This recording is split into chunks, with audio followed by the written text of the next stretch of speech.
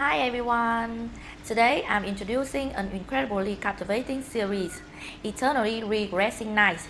If you enjoyed the video, don't forget to like, share and subscribe to support the channel. The clanging of gongs and cymbals rang loudly through the camp, accompanied by a wake-up command. That sound quickly reached Ingrid, who was still half asleep. At that moment, it was Zim on the opposite bed, who sprang up with an exclamation. "Seems like there's something in my shoe. That damn bug." Ingrid opened one eye slightly and silently cursed it to shut up. The squad members rose one by one, while Ingrid kept thinking to himself, "My name is Ingrid. After causing so much trouble, I'd been reprimanded before the squad leader because of these idiots." Ragnar was still lying there drooling on his mattress with no sign of waking. Jackson was already prepared, sitting alone outside whittling a stick. The soldiers lined up with their trumpets raised high, carrying a rousing air, and a command nearly bellowed by the attack leader. Ingrid himself had no special power or anything. He'd gotten this far through relentless training. Ingrid, sword in one hand and shield in the other, actively joined the fight. His foot rudely kicked into an enemy's stomach. However, immediately after, Ingrid was grabbed around the waist by another who knocked him off balance. His thoughts followed each blow from that soldier.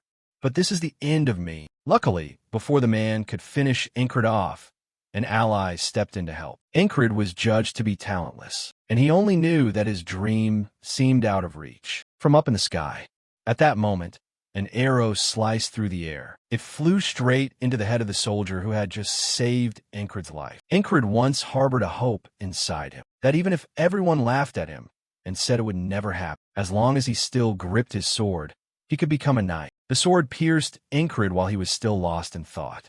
A hopeless dream. From the wound in Ingrid's neck, blood gushed out in a torrent. His body went limp and collapsed to the ground. Collapsing to the ground like that, the space around suddenly fell silent, leaving only his inner voice ringing out. "And I didn't even think my death would be so miserable."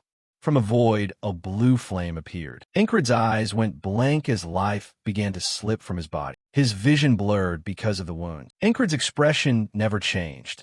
Only the light in his eyes gradually faded. His body died there in a kneeling position. That familiar sound and voice called out again. "Wake up! Wake up, you see." Ingrid jolted awake with a question. Was it a dream? Zem beside him was now checking his gear while muttering, "Seems like there's something in my shoe." That damn bug. Surprise showed clearly on Ingrid's face as he witnessed this. What? Is it just an illusion memory? Today's battle replayed once more. You still fight with the same passion. This time, Ingrid could see the blade aiming for his pressure point as it lunged forward. However, he couldn't dodge and was struck a second time. Ingrid kept counting as the cycle repeated to a third. The soldier's blade pierced his pressure point a fourth time. Welcoming Ingrid today was that same thunderous gong. "Wake up! Get up, come on!" He snapped upright with a dazed face, instinctively raising a hand to his throat. The battle replayed, and Ingrid's thoughts continued amid that chaos. The enemy's sword drove through the throat, a searing pain, blood gushing out. He tightened his grip on his weapon, fully focused on the fight ahead. That soldier reappeared once more and began to move. He raised the sword in his hand high after locking onto his target. This time, Ingrid had been waiting, knowing full well that this day always repeats. His eyes widened, ready to engage with him. The enemy soldier glared and lunged, sword aimed at him. Ingrid's eyes were wide too. He used his whole body to track the sword's line. A perfect thrust. Ingrid closed his eyes, thinking to himself, "I've seen that blade 17 times now." The sword again targeted his pressure point, knocking Ingrid off balance. This was his 17th death. Red blood spurted from the wound while his thoughts grew increasingly jumbled. "If I had trained my swordsmanship a bit harder," Ingrid told himself, "if only I had worked more diligently." The soldier would have left, leaving him lying in a pool of red blood. The space around Ingrid shifted as his mind kept asking, "Maybe I didn't die here." At that moment, where did an oil lamp appear from? A sinister voice echoed to Ingrid. "Do you really think so?" He sat up, and a mysterious figure appeared behind him. That voice suddenly urged, "Try to struggle, feel it, then give up. The despair before the wall you cannot overcome." The look in Incred's eyes and his expression grew more determined. The loud knocking that signals the start of the day rang out. Incred had already woken early and sat with his hand pressed to his forehead, deep in thought. Then he sprang up, prompting Zem beside him to remark curiously, "Sergeant, you're actually up on time today." Incred glanced over and kindly reminded, "Zem, there's a bug in your shoe." Zem frowned and slowly looked inside his shoe. He jumped when he saw the bug fall to the ground. Zem's ugly boot immediately carried out the death sentence for the poor bug. He looked up and demanded loudly, "You put it in there, right? What kind of stupid prank is that?" Incred didn't bother to look back and strode outside. "Shut up, I just saw it get put in." He glanced back, thinking to himself, "This is the 18th time I've seen this bug's corpse." The bug lay crushed on its back, belly exposed amid its own goo. Incred wondered as he pushed the curtain aside with one hand and stepped out. "If I see this a few more times, can I end this day?" Incred had been training with a sword since he was a child. His swordsmanship learned from a former mercenary who happened to pass through the village. That mercenary remarked, surprising, "Incred, if you were this good, you could become a knight." Those words set him dreaming. Incred began to imagine himself a knight who could single-handedly fell 100 men and turn the tide of an entire battle. An invincible hero, the knight who could end a war. We'll call him the Knight of the End. He thought he'd be the protagonist in a wandering bard song. Let's go.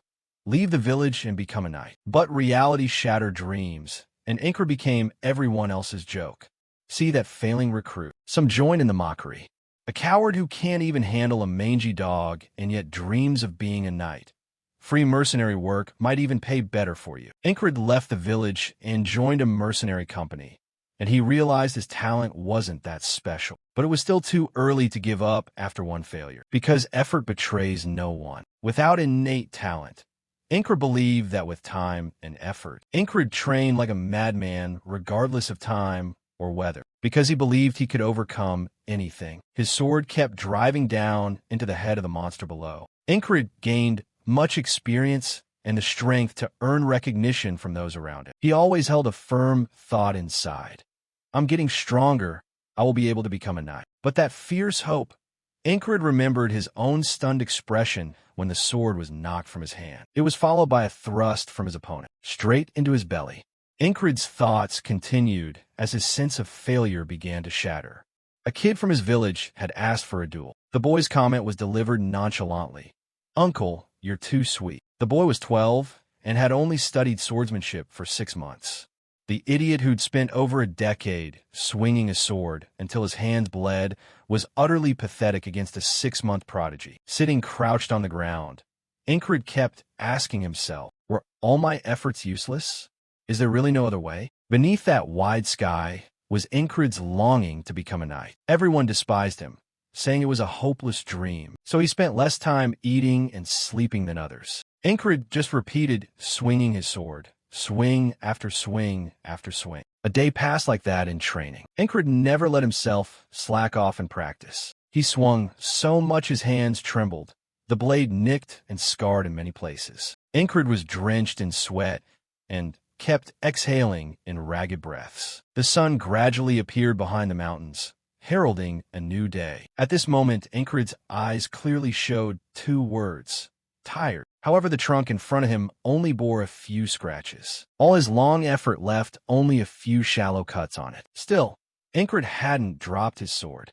"Even if I can't become a knight." He took his stance again, preparing to strike forward. Incred summoned all his strength to carve another slash into the trunk before him. His eyes widened and his muscles tensed as he thought, "At least I could be an experienced soldier." Incred ground his teeth so hard they seemed about to crack. And when he opened his mouth, a sharp cry tore out. Incred's training continued, and time passed to 3 years later. Cypress Sector, Company 4's Platoon 4, and beneath that, Squad 4. Incred had become the squad leader of the second-tier squad.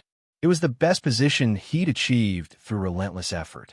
Still, being a regular officer was better than a wandering mercenary. Once outside, Innes looked to the man sitting next to him and called, "Hey, Jackson." He glanced over and gave a cold, somewhat puzzling grunt in response. Unfazed, he made his request. "Cover the morning duty for me today." Jackson's lips pursed a yard long as he weighed it carefully. But in the end, he agreed. Remember to return the favor next time. Zem watched Jackson leave and couldn't help but comment, "Oh man, what a mangy bastard. Look at that sidelong glance." Unexpectedly, he became the next target. Ingrid aimed at Zem and asked back, bewildered, "Planning to shove something off on me again?" He seriously made a request of him. "The heart of a monster. I want to learn it again." Zem momentarily wore a dumbfounded expression at the odd request. But then he smirked and shot back, "Thought you'd given up ages ago. You really think relearning will help?" The sky remained clear, though the blood-soaked battle destined to come approached. The battle between Nalilia and Aspen began again. Ingrid had died in that fight. He revived and began repeating those days. Although Ingrid had learned the heart of a monster from Dem each time he revived, he still couldn't catch up to the blade that had pierced his throat. The troops were mustered for battle, while Ingrid told himself, Today, for sure." The soldiers' morale surged like a raging tide. They roared loudly when the attack order was given. This was the 20th time in the same battle. By now, Ingrid had memorized this recurring situation completely. He leaned back slightly, successfully dodging a spear thrust from behind. Next came an attack from the man behind. Determination showed clearly in Ingrid's eyes as he focused entirely on the fight before him. At that moment, he was looking toward one of his allies, another member of Squad Vel. He would soon die. That light revealed itself to be an arrow. Ingrid's body moved in time, stepping forward to take the arrow's path. Before Vel could recover, the silhouette of another soldier appeared from behind. What the? Ingrid acted once more, saving Vel's little life. Although he'd intercepted the arrow before, the man kicked it away immediately. Ingrid had completed today's objective. What remained was his gaze fixed on that fated soldier. He was now pulling a sword from the throat of a corpse. The man's sword was raised high, trailing an arc of blood. Ingrid always faced the outcome of being horribly defeated by this bastard. He had stabbed Ingrid through the throat, and Ingrid had died 20 times. His face was serious, ready to pour everything into this confrontation. Ingrid had only one resolve in his heart: I will survive. He recalled Zem's earlier teaching: you always shut your eyes tight whenever you're in danger. The weapon was tossed up by him and caught easily like a toy. However, a moment later, Zem's crutch was pressed against Ingrid's neck. Seeing his ugly expression, he couldn't help but sneer. Look at you, do that on the battlefield, and you'll be dead in an instant. Be braver. Don't be easily stirred or stunned. Become someone who doesn't know what fear of death is. Ingrid's pupils dilated with each of Zem's words, and his face wore a threatening look as he continued, like some kind of beast. Back in the present, that soldier was wildly thrusting his sword forward. This time, Ingrid's eyes widened again, silently repeating that lesson: the heart of a monster. A monster that doesn't know what death is. Am I afraid of death? No, death makes me stronger. This time he succeeded in dodging that soldier's blade. Ingrid's whole body tensed, his eyes never leaving that sword. His heart rate climbed several-fold. Ingrid wasted no time and moved to counterattack.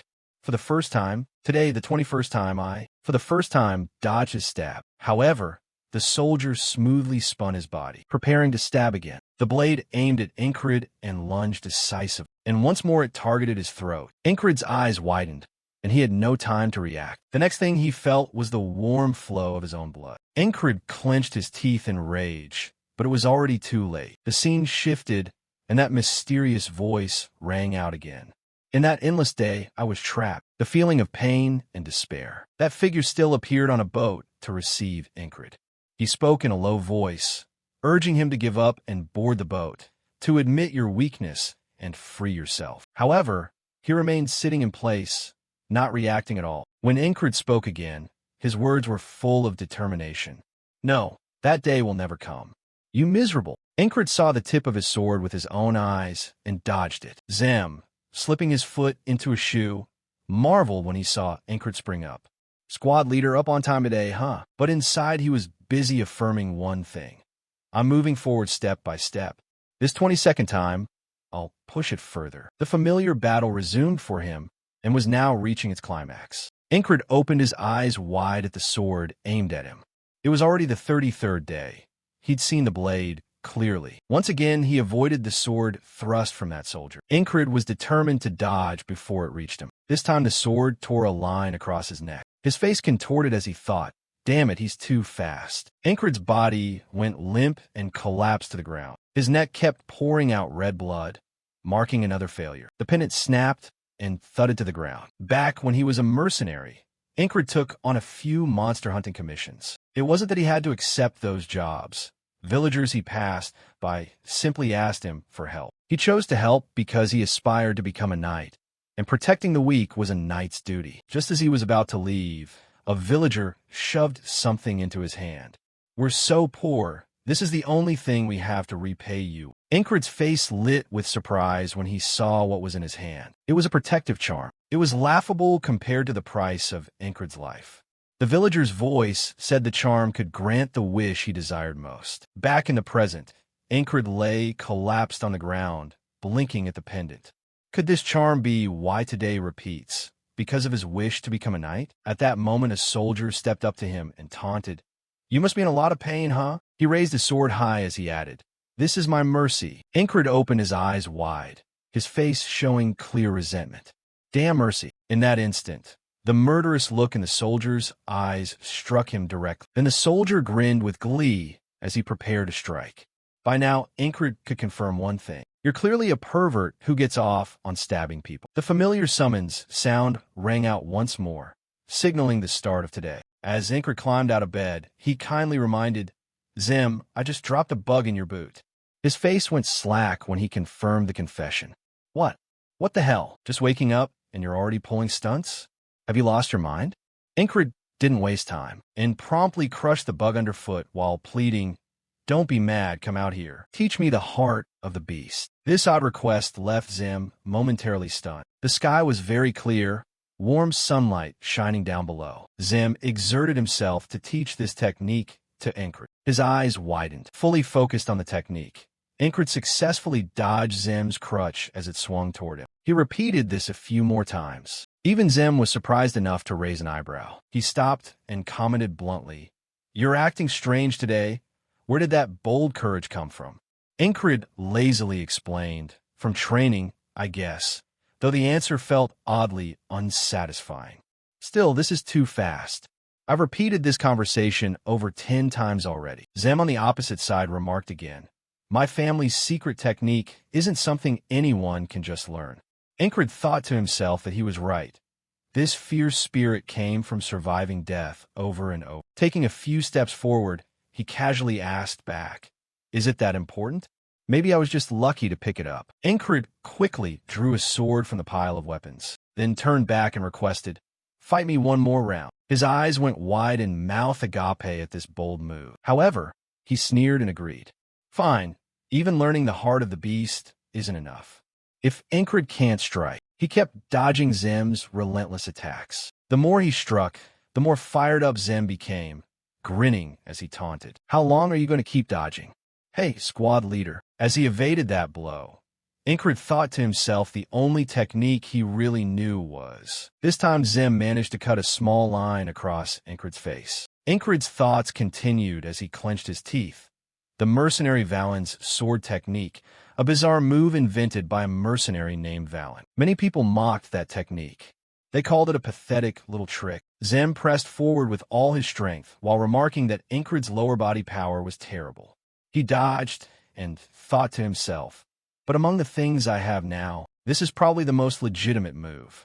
Incred quickly assumed an attack stance. Zim's eyes widened at this unexpected action. The image of that fated soldier surfaced in his mind unconsciously. Incred decided to mimic that soldier's sword path. However, in the end, Zim still knocked his weapon away. The sword fell to the ground and spun a few times. Incred looked at his own still shaking hand with a stunned, indescribable expression. Just now I had mimicked that pervert's thrust. Having died at his hands more than a dozen times, my body gradually memorized it. Only then did Zim on the other side sigh and comment, "Damn, there's almost blood all over. Of all the things you've shown me so far, that thrust was the most solid. It should be delivered like that. Add a bit more force, you know. Your strike should be more decisive." How to put it? Hesitation? Like you still hesitated when you launched it. This kind of strike can slip past the opponent, or if it's blocked, then what will you do? You should strike with the mindset that they can't dodge it, and say, "You're dead, kid." That's how you should hold the sword and deliver lethal moves. Hearing that, Incred looked down at his hands and reflected on the words. Although he explained poorly, I could understand. The difference between your thrust and that bastard's thrust. The memories of past failures and the sting of pain resurfaced vividly. He quickly realized he lacked decisiveness and force in his blade. The pervert soldier's voice echoed again. This is my mercy. He continued with the finishing blow, stealing Incred's life. Incred trained relentlessly with the resolve to deliver a determined strike. This time his sword was still knocked away. The fight with that soldier replayed. His perverted demeanor showed again. This is my mercy. The blade lunged toward Incred's throat. Incred's thoughts continued as he resolved to take today one step at a time. The soldier roared that line again. This is my mercy. Still, he was determined to keep moving forward, even if only half a step at a time. The soldier's blade aimed at his neck. This is my mercy. Incred only thought privately. On day 111, the soldier's voice rang out as the blade pierced his throat. This is my mercy. On day 123, his expression remained the same. This is my mercy. However, finally on day 124, Incred let out a wild roar as he charged forward. Zem over here frowned, seriously bracing for the blow. He was taken by surprise by Incred's attack. The sword in his hand had not been dropped. Zem frowned, annoyed, and asked back, "Are you crazy?" But now blood began to flow from Incred's hand. The red liquid kept increasing, and Zem's voice added, "Your hand is gushing blood everywhere. Why are you laughing like a madman?" Incred didn't listen. He was lost in his own thoughts. I've mastered that bastard's thrust. With the resolve to finish his opponent, Incred's first thrust failed. At that moment, the soldier swung his sword back, eyes spitting hatred. He lunged, gripping the hilt tight, driving a straight thrust forward. The tip of the sword sliced across his guard, and at the same time that soldier's blade cut across Incred's throat, drawing a stream of fresh blood. He gritted his teeth and vowed, "I won't blink, and I won't drop my sword." Incred kept reminding himself, eyes wide, staring ahead. Nevertheless, he couldn't avoid collapsing after that strike. It had all happened before in previous duels and in that thrust just now. Immediately, the soldier stepped forward and stomped hard on Incred's chest. He wore a perverted smile and remarked, "You look so miserable. This is my mercy." However, before he could finish off Incred, he suddenly spoke, "Tomorrow." Then came a verdict from him, "You'll die." Only that was in Incred's head. Hearing it, the soldier sneered. He let out a roar and decisively stabbed down. "If you die, there's no tomorrow for you." At that moment, the pendant lit up once more, and today began with the pitiful sight of a beetle falling to the ground. Then a boot came down hard on its tiny body. Incred's hand rested on the hilt, his eyes fixed on the distance. I just saw him arrive. Zem hesitated for a moment to say thanks, and then the boy suddenly asked, "If you're grateful, be my bodyguard." This odd attitude made him mutter, unable to hide his annoyance. How can he order me around so calmly? Day 125. This loop has repeated 125 times. Incred suddenly called out, eyes wide. Big Eyes spun around in confusion and let out a gasp. Wasting no time, he rattled off a list. "Find me greaves, a shield, and a dagger. I'll pay you later." The other guy blinked. "Pay later?" As Incred's figure faded, Big Eyes called after him, "I trust you because you're the captain. I don't usually help people, you know." Meanwhile, Zem stepped up from behind. Did the captain really give orders like that before? Jackson, lounging like a cat, suddenly interjected with a mocking tone. "You lot always dump work on him, don't you? Lazy bones." Zem snapped back gruffly, challenging, "What'd you say? Want a taste of my blade?" Then Auden clasped his hands in prayer. "Good luck, brother." Yet he stole a glance at Incred, thinking to himself that the guy was acting strange today. He isn't usually this tense. Next thing you know, the boy was swinging his sword like a maniac. Incred ground his teeth in anger. "Every time I die, it hurts like hell. What if after thousands upon thousands of times, I still can't win? If I find a way to escape, what then? Will I wake up tomorrow or be stuck living today forever? Now that I'm stronger, should I be complacent? No, I don't have that option. I have to overcome it." Incred kept telling himself he had to get past that soldier, that wall, and learn to thrust and slash. The blade drove straight through layer after layer of bark. Incred shouted inside his head, "I won't let this pass." He gritted his teeth and stared ahead as he swung the sword, and the blade finally split the massive tree trunk in two. This blessing must be carried forward. Back in reality, Incred was wearing new armor. He bent down to put on iron-made boots. Then Incred raised a shield in front of him. A cold glint flashed in his eyes as he kept reminding himself of victory. Just then, the soldiers sounded the horns together, and immediately a six-man formation led by Incred advanced in turn. Two ranks of soldiers charged at each other, kicking off a fierce, protracted battle. Incred's gaze locked on the enemy as he mused inwardly. Someone with no skills like me survives this fight thanks to three things: preparation, luck, and a cool head. On day 46, his left shoulder was smashed by a spiked mace. On day 47, Incred rolled to avoid the mace, but got hit on the head by someone else. Now he smoothly twisted his body while calculating. He had to spin once to slash the attacker first. On day 71, someone cut off Incred's leg, leaving him unable to thrust or slash. However, this time, that blade was completely useless against his iron boots. Incred lunged forward and slammed his shield down hard on the man's head. On day 89, some axe cleaved off his head. If he lived, he'd meddle in the fight again, so he couldn't be spared. After countless repeats of today, Incred had mastered how to throw weapons, so it was nothing difficult. After everything, the enemy ended up behind him. An archer nicknamed Eagle Claw appeared. He had no time to deal with him. Incred once again swept across to save VL while cutting off the opponent's head. Now it was time to face the wall. That fated soldier had also identified his next target. His face showed the same perversion as every time they met. Incred, on this side, wore only an expression of unwavering determination. Amid the chaotic battlefield, the two steadily closed the distance. Instantly the soldier charged like a steel arrow, hand gripping the sword's hilt. Incred raised his shield in time to block the blow. At the same time, he spun and ran like a whirlwind. Merely dodging, then thrusting wouldn't win. This was better. He was just a regular soldier, but indeed strong, almost reaching the realm of a genius. Across from him, the soldier's eyes widened in panic. He looked as if he were attacked. Block the blow, huh? Incred quickly concluded, but he lacked combat experience, so he was easily surprised. Val and the mercenary's shifting sword technique would definitely affect him.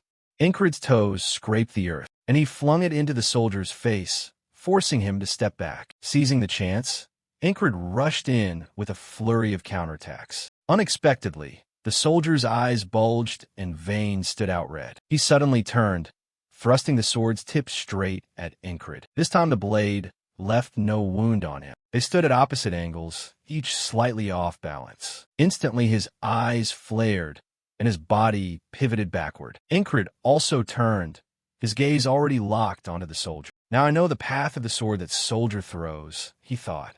Just see through that thrust. Incred clenched the hilt and lunged swiftly toward him. Then the two blades flashed across each other, and unexpectedly the soldier's sword shattered into many pieces. Elsewhere, someone was raising a bow. An arrow was loosed, flying through the chaotic crowd. On this side, the soldier let the sword in his hand drop. Incred stared at him, repeatedly telling himself he would win. The arrow just released was speeding toward the two of them. At that moment, a flying axe came from above. It streaked forward and chopped the arrow that was aimed at Incred to pieces. Turning back to Incred, he decisively thrust through the soldier's body, just like the way the man had taken his life before. Zem on this side roared in fury. I have to beat that hawk-claw bastard. Seeing that, Jackson spoke up to stop him. Too late. Don't waste yourself. Incred over here was still pouring all his strength into his sword. Then he decisively withdrew his blade, and the man's throat spurted blood. The soldiers from both sides were still fighting fiercely. Incred coldly looked down at the soldier's corpse. That battle was gradually drawing to a close. Incred's face was drenched in sweat, but only now did he allow himself to exhale in relief. Incred's gaze suddenly dropped down to where the soldier was collapsing, his body trembling violently, his eyes full of resentment. Seeing that, he raised his sword again. Incred spoke coldly, the words echoing all around.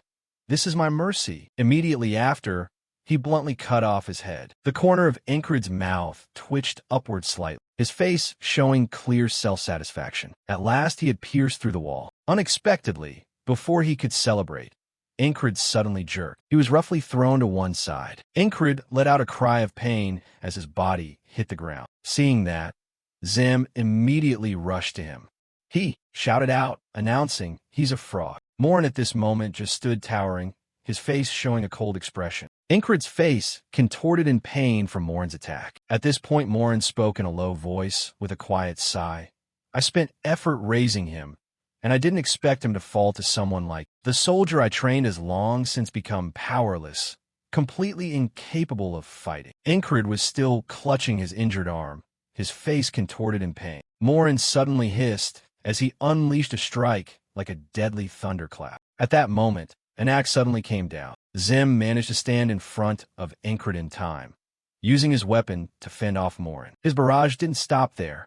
A flash of wrath lit Zim's eyes. However, Morin merely calmly used the staff in his hand to block. Zim gritted his teeth and lunged forward once more. On this side, Morin wore an indifferent face as he answered him, only to see Zim wildly swing his axe, strike after strike. Meanwhile, someone seized the chance to approach Incred, gripping the spear's tip. However, before he could act, Jackson with one hand cut off his head. After that flurry of attacks, Zim hastily retreated, his gaze locked and trembling. The man on that side also jumped back to create distance. The two continued to stare at each other, hands still gripping their weapons. Zim now spoke a threat, his eyes steady.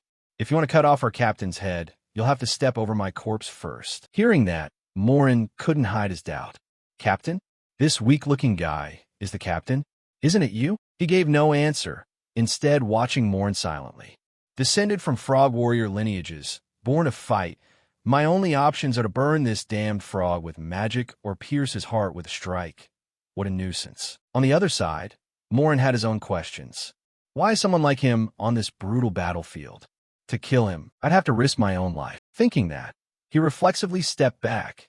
This fight wasn't worth it. Morin watched cautiously, saying nothing more, then suddenly turned and walked away. Seeing this, Zim snarled in contempt. What a coward. At the same time, a shadow shot off, leaving only the sharp whistle of wind behind. Jackson, carrying Incred on his shoulder, faced a soldier trying to take advantage of the moment to wreak havoc. However, before he could succeed, Zim jammed an axe across his neck. Jackson continued to become prey for several other soldiers. This time the one who helped him was none other than Auden. He stepped forward and slammed into the man's head. The team members all united to clear a path for Jackson. After a while, they fell back, reforming into a group with Jackson in the center. At the same time, Incred's eyes gradually lost their strength. Just then, the soldiers received an order and all shouted in unison, "Retreat! Fall back quickly." When that sound rang out, he finally allowed himself to close his eyes, only to see ranks of soldiers streaming away,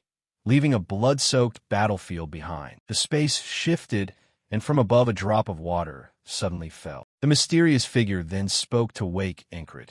"You survived today, but that's it, because you will not be able to withstand the ever-present wall that blocks you. Your destiny holds only despair and surrender." Hearing that, Incred pushed himself up on his hands. Destiny. Incred strained and sat up with all his strength, while the figure behind him remained collapsed. Later he leaned toward him as he replied to me. "The wall exists." Incred breathed out resolutely. "To be broken." The mysterious one's lips curled with interest at that response. "I'll be watching." The moment those eyes, full of selfishness and ambition, lost their light. Back in reality, Incred jolted awake from a dream. He looked up at the ceiling and muttered in puzzlement. "This place is..." Another voice answered when it heard the question. "The field med tent." Zim tilted his head at Incred as if looking at a strange creature, then added, "You've been asleep for 2 straight days. I rescued you from that damn frog, remember?" Incred slowly sat up, still dazed, trying to rummage through his mind. "That frog? What frog?" The rush to sit up shot pain through him, and he clutched his chest. "That frog? I'm still alive." Zim once again spoke to pull him back to reality. "You didn't break any bones, but your head's badly injured. Do you remember if your sworn brother is me or not?" Incred frowned and brusquely brushed off that claim. I never said you're my friend. Unexpectedly, he suddenly leaned in and clamped a hand over Incred's mouth. Quiet. At that moment, the room fell instantly silent. Zem snapped back, tone tinged with irritation. You just blurted that out as if no one cares about the secret? Incred changed his tone and shot back. So are you uninvolved, or my best friend? Pick one. Not today, but another day. You made it through. At the same time, Kryze leaned back in his chair, lips pursed as he repeated the condition. Captain, you owe triple pay, you know. Do you know how much I had to spend to get you in there? Incred tilted his head at him, wondering why a common soldier like himself had been in the infirmary tent. Then he bluntly called him out. You weren't even seen during the battle. Same as always, huh? Kryze's attitude shifted almost immediately. I only gave you a special discount. Fine, pay double then. Outside the tent, dusk cast a heavy color over the camp sky. Jackson stepped in from outside, his gaze fixed on Incred. Noticing Jackson's odd expression, Incred immediately probed. What's up? If something's wrong, just say it. Without a word, he hurled an object straight at Incred. Then he turned toward the exit and instructed, remember to apply it twice a day, morning and night. Don't ask me where it came from. Incred stared at the ointment tin in confusion. This is the salve Jackson uses. Doesn't he hate sharing stuff? Over there, Auden was weeping, clutching a crucifix as he prayed. He sat there murmuring beside Incred's bed. Incred glared at Auden with annoyance and said, Go on. I'm not dead yet. Night fell gradually, the only lights coming from the tents shining outward. Incred lay with his hands behind his head and wondered, why are they changing shifts? Aren't they always minding their own business, but now doing it out of concern for me? Strange. Just then, Ragnar suddenly stepped in. The moment he saw Incred, he let out an astonished exclamation. Ragnar blinked several times, eyes wide as he looked at Incred. Why are you here, Captain? Having said that, he turned and left without waiting for Incred's reply. Incred closed his eyes in helplessness, thinking to himself that Ragnar wouldn't care. The kid doesn't pay attention to anything. Besides Incred, there were two other wounded men in the tent. One was the captain of another company who had picked a fight with him. Vengeance turned with a sassy look. What are you staring at? The other man, whose name Incred didn't know, stared into space all day. He stared at Krang, silently judging him as a low-ranked soldier. How did he end up here? Then Incred's gaze flicked in another direction. The two others in the room also turned to look toward the source of the sound. At that moment, Yang came in from outside and walked straight to Incred's bed. Her sharply pointed ears immediately caught his attention. Incred's gaze dropped to the weapon Yang wore slung across her body. She stood just outside the tent entrance, staring intently inside. After a moment, she spoke nonchalantly, eyes cold. Who is the squad leader of Squad 444? The sudden question left Incred visibly puzzled. While Incred was resting in the tent with a few wounded men, Yang's entrance and question made the atmosphere freeze. Vengeance spoke up first. On Elf, Yang, seeming to take offense at the lack of respect, asked sternly, Which unit are you from? He answered honestly, I'm Vengeance, platoon leader of 3rd Platoon, 2nd Company. She immediately scolded him. Does your company teach you to announce your race when meeting a superior? Vengeance felt embarrassed at once and muttered, I'm sorry. Meanwhile, Incred silently assessed. So the superior is the new commander of 4th Company. Then suddenly he introduced himself. I'm Incred, squad leader, Squad 4, Platoon 4, Company 4. Hearing that, Yang glanced over and said indifferently, I've heard you lead your men well. I'm looking forward to you. With that, she turned to leave, leaving Incred bemused. Huh? She came just to say that. But before she fully stepped out of the tent, Yang suddenly stopped. Wait, she asked the name of the other man in the tent. And you, what's your name? Startled, Krang just blinked and replied, Yes? Then he stammered out, Krang. Yes, I'm Krang. Incred heard Krang's answer and muttered judgmentally. Did he just make that up? His attitude toward the company commander is lousy. Does he think he's nobility? After learning everyone's ranks, Yang merely glanced and remained silent. After a while, she turned her back and left. Incred watched her go with a cold look. Time passed through the night until finally the sun rose over their camp. Meanwhile, inside the tent, Incred was doing some silly thing, clenching his fist, then opening his hand again to stare at his palm. He thought to himself that the pain had almost vanished. Now he could make this body stronger. Time to start training. Thinking it, Ingrid left. Vengeance, a bit puzzled, asked, "Where are you going?" Ingrid replied, curtly, "The training ground." Seeing his cold manner, Vengeance scoffed under his breath. What a fool, acting above his rank. Ingrid paid no mind and exited the tent. The other man in the tent, Krang, didn't add anything to the conversation. After a few minutes, Ingrid's sword flashed under the sun with confident vigor. He gripped the blade, thinking he had to recall the previous battle. One of the few useful techniques he'd spent a fortune to learn as a child. He rehearsed the final thrust from that fight in his mind. What if it failed? Ingrid pondered for a long time, then closed his eyes and let go. You shouldn't put all your eggs in one basket. If that strike failed, he'd be done for. Zem's supporting thrusts were all lethal blows. After throwing his full strength into the stab, the next step would be. As he was lost in thought, a voice called out, "Diligent, aren't you?" Ingrid turned his head to look. He only then noticed Krang sitting nearby watching. Krang started asking, "I don't understand what you're doing. Your hand was twitching inside the tent. So why are you out here staring like that?" Hearing that, Ingrid explained, "I'm doing this to train my grip strength. I'm just simulating the battle." Krang asked on, "Why do that?" He patiently replied, "To avoid trouble." Even after Ingrid's explanation, Krang still didn't get it. He pressed, "So then what? You cling to life to become what?" Ingrid glanced for a moment and didn't answer right away, falling into thought. "What I want to become is my dream, but if I say it out loud, people will laugh. A dream I'll pursue with my meager talent, but I've never stopped yearning to reach it." Thinking that, Ingrid tightened his grip on the sword, then raised the tip of the blade high.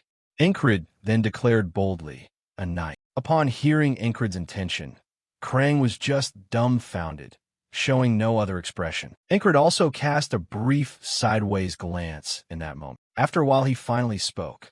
"This is the first time I've seen it." Krang asked, puzzled, "Seen what?" Ingrid replied calmly, "Seen someone not laughing at me." Hearing that, Krang answered in a strange way, "Ah, I forgot. Suddenly I remember." Looking at him, "I know what I must do now." He said this as he stood and turned his back to leave. Ingrid watched him go with a puzzled, cold look. Krang added one more line before leaving. "If you become a knight, remember my name." Meanwhile, Ingrid had a different thought. "This is the first time I've been supported." Time moved on until full daylight. The rank-and-file soldiers foolishly went about with their energy songs. One man strummed and fed the lines, "Who's the hero on the battlefield?"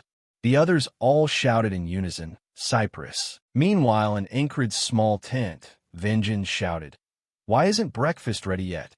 Are they going to eat it all and give us the leftovers?" Faced with his tentmate's noise, Ingrid just held his head in exasperation. That day, after waking to the same old song and waiting for the late breakfast, Ingrid decided to wander around instead of going to the training area. On his way, he ran into Jackson, who asked after him, "Captain, how's your wound?" Ingrid politely replied, "The medicine's working well, thanks." Jackson gently advised, "If you're grateful, then hurry back." Another long day passed, and night fell over the camp. Before everyone fell asleep, Krang, acting friendly, said, "Good night, Ingrid." He replied politely, "You too." Vengeance complained loudly, "The bastards talked all night." Ingrid paid it no mind. All he did was go to bed early to end a day in which he did nothing. Cyprus. Who's the hero on which battlefield? Cyprus. The noisy, boisterous song ruined everyone's peaceful sleep in the tent. Ingrid sat up annoyed. The wandering minstrel's here again today. Thought he'd wandered off and leveled up or something. At the same time, Vengeance on the neighboring bed suddenly bellowed, "Why isn't breakfast ready yet? Are they going to eat it all and give us the scraps?" Seeing this, Ingrid thought to himself that the man was noisy. He said the same thing yesterday. Then he suddenly jolted as if he'd realized something utterly absurd. Ingrid felt confused by his own thoughts. Could it be? He walked another round of the camp like the day before. Passing Jackson, the man still asked the same old questions. "Captain, how's your wound?" He hesitated and replied, "The medicine's working well, thanks." Jackson repeated the line Ingrid had heard him say before, "If you're grateful, then hurry back." The answer hit Ingrid like a lightning bolt. He stared wide-eyed. He was certain today was exactly the same as yesterday. Ingrid recalled something an old alchemist once told him. Another wall will block you. Try to survive. Ingrid quickly grasped the point. Had he been killed in his sleep without realizing it? Ingrid drifted into his mind, confronting that towering wall. He thought irritably this time, felt even more hopeless than when he was stabbed. But the more frustrated he felt, the more determined he became. Ingrid clenched his fist, thinking this was another trial. Long hours passed, and night fell once more. The tent was very quiet, only a candle flickering softly. Ingrid lay on his side, pretending to sleep. In truth, he was quietly calculating who had harmed him and how. The culprit had to get past all the guards to reach here. Only a knight could do that. Gradually, he reached a hypothesis. It couldn't be an anonymous assassin. Most likely the culprit was among us. Someone who knew the medical tent's layout and hideouts. A very skilled killer. The first suspect to appear in Ingrid's mind was Yang. Ingrid connected the suspicious dots.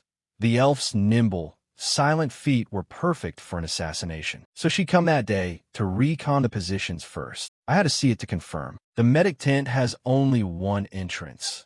I could shout to wake the other soldiers when I confronted her. Just wait for the assassin. Although Ingrid's eyes were wide and alert. In an instant, a poison needle was driven straight into his neck without his noticing. Only when the needle pierced his neck did he realize it was poison. He hadn't even seen the attacker yet. He immediately spun around and tried to shout. Ingrid thrashed so violently he fell off the bed. His whole body seized, unable to move or speak. This was a paralyzing toxin.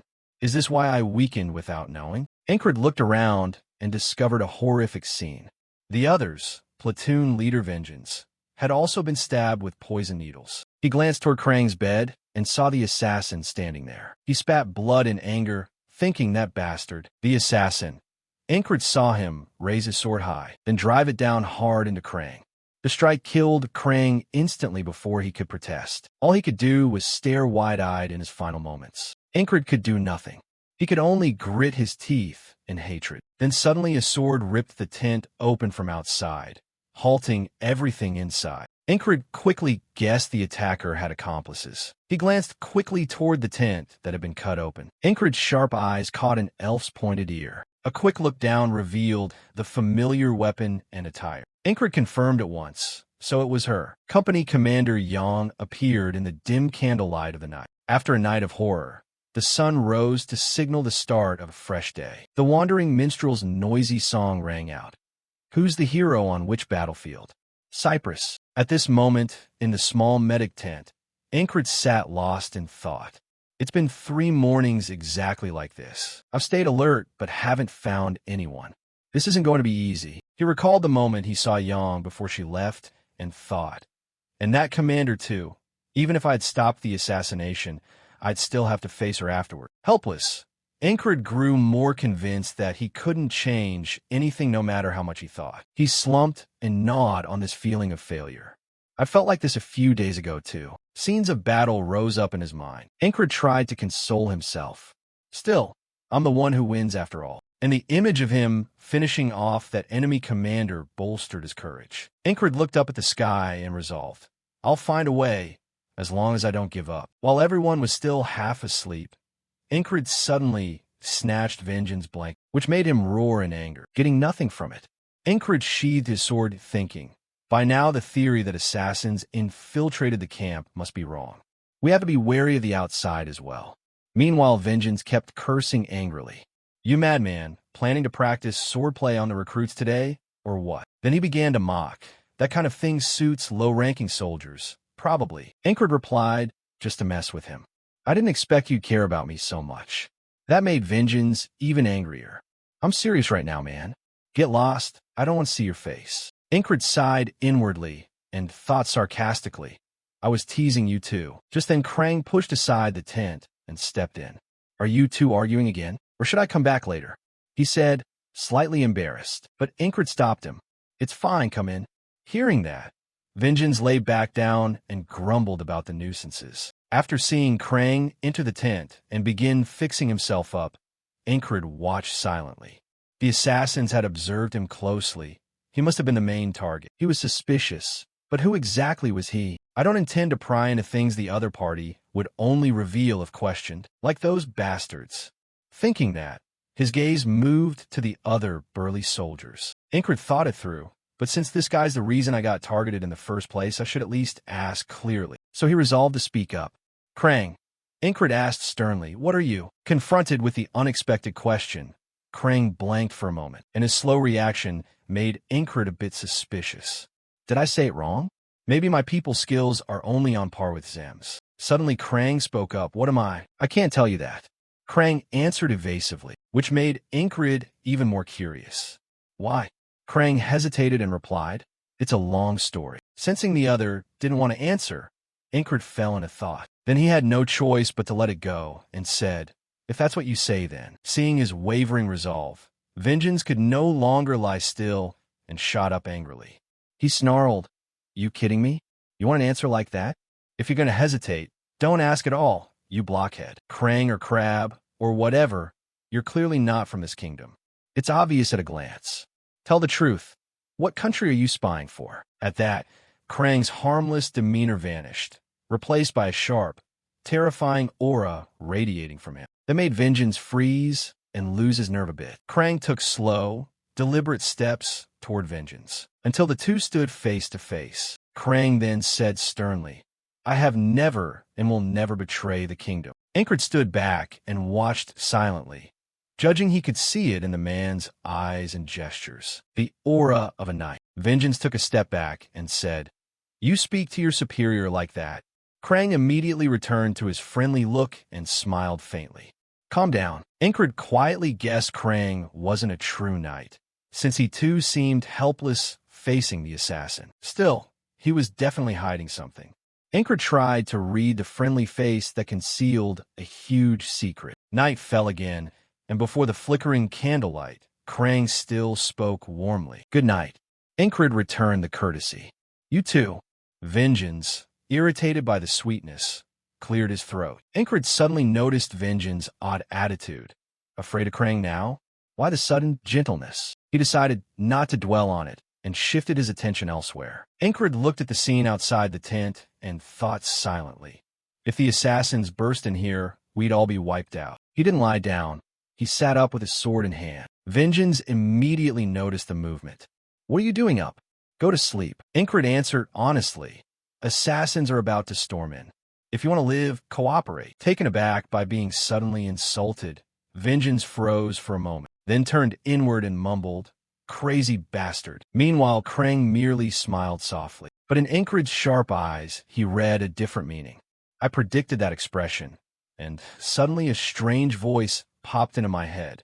How did he find out we were coming here to assassinate? This made Ingrid's eyes widen in astonishment. At once, the tent was torn open and a swift slash flashed across his throat. The attack was so sudden and fast that Ingrid couldn't do anything in time. He stared in shock toward the rear. When had he been struck even before his hand reached his sword? The assassin moved quickly toward Vengeance and finished him off. Then he acted swiftly and drove his sword into Krang's chest. In the end, Ingrid collapsed, having done nothing. The Wanderer's song shattered the silence once more. Who's the hero on which battlefield? Cyprus. Ingrid sat holding his head in despair. This was the fourth time. Since there was no proof the assassins would come, I couldn't get Vengeance and Krang to help. I must report to superiors to tighten guard. So he reported to Graham at once, only to receive a hostile reply. Are you out of your mind? Get lost before I shut you up for good. So that night, you acted on your own. I'll predict when the assassins will appear and shout before they strike. When a strong wind rose, Ingrid immediately grew alert. Now, you're hesitating, but your guess is right, aren't you? Maybe it's right now. The moment you spoke, a sword from behind lunged at you. The blade quickly pierced Ingrid's throat and finished him off in a single strike. Ingrid collapsed as the assassin dashed into the tent. He thought in shock, damn, they're too fast. Time repeated again. Ingrid once more laid out his battle plan. No way to get others to help. I must ambush and defeat them before they act. Even as he hesitated, someone from afar threw a poisoned needle toward him. The needle swiftly pierced Ingrid's throat, leaving him helpless, not knowing how to fight back when he couldn't see the enemy. I can't see them, but they see all my movements. You stay constantly on guard and defensive, but that still can't save you from the assassin's surprise, finishing blows, leaving Incred at a loss. Because you know well, if you can't dodge the poisoned arrow, there's nothing you can do. When the sun rose, the Wanderer's song rose again on a fresh morning. Who's the hero on which battlefield? Cyprus. Incred tightened his grip on his sword, thinking inwardly. On the 20th morning, I couldn't do anything. 20 times in a row, he was utterly stunned by the outcomes he kept getting. Incred pondered for a long while, his expression extremely serious. Then, suddenly, he broke into a wicked smile. A determined glint lit Incred's eyes. I've only been killed 20 times. He stopped moping, stood up, and paced around the camp thinking.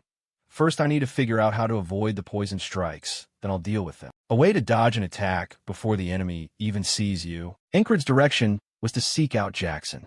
At that moment, Jackson was diligently cleaning his weapons. Seeing Jackson's silhouette, Incred softly murmured his name in his mind. Incred drifted back to the conversation a few seconds earlier with Zem, asking why Jackson was this perverted stray cat. Zem, training, paused at Incred's sudden question, then added, "You called him that." So Zem explained, because he plays like what a time thief. Zem slowly recounted. He never fights head-on. He just likes stabbing from behind and running off. Doesn't that sound a lot like a fierce, perverted stray cat? Because of Zem's remarks, Incred decided to seek out Jackson. As for Jackson, when he saw him, he felt a bit puzzled. "Captain." Then he began the usual inquiry. "How's your wound?" Incred didn't answer immediately but thought. He would probably beat the assassins easily. He fell into thought, but I can't keep it by my side. I don't have the right to do that, even if. Incred hesitated thinking of that issue. However, he switched to another thought. That wall I have to climb myself too. Jackson. He started a conversation with Jackson, then quietly thought that he'd become as good as Jackson. Incred asked, "If someone like you stabbed me in the back, what should I do to stop that attack?" Jackson fell silent for a moment after receiving Incred's unexpected question. After thinking it through carefully, he answered, "I don't know either. No one has ever lived through one of my ambushes." That answer left Incred frozen. At that moment, Jackson looked up to watch Incred's reaction. Not sure what he was thinking, he lowered his head, perhaps plotting mischief. Then Jackson glanced at him and reminded him he needed eyes in the back of his head. Incred was somewhat puzzled by the meaning of his words, so he curiously asked, "Eyes in the back of the head? What are you talking about?" Jackson put on a mysterious look and said, "Do you see that cart?"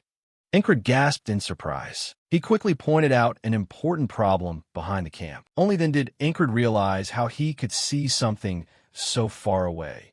Did he really have eyes in the back of his head? While Incred was stunned, Jackson casually added, "That cart's about to break down." Sure enough, just as he said, the cart broke and made a loud noise. Incred was astonished that Jackson's prediction had come true. Then Incred looked at him and challenged, "Are you some kind of prophet?" Jackson complained, "What kind of talk is that? Have you been playing with barbarians and caught their weirdness?" Incred impatiently cut in, "Don't joke. Tell me how you did it." He pointed to his ear and explained it was thanks to sound. Jackson patiently explained everything. "I heard the wheel joints rattling. Once I heard that, I could predict what would happen next." Incred was very surprised by this. He could hear such faint sounds. "My ears could barely hear the cart coming." While he was dazed, Jackson continued, "That means you don't have to rely solely on sight to grasp everything. If you want to train skills like mine, try listening. Focus your senses and follow even the smallest sounds." He couldn't help but comment, "You explain things really thoroughly. Before, whenever I asked you something you found it annoying, then you turned away to argue. Well, it's still annoying now, but it's better than letting you nag in my ear forever. Looks like with the new captain you really are determined not to give up." Time passed, and evening came quickly. Now Incred reminded himself, the second wall I must overcome. He understood clearly what he faced, an invisible reaper's blade. Incred silently told himself that seeing it was the only way to survive. Then he began to use his ears to sense. Through hearing, Incred discovered the steady footsteps of patrolmen. He could sense the sound of the assassin outside. Incred concentrated on using his hearing to locate the opponent. At the same time, the assassin landed on a nearby tent. Incred remained intensely focused. Where's the sound coming from? A second later, The assassin suddenly vanished from the ground. At that moment, something struck his neck, and Incred cried out in pain. He couldn't believe his eyes as he looked at the dart in his neck. Failure was inevitable. When he came to, Incred despondently held his head as people outside shouted, "Who's the hero of this battlefield?" He felt disappointed in himself. I still haven't improved at all, but my body still remembers clearly the memories of training days, where I forged a brave heart and sharp sword strokes. Incred remembered Jackson's reminder that there was a lot of information he could gather just by listening. He could locate things by the direction and intensity of sound. And if he could hear the faintest noises from the farthest distances, then his ears would become a second pair of eyes. Suddenly the man snapped his fingers, startling Incred. Jackson seriously instructed, "Sound is a wave. These waves are always around us. Even in the quietest place, there are hundreds and thousands of interwoven sound waves. Catch a single wave." That's how I was able to break that bastard's neck. Then the youth asked him, "Have you been to that village yet?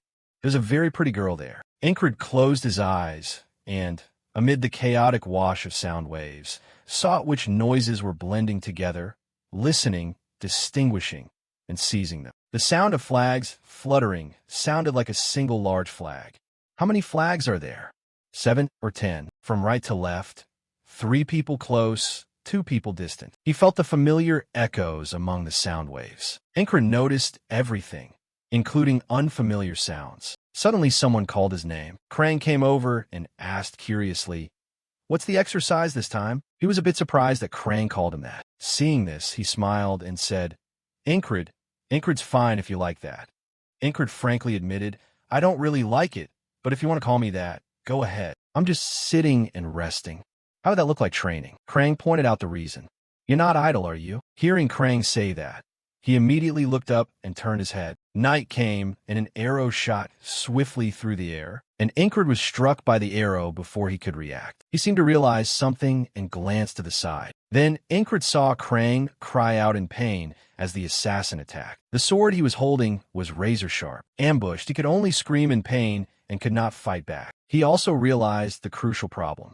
The third time he failed. Incred reminded himself that by the 34th time, he was beginning to feel discouraged, that he still couldn't hear anything at all. As usual, Incred had to accept failure again. When he came to, he sat disappointed in a corner, lost in thought. Incred told himself that to overcome this difficult wall, he needed not only motivation, but also concentration. Everything here is effort.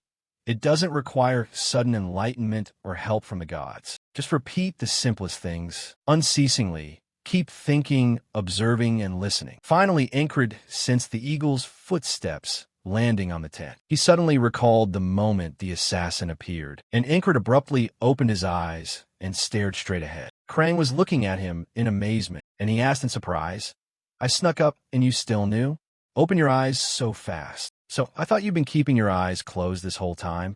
Or are you training to sense killing intent? You're not idle, are you?" Time passed until the assassin launched the arrow toward Incred, but he reacted in time to dodge the danger. At the same time, Incred retrieved the blade hidden under the pillow. He shifted from being passive to charging toward the assassin. The assassin was somewhat surprised by Incred's reaction. Staring at the assassin, he thought to himself that from now on, he would no longer be an invisible Reaper's blade. The assassin gritted his teeth as his original plan fell apart. He lunged to attack Incred, hurling an insult. Incred also noticed a problem. This killer only specializes in ranged assassination. In close combat, he can't match the man who'd killed me many times on the battlefield before. He could be a worthy opponent for me to test myself against, fighting in such chaos. What about the others? Incred quickly noticed Vengeance lying dead and motionless on the bed, while Krang was still fighting fiercely. He silently reminded himself that, even though everyone had woken and was fighting, he still needed to be careful. Although the assassin wasn't strong in close quarters, he was at least still an assassin. Then the assassin threw a knife toward Incred. He luckily dodged, teeth clenched as he cursed. The pressure from him forced Incred to retreat cautiously. The assassin didn't give up and surged forward to attack again. He instinctively widened his eyes as danger closed in. Incred was surprised to realize, "Oh, squad leader Yang has appeared." He silently told himself he needed to strike quickly. Ingrid understood the situation clearly. Otherwise, they would fail. The assassin snarled angrily. Did you call more people here? Then he unleashed a flurry of hidden weapons toward Ingrid and Krang. He was terrified when faced with the danger. Ingrid nearby was also filled with worry. At that moment, Yang rushed out to shield him. Those hidden weapons were stopped by her cloak. Yang thus protected Ingrid and Krang to safety. He was a bit surprised.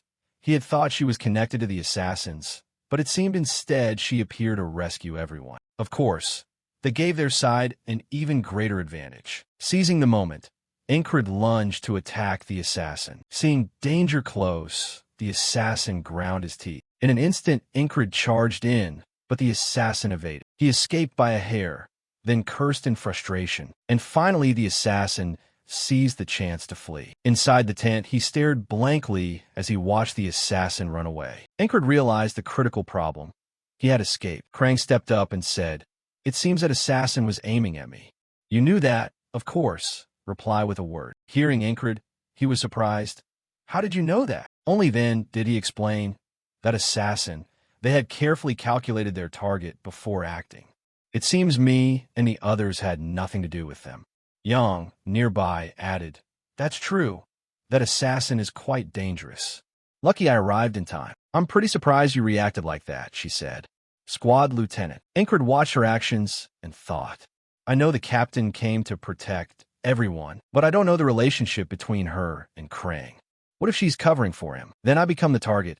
I gotta be on guard." He picked up his knife and assumed a defensive stance. At that moment, Krang suddenly spoke up. I have something to say, because my actions dragged everyone into this. I wish that no one had to die today." Ingrid fell silent after hearing him say such words. Yang was silent for a moment, then bowed and replied, "That's a wish that must be fulfilled." He glanced at Vengeance lying motionless on the bed and said, "From the looks of it, Vengeance has been poisoned. He probably won't make it. I wonder if anyone else in the camp was implicated because of me." She immediately reassured him, "Don't worry, there is an antidote, so he might not be dead yet." Ingrid observed everything on the side, noting that the captain seems to know a lot about poisons. Krang, temporarily relieved, spoke up, "Then we need to handle this place first. It's a bit chaotic here. Act quickly before everyone shows up and it becomes a mess." He suddenly suggested, "We can search the scene for clues the assassin left to learn more about him. Since he acted like that, he'll surely leave many traces." Then, outside, a large tent caught fire. People shouted to one another to hurry and put out the flames. He seized the chance to pull Vengeance outside. Ingrid was thinking to himself, "That damn assassin." Before leaving, he set fire to erase evidence. Now it'll be much harder to investigate clues about him. At the same time, in the woods, when Yang told Krang that if he hadn't woken in time to warn them, he probably would have died. "Is the reason you trust him because of his skill and courage?" Seeing him confirm that, she asked, "Don't you think he's trustworthy?" She fell silent after hearing that and didn't answer Krang. He meanwhile was thinking that he'd try to keep a low profile in the camp, but he couldn't understand why the assassins came here like this. Krang suddenly remembered when Ingrid seriously trained with the sword, but he couldn't help smiling. "I was too complacent, hoping that such incidents won't happen to everyone again in the future. For now, farewell. May we meet again someday." In a dark place where a reaper's blade presided, it slowly dissolved amid a great stream of water. Ingrid stared at the faint silhouette on the boat. Coldly, he said, "We'll meet again soon." He also quietly vowed to survive by any means necessary. Time passed, and before long, a new day had begun. The next day, I had broken the loop. I lived and escaped that silent death. This is the morning after the fight with the assassin. I seem to have a better sense of what I hear and observe, but I still can't grasp the squad leader's presence. I'll need more training to increase my strength. It's lucky I wasn't injured at all last night. Suddenly someone spoke up. "Thanks to your warning, I was saved from the fire last night." Vengeance looked at Ingrid puzzled. "Why did you save me? Why did you save me?" You, on the other hand, can't help but think something's odd. I saved him, and now he seems to blame me. What did I do wrong? Then Ingrid replied calmly, "You're my comrade, so saving you is nothing. Is that right? He fell silent after hearing Incred's words. Vengeance hesitated before speaking. I've done many wrong things to you before, yet you still treat me well. Thank you. So where are you going now? Explain. I'm going to train. Vengeance couldn't help but say, after last night's fire, strange things are happening at the camp. Did you know? Incred immediately turned and asked what he meant. He quickly rambled the story. There are rumors that our barracks has been struck by a death curse. Somewhere else, while Ragna complained. Don't be so full of yourself, you bastard. Then he angrily shoved Zem's shoulder hard. He reacted to the physical shove with a grin of glee. Then, enraged, he lifted Ragna up. This bastard wants to die. Those nearby questioned in confusion why they're fighting in the barracks. Where are the squad leaders? Get over here and manage your members. Why let them behave like this? They could all see the situation was wrong. Meanwhile, Zem shouted in fury, if you stand up again, you'll die by my hand. He and Ragna lunged at each other in a fierce fight. Then Zem drew his weapon. All right, you two. Let me use this axe to give you a haircut. He objected angrily. Don't use weapons like that. If you're so tough, come and see who dies first. Someone who saw the trouble shouted for them to stop. No one should die here. Watching this, Incred wondered where the false rumor had come from. But perhaps there really are a lot of complicated things happening here. When people saw him appear, they were both glad and puzzled. You're still alive after yesterday's fire? Well, fine. Go stop those two, they've gone mad. Incred strolled forward calmly. I'm not dead yet. Okay, if you two want to fight to the death, at least tell me why you're doing it. Time flowed like a river. A new day began. Everything passed peacefully. It had been 3 days since returning to the squad. At that moment, Incred was startled as he looked ahead, not realizing Jackson had been there for some time. He couldn't help asking, I didn't make a sound, did I? Did I wake you? You immediately sat up to deny it. After all, I planned to teach you to train. Jackson was surprised. You've only just started sound sensing training, and you're already this good? Incred glanced at him and retorted, because I've been practicing hard. He reminded him not to stop training. Keep it up. It'll help you on the battlefield. After that, Incred went outside to train. Winter was approaching, and battles were thinning out. Right now, he's swinging from a branch with one hand. Incred reminded himself, this gives us more free time. This is the best time ever to train. Just then, someone appeared to greet him. Incred turned toward the sound in puzzlement. He saw Auden preparing to lift a huge stone. Seeing Incred, he called out, training in the morning? You're diligent. Then Auden tossed the big stone aside. You should think things through, too. Incred stayed silent, staring at him. Auden stood up and said a strong body is like a sturdy shield, at least strong enough to take a kick from Frog. You're still too weak. You must train much more. He shot Auden a sidelong glance, thinking he sounded overly confident. Incred still replied modestly, I have many shortcomings. And Auden stood there adding, about the muscle-building method I taught. At that moment, Zem kicked Ragna to the ground. He didn't hold back with the taunts. This lazy bastard, eating and sleeping all day, useless. He lay knocked down, struggling to clamber back up. Then Ragna suddenly grabbed his sword, startling Zem. He angrily swung the sword, grabbed Zem's boot, and stomped off. Suddenly, he stared blankly toward the tent door. Incred appeared and complained, they're arguing again. You two stop. Auden added, violence won't solve anything. Zem immediately pointed at Ragna and accused, that blind idiot is trying to starve us. He's too lazy. Ragna, if the squad leader asked, then handle breakfast. He replied, if the squad leader said so, then heard him complain that he finally agreed to work, acting all high and mighty. Ragna walked past Zem and warned, move your stuff elsewhere, it stinks. Zem sniffed his own things and mocked, smells great to me. What's wrong with you?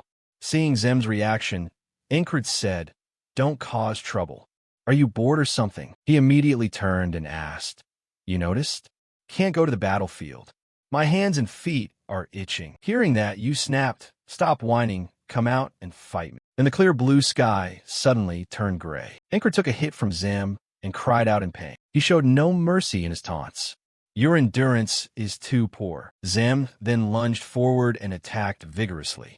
Incred reminded himself to maintain focus with the heart of a beast. Immediately after, he swung the blow down with force. You quickly raise your sword to block that strike, listening and dodging blows with keen ears. And the killing blow honed through hundreds of failures. Right now, Zam is madly rushing to attack Ingrid. You realize this moment is the most reasonable time to strike Zam. In the blink of an eye, Ingrid has already blocked his attack. Zam is stunned to see you act that way. Ingrid had thought he had gained the initiative in this fight. At that moment, he spins and grabs Ingrid by the collar. Zam can't help but say, I expected quite a lot after seeing you improve like this. However, this match, why have you become so boring and still so weak? That punch is old now. I've spotted the weakness in that move. Don't you have any other techniques? You suddenly realize something, but now I understand. I'm different from the master now, both in spirit and body. Now, even if I have to repeat it hundreds, thousands of times, I will keep moving forward. So Ingrid says determinedly, come on, this time I'll crush you. He falls silent and thinks, what a mediocre skill. Zim continues to stare at your strange gaze. He's somewhat surprised. Yet why can't he look away from that stare? Why? Zim still confidently challenges. At least he must touch a single hair of mine first. Just then, the sky begins to pour heavy rain. He gasps in surprise when he sees the scene. The rain grows heavier and shows no sign of stopping. Then Ingrid goes into the tent and looks outside. The rain comes and goes strangely. Zim can't help but grumble. With so much rain, my feet are getting fungus. Meanwhile, Ragna is asleep and Auden sits quietly in a corner. Cries suddenly comes in from outside. How many times has a plan been ruined by rain now? This is truly like a curse has fallen over our camp. Ingrid grows curious. What curse? He hears someone ask in surprise. You haven't heard about it? Squad leader, you suddenly remember something. Now that he mentions it, you recall that Captain Vengeance said something before you return. Vengeance once said there's a curse spreading throughout the camp. Back in reality, as Cries complains, the weather is strange. The number of casualties jumped, and there were fires too. Especially the scout team, Jack, Bo Rotten, many were injured. People rumor that all these things are caused by the curse. Of course, there's no real curse here. But the weather really is erratic, as if some magic is laid on the camp. So the rumor spreads like wildfire. Ingrid realizes it would be bad if false rumors spread through the camp. So the superiors will soon stop. He wipes his hair and asks curiously, by the way, why do you keep standing by the door? Ingrid briefly explains he's training to sense ki. Cries is very surprised. In this storm, you point out the reason. It's precisely because it's raining hard that I have to train. Zem can't help but complain. What are you up to? Standing there is bad luck. Then Jackson speaks up. That's not a bad training method. You're doing very well. He is extremely annoyed to hear Jackson say that. Seconds later, Zem angrily snaps. What the hell? You teaching him? Since when do you care about the squad leader? This rude bastard dares to ignore me. Ingrid hears this and silently thinks. It's so noisy, I can't even hear the rain. Suddenly, Auden speaks up. If you want drills inside the camp, there are plenty of ways to train, even while sitting still. Ragna, lying nearby, adds, It's been a while. Let me check your sword stance. Hearing that, Zem shoots him a sidelong glance. Right? They also want to train while they're in here. Now Jackson gives Ingrid a meaningful look. Auden beams cheerfully, while Zem looks absent-minded, lost in who knows what thoughts. He thinks to himself through it all. See? Everyone's working hard. You're not the only one. You stare at Auden too, but say nothing. Then a voice rings out inside a tent. Request that the captains control their soldiers. Graham directs everyone. We need to send another scout team to assess the situation before winter, but we don't have enough troops to fill the camp's gaps. Young Raises a suggestion. What about the squad leader of team 444? He hears this and asks puzzled. That anonymous squad leader? He seems a bit incompetent. Would he hinder the scout team? She disagrees. Maybe he'll bring surprising results. Graham grows curious. Do you have a reason to think that? Yang replies nonchalantly. Just a goblin's intuition. Time passes, and quickly it's the next day. At that time, Ingrid is present at her workplace. He can't believe it and asks, I've been chosen for the scout team. Yang says nothing, just stares at Ingrid. The scene shifts back to the tent camp where Company 44 is stationed. Canvas packs, swords, and helmets have been gathered and readied. Someone teases, Are you summoned by the company commander? Ingrid replies with displeasure. Do you think I'm so easy that she'll make me do whatever she wants? Cries asks confusedly, Then why did you go there? She made you go scout, right? Hearing that, A flash of memory sparks in his head. He guesses she noticed him after that assassin attempt. Suddenly, Ingrid's gaze droops. Since that day, Krang has also left the camp. Zem beside him suddenly says, "So you're really planning to go over there?" He hints with his usual teasing. "But if you don't like the assignment from the company commander, you can tell her." With his usual defiant posture, Ingrid suddenly becomes serious. "Fine, even so. If superiors assign it, I must comply." Hearing that, even Zem sighs in admiration. Truly a model squad leader. You're a bit helpless. I only set an example for everyone. If I don't do it, things here will fall apart. Auden in the corner suddenly exclaims, "Oh my God! Why does he give me such tough challenges? Anyway, I pray you achieve what you hope for and, above all, come back safe from those dangerous missions." Ingrid inwardly grumbles. It's exhausting. No sooner has she finished than Ragnar props himself up and says, "Let me." He pauses a few seconds, then continues, "Take his place, can I?" But Ingrid doesn't hesitate to refuse. "No, you don't have the experience for that." Kreis agrees. "All right, he's right." Ragnar. Zem turns to add, "You may be strong in other ways, but in that aspect you can't match him yet." Just then, Jackson, casually polishing his dagger, chimed in. "So, the reconnaissance site the platoon commander mentioned is out on the wide field?" Before you can answer, he coolly warns, "If you hear any sound there besides the wind and grass, pay attention. That's quite unusual. It's basic to avoid being ambushed." No sooner said than Zem immediately yells in challenge. "You planning to lecture the squad leader? You're only good at sneaky hits. What experience do you have in scouting?" Hearing this, Ingrid can't help sighing, thinking it's a nuisance. If I go, who'll stop them? Left to themselves, they'll just start fighting again. You pause, and your eyes sink into thought. Still, even after pondering, there's no one better suited to go than me. Ingrid recalls his early days after enlisting when he had no special abilities. He was often sent to undesirable posts, tried every position, yet gained little experience. The place where he felt most useful. At that moment, the white-haired one rushes in angrily swinging an axe.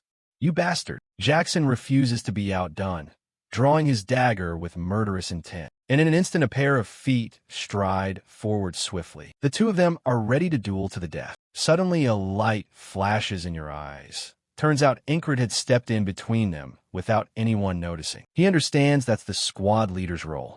The unit he commands is the one no one in the camp wants to touch. Ingrid blocks the axe barehanded. "What's your problem?" Zem responds in displeasure. "Captain, he keeps looking for trouble, so I couldn't just stand by." Jackson doesn't care and turns away. "You should thank the squad leader. Without him, you'd be dead." "Got it." He can't help taunting. "Fine, talk all you want, but let's see who dies first." The room falls silent. Ingrid scans them, judging inwardly. Though they brawl, they're all capable warriors on the battlefield. He hopes they can get along and help each other in this brutal war. By then the full moon is high, and he grows more pensive. This scouting trip will be dangerous. Even so, he tells himself he fully understands his own capabilities. Dawn comes quickly. As the scout party departs, Ingrid decides the necessary thing now is to train even harder. You suddenly pause, lower your eyes to calculate. The scout team will go ahead along the front to gather information. Therefore, caution in guarding against anything is essential. Such actions draw attention to the vanguard. He bellows, "Hey, new recruit, hurry up and move." Hearing Ingrid look up in puzzlement, the man continues pointing at him. "Even if you were formerly a squad leader, in this scout team, you're just a rookie. Here I'm in charge of everything. You obey what I say." "Got it." None other than the scout squad leader himself, Andrew Gardner. No sooner said, a soldier behind bursts into delighted laughter. "What could someone like him do, Captain?" "Ignore him. Pretend he doesn't exist." A soldier up front joins in the mockery. "That guy won't accomplish anything and will die young. Look at that clueless face." Andrew naturally looks down on him. "Of course I'll watch you in combat. Otherwise you'd end up dead. I know you're the squad leader of Squad 4. Tough crowd. If you lead them, someone must have put you there for a reason, right?" He finishes and, full of momentum, orders the team, "All right, enough talk. Be careful. If you meet enemies, take them down first, then report." All shout in unison, Understood, sir. Incred frowns at them. Strange, since when did scouts have to shout so loudly? The captain has a childish, competitive streak. This scout team might not last through the first battle. Suddenly someone shouted, "Footprints here, Captain." Andrew cautiously kneels on one knee to inspect. Looks like antelope tracks. Then he breaks into a smug smile. All right, let's go.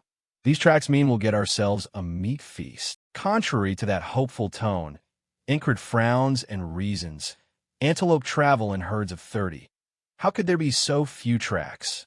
They seem to have no idea what they're talking about. Just then a teammate snorts coldly. What antelope? These are tracks of another species in the same family, but they look completely different. After saying that, he notices your gaze on him and awkwardly clears his throat. Then offers reassurance. You're new, so don't pay the captain too much mind. He's a bit childish. This man is a scout member, Henri, from tales told along the way. Incred learns that Henri used to be a hunter. Therefore, he has skill and experience for this kind of work. He says things I can ask about later, and Incred knows that knowledge will be useful to help him survive this war. At the same time, Henri excitedly says the plains have many paths used only by animals. Tomorrow I'll tell you more about this. Night falls quickly. A curse echoes out. Damn it. That day, because they chased the antelope, the team accomplished nothing useful. Andrew keeps peering around, muttering, clearly hiding antelope tracks. He grumbles and stamps. All right, we've come this far. Go scout and report back. Incred quietly lies down behind the curtain to observe and says nothing. The next morning, the sun climbs over the tall ridges. Footsteps sound in waves over the ground. When they reach a stand of grass taller than their heads, Andrew loudly announces they've arrived. He suddenly becomes serious. This is the site our scout team must investigate. They call this the Green Plains Battlefield. True to his words, before them lies a vast, verdant plain. Then he clenches his fist and declares with great vigor, "We must carefully cross this area to search for Asen's unit, then try to capture a few enemies to interrogate and earn credit." The team replies in unison, "Yes, sir." But as they enter, Henri hesitates and asks, "You're just going straight in?" The mission was only to scout outside. Incred parts the grass and replies calmly, "It's the captain's order. What can I do?" And so the team, led by Andrew, pushes deeper into the Green Plains battlefield. Yet you worry, the head-high grass makes passage far from simple.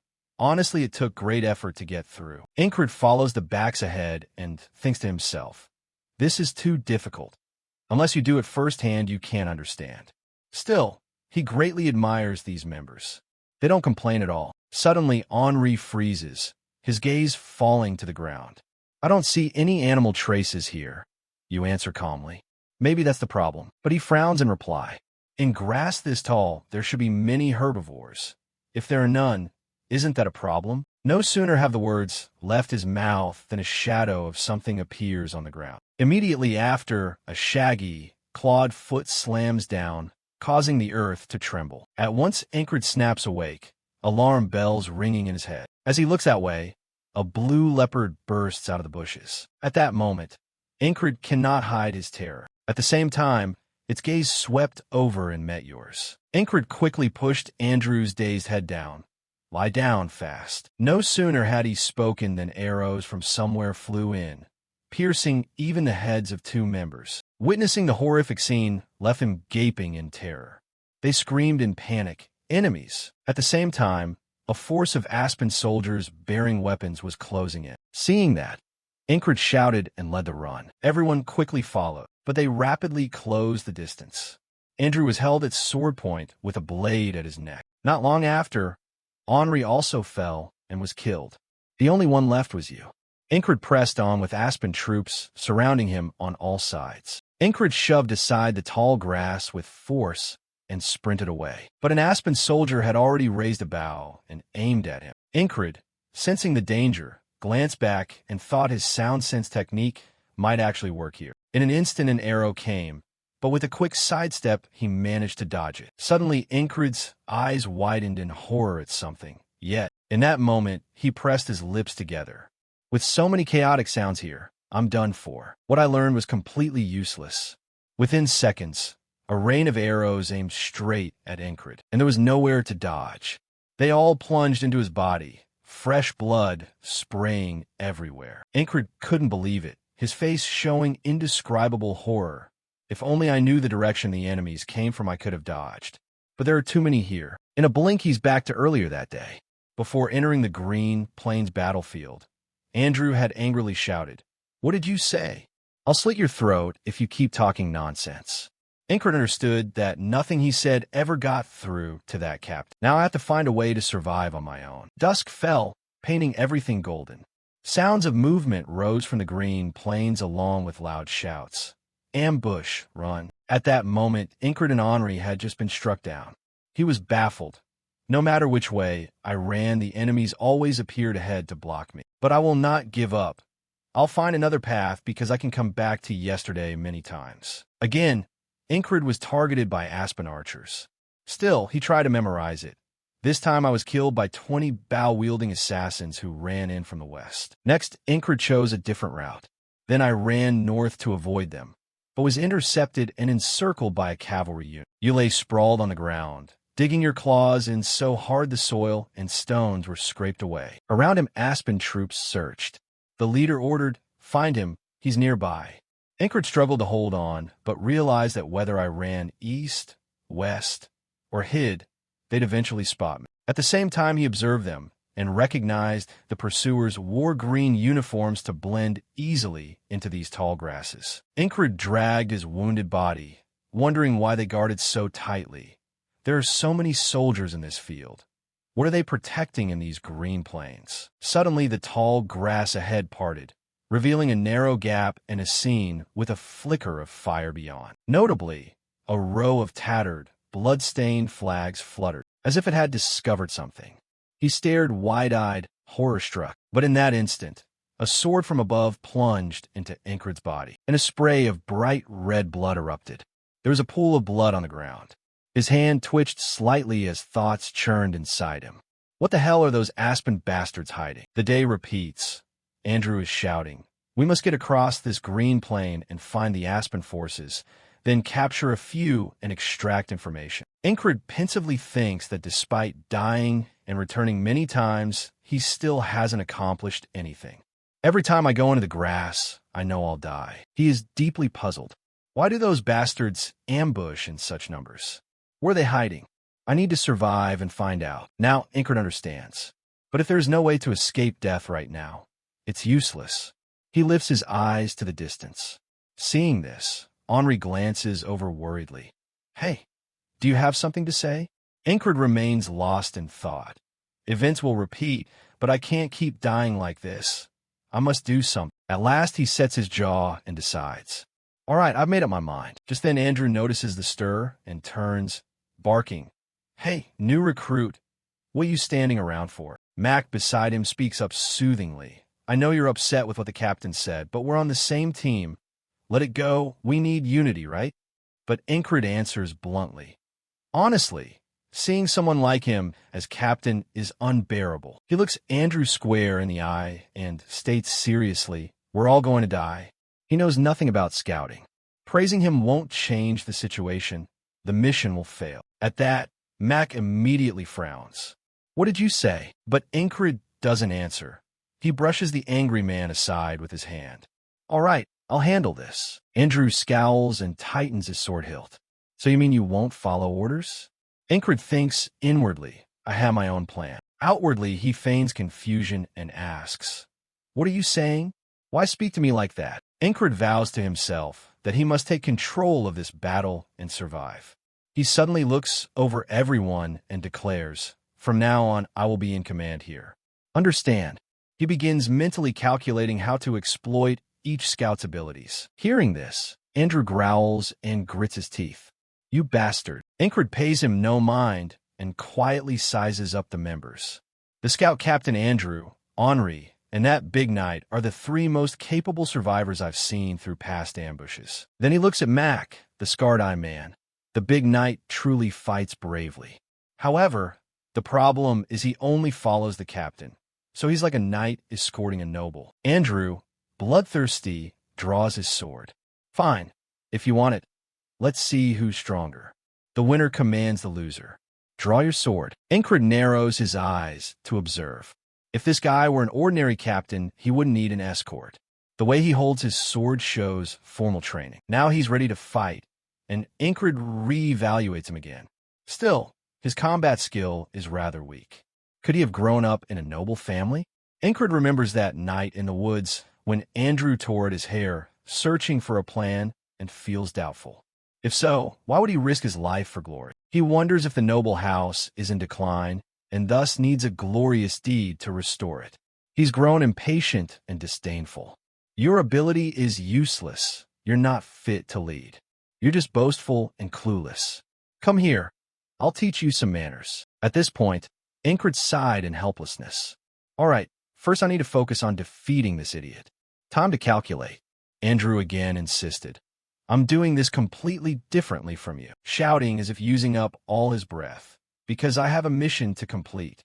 But you calmly wag a finger. Fine, come on then. I'll take you down with one move. Hearing that, he seemed to lose control and lunged forward. Incred clenched his fist and assessed that he rushed in out of provocation rather than watching his opponent. Clearly, he had seriously underestimated him. His eyes tracked every movement of the enemy like a machine, thinking to himself, then the result would be nothing but careless contempt. As Andrew's sword came down, Incred's hand slid across it. It turned out he'd stopped the blade with his bare hand. Of course, the man froze in sheer terror. Seizing the moment, Incred charged in and slammed a heavy punch into his gut. He was certain of victory. The next second, Andrew coughed up saliva in pain, and finally couldn't keep himself up and collapsed to his knees. Mac, witnessing it, couldn't help but shout out a single curse. Henri gaped in disbelief. Wasn't he just a low-rank knight? Immediately, Incred calmly declared again, from now on I will lead this scout team. Any objections? Hearing this, he seemed not yet to have recovered his wits. Mac quietly averted his eyes without a word and turned away. Andrew struggled to push himself up, angrily cursing. A few seconds later, Mac sighed, then nodded in agreement. Only then did Incred look up, satisfied toward the distance, thinking the first step was secured. Next, the whole team followed Incred's lead as they moved into the green plains battlefield, when suddenly a member at the rear grumbled aloud. That bastard! What the hell is he thinking? But Incred pretended not to hear and asked, Hey Henri, what's your dream? Henri was a bit surprised and blurted, Huh? Why do you ask all of a sudden? Then he sheepishly scratched his head. I always hoped to live peacefully with the woman I love in my village. Incred nodded. I get it. To have that life, we all need to survive first. Not stopping there, he glanced right and asked, How about you? The young soldier answered shyly, My wife just gave birth. Incred replied as before, All right, I understand. You need to return to your child. The questioning wasn't over. Looking at the two frowning soldiers, he asked, And you guys? The blonde said, I want a quiet life running a small trade. The brown-haired one added, I want to return to my family and live as a farmer. He suddenly turned to Andrew and asked, And you, Andrew? Andrew hesitated but answered, I want to fulfill my mother's wish. At that, Andrew's eyes suddenly changed, becoming sharp. This mission will help me do that. I will restore my family's glory. After hearing everyone, Incred stopped walking. All right, everyone has their dreams. But to achieve them, you must survive and return. Those words left the whole team unsettled. Then he clenched his fist, voice steady. I will do my best to help everyone achieve that. Once again, everyone froze, their faces showing confusion and unease. At that moment, Andrew glanced down. Incred sensed some inner shift and understood inwardly. In this instant, everyone has followed my guidance. There's no better motivator than stoking hope in their dreams. So far, I've achieved what I wanted here. Dropping the old topic, he pointed ahead and ordered Henri, shoot an arrow at that tallest patch of grass and tree. Henri looked and then spoke up. There's nothing there. Incred raised his voice. I said, do it. Follow orders. Hurry up. Just shoot. No sooner said than he took aim and loosed an arrow in that direction. For a moment, there was no sound. He wondered to himself, did I miscalculate? But immediately an enemy cry rang out. The arrow had lodged in one man's head. The others were still stunned. Realizing something was amiss, Henri shouted, Enemies? The man beside him cried in fear. An ambush? Before anything else, Incred drew his sword and yelled, "Run!"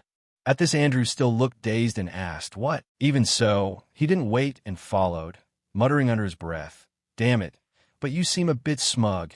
Now we've gained the upper hand." Very quickly, the team closed in on the Aspen soldiers. Incred didn't hesitate and drove his sword down. The opponent couldn't react and was slain. His eyes swept like a hawk, and he told himself, "We've proactively found them and taken the first countermeasures." The Aspen soldiers, seeing they're surrounded, showed no fear and spun around shouting, "What the hell is this? Kill them all." No sooner had he finished than an ambusher Andrew hadn't noticed appeared behind and stepped forward, pressing his sword to that man's throat to finish him. Incred remained quietly observing everything unfolding in the battle. The enemy was shocked by our ambush. We needed to seize this moment to reduce their numbers as much as possible. Of course, since Captain Andrew was present, his muscle-bound bodyguard, the Big Knight, had to stay close to support him. Naturally, Mac was the one who decisively killed that Aspen soldier. On this side, Incred also eliminated a nearby soldier, calculating silently that the attack's chance of success had improved somewhat. The enemy's force, originally 12 men, was now down to 8. The Aspen soldiers instantly fell into a state of panic. "We've been ambushed by these bastards. Call for reinforcements," one couldn't help but shout, not knowing how many attackers there were. He glanced around and realized the enemy had steadied themselves. At that moment, rapid footsteps sounded. The scout team formed up neatly, eyes sharp. Incred called out to the men. With a keen look, he ordered, "Finish them quickly." No sooner had he spoken than the team split and charged forward, slaughtering the Aspen soldiers.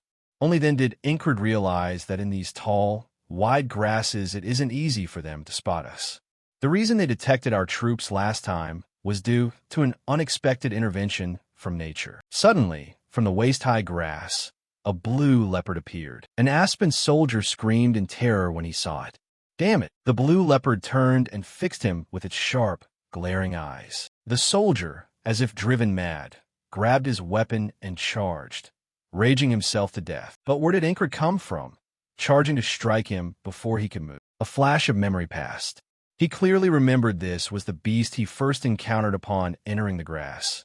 I've met it before, and now I meet it here again. He also remembered clearly the blue leopard's eyes locking onto Incred's. Shaking off the thought, he faced it and judged that it had been chased by enemies, fleeing and accidentally running into him. Suddenly, Incred glanced back, thinking that this time they couldn't notice our raid right away because they were distracted by the beast. Because of its intervention, my plan succeeded.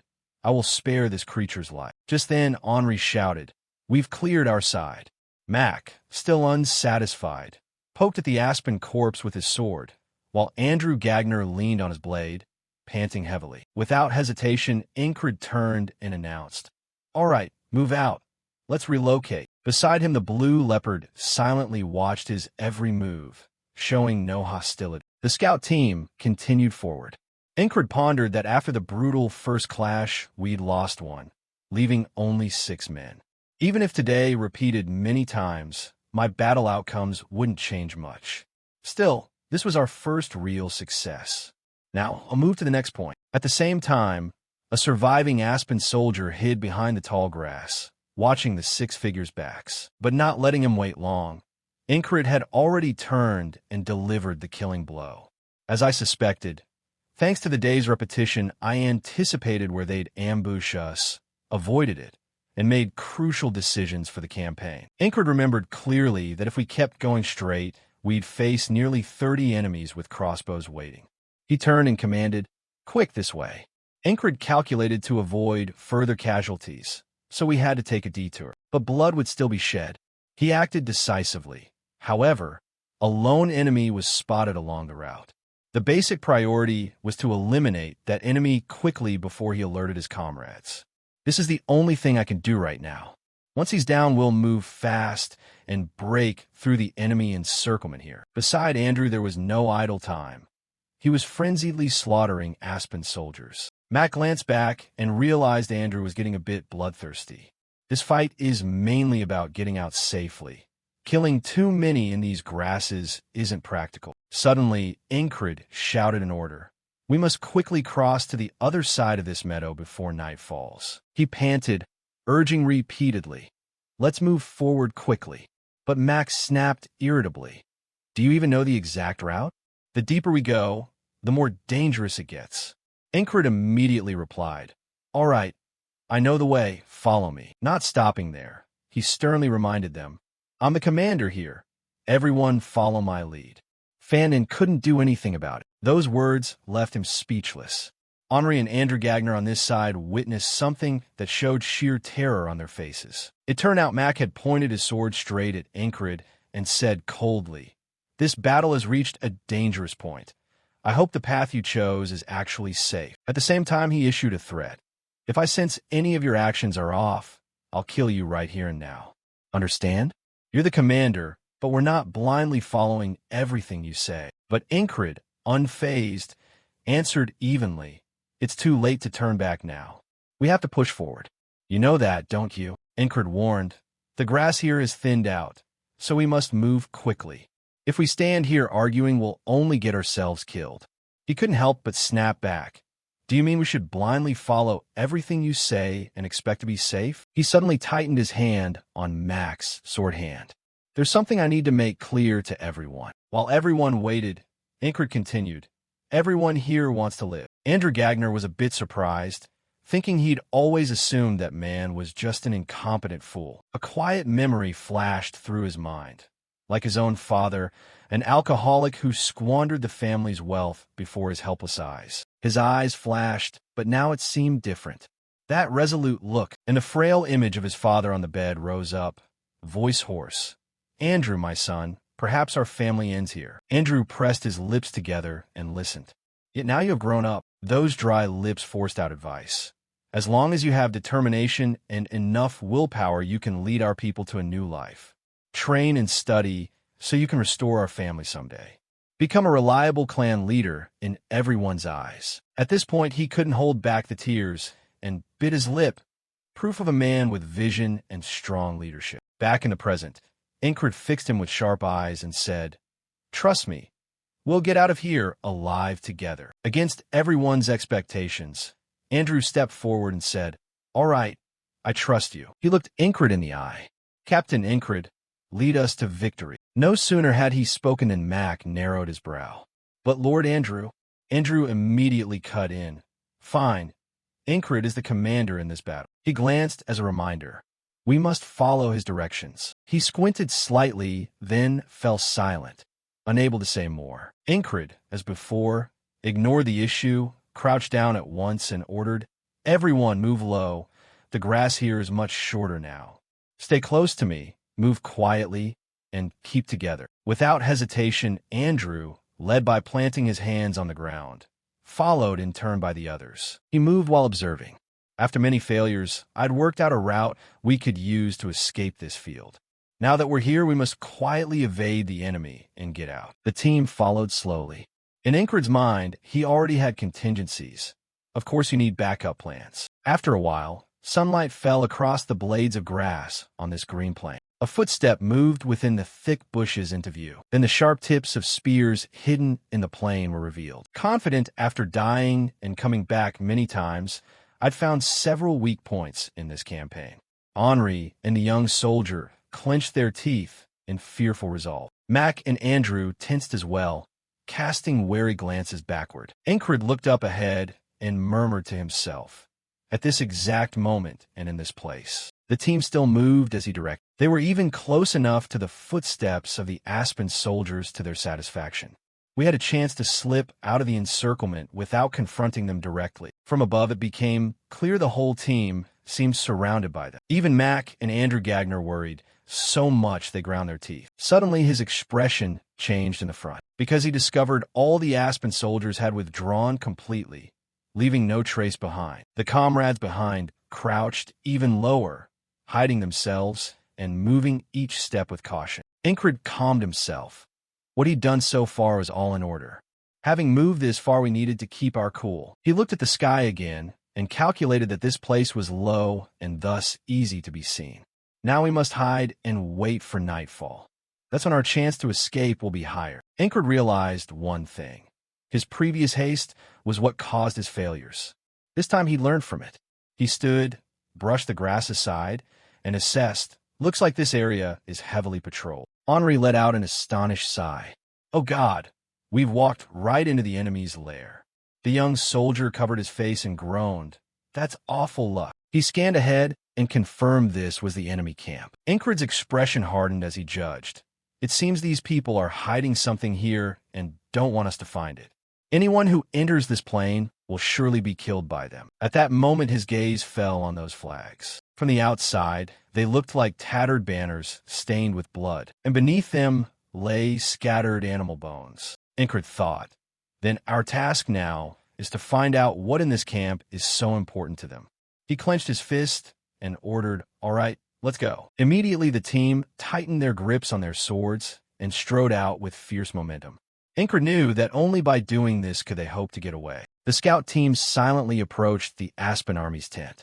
For a moment, someone muttered, "Are you really going to light a fire inside the enemy camp?" He ground his teeth in worry. "Are you insane? We're inside the enemy camp. One slip, and we're dead." But Incred didn't answer that.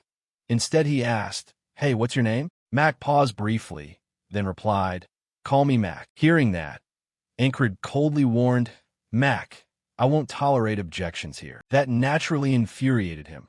He ground his teeth and spat insults, but Andrew Gagner next to him cut in. "Shut up, Mac." Immediately, he set a stern face and fell in right behind Incred. Mac had no choice but to follow, though he was still resentful. "I get Andrew's point. I'll follow the captain's lead," he thought. He looked up at the sky. Clouds now hid the moon. At this point, he could only trust the captain's decision, hoping it would be the right one. At the same time, Incred suddenly slashed a long cut across the tent with his sword. Naturally, Mac grew tense again, furious at the destruction of the tent. But when they ran inside, he was bewildered to find the tent empty. Still, Incred didn't hesitate for a second and continued leading the charge forward, with Mac running hard after him. What the hell is going on? What's wrong with him? Incred's actions were decisive, and he kept a close watch. He dashed through the enemy camp as if no one were there. Mac pressed his lips together, inwardly judging it reckless. Looking down the path ahead, he was puzzled. Even running this fast, we hadn't encountered a single enemy. We're almost at the end of the path. How is that possible? Where did the enemy go? Just then, Incred stopped and signaled them. Ahead were soldiers guarding the flag and the corpses. He glanced back, eyes sharp, and ordered, "Wait here." He unconsciously hugged the wall, wiped the sweat streaming down his face. "I've infiltrated this place countless times. This was the first time I'd found and touched the flag." A memory flashed.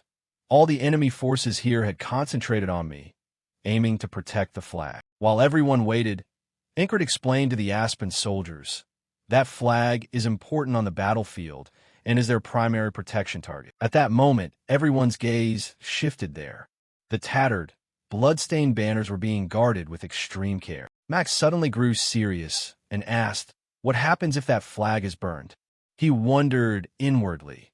Did the commander already know the flag existed before? How could he? No sooner had he spoken than he suddenly froze. He remembered what Yang had said. Could this be what the commander meant? That he personally chose the scout captain, which means he knew this guy's abilities? Back in the present, Incred reiterated that Aspen would concentrate on recovering and protecting the flag. Mac kept staring at him with the same tension. The captain, always cautious with every move, had just recklessly plunged into the enemy's heart, all to complete this secret mission.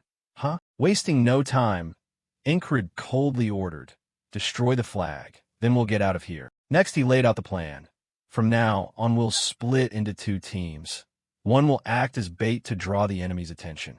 This will be a difficult challenge. Mac at his side added, "The other team will set the flag on fire." Hearing that, Incred looked over with suspicion. Looking at that broad back, he was a little surprised.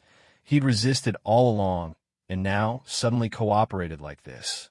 Well, that makes things much easier. Incred glanced at the other members with a touch of nostalgia. "I led my people into Aspen's camp a few times before, but never with this many." Within seconds, Andrew nodded as well. The house sigil had confirmed the mission. He lowered his head as if trying to relax. "Today is a good day. I'm feeling pretty good. If things keep going like this, we can do it. Immediately after, they began the attack, first throwing stones at the guards' heads. Then a man with a torch rushed out, shouting loudly to announce an intruder. Soldiers poured in from all sides, and the leader angrily ordered them to capture the intruders. Incred pushed forward toward his objective, silently telling himself we must succeed in this mission. He swung his arm toward the blazing torch. Incred tightened his grip on it. Either success now or in the next loop tomorrow. While he let his guard down for a moment, Mid appeared behind him as if from nowhere. He swung his sword down. Luckily, with quick reflexes, Incred dodged to the side, but the torch in his hand was cleaved in two by Mid's blade. Mid's appearance gave Incred a shock. His eyes widened. When had he gotten so close without him knowing? Now the two stood facing each other, and Incred's other hand was already on the hilt of his sword. He assessed seriously. This enemy looked powerful in a way he'd never seen before. Incred dared not relax. He widened his eyes and watched every movement. He wondered where this guy had come from. Mid watched too. Incred sneered each word. "You little rats." But he only bowed his head and muttered belatedly. Of course, Mid was thrown into confusion by that remark. Even so, the answer came quickly. The nearby fires flared up fiercely. The cloaked man shouted, "Fire! Fire! The tent's on fire!" Meanwhile, a soldier pointed toward Andrew's group and shouted, "Intruders! Capture them!" Mid quickly ordered the fires to be put out first. Incred recalled their assignments and felt a flash of satisfaction. M would act as bait to draw attention, while he would keep them focused. Andrew had begun burning the tent and running his plan. At that moment, his eyes flashed. Now is the time to get out of here. Taking advantage of the chaos, Incred spread his legs wide, kicking up a cloud of dust. He held his sword and muttered that every strike begins by channeling power from the legs. Next, Incred fixed his sights on Mid ahead, crouched low to the ground, and stepped forward, launching his whole body on him. He did not hesitate and swung his sword.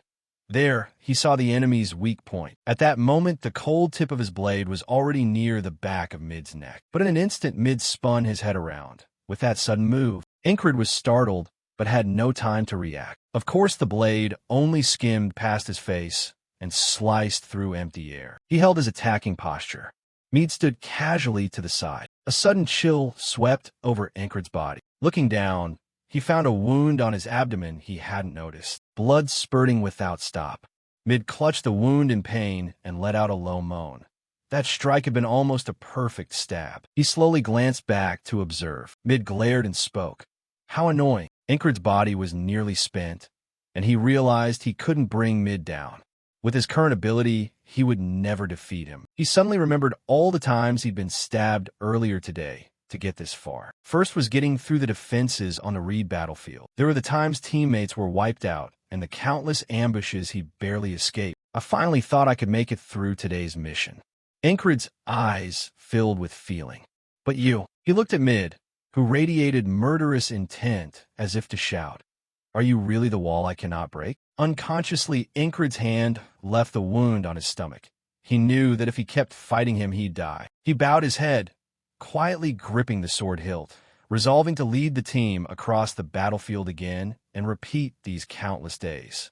After so many deaths, he could not fail. On the other side, Mid suddenly knitted his brows in puzzlement, veins bulging on his face as he demanded, "Are you laughing?" Incred immediately looked up and smiled confidently, silently replying, "I'll kill you." Mid, furious, charged with his sword, snarling he'd make Incred tasty prey for beasts. Incred lowered his center of gravity. He raised his sword with the determination that he must break through this wall. Mid Hurrierson and Incred charged each other, their blades clashing and sparking. But he seemed at a disadvantage, being pushed back step by step. Incred's face registered a flash of horror. He'd had his attack blocked. He was briefly terrified. The attack had been blocked. Seizing the opportunity, Mid rushed forward, raising his sword high to strike. Without waiting a second, he brought the blade down hard. Luckily, Incred dodged in time. Still, Mid didn't stop and pressed the downward swing. Incred tilted his body aside, wondering how Mid could block in that position. At that moment, the blade pressed close to Incred's face. In that hair-thin instant, he quickly used his sword to parry. Sweat drenched Incred, his eyes tense. The other guy moves too erratically. Mid pressed the attack again. He felt nearly desperate, with not a single opening to counter. Indeed, the gap in skill was plain as day. At the same time, he swung his sword in a wide arc that smashed against Incred's blade. The blow sent him stumbling backward, off balance. Then Mid knocked Incred's sword flying. Just then, a dagger flew in from afar. With sharp reflexes, he caught it barehanded at once. Seeing that even Incred was stunned. You caught a thrown dagger with your hand and deflected it? Mid's anger nearly burst out of him, and he surged forward in fury. The sharp tip of his blade pointed straight at Incred without hesitation. Meanwhile, on the other side, the Aspen soldiers were shouting, "The fire is spreading." So his blade diverted and stabbed into the ground. Mid worriedly turned to assess the situation. A soldier shouted, "Someone spilled oil out here." The flames were spreading fast, and suddenly someone screamed in panic that the fire was near the flagpole. The hooded man behind shouted, "Commander," he demanded angrily. "Don't you know what matters right now?" Mid turned to Incred. "This one seems not easy to move, even weakened. And you, though wounded, still cling to your sword with stubborn determination. But your eyes are nearly empty." He suddenly called out. He heard Incred look up. Mid hissed each word, "Wait till next time." As soon as he finished, he decisively turned and walked away. Watching that retreating back, Incred was a bit puzzled. Is he withdrawing from the fight? Just leaving me like that? He was bewildered, muttering repeatedly. So he really isn't the wall I need to break through after all? Incred argued with himself. No. Even if he isn't the wall to break today, they'll surely meet again tomorrow. Then he quietly tightened his grip on the sword. Whatever, today is nearly over anyway. Incred looked up with firm eyes, for now the battle was at a temporary close. At that moment, Andrew came running like mad. "Commander," he frowned and shouted, "we have to leave immediately." But Incred hesitated, turning to check the other side. Andrew Gagner urged loudly, "Commander, move faster." Although the sea of flames was raging and inching closer, Mid still did not move. As if sensing Incred's gaze, he suddenly turned with eyes full of fury. For a moment, Incred couldn't help feeling terrified. Instantly, Incred sheathed his sword with a loud clack. Then he shouted orders. "Fall back, withdraw." Meanwhile, the Aspen soldiers continued using water to douse the flames. And even as they fled, no one paid it much mind. From behind came only cries to put the fire out. In that moment, Incred swept his gaze around and breathed a silent sigh of relief. No one lost, still 5 in the squad. Mac ran while shouting, "Is that enough?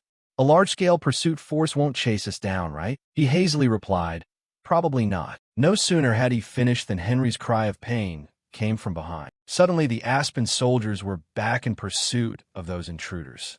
Don't let them escape alive. At that sight, the 4 of them spun around without hesitation, drew their swords, instinctively shielding Henri. Incred decisively swung his sword, finishing off the nearest man. Mac coldly drove his blade into another opponent's body. Of course, Andrew wasn't idle either, and killed yet another. He glanced back and shouted, "Don't hesitate, keep running." But Henri retorted, "If we escape to the prairie fox's habitat, we'll be close to our territory.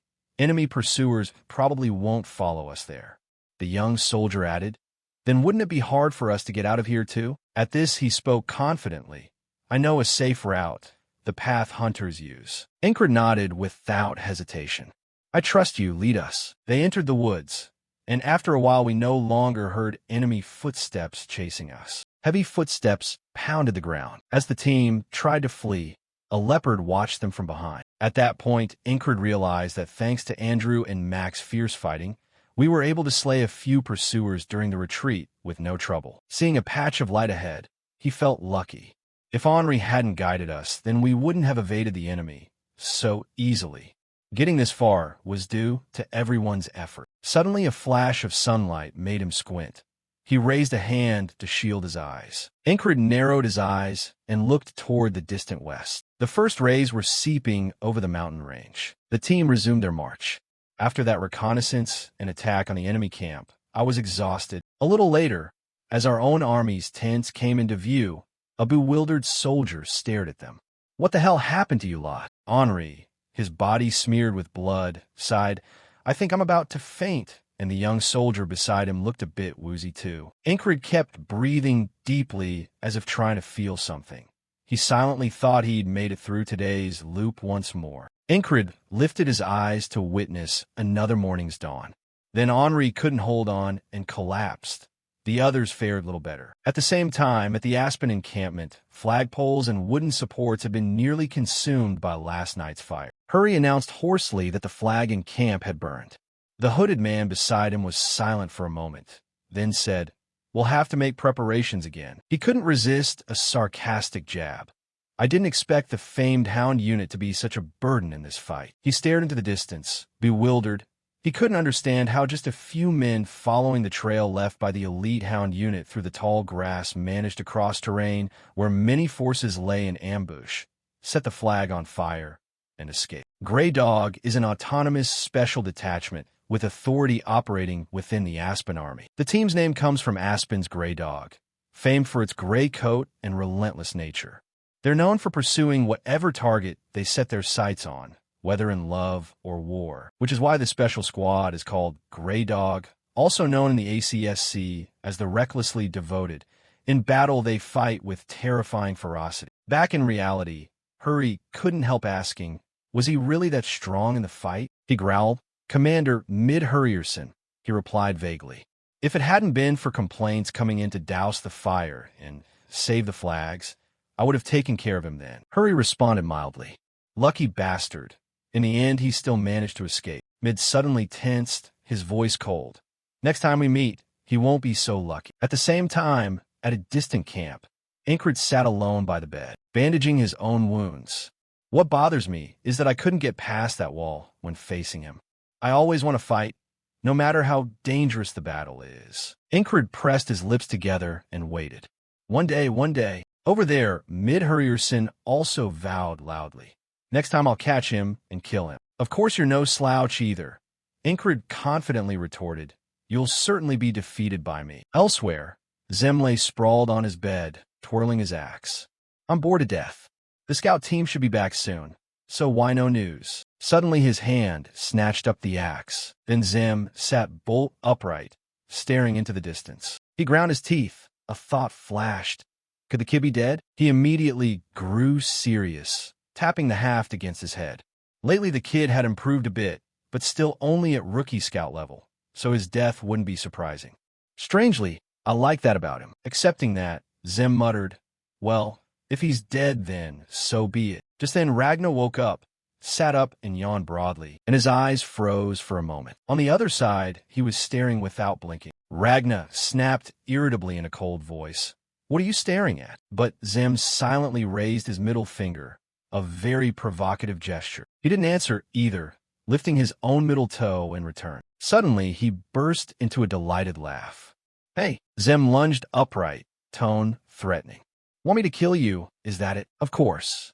Ragnar didn't hold back, drawing his sword and shouting like a madman. Meanwhile, at headquarters, Yang coldly questioned Ingrid. "You ambushed the enemy, infiltrated their base, and set their camp on fire?" Ingrid didn't hide it. "All of it was an impulsive decision, and I was lucky to pull it off." She frowned slightly on hearing that. "Lucky, huh?" But Ingrid remained as before, showing no change at all. In the end, Yang didn't press further. "I understand. Go rest and recover." He saluted politely and left. Afterwards, she thought he had handled things as smoothly as last time in camp. "Don't hope too much, or you'll just be disappointed." Yang watched Ingrid's retreating back with doubt. "What's wrong with the boy, anyway?" You, meanwhile, couldn't help glancing back as he stepped outside, wondering what the commander was thinking. Who knows? Does she think barging into the enemy camp and burning things is easy? Outside, Andrew Gardner, who'd been waiting, spoke up. "Squad leader Ingrid." He bowed sincerely. "I was rude at first, sorry.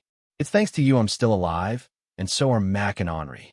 Suddenly, Andrew looked up, a hopeful gleam in his eyes as he asked, "Could we be in the same company next time?" Ingrid didn't answer. He turned and waved his hand. "If we fight on the same front, sure." That reply left him and the other speechless. Andrew quietly rested his hand on his sword hilt and watched that broad back. Suddenly, he bowed deeply in reverence. And then the others, not to be outdone, followed suit to show their gratitude. Ingrid's steps didn't stop. He thought to himself that they're thanking me because I'm the reason they're still alive. Although I only saved those 4. He was now doubting himself. Was it the best I could do? After all, I'd already lost 2 members of the squad on the battlefield. Incred wished he were a bit stronger. Then he could have saved them. He looked around. Today, he'd pushed his limits by reliving the present again and again. From now on, I won't fight pointlessly. At that moment, Incred made up his mind. It was time to pursue the image of the knight he wanted to become. Surviving today was the goal, and to keep today from repeating itself. He suddenly opened his sharp eyes. I must become stronger. Just then someone shouted, "Those idiots are fighting again." It turned out Zem and Ragna were dueling. Their swords in half struck, sparks flying. He laughed excitedly and charged on without stopping. On the other hand, he wasn't weak either. His face tightened with a vicious glint. Watching from a corner, Encritus was astonished. Those expressions had never appeared on their faces before. I fought alongside them countless times, but never saw those looks when they faced me. A nearby soldier couldn't help exclaiming, "Are they even human?" Watching him fight, it's like a monster, not a person. Cut to the fight. Zem swung his half-high with one hand. Ragna readied his sword, neither giving ground. And you thought you shouldn't have rushed in at the start. His injured, bandaged hand gently tightened on the hilt. So from now on, I'll complete each goal I've set and improve. Incred's gaze, like a hawk's, fixed on the 2 of them.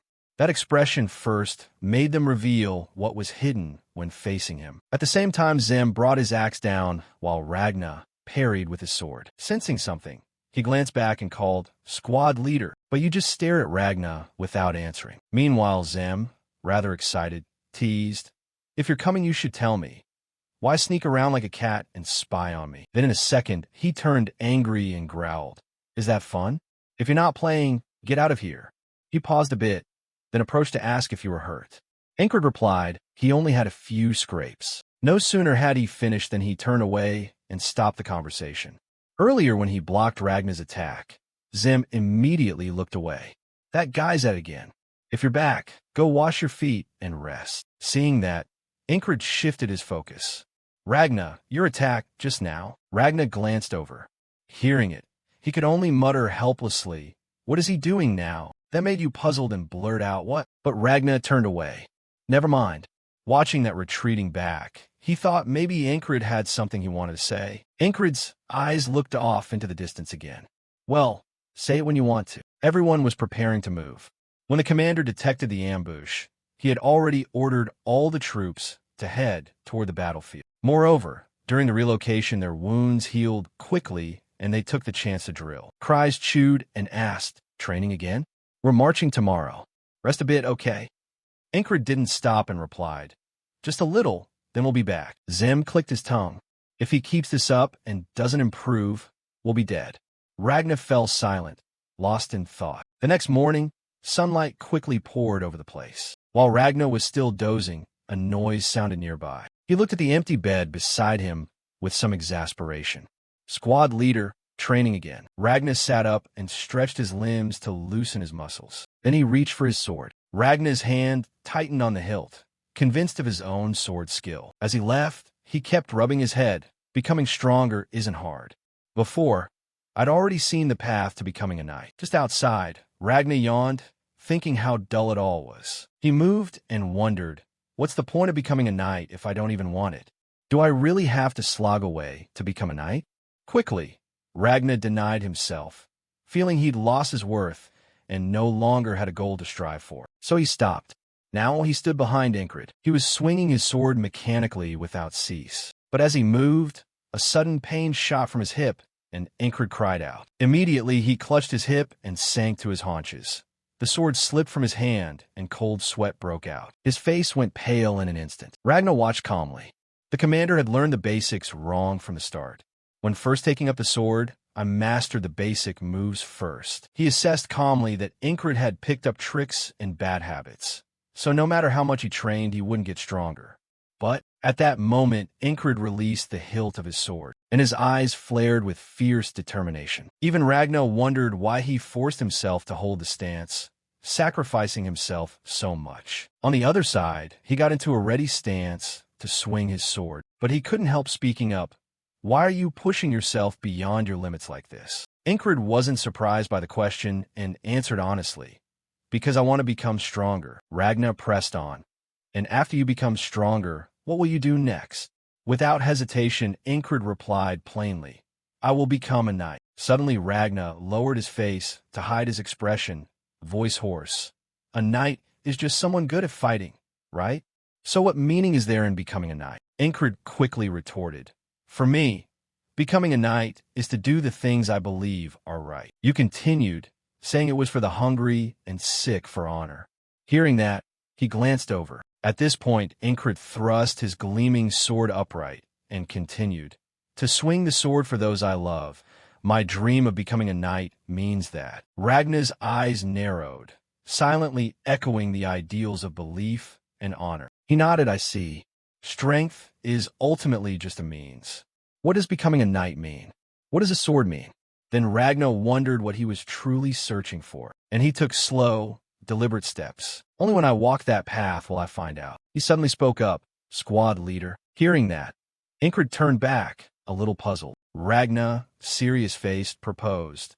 Do you want to learn how to become a knight? No sooner had Ragna finished than Ingrid replied without hesitation, of course. The two stood facing each other, staring. He bowed his head slightly and sighed long, then looked up as if regretting it and thought, I spoke out of turn. What a nuisance. Suddenly Ragna's gaze slid to the side. After all, he seemed to be teasingly judging that the look was kind of interesting. Then Ragna asked, So what about the monster's heart and the thrusting move you learned from those savages? Ingrid answered decisively, The monster's heart. And Ragna nodded. That and the thrust. Ragna held up 2 fingers as a reminder. Besides those 2, drop everything else. He paused a moment, then spoke. Even Valen's mercenary swordsmanship? Ingrid immediately replied, That one must go all the more. Ragna leaned the sword on his shoulder and explained, If you don't drop it, when learning new swordsmanship you'll unconsciously rely on old tricks. If that's the case, better to leave it as it is. He rested his chin on the sword and patiently continued, Your choice. Abandon everything and start from scratch, or be content with the present. Before he finished, Ingrid cut in, I'll start over from scratch. That resolute answer momentarily stunned Ragnar. It took him a few seconds to blurt out, Really? He didn't answer that.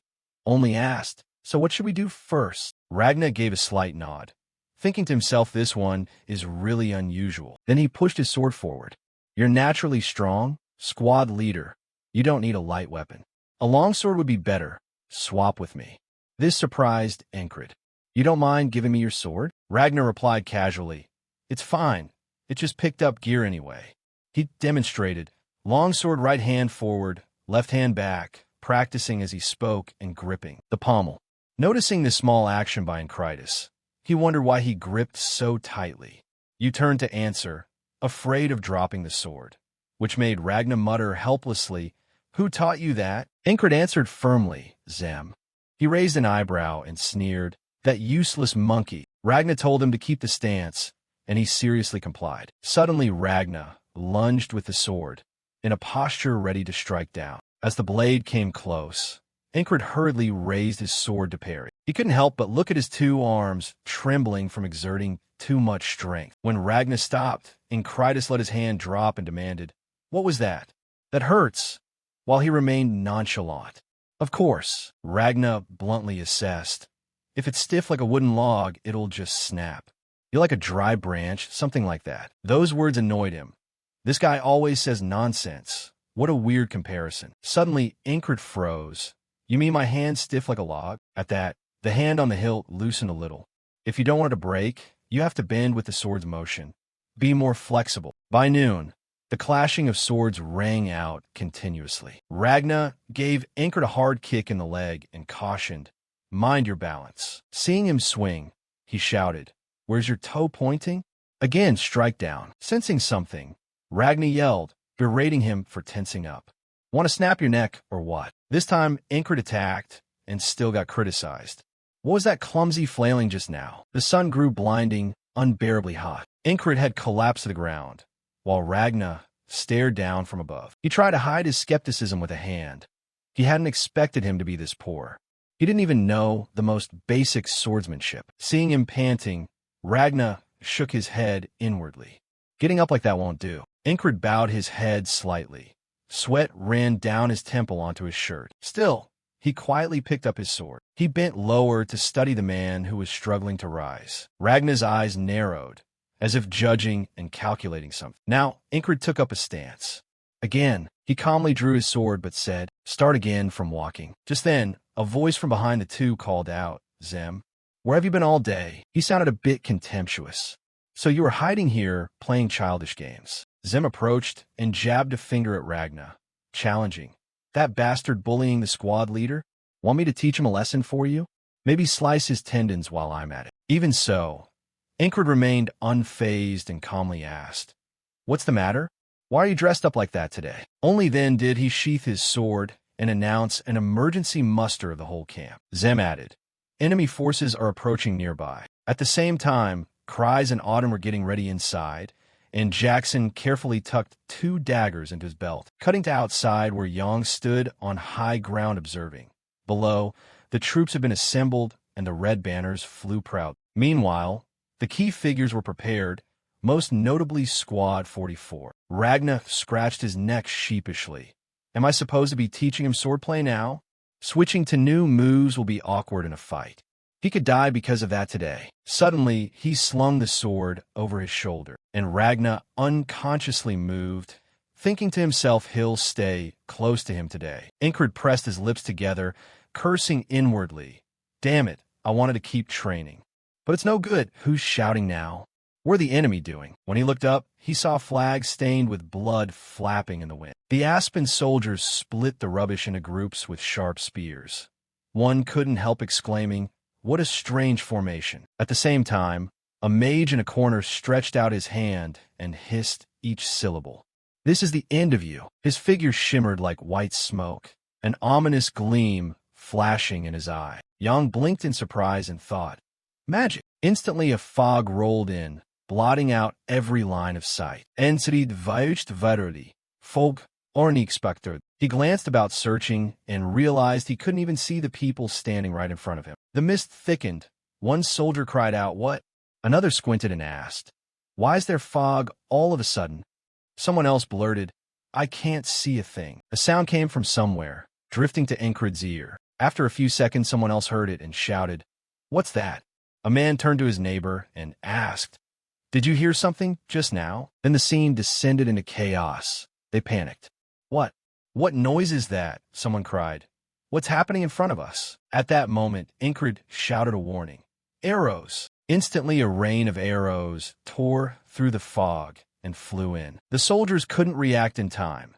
Arrows struck them and blood spattered everywhere. Meanwhile, Yang strained to block the arrows.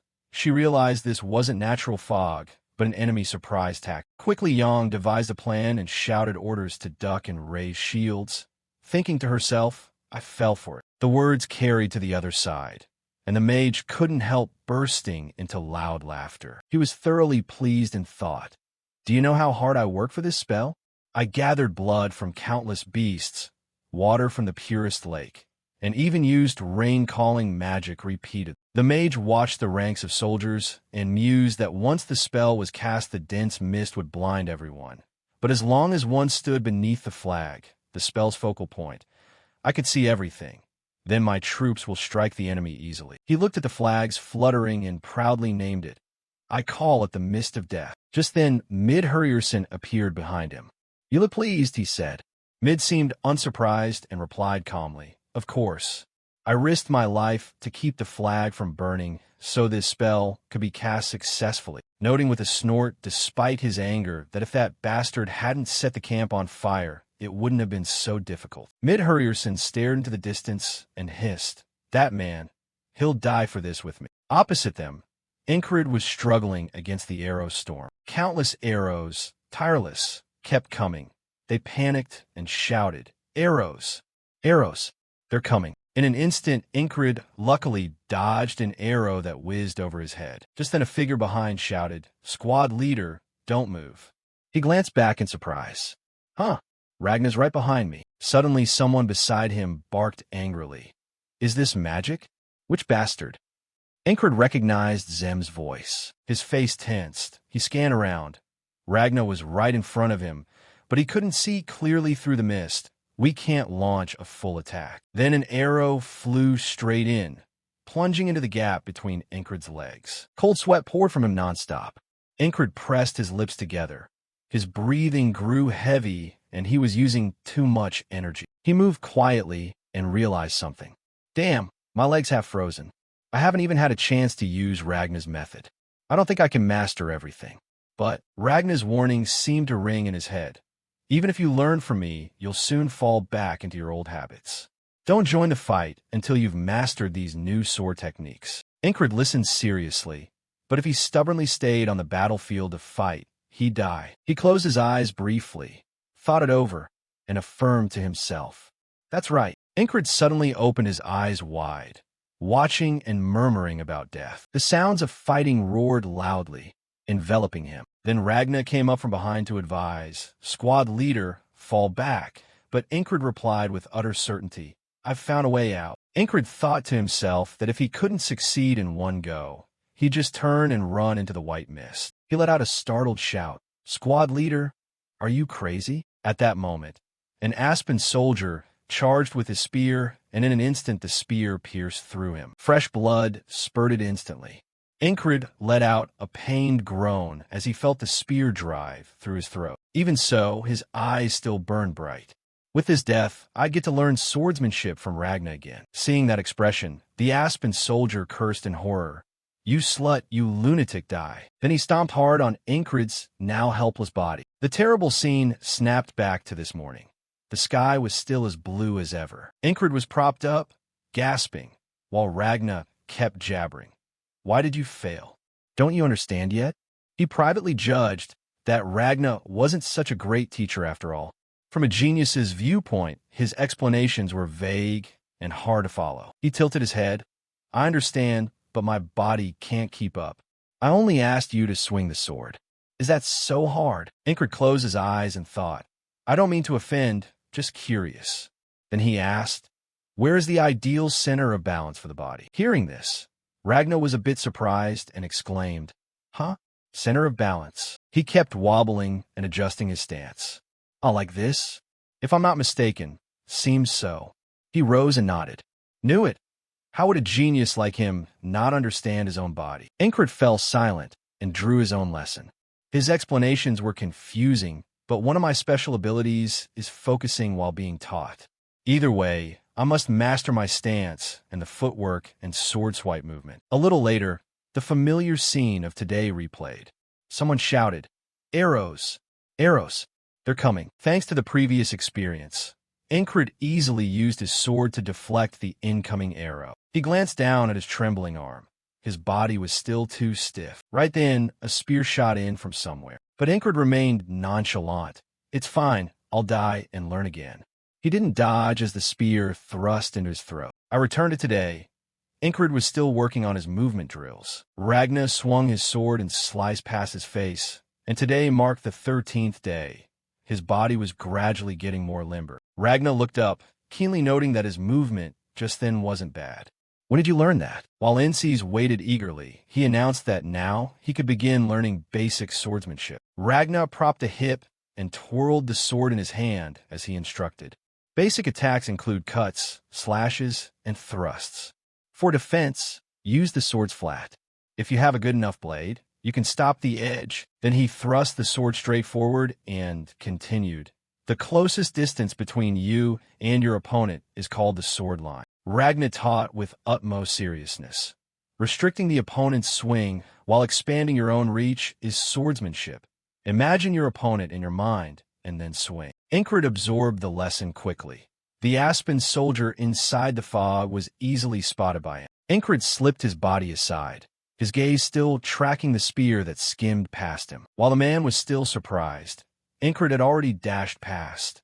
His legs felt light, and escaping that thrust was effortless. But no sooner had he finished than 4 or 5 spears appeared out of the mist before him. All the spears immediately pierced Ingrid's body. He felt that today was gradually changing. Ingrid returned to today. The two of them were still training. He had just swung his sword to parry a blow. Seeing this, Ragnar was a little surprised and exclaimed, "You just parried? Just by watching my sword line?" He didn't answer, letting the moment of being stabbed in the throat replay, still hazy. Back in the present, Ingrid could now swing a downward form sword strike on his own. Ragnar was both surprised and approving. "That diagonal cut of yours just now, it's good, you feel it." But those improvements accumulate over time. A moment later, the scene shifted to the battlefield. Ragnar behind was shouting, "Squad leader, are you crazy?" Instantly, Aspen soldiers also drove a cluster of spears through Ingrid's body. But he broke into a triumphant smile.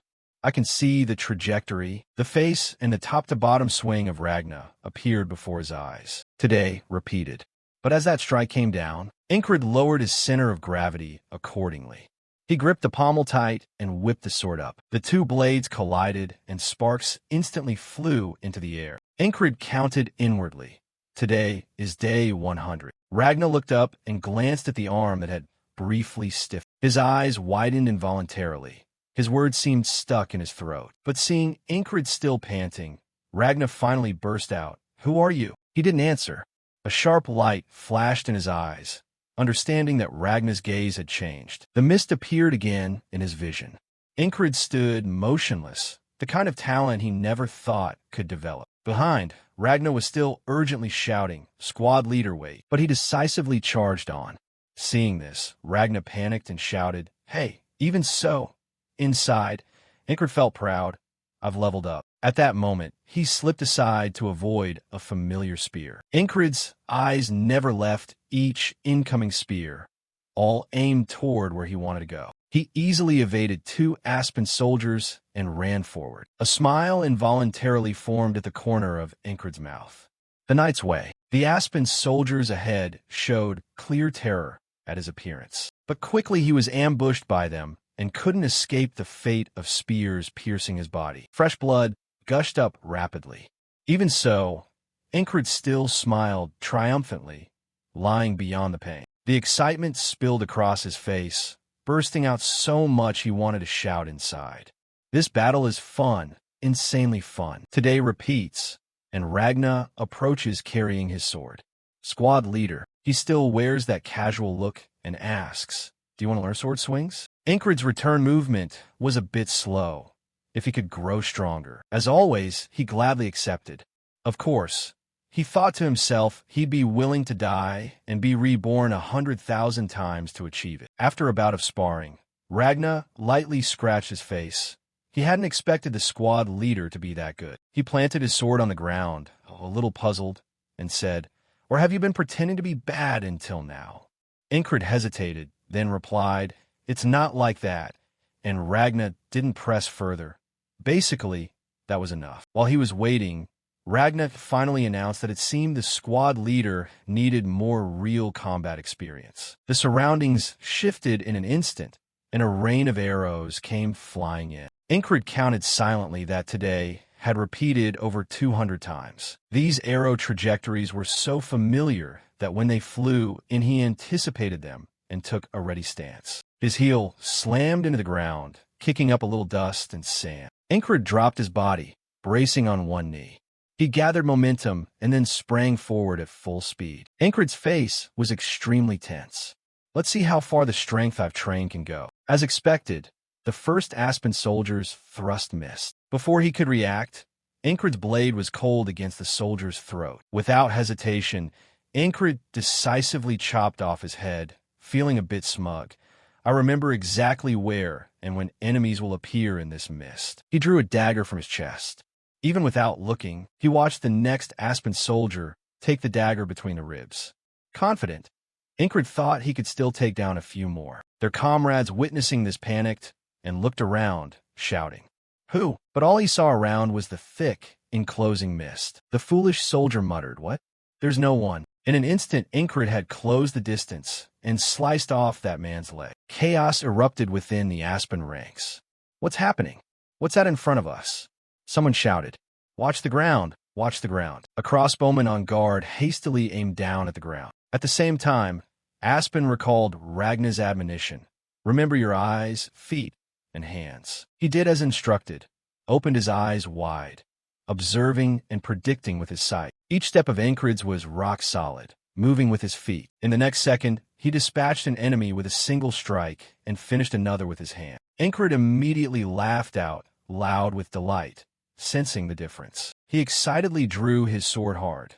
Compared to before learning the basics, the feeling was completely different. Incred ran forward like a madman searching. Moreover, onward he went, as if he didn't even notice the line of crossbows ahead, heedless of anything as he charged in. The Aspen soldiers formed a defensive line, aiming their crossbows straight at Incred. One soldier spat a threat. "You've infiltrated here, but with so few of you, do you think you'll make it back alive?" He remained silent, calculating inwardly. It's still not enough. Seeing that, they raised their crossbows. Incred stepped forward and proposed, "Fight me with swordsmanship." He ignored his dripping sweat and continued in a heroic tone, thinking to himself, "I want to challenge myself further." The enemy, frightened by his words, finally spat out, "You crazy bastard." In the next instant, countless arrows from all directions flew in and embedded themselves in Incred's body. Everything seemed to reach the breaking point now. A great wall closed in around him. Words of reproach rang in his ears. "You idiot," one cried, then another, rushing himself into death. It coldly pressed on Incred. Has he gone mad now? When he opened his eyes, a familiar scene appeared before him. Incred sat up and muttered back, "What is it? Long time no see, and all you do is shout insults? What do you think I'm here for?" Just then someone beside him called out, "What are you staring blankly at?" He looked up and found that it was Zem. A flash of combat memories crossed his mind. Zem said it was arcane arts? Who the hell did this? Incred remembered clearly. Every time the mist appeared, you screamed that it was arcane arts. Thanks to living through it many times, he now realized something. The enemy formation had no clever tactics. Like on the tall grass plain, they were guarding that flag. Incred was puzzled and asked, "Why is that? Do you know anything about arcane arts?" Hearing this, Zem turned sharply and said, "Arcane arts? Why would you suddenly ask about that?" He calmly replied, "Just curious. If you know, tell me quickly." Zem paused a moment, then countered, All right. Do you know the difference between magic and arcane arts?" Incred pondered seriously. "Magic is more common." Zem nodded. "That's not wrong." And he seriously added that arcane arts require an intermediary object. Not just needed, but extremely important. He also pointed out that without an intermediary, the arcane arts are useless. Only then did Incred understand what an intermediary meant. Incred immediately remembered those blood-stained flags. This mist was created by the enemy's arcane arts, and the intermediary was that flag. In other words, destroy the flag and the mist will vanish. Back in the present, he probed carefully. Does his tribe use this too? Incred recalled that arcane arts originated in the West, and Zem came from the Western wilderness. Zem laughed loudly and replied without concealment, "I've seen it before, you know. True mages are very few. Most wanderers on this continent are just charlatan fire witches." After hearing that, Incred said nothing and slipped away. Seeing this, Zem curiously asked, "Where are you going?" Incred replied shortly, "Training." A while later, he stood outside with Ragna. Ragna commented that luckily what the squad leader learned shared the same origin as his. Suddenly, Ragna asked, "Do you know about the 5 great sword schools?" He began to recount. 500 years ago, a genius was born into a poor peasant family. At 59, he used a polearm to kill all 12 bandits who attacked his farm. Things went fairly well after that. He was soon orphaned and had to fend for himself. The boy enlightened himself to the principles of swordsmanship. Then a noble, hearing of his fame, came and adopted him. He grew up successful, and that genius became known as Leonis Oniak. However, Leonis Oniak was both a heaven-sent genius and an unlucky man. He lay trembling on the ground. From age 10, his limbs began to weaken, and before he turned 12, he contracted a wasting disease that left his whole body paralyzed. The unlucky genius seemed destined to be forgotten. Ragna continued. However, at 20, despite being fully paralyzed, Leonis Oniak created a new chapter in the history of swordsmanship on the continent. He systematized all existing sword schools into 5 types. Those were, he listed them one by one: precise and refined swordsmanship, powerful and fierce swordsmanship, supple and agile swordsmanship, lightning-fast swordsmanship, and unpredictable, ever-changing swordsmanship. Hearing this, Ingrid blurted, "The 5 great sword arts." At that time, the man sat among elite guards. Leonis rewrote swordsmanship history, and the Oniak family became the empire's most powerful house thanks to this. The sword school was passed down through generations and became the standard. Ragnar lazily leaned on his sword. Today we have the heavy blade school of the north, the orthodox and roving sword styles of the central lands, the swift blade school of the west, and the exchange blade school of the south. There's also the strange blade school of the east.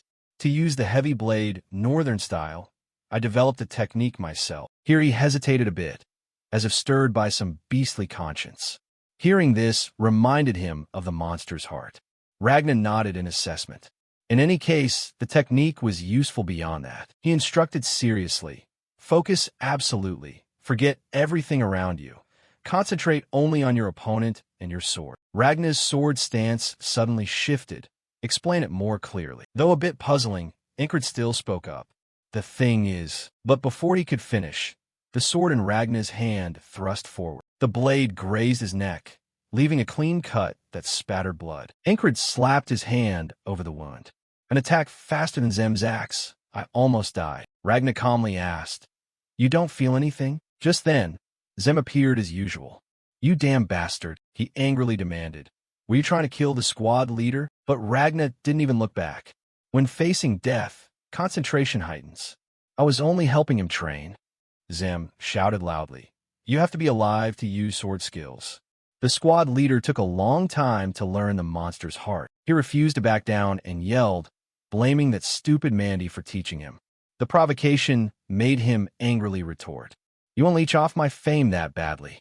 Ingrid listened a while and silently judged. Both explanations were equally vague. Suddenly, he stepped forward and taunted. "Hey you're from the far north, right? That place is full of Mandy, isn't it?" Ragnar bluntly exposed. "And you come from a barbarian tribe in the west." He stroked his axe blade. "Fine. Carve on my tombstone that I died at the hands of Mandy." At that moment, Ingrid ordered, "Let's go. See if you came here by summons." Ragnar leaned and advised, "Feel that extreme nerve tension when facing death." He listened in silence. He continued, "When absolute focus takes effect, everything around will disappear and you'll feel the sword move as you wish." The Aspen army reappeared along with the 5 blood-stained, tattered flags in view. Ingrid felt something akin to the monster's heart, but entirely different. He stood in formation, brooding. The monster's heart is courage in the face of death. Absolute focus demands intense concentration. I need more real combat to grasp this feeling. Ingrid's eyes fixed on the enemy, and the flag, the intermediary object of the arcane art that produced the mist. He resolved he must destroy it to stop the enemy's one-sided assault. Immediately, the troops hastily shielded themselves and shouted at the top of their lungs, "What's that?" "Folk!" Ingrid didn't hesitate and charged forward. Another objective for this battle. First, destroy that flag. He still easily dodged the 2 Aspen soldiers' ambush, as before. If I bring Zem or Ragnar along, I could reach the flag easily. Ingrid moved while evading the spears. Next, he didn't forget to kill the enemy directly in front of him. Ingrid quickly swung his sword up, ready to fight at any moment. His eyes flashed with determined will. "But I want to test myself personally." His past failures have become lessons. Absolute focus wasn't easy at all. I've died and come back many times and still haven't grasped it. He recalled his fights, training his hearing to survive an assassin's blade. Ingrid realized the monster's heart was forged by being stabbed and rolling on the battlefield, while absolute focus was honed there as well. Today repeated. Ragnar's blade coldly thrust forward to a certain distance. He stopped and asked, "What do you feel?" Ragnar warned seriously, "When you succeed, you'll feel the blade slow its movement. You must sense that." But Ingrid closed his eyes, wondering inwardly whether the courage from the monster's heart was holding him back. He vaguely guessed it might be. Ragnar asked again. Everything around fades, only the opponent's sword remains. "If you can predict the blade's path, don't you feel anything?" Ingrid pondered. Using fear of death to focus sounded a bit off. Then he asked, "So how did you learn absolute focus?" At this, Ragnar replied, puzzled. Huh? Learn what? I do it naturally. Of course it astonishes you enough to blurt that out. Naturally, Ragnar explained casually. That's it. Focus on a single point and you'll do it. Ingrid sighed, disappointed. Expecting Ragnar to explain more clearly was a mistake.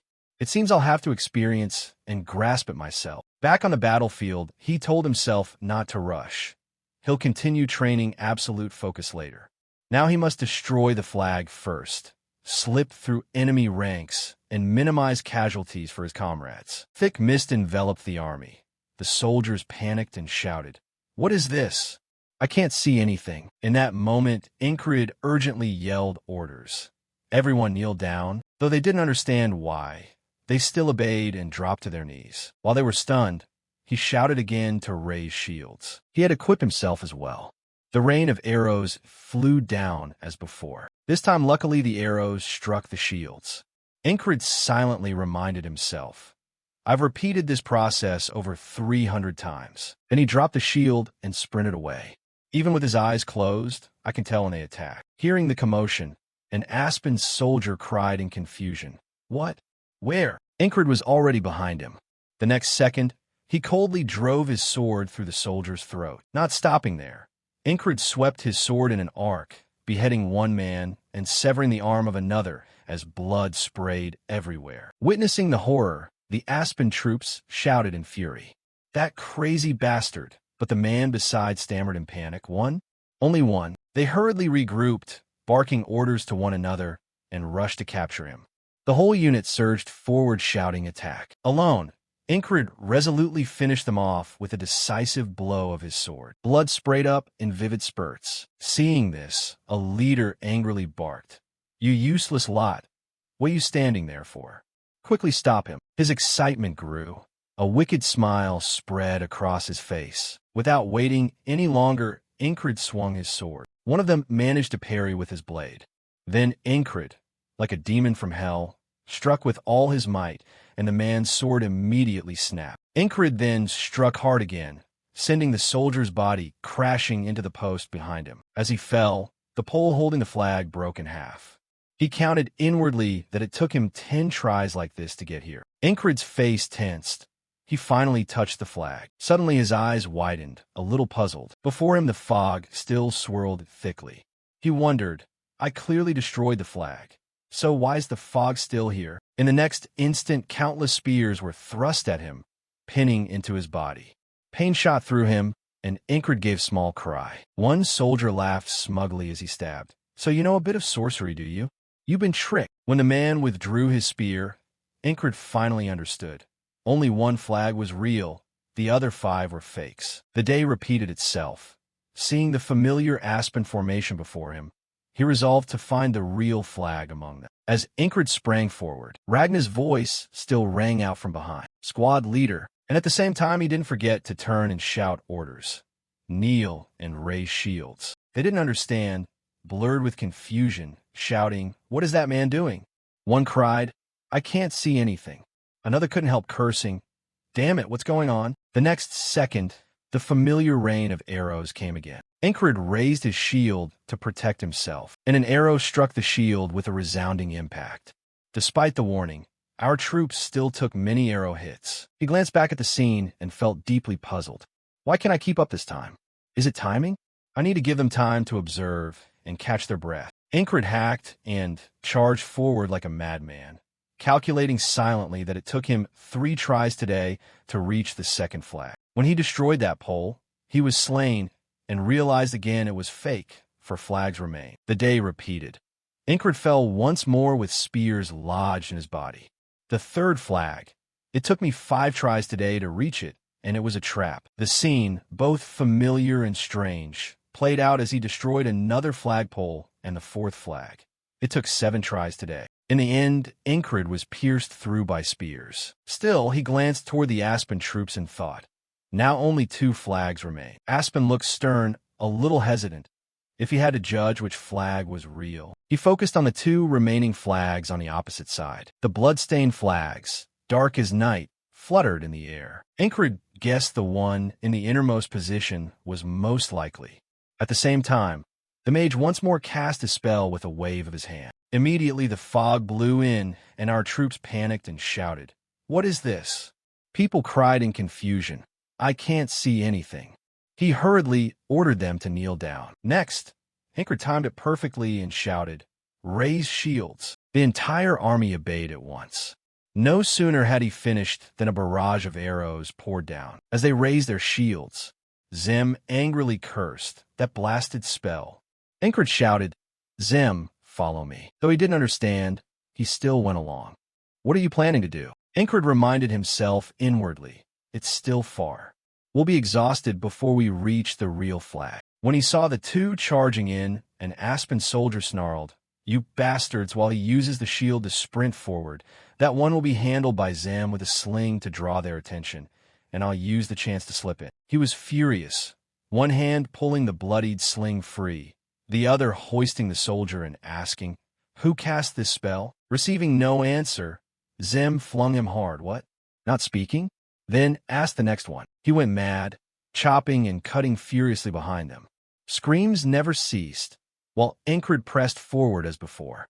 A year has passed today, and he still hasn't escaped death in this loop. He aimed straight for that flag and ran like a man possessed. As he closed in, Incred prepared to swing his sword, but this fog. In the next instant, he chopped at the pole, certain it would end here.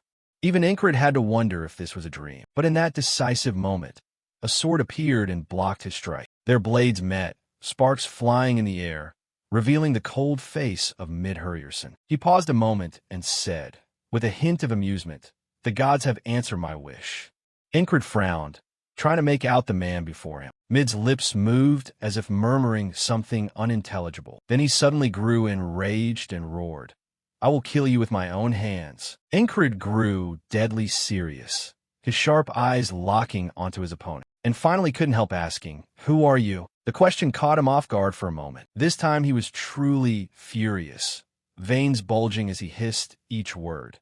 "You haven't seen me for only a few days and already forgotten me?" Still, Incred looked puzzled, unable to recall in that instant. Incred calmly asked again, "So who are you?" Mid on this side answered by changing his grip after being wounded. Then he decisively lunged at him, saying he'll remember soon enough. At the sudden attack, Incred hurriedly twisted his body to evade. In the blink of an eye, he closed the gap between them, his feet sliding along the ground as if to gain momentum, followed by an attack from him aimed straight at Mid. Mid frowned, surprised inwardly. What the hell is this? Could it be that same guy from before? His strength has increased significantly, trying to strike me with just a single step. While Mid was distracted, Incred seized the initiative and struck. Mid parried Incred's unexpected blade. They exerted themselves fiercely, so Incred's body trembled. Mid employed a primary sword style focused on basic technique, combined with a defensive short sword style. Mid suddenly forced Incred back, but the next instant, Incred threw the weapon off himself. Seeing this, Mid solemnly raised that sword. Incred, meanwhile, focused all his mind on what lay before him. A single lapse would break the balance. He tensely avoided the thrust while thinking, pouring everything he had into it. His vision began to gray, and only the weapons gleamed bright.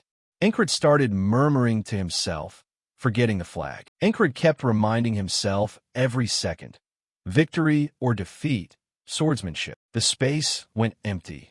Just the two of them remained. Everything around vanished. Each flash of the blade passed like a streak, metal light blindingly bright, leaving only the sword. On this side, Mid gritted his teeth and his eyes turned pale. They continued trading blows until sparks flew without end. Then, unexpectedly, Incred suddenly realized something that stunned him. The opponent drove his sword straight through his chest. Incred coughed up a mouthful of blood, and his face began to darken. He sagged to the ground while the sword remained lodged in his body. At that moment, Incred glanced up at Mid. He remembered, "You're the one who stood before the flagpole in the grassy field, right?" At this point, he introduced himself. Midhurrierson, captain of Aspen's Hound Unit. Seeing that, Incred on his side also spoke up to introduce himself. Incred, squad leader of the Kingdom of Noriolia. The nearby soldiers approached and voiced their questions. Enemy soldiers? Mid turned to confirm. Yes, he seemed very skilled at hiding. They murmured their assessment of Incred, somewhat disappointed. Squad leader. But when Mid looked at him, his face betrayed confusion. What did you say? Why are you smiling? Ingrid said nothing. Cold sweat dripped from his chin, and his breath grew weaker. Ingrid's vision blurred and thoughts raced. Ragna, this guy is mad. It's not focus born of fear of death, but a worthy enemy, an opponent who could make him give his all and hone himself in every life or death moment. Mid kept the sword planted in Ingrid as he declared that the man was truly mad. Then he drew his blade out, causing Ingrid's body to slump. Thus, Ingrid learned Ragna's lesson again. Absolute focus, that sensation like facing death. Seeing Ingrid's indifferent attitude, he wondered inwardly, why do you seem so apathetic? Giving up. At that moment, Zem's voice came from behind. Assemble. This time, Ingrid took the initiative to speak. Ragna, let's go. Ragna was once again puzzled by this change in him. Isn't he? He looks pretty eager, doesn't he? What a strange fellow. Today I'll also warm up thoroughly, shall I? The white mist descended again, accompanied by screams. What is this? I can't see anything. Though disoriented, the soldiers were clear-headed enough to follow Mid's orders.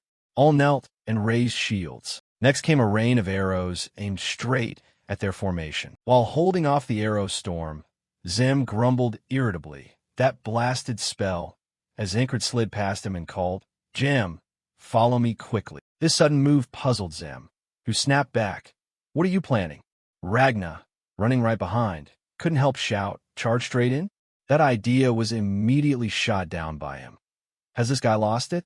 Got shot in the head or what? Zem's clamor annoyed him so much he curtly warned, if you don't want to die, watch where you're going. The three of them barreled forward, driving straight into the enemy lines. Zem's and Ragna's superior fighting power had a chance to show. The two of them cleared the way the old way, and once again confronted Mid-Hurrierson. Ingrid himself took the old path to meet him. He raised his sword with a strange excitement. So we meet again, old friend. Come on, fight me. This attitude puzzled Mid a little. You came here for me? Ingrid teased him on the spot. What? First time being confessed to. I fell in love at first sight, you know. Mid replied coldly to this taunt. My unit trains hounds for the lovesick. This is the first time someone sought me out. Ingrid shot back in a flat voice. Sounds pitiful, doesn't it? After a few words, Mid wasted no time and swung his sword carelessly. The fight ended with a single thrust, while Ingrid inwardly reevaluated, sinking into absolute focus where only the blade remained. Mid watched him fall with contempt. So easily defeated? On what grounds do you dare face me? At that moment, Ingrid's gaze was still fixed downward. His mindset was wrong. Don't force yourself. Let yourself naturally merge with the sword. Next time, he managed to land a hit on Ingrid's arm, repeating and learning. Their duel continued many times, and his concentration grew ever more intense. That feeling, the space simplified, so he could only focus on that man. 18th time we meet again, 28th time, striving to enter that focused state. Soon it reached the 48th. Ragnar suddenly offered a tip. Let me tell you the secret. Ingrid obediently guided himself into focus as he launched his attacks. In his eyes now, he only aimed at that thing rushing and flashing toward him. Ragnar's silhouette drew nearer, and the sword in his hand seemed to grow larger because of it. When a moment came, Ingrid instinctively countered by flinging his sword away. Ragnar's face showed clear surprise at this action. All movement stopped, replaced by Ragnar's questioning. Did you just parry that by absolute focus? How? Ingrid didn't answer but thought. Absolute focus is the state of fully controlling the sword within your body. Strength, technique, everything had leapt forward compared to before this repetition. Ragnar watched him leave, puzzled. Squad leader, what's up today? Ingrid gripped his sword tightly and said, Let's go see the company captain. His face was set with extreme determination as he thought to himself that today must end now. On the other side, Yang looked very busy handling paperwork. You want to see me about something? Seeing that, Ingrid didn't waste time and went straight to the point. It's about magic. I just remembered what I saw while scouting. Her eyes turned serious and focused entirely on him the moment she heard that. However, Ingrid paid little mind to her attitude and continued his report. The Aspen soldiers labeled a suspect as a sorcerer. Yang immediately spoke seriously. Tell me more. Things unfolded a bit differently. Ingrid relayed everything he could to secure victory in this battle. Their army was still stunned by that magic and cried out in panic. But the first wave of their attack had been launched solidly with organized commands. Kneeling behind shields, Ingrid, Ragna, and Zim led the people and charged forward together. Zim carefully calculated while moving.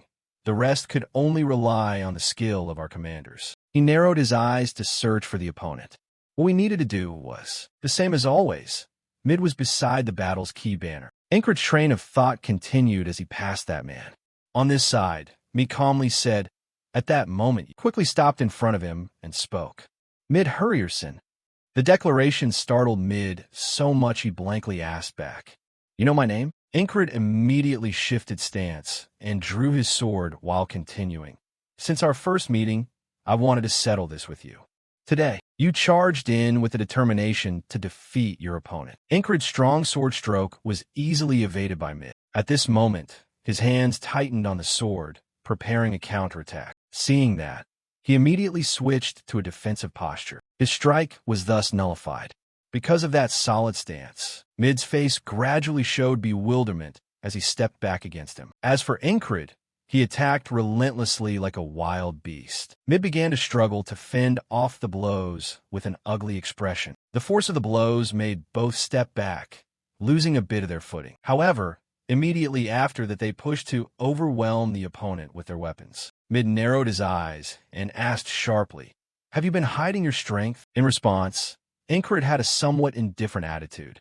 "Just a coincidence." He then asked another question. "What's your name?"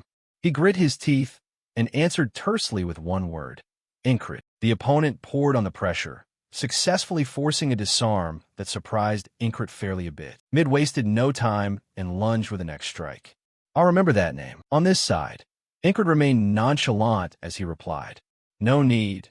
If you forget, this weak apocalyptic night will remind you." No sooner had he spoken than he narrowed his eyes to enter that state. A gray hue enveloped the space, leaving only the dazzling light of Mid's sword. Ingrid's toe slammed hard in the ground, mentally reminding himself to focus absolutely, weight on the right foot. Very quickly, he judged that his opponent was about to deliver a slashing strike. Ingrid seized that moment to dodge the blow. Techniques trained today and experience accumulated. Each repetition, everything combined, becoming clear before my eyes. The two of them, without planning it, both aimed for the other's neck and attacked. Unexpectedly, Mid was clear-headed enough this time to sense the danger of that assault. He bent his body down at once to dodge. The scratch Ingrid left began to bleed. Mid kept asking himself, "Why? I thought a few moves would be enough to take him down.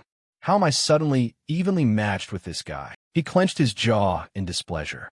Mid's thoughts continued, unable to accept it. "The sword techniques, the main sword and the roaming sword I use, are both geared toward defense and lack damage, which is why I practiced this secret technique so hard, swinging the sword from below, tracing a large circle." Mid's movement flowed like a skilled hunter. When he unleashed the cleaving wheel technique, Ingrid on this side understood it all. He saw it. The technique of that guy was something he'd suffered dozens of times because its timing and trajectory were impossible to predict. However, the path the cleaving wheel was taking now was exactly the direction he was aiming at. A smug smile bloomed on Ingrid's face. Absolute focus. He successfully countered, the clash of the two swords ringing out. This resistance left Mid stunned with surprise. He'd read the trajectory and parried that strike. The Hurrierson clan, one of the three families holding power in Aspen. The Hurriersons are a symbol of martial might. They recruit and train anyone with martial talent, whether from the main line or a branch. Mid was one of them, a bastard taken in by the Hurriersons. After taking the Hurrierson name, he proved his strength with innate talent. At 15, Mid could easily handle 2 adult soldiers. At 18, he defeated swordsmen representing a village. By 22, Mid had become a renowned master. With just natural talent, he rose into the top 3 masters of the cohort. Few could match Mid. A question kept forming as he watched others. Why must I train until my thighs swell? Why must I swing my sword until my hands are torn? A few tries should suffice. Why suffer through such harsh training? Mid was content with the present. He'd grown complacent in his abilities. That was Mid's arrogance. Incred's sword then aimed at one of Mid's shoulders and drove in. His body followed the momentum and lunged forward. The blade plunged in deeper. Very quickly, Incred withdrew the sword, trailing bright red blood. Mid clutched his chest and moaned in pain without ceasing. The unexpected strike shocked him so he couldn't blink. Blood still bubbled at his lips. Incred had recovered his stance, and he himself was breathing heavily and exhausted. Mid gnawed his teeth, thinking to himself that he'd been negligent. He had assumed that attack would surely hit the weak fool. Now Incred finished his sentence for him, as you said. But you're the victor, not me. Mid's teeth clenched in bitterness. Damn it. He raised the blade once more, while sinking into his thoughts. If only. Incred lifted his sword high, face cold as if pronouncing a sentence. Now you're dead. It was like a breeze brushing his neck. The thought continued. I won't give up and will keep trying. Unexpectedly, just before Incred struck, a voice cut through. Protect the captain. He immediately stepped back as another person appeared to block in front of Mid. Soldiers under my command, he urged as he hastily helped him up. Captain, wake up. At that, Hurry coldly ordered the soldier to take Mid to safety. He then glanced around and commented, I didn't expect you to dare charge in alone and cause such chaos. You won't die so easily. That threat snapped Incred back to attention. Right, I mustn't forget. Not just Hurry, but countless others are surrounding us. This is the enemy's stronghold. Incred calculated silently. From now until we destroy the flag and open a retreat path, Hurry in his mind had become a wall. Incred's eyes widened as he resolved that Hurry was the wall between him and victory. Hurry shouted orders for all the soldiers to rise. The small but numerous spikes all shot out at once, aimed squarely at Incred. The battle began with Hurry on defense and Incred charging to attack. Even as he pressed forward, he carefully calculated that he couldn't dodge all of Hurry's attacks. Blindly rushing on wouldn't do. Hurry angrily raised both hands. How dare you? He widened his eyes and reflexively raised his hands to block. The weight Hurry pressed down cracked Incred's sword. With a single swing, he overwhelmed him. He seemed to be using heavy strikes. If I face him head-on, I'll die countless times. But my goal is to win this battle by destroying that flag. Once the army's magic anchor is destroyed, the fog will lift and our troops can attack. Would aiming at the flagpole do the trick? Hurry kept swinging to force Incred to roll aside and dodge. That bastard. He ignored Hurry and tried throwing a dart again. What I need to strike is the link between the flagpole and the flag. This time it successfully sliced off a piece of fabric at the top. Elsewhere, where the fog had been disrupting vision, Yang, clad in iron armor, was struggling in combat. She thought to herself that she'd warned Command the enemy used magic to prepare countermeasures, but there were none. This kingdom is rotten. They promote an incompetent person to battlefield commander. With troops like this, I'll just keep dying. While she fretted, the surroundings suddenly changed. The enemy soldiers were also stunned by the phenomenon and cried out, "The bone veil is gone." They panicked and hurriedly asked each other, "What's wrong with the flag?" Seizing the moment, Yang finished off the one who had spoken with a killing thrust. She wasted no time and turned to command her troops. The fog's gone. The enemy's panicking. Now's the time to counterattack. Everyone advance. Yang's men regained their spirit and followed quickly, charging forward to slaughter them, killing. She alone strode ahead, continuing to fight, thinking wryly that thanks to the bone veil's disappearance the situation improved. But who on earth broke that veil? Her gaze quickly turned toward Incred. He was now gravely wounded all over. Yang's thoughts continued. Could it be the squad leader? Incred wiped sweat with his hand and gasped for breath, silently thinking he'd miscalculated. He had assumed that if he destroyed the flag and quickly returned to camp, he could meet Ragna and retreat. But where had everyone gone? The truth was Zim was wandering in some reed meadow with those guys. Hand over the sorcerer now, or I'll kill you. Elsewhere, Ragna was frozen before the nearby enemy men. Their commander also raised an eyebrow in puzzlement. He remained silent, taking a moment longer to realize something. When it dawned on him, Ragna went pale and muttered to himself, "This is the enemy camp." The commander there shouted, "Who is this? Does he want to lose his head?" The soldiers before Incred sneered, "Disgusting bastards. You're still alive after that move?" One of them aimed at him and raised his sword high.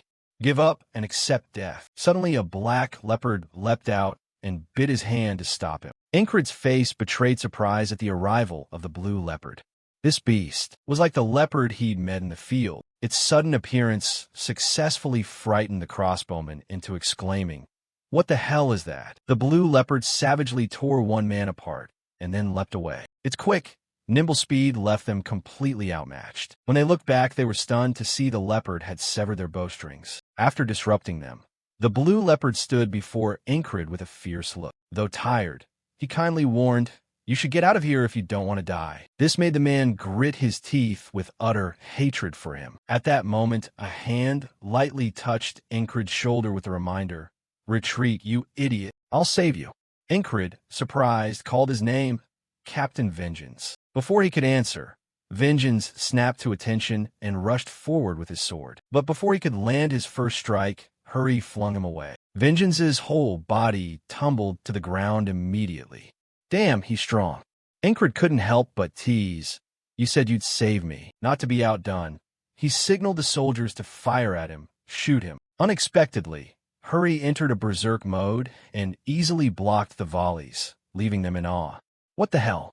He's so strong." The blue leopard leapt from behind, intending a surprise attack. However, his reflexes were still quick as he used the haft of his sword to strike it back. The blue leopard was sent flying with a pained scream. In the end, Incred still had to bring himself into a focused state. Every move of the opponent quickly became clear. He quickly drew the knife at his side. As Hurry's sword descended, Incred had already anticipated that raw strength alone couldn't stop that great blade. So, with only that small knife, he still managed to block him. While bracing the blow, Incred kept telling himself to block first and only counterattack when Hurry showed an opening. At that instant, the tip of the sword was knocked off its trajectory by the little knife. This stunned Hurry so much he was left speechless. He stopped in front of him and demanded, "Where did you learn that blocking technique just now?" Faced with Hurry's question, he merely smirked, and Incred replied with bold confidence,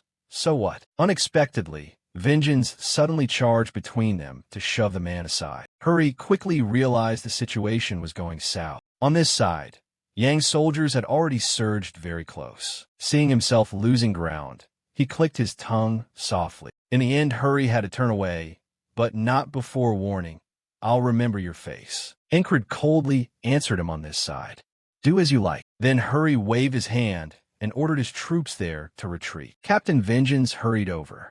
With no bandage on his shoulder, he sat to staunch the bleeding. Meanwhile, Incred hauled the blue leopard up. "I need to take this leopard back with me, too." Vengeance supported him while muttering irritably, "Are you mad? Think about yourself first. Squad 3 retreats, we retreat. Hey, don't you dare close your eyes and nap. You're losing too much blood. Come on, wake up. I said open your eyes." The mysterious one spoke again with pure curiosity.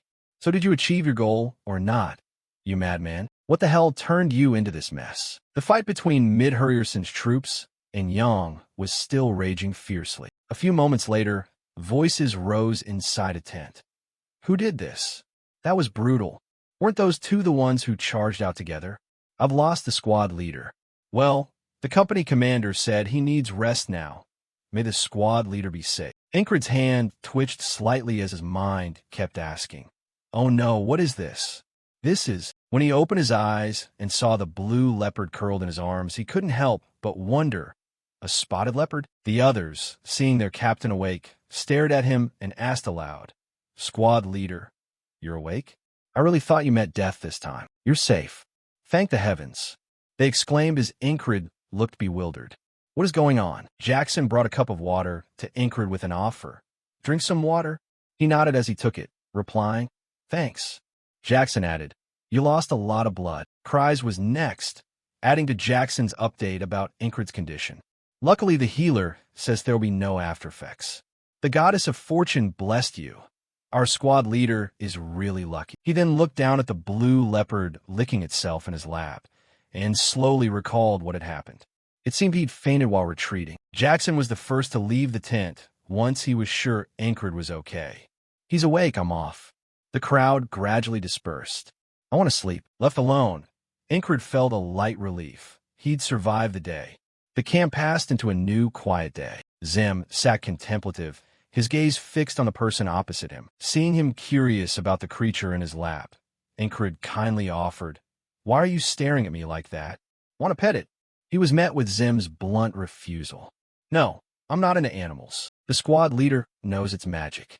"How?" Ingrid froze at that question. He took a few minutes to consider his answer. If he said he knew because today repeated, then Zim surely wouldn't believe him. Should he make up some excuse? No. Zim had helped him wholeheartedly, so he had to be honest. Finally, in a low voice, Ingrid answered Zim's question. "I once lived with a man who was also a nomad like you. I heard a few things from him and pieced it together myself. All right, I'm not lying. What I heard from Zim checks out." Zim didn't ask further. He stood and replied, "Think what you like, but don't be stupid enough to get involved with magic." His words struck Ingrid's dark place, and though he said nothing, a ripple rose in his chest. This guy's sharper than he looks. Seeing Zim turn to leave, Ingrid called after him. "What about you? Where did you run off to then?" Zim answered curtly, "I went to see who raised the spear flag, but I skipped it because the face was too unpleasant." The memory of how Zim had killed someone flashed through Ingrid's mind. He looked around, still stroking the blue leopard's head, but his mind wandered. He couldn't find that sorcerer anywhere. Probably dealt with.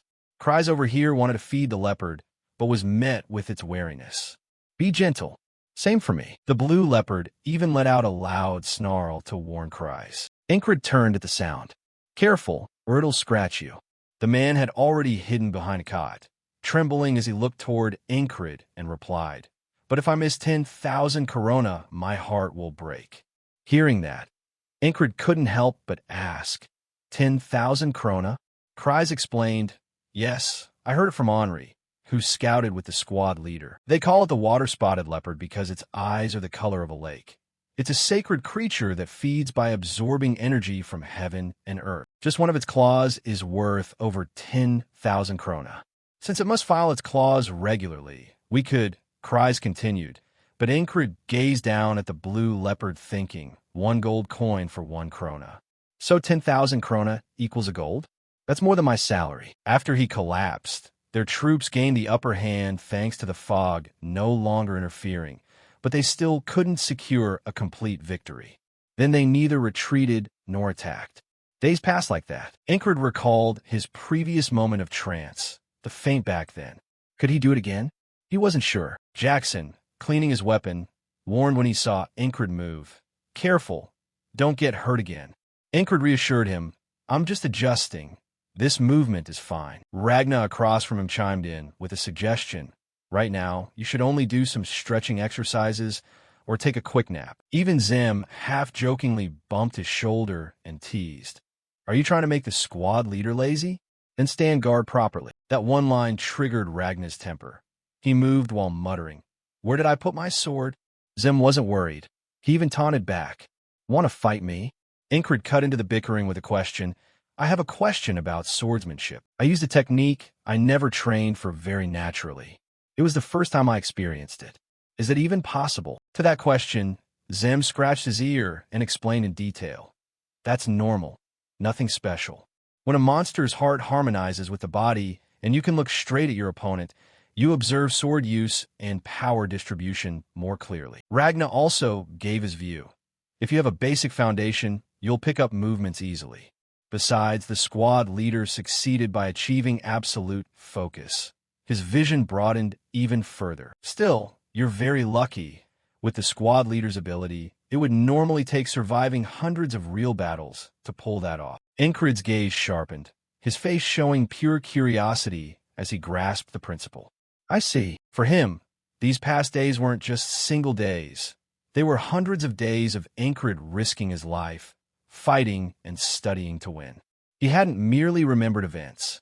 Ingrid had grown stronger through his own efforts. He clenched his fist as he continued thinking, "No matter how ordinary my talent may be, I can still become stronger." A few moments later, Ingrid spoke up, cutting into the two who were gaping at each other. "Zam, Ragna." A simple proposal was made with a serious expression. I want to spar. The two immediately dropped their quarrel and looked at him. Zem spoke first. I may be called crazy, but the squad leader's crazier than me. Ragnar agreed. Rarely do I side with this madman. You want to spar in this condition? Your body needs rest, squad leader. Just then, Yang entered from outside. She strode in and directly questioned Ingrid. Did you destroy the magic's intermediary? The flag? Was that you? Ingrid's expression turned serious at Yang's appearance. I thought Command would ask about this soon, but why did the company commander come personally? In the end, he still chose to admit it. Yes, it was me. I saw it while scouting, and I have some knowledge of magic. After hearing this, she pressed further. There were 5 flags that were fake. How did you find a real one? Yang tilted her head slightly and stared at Ingrid as she listened to his answer. Just a guess. Then she turned to leave, leaving him with only 2 words. Ingrid, surprised, asked, "That's it?" Yang replied briefly, "Just dropping by to see you," and then continued. Her words put Ingrid on alert. It seems we're somehow fated to meet. Not only he, but Ragna and Zem watched her silhouette with the same question. Fate? What the hell are you talking about? Zem sneered and teased Ingrid. What's the secret? I want to hear it. Ragna chimed in. You're talented. Did even the company commander notice? Ingrid calmly dismissed them in a steady voice. No, it's not like that. Shut up. At that moment, Cries poked his head in from outside and gave Ingrid a like with a remark. You really are born to open a tea shop with me. I'll give you the best perks. Ingrid glared at Cries and replied seriously, No way. Shut up. Yet in his mind, he kept thinking, I'm a curious one. What is the company commander scheming? The target is a superior of a superior. Annoying. The topic shifted as Cries continued. Right? Hot news. I heard the Knight Tenant has arrived. Ingrid repeated the phrase silently. The Red Cloak Knights? The name of the regiment he served was taken from a knight called the Cyprus Regiment. And the knightly order Cyprus belonged to was the Red Cloak Knights. Knights are people with extraordinary talent, very rare on this continent. Therefore, the knightly order isn't composed entirely of knights. Following them are disciples called vassals. When a knight recognizes a vassal, that vassal becomes a junior knight, and ultimately above all are knights who have surpassed human limits. Vassals usually don't join knights on the battlefield. The vassal arriving here is surely someone about to become a junior knight. From here, a clear voice rang out, signaling, Deploy, deploy. Cries looked toward the shout and remarked, It seems we've been waiting for this vassal to deploy. They arrive and go straight into battle. Zem added to him, advising Ingrid, Squad leader, this time you should rest. However, Ingrid's eyes were serious as he silently resolved, I want to see for myself. At that moment, turning back, he saw Ingrid's restless expression. He snorted and, unhurried, remarked, each word hitting the soft spot. If that's the case, then go. Inside Ingrid, he silently thought of the dream he had always nurtured. Now a part of it was appearing before my eyes. He watched the lone figure press forward. The man's red cloak billowed in the wind. As this person moved forward, the archers readied their bows. The enemy archers were wary of this lone foe. Still, the knight kept marching on resolutely. At that moment, a command was shouted. Immediately, a volley of arrows was loosed, forming a rain of arrows aimed straight at the red cloak knight's position. Even as the sky filled with shafts, the knight still advanced. Arrows rained down in unison, their distance to him rapidly shrinking. The knight bent low, gripping the sword's pommel as he took his stance, channeling his force down into his toes. Ragna casually commented on the scene. He's using willpower in his legs. The arrow storm was about to hit while he remained in preparation. Then, with a single motion, he blew the whole volley aside, shrouding the area in a dusty haze as he sliced through the air to strike the enemy. The move left Ingrid astonished. In an instant, the knight closed with the foes, still clutching the pommel, rushing through the ranks as if they were practice dummies, giving none a chance to counterattack. With one motion, the sword left its sheath, and the enemies fell like straw. Ingrid's pupils dilated further as he witnessed the overwhelming sight. The single knight's dominance stunned the enemy commanders, who gaped and shouted, What the hell is that? The knight took another stance, preparing to unleash more attacks. He turned and swept away the small fry around him, ravaging the battlefield like a wild beast. The routed remnants panicked and shouted, "Damn it, fall back!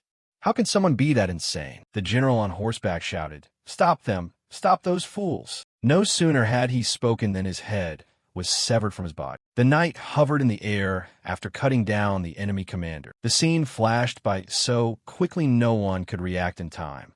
They could only stare as their leader was beheaded. On this side, Incred widened his eyes and tracked the man's movements. Even Zem beside him thought silently, "That commoner fellow's something else. Could he be a battlefield expert?" Ragna, standing to one side, began to mentally reassess. At that level, soon Jackson himself folded his arms and ran the calculations at least 5 times as he watched the enemy commander's guards fall into chaos. Auden, as usual, clasped his hands and prayed to the Lord to watch over the envoys who would be brought before him. Kryze scratched his head and muttered, "No need to look back.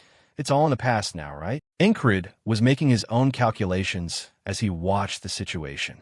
Is the guard unit's swordsmanship heavy blade style? The quality of both heavy blades and speed blades is also. The thin blade is a fitting, refined sword. It guides and counters an opponent through its own motion. The heavy blade, on the other hand, is a heavy, powerful sword that severs things with force and attacks by sheer power. The illusion blade is a sword that disturbs the mind. It deceives and surprises the opponent. Mercenary swords, like Valen's, fall into this category. The speed blade is a fast sword that thrusts decisively and overwhelms with velocity. The flexible blade is a supple sword that destabilizes incoming attacks and then counterstrikes. Incred watched and pondered. Heavy blades and decisive speed blades have entirely different qualities. Being able to sense both at once. His gaze settled on the red cloak knight. At that moment, Incred even let out an unconscious sound as understanding dawned. Although each sword type has different characteristics, all swordsmanship springs from a single root. Understanding how to combine force, weight, illusion, speed, and flexibility. If I move the sword like a living person moves. Incred's expression gradually changed. His eyes slowly closed. On the other side, the battle continued with the troops' charge commands. Meanwhile, Zem glanced toward Incred with a meaningful look. Ragna mirrored the same movement. The corner of Zem's mouth curled into a smirk. He commented unhurriedly while the soldiers below hurried into the fray. "That unit's captain seems about to step out of line. Let's make them tremble." After Incred regained awareness, nothing had changed. His eyes opened while his thoughts kept unfolding. That enlightenment, he realized he had once again appeared by that still stream. Incred looked up at the cliff before him and thought quietly that he could only know how long the road ahead must be. The group members formed a circle around to protect Incred, while he remained immersed in his own thoughts. In Incred's mind, he was now strenuously climbing each rock face. Climbing higher, Incred kept reminding himself that the scenery above had to be verified. The soldiers were charging into fierce fighting, arrows and stray shots filling the air. Meanwhile, he was slowly conquering that gigantic cliff. The commander's voices kept ringing out. "Pursue them. Don't let them escape. Spare no one. Charge! Charge! Tonight we'll redraw the boundary lines." Incred was again staring toward the light. A gloved hand of a soldier was raised high, followed by cheers of glory as the battle reached its conclusion. Only then did Incred open his eyes, his expression extremely unreadable. The war had reached its end. Spring and next winter will be busy indeed. Night fell, and the distant city lit up as if on cue. This place is the nation formed after merging 3 kingdoms, the Duchy of Aspen. The one holding his head in exhaustion was none other than Duke Aspen. How dare those bastards break the unspoken rule about not committing the full strength of the Night Brigade? Hurry from the military department simply listened in silence. Atkins from the Administrative and Civil Affairs Department continued to read intently. They used General Frog's appearance in the battle as an excuse. If it were Frog, the cavalry division should have arrived before an attack. So that justification doesn't hold up. The more Duke Aspen heard, the more tired he looked. Of course that bastard Frog ran off again. Atkins calmly added that because Frog is a reclusive type, this kind of thing could happen. Even if he's not the general, he'd find another excuse. If it were just mastery of swordsmanship, this wouldn't have happened. right? Duke Aspen's face darkened as he cut in. The War Dog unit must take responsibility for this. The order was issued and Hurry responded quickly. Of course, we will not let this slide easily. Elsewhere, Incred's soldiers had fled. After driving out Aspen's forces, they camped here for a while, and the squads began to recover. The fortified city along the border was under the direct command of the king, adjacent to Aspen's domain.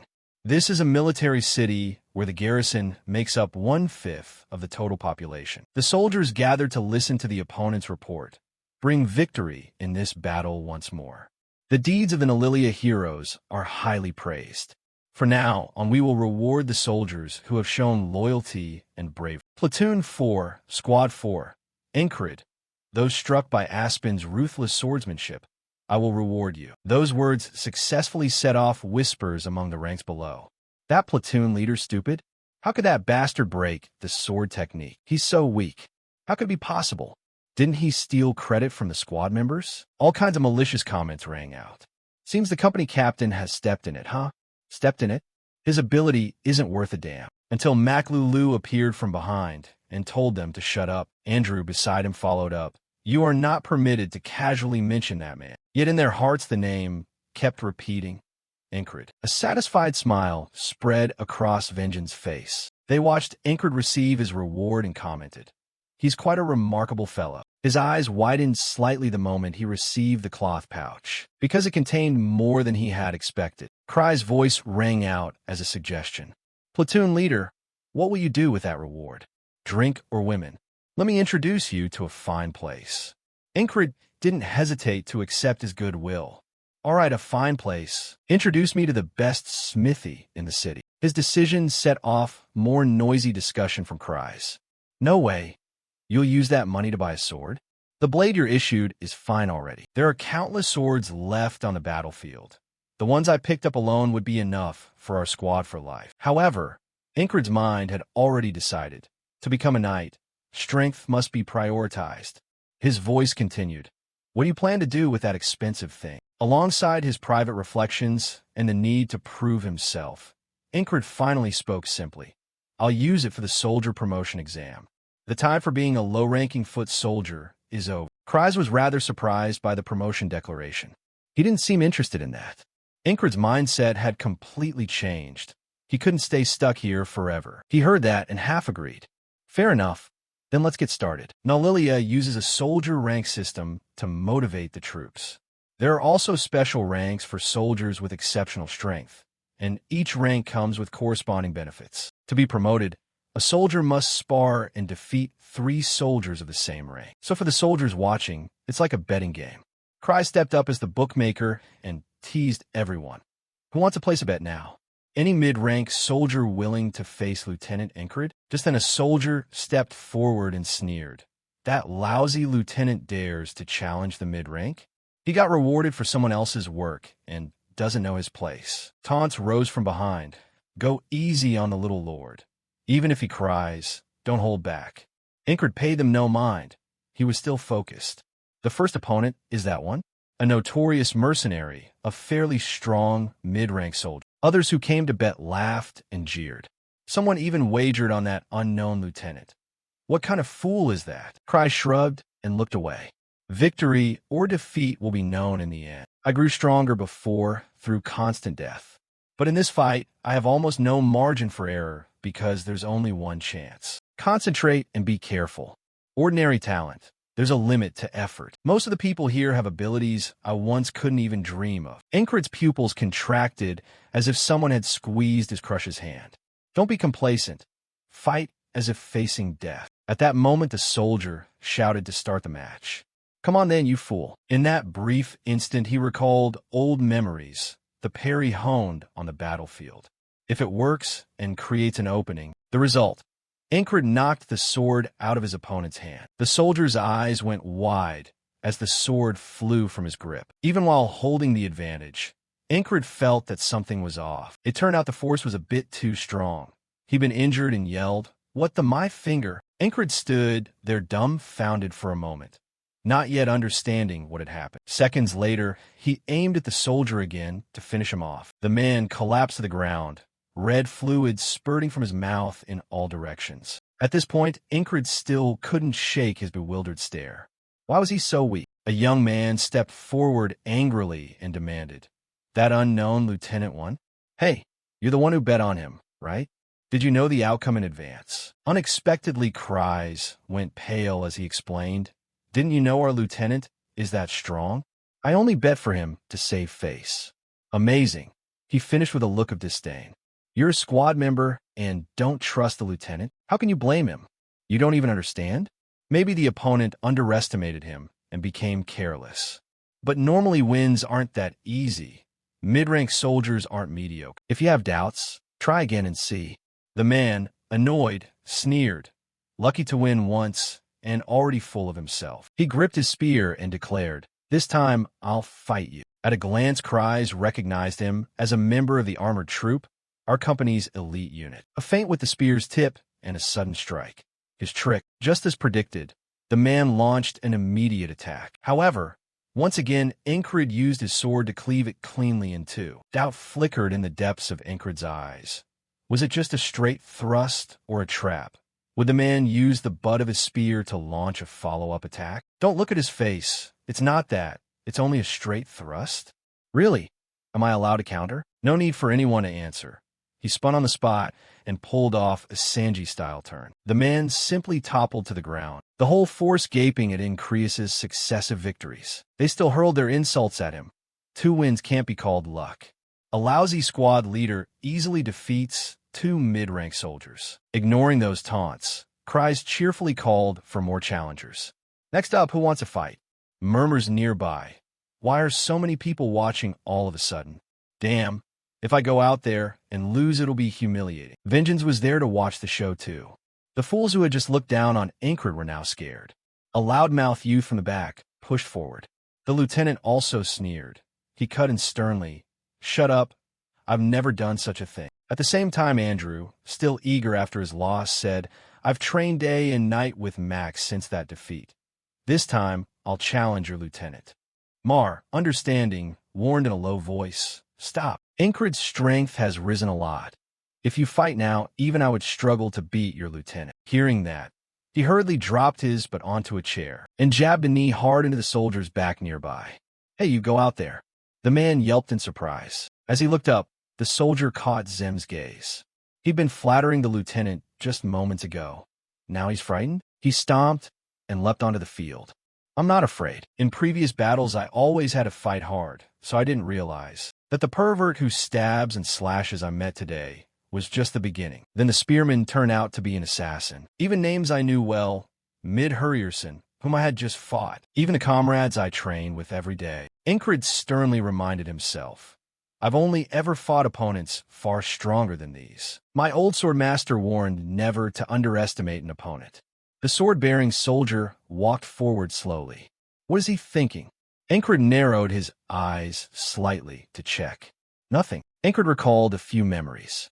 "I once thought that advice useless. Who knew I'd end up underestimating an opponent?" Irritated, the man spat a taunt. "Nothing? What do you mean nothing? What's with that face?" It turned out that unconsciously he had shown clear confidence.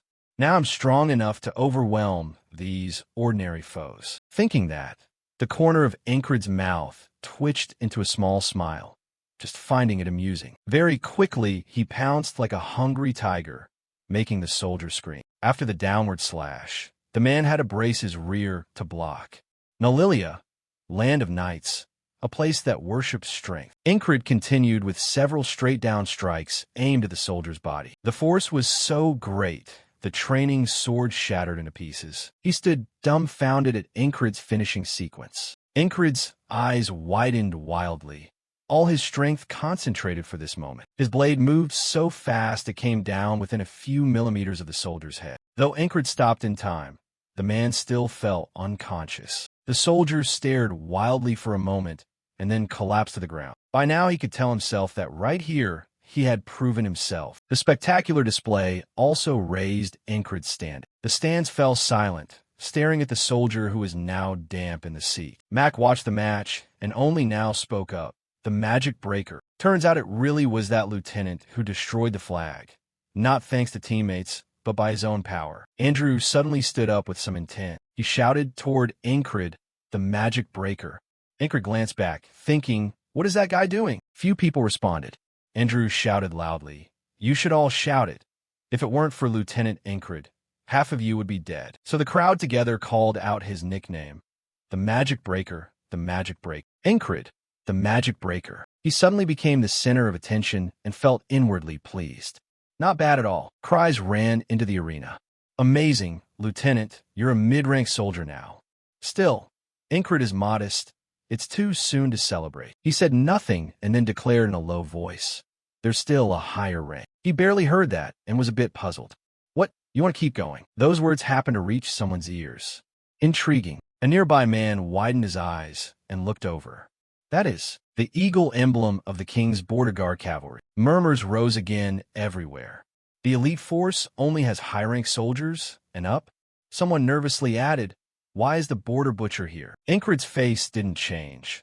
He simply followed the man's movements with his eyes. Torres adjusted his wrist and proposed, "Lieutenant Ingrid of Squad 44, fight me." An unexpected hush settled over the arena. Even Zem let slip a remark.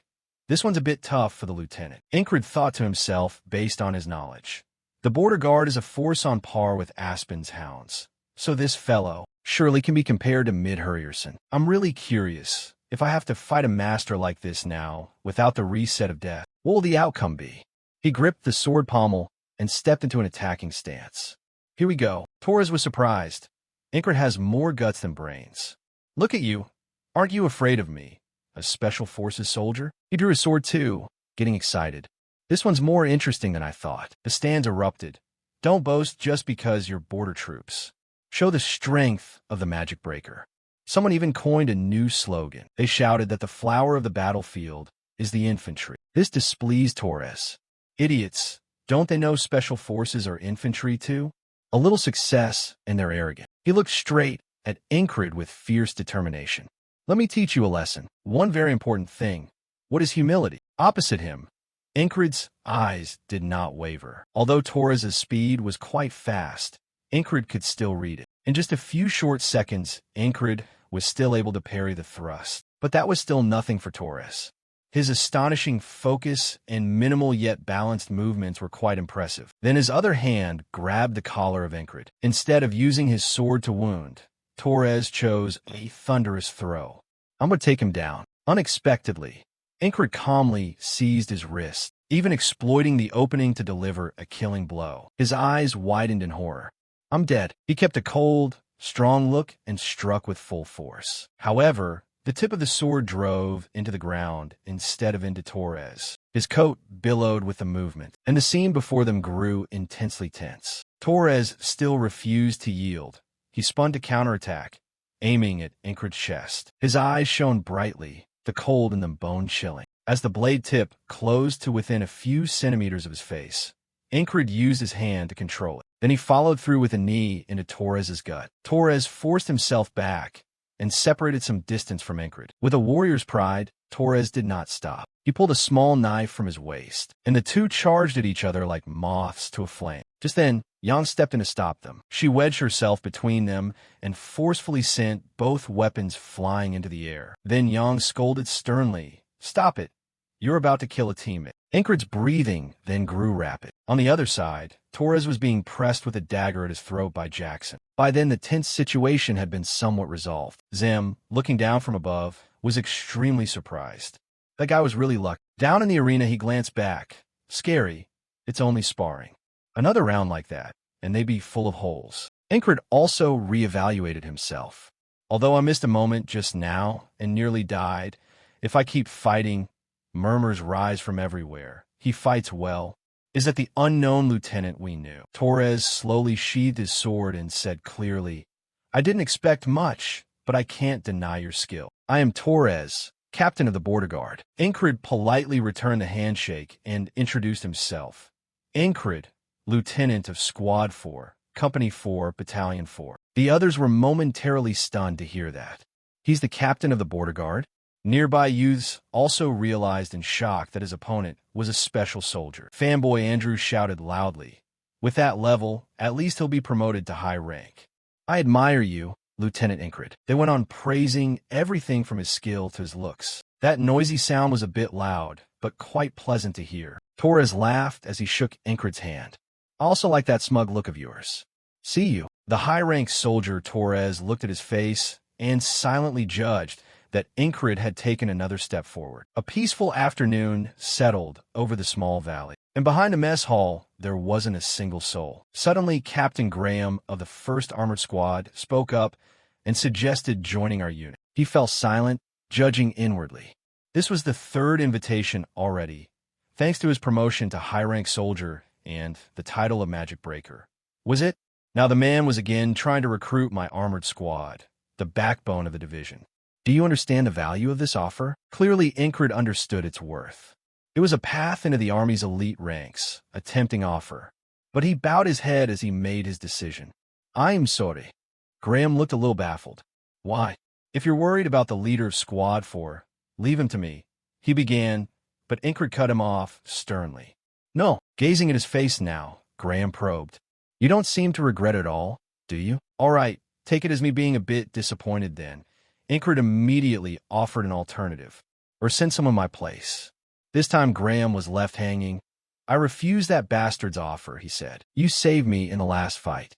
Keep it up." As the man left, Cries poked his head in teasing. "Squad 1 this time? Need me to help you pack?" You bluntly declared. "I'm not going," with dozens of offers, but Incred refusing them all. He was a bit puzzled.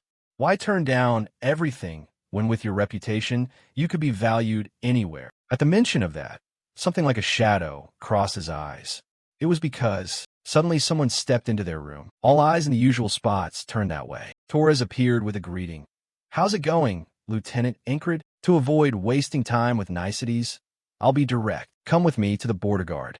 His proposal surprised Incred a little. The border guard is the king's force, an offer even more valuable than the armored squad. The others in the room fell silent, waiting for his answer. Zem scowled inwardly, planning to use Incred. Normally, a lieutenant like him would never get this chance. Even if he refused other offers, he shouldn't pass this one up. To persuade him, Torres added, "After that hit you gave me, I realized you crave battle. If you come with us, you'll experience hellish training intensity and battle after battle. Joining the border guard means you will be pushed to the limits of your strength." He sighed a few words while dragging out the breath. Ragnar on the other bunk had already lain down and closed his eyes long ago. The other two were focused on their own tasks. After thinking it through, Incred took a deep breath and offered a clever refusal from his position. "If we're talking hellish training and combat, nothing compares to this place." For Incred already had a plan. His goal wasn't merely to reach the limit, but to surpass that limit entirely. Outside the door, slicing winds kept blasting in. Zem shivered in the thin blanket from the cold, muttering that at this rate he'd rather die. "Lieutenant, where are you going?" "Bring me a few heated bricks." Before answering, Incred had to think it over. It seemed he really had nothing to do after the recent battle, didn't he? Before he could reply, Auden lunged in and yanked the blanket away. "Better get up and move to ward off the cold. Come on, let's spar with our fists." He snatched it back, screaming, "Get out, don't be like that. I'll kill you right now." Then he turned to suggest to Incred, "Lieutenant, you really don't want to spar? It will help delay your body's stiffening from the cold." It turned out you had other business. "I have a mission to do now. We'll train after I return." Seeing Incred leave, Zem shouted after him, "Lieutenant, don't forget my heated bricks, okay?" Incred sighed and replied slowly, "I know, you idiot." The air was so cold that Incred breathed out white mist. "I only thought it would be a bit chilly." Who knew? Outside in the market, merchants had already set up and were selling winter goods. The duty of the guards is to fight, but when there's no war, we go on patrols to keep order in the city. And meanwhile, you ran into a few people. "Nice to meet you. I'm Jack and this is Bo. The three of us will form a guard team for today's patrol." As they were about to set out, Incred cast a quick glance at Jack and Bo. "Aren't they from the scout unit?" Those names sound familiar. They loitered behind him. "It's an honor to patrol with the one who broke the enemy's fog magic," the man replied. "I heard you were promoted to a higher rank, right? Unbelievable. How did you rise so fast in rank with such a low insignia? It's beyond imagination." One reason Incred always chalked up to luck. Suddenly Jack nudged his arm and asked, I'm curious how a battle-seasoned warrior like you fights. When we get back, can we spar a bit? Ingrid had no reason to refuse. I'm always ready. He repeated it to be sure. Consider that a promise, right? They strode through the city's streets, the patrol grumbling nonstop. Do we really have to patrol in this damned weather? Bo seemed the most comfortable of them. This winter is really cold. Leading, Ingrid suddenly felt cramped. Why are they all huddling? I'm not big enough to block all the wind. Passing a stall, the vendor called out, "Everyone look here. We have ready-made dried fruit here." At that moment, a small figure in a long cloak walked the opposite way past him. Seeing that, Ingrid paid closer attention. Suspicion stirred within him, and he acted. But the first step Ingrid took was to probe. "Hey kid, you okay?" Unexpectedly, the person drew a sharp dagger from their clothing. His eyes narrowed at the sight. In that instant, Ingrid was stabbed straight in the stomach. Events unfolded so fast, he didn't even have time to process it. "What the?" Jack ran over to support Ingrid and said, "You've been drinking too much." Bo used his body to shield the scene. "Are you all right? Those three around you are handy for covering things up. They're concealing the situation. These guys are all in on it together." Then the other spoke softly, cunningly. "A diligent hunter never forgets his prey." Seeing Rotten's face, Ingrid was horrified. A half-elf, an agent sent by Aspen to assassinate him. Revenge for breaking the fog magic in the previous battle? The man pulled the dagger from his chest, and blood sprayed everywhere. His body could not withstand it, and sagged from the loss of strength. Jack turned his head and barked toward Ingrid. "Mission accomplished. Let's go." Rotten. Suddenly Bo looked up toward the nearby watchtower. They left him sitting there in agonizing pain. "Jack, Bo, Rotten. Now, I remember the scouts Ingrid mentioned, the ones wounded in that battle." His original point was that the scouts, Jack, Bo, Rotten, and others, were special. Many had been injured. Ingrid finally realized. They used their injuries as a pretext to leave the scout unit and conspire with Aspen's forces. 3 against 1, huh? This could get interesting. He fell down like that with a half-finished thought. Nearby civilians accidentally spotted the red pool of blood on the ground. A woman went pale and screamed in horror. And then, once again, Ingrid opened his eyes. He sprang out of bed. "Good morning." Zem beside him was curled up in his warm blanket. "Ready for a dreamy morning?" Ingrid promptly shot that down. "No, I just want to start the day full of energy." As he stepped toward the door, a voice called out, "Lieutenant, if you go out, don't forget my heated bricks." He replied quickly and clearly. At that moment, Auden was dousing himself with cold water. Then he finished and smiled to greet them. "Who called me?" "Lieutenant." Ingrid skipped the small talk and went straight to the point. "You mentioned exercises to generate heat in the body, right?" Auden smiled and corrected him. What he meant was using the hands. In this winter cold, training is necessary to prevent the body from stiffening with cold. You must always be prepared for any situation. Hearing this, he boldly suggested, "Show me." Ingrid recalled the moment Rotten drew his knife. "When I saw him pull the dagger, I didn't react in time. My body had frozen from the cold, and I couldn't respond." His voice rang out as he guided stretching exercises for him. "Try to endure." Ingrid forced himself to follow, blaming himself inside.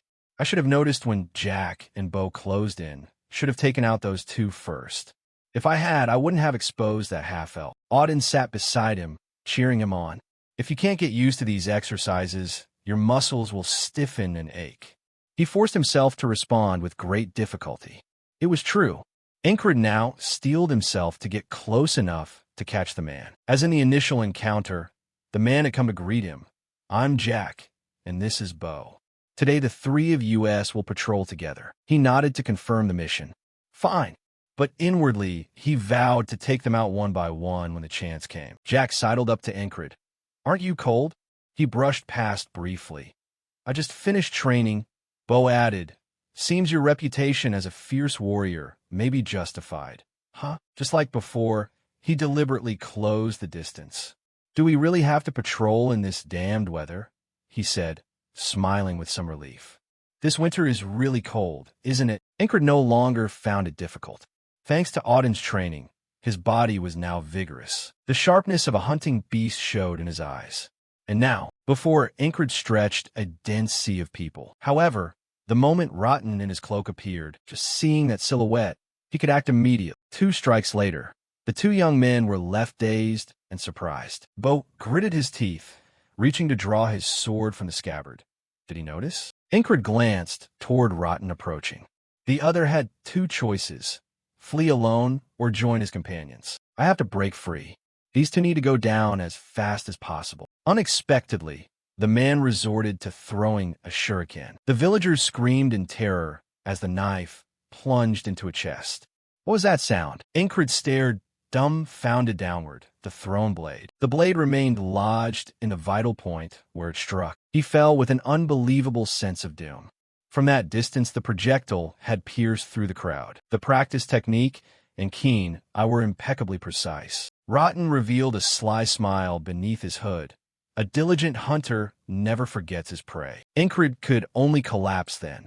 By the time I registered the sound, a blade had sunk into my heart faster than sound itself. The woman who witnessed it went pale and screamed. People everywhere started whispering that someone had been killed. He lay there seething, seemingly forced to face both near and distant enemies at once. What should I prepare now to deal with this situation? These are just simple tricks. This wall this time is fairly easy. Incred's hands trembled, reaching straight forward. He stretched, but couldn't catch his breath. I am dying. Auden smiled. Piece of cake. You're exaggerating. Incred immediately protested. No, I'm about to die. Ragnar looked at them puzzled. What have you been doing? Training to endure torture? Zem lay curled in his blanket, chin propped in boredom. Good grief, is that pose so hard? A moment later, a loud call came from inside the room. Come out and do it like this. At that moment, Jackson returned from outside. Lieutenant, who's next? You're busy training a lot of them. Just stretch like this.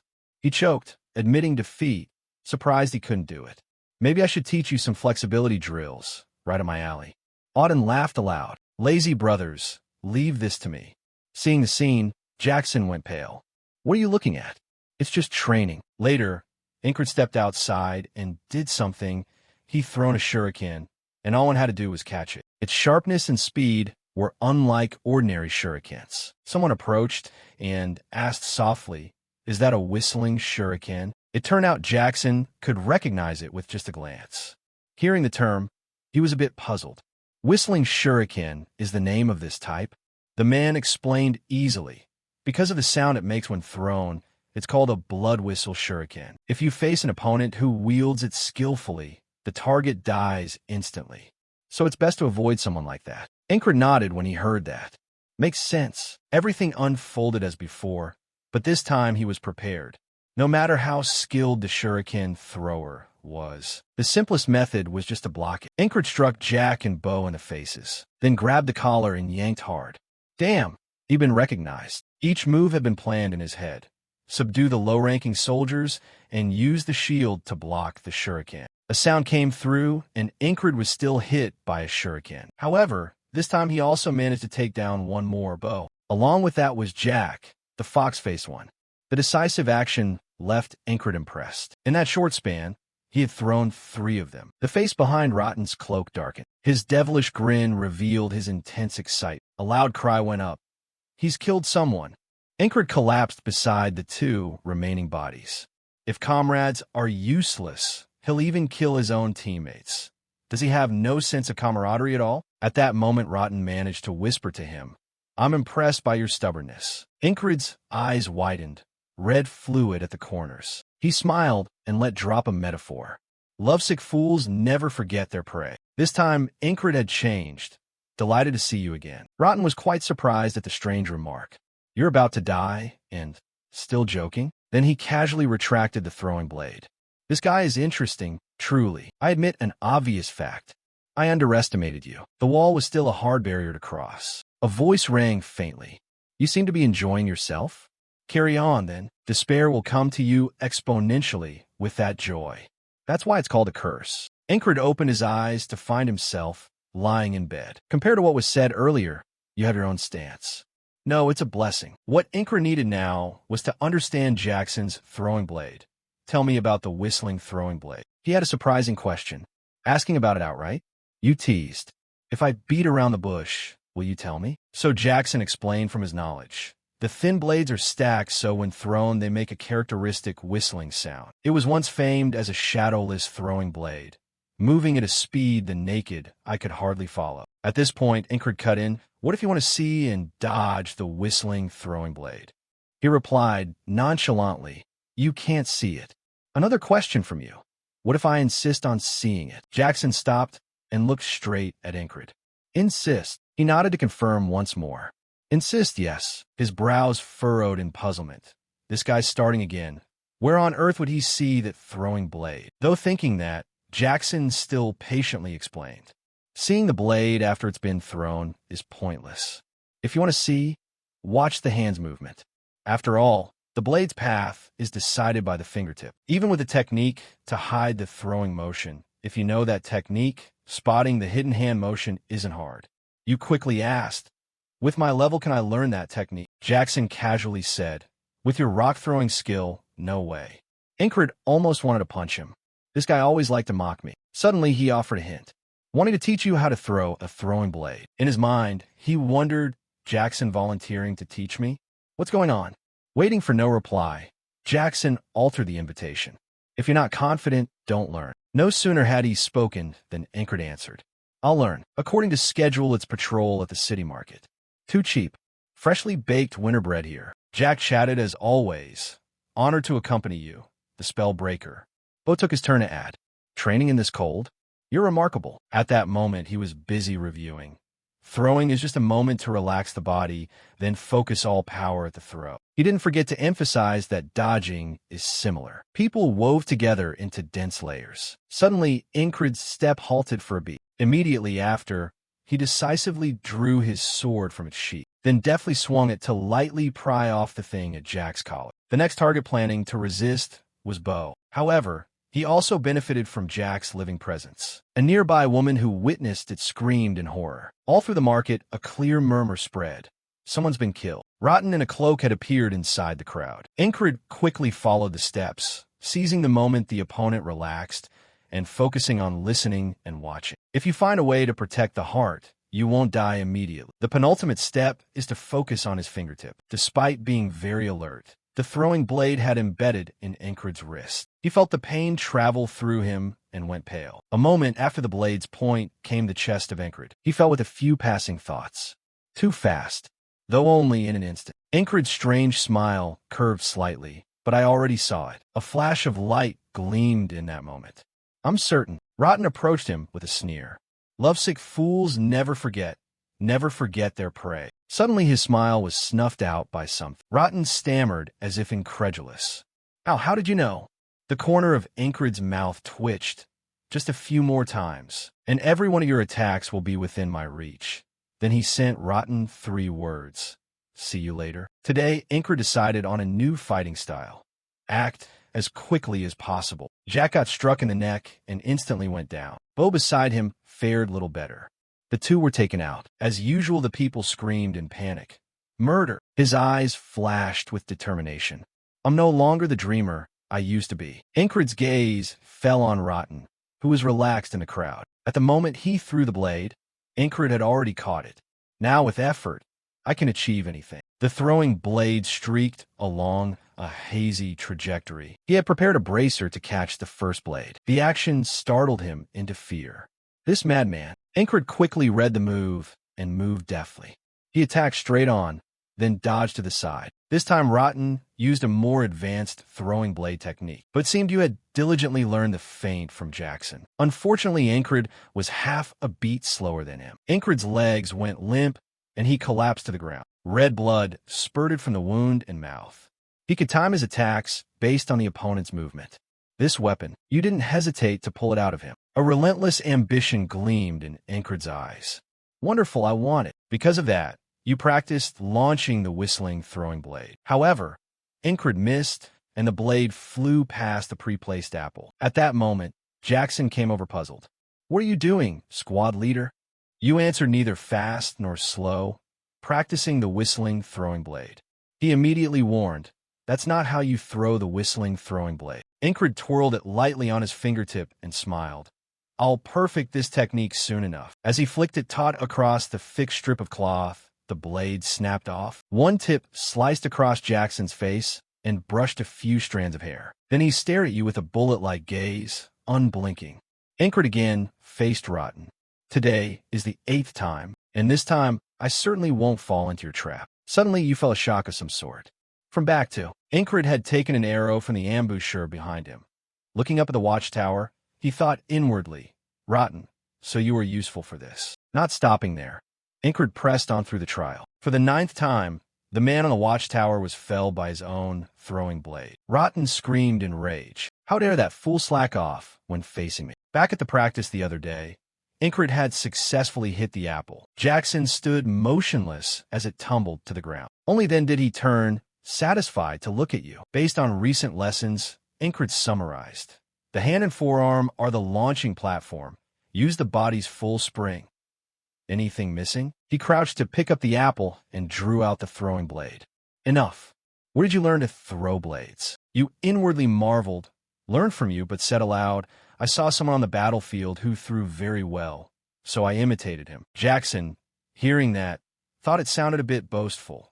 Just watching and you've reached this level. Or are you a prodigy? Give the throwing blade back to Incred. He mentioned a new concept. Do you know bullet sword technique? It's a weapon-throwing technique invented by a legendary assassin named Do. Its name comes from the whistling throwing blade. Do tried to create a silent throwing blade with a single thin blade, but it was too hard to use, so it was improved into the whistling throwing blade we know today. You immediately commented on a technique with a long history. Jackson tilted his head in suspicion. Is this the first time you've heard of it? Impossible. Incred cleverly replied.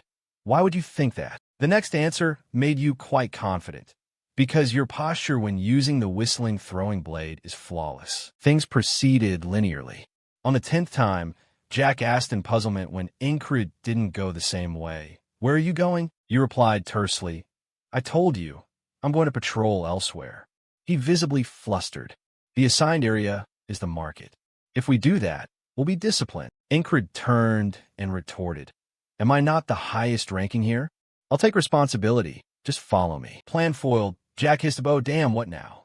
He hesitated, then suggested, we have no choice but to follow. After a while, the three of them reached a nearby hill.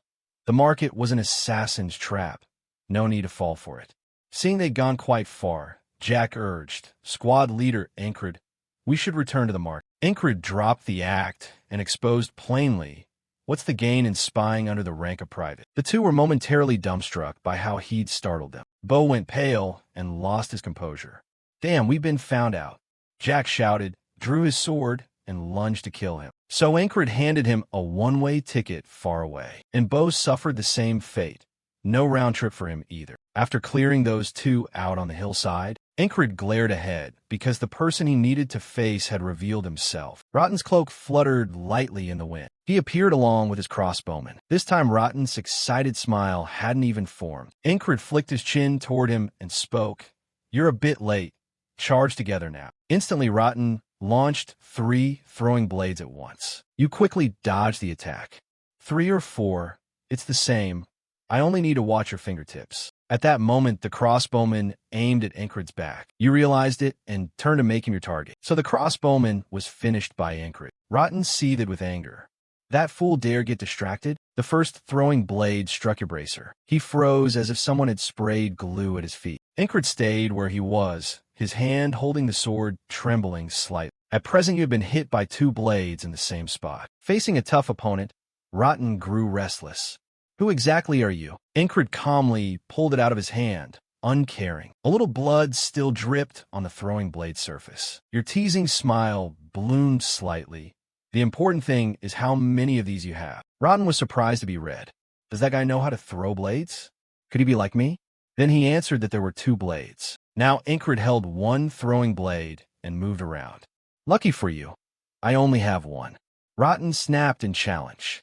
Are you crazy to joke in this situation? You don't know I only have 1 throwing blade? That didn't faze you a bit. All right, let's see what the outcome is with only 1 throwing blade in hand. Incred's pupils contracted along with the thought. Even if you hide your hand, you can't conceal your movement. Watch the enemy's posture and avoid the strike. That is the essential core of the sense. He began to spin the throwing blade on his finger. Though you were very familiar with it, you were still a bit amazed. Two at once. Before Rotten could throw, Ingrid had already tilted his head at the move. At the same moment, the blade in your hand pierced through his cloak. Ingrid's instinct seemed to realize something else. And of course, outwardly he said there were two, but actually there were more inside, right? If Rotten can lie, why shouldn't you lie back? Seeing Ingrid's second throwing blade, he was somewhat surprised. You didn't hesitate for a second and launched it directly. Rotten barely managed to dodge the tip of the blade. His fury peaked. That bastard dared lie. Ingrid didn't bother to be polite. Same to you. Watching that speed and dexterity, you thought inwardly, a weapon you've never seen before. Is he an assassin? That would mean he only knows ranged attacks. In this low stance, he moved too quickly. And it's a new, full-force assault, taking advantage of the opening quite well. Rotten was determined to rehearse this trick, thinking it would work perfectly, but it turned out Ingrid had read him. Are you going to stab or not? He went pale, his lips moving as if to say more. But before Rotten could speak, you cut him off. With a sharp sword in hand, Ingrid, neither fast nor slow, announced, "This is the last time." After those words, he struck without any mercy. A gasp escaped into the silent air. Blood from the cut spurted out like a fountain. When it was over, Ingrid looked up at the sky and thought to himself, 10 times is how many times I've tried to conquer this wall. He took a deep breath to steady his rhythm. Then a satisfied smile blossomed on his face. Losing and getting stronger felt exhilarating. Only then did Ingrid notice Rotten's corpse lying there. He glanced over and discovered something. Ingrid quickly pulled back the man's inner robe to reveal a stash of unused throwing blades. His gaze flickered slightly, as if some calculation had formed. After the patrol, Ingrid finally returned to the unit. He recounted everything. Almost killed? So you anticipated it and left your post? Ingrid casually asked for a throwing blade belt and blurted out, "No, it was just luck." Yang still had doubts. Fighting 4 people and surviving, still just luck? He stuck to his original reason. "Seems I was just lucky." She frowned and studied Ingrid with a probing look. But being so practiced, he showed no real weakness. So Yang reluctantly believed him for the time being. "All right, head back to the barracks." Ingrid obeyed and left. Understood. A while later, he returned to the room with his comrades. As he opened the door, Ingrid was about to greet them and turned his head when an axe flew out from inside, thrown by someone. He quickly tilted his head so the axe slammed into the door. Zem teased, "You dodged an ambush, huh?" Ingrid scowled and warned him, "Are you crazy? I almost lost an eye." Zem smirked, still making excuses. "Assassins are showing up. We should train for this." Out of nowhere, he produced a roasted sweet potato. "Here, eat it." Zem accepted it. His eyes brightened. "It's still hot." "Thanks." Ingrid lazily brushed back the jagged lock of hair that was giving him a headache. He ignored Zem's complaint and asked Kreis for a haircut. While Kreis cut his hair, Ingrid cheekily asked for a voucher. Haircuts are expensive. "Won't you give your comrade a discount?" Kreis meticulously trimmed bit by bit, joking, "If you don't like it, go to town for a cut." You quickly dismissed that. "No way. The barbers down there are terrible." Suddenly he paused, looked up at the falling snow. No wonder it felt cold. After a while, the brothers chatted all at once until it grew noisy. Using that time, he asked himself a few questions. How do assassins infiltrate the border troops? When did Jack, Bo, and Rotten become spies? Someone must be helping them. Thinking that, Ingrid sounded a bit stumped. "The 3 who just died. Do you know where they came from?" Kreis asked, eyes wide. "Jack, Bo, and Rotten?" Jack was conscripted after being caught stealing. As for Bo, after insulting a noble, Zem interjected loudly. "A law follower?" You answered casually. "Probably." Then he added, "Rotten used to be a mercantile guild soldier before it collapsed, I think." All 3 joined during last year's intake. They previously belonged to the same guild. Hearing that, Ingrid fell silent.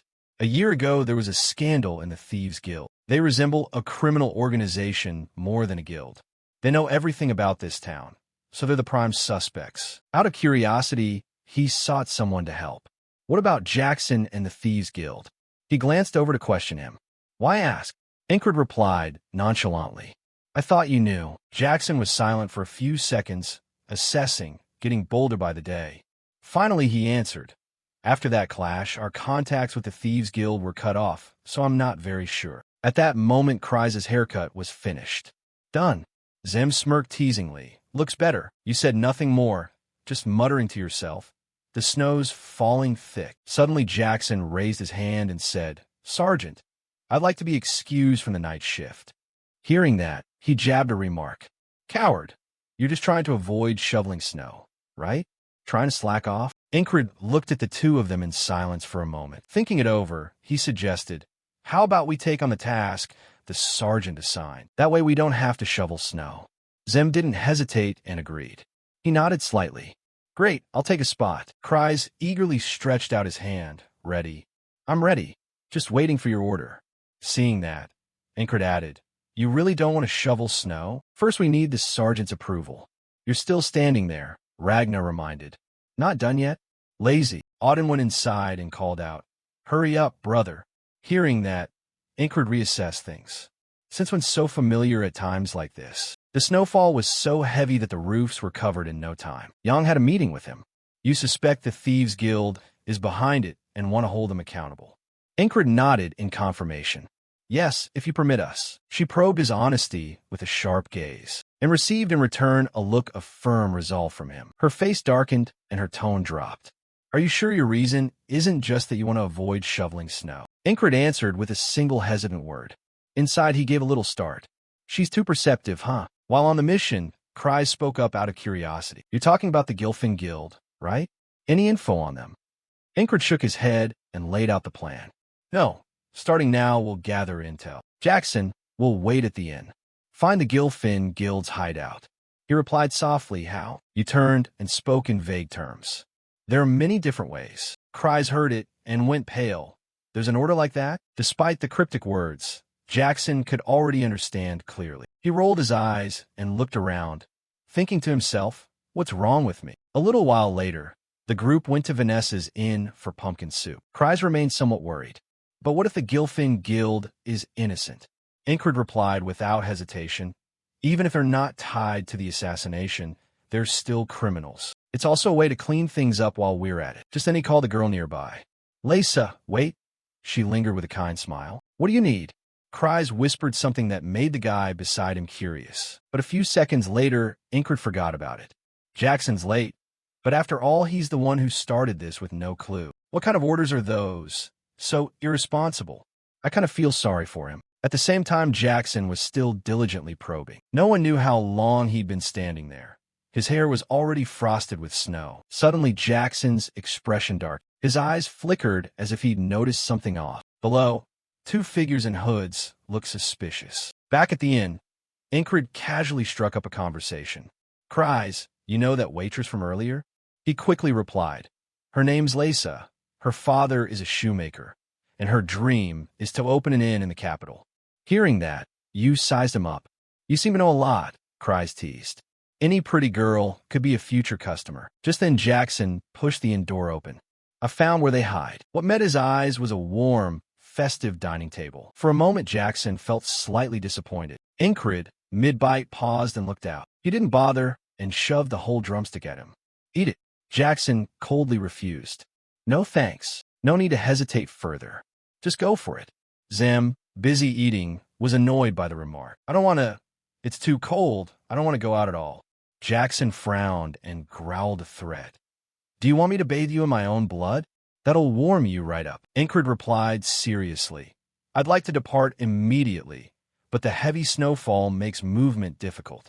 We need to be careful, so we'll set out when the snow eases. As soon as he said that, he glanced back out the door. For some reason, Ingrid jumped up and said, The snow won't stop. Let's go. Kry's grew more puzzled. We need to be cautious. Brush that aside. I've been cautious enough. So the group moved out on his command. Zim hunched in the thin blanket. It's freezing. I prefer the inn. As they left, a strange man with a hood stood by the road. He produced a gleaming dagger from somewhere. Seizing the opportunity, they charged forward. However, Zem's vigilance was not to be taken lightly. Before he could act, the man was sent off to the afterlife by him, and the other was punched, left with a battered mouth. They left the assassin half alive for questioning, suddenly turning sinister.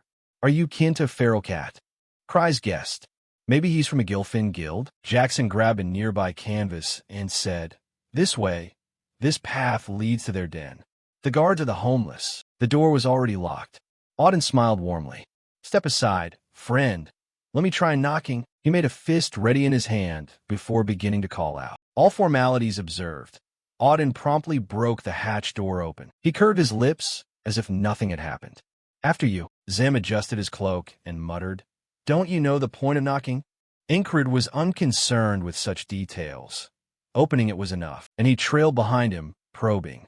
"So if you meet them, what will you ask first?" A strange light suddenly flashed in Ingrid's eyes. "Talk later. First we'll suppress them by force." At that moment something sounded from deep in the cellar. A voice rang out, "Are you sure the lieutenant will come?"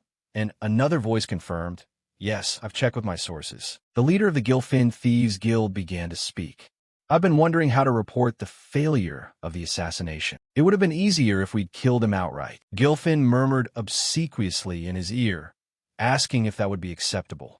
He'd heard the comrade was on his way too.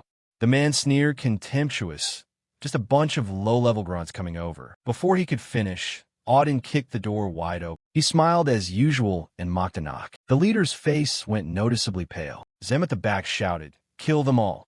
Just then, Ingrid barked an order, though he'd never killed an innocent person in his life. And those who obediently endured handcuffs and imprisonment, and especially those who didn't want to die, "Drop your weapons and step across this line, or I'll wipe you out." He glanced at you in confusion.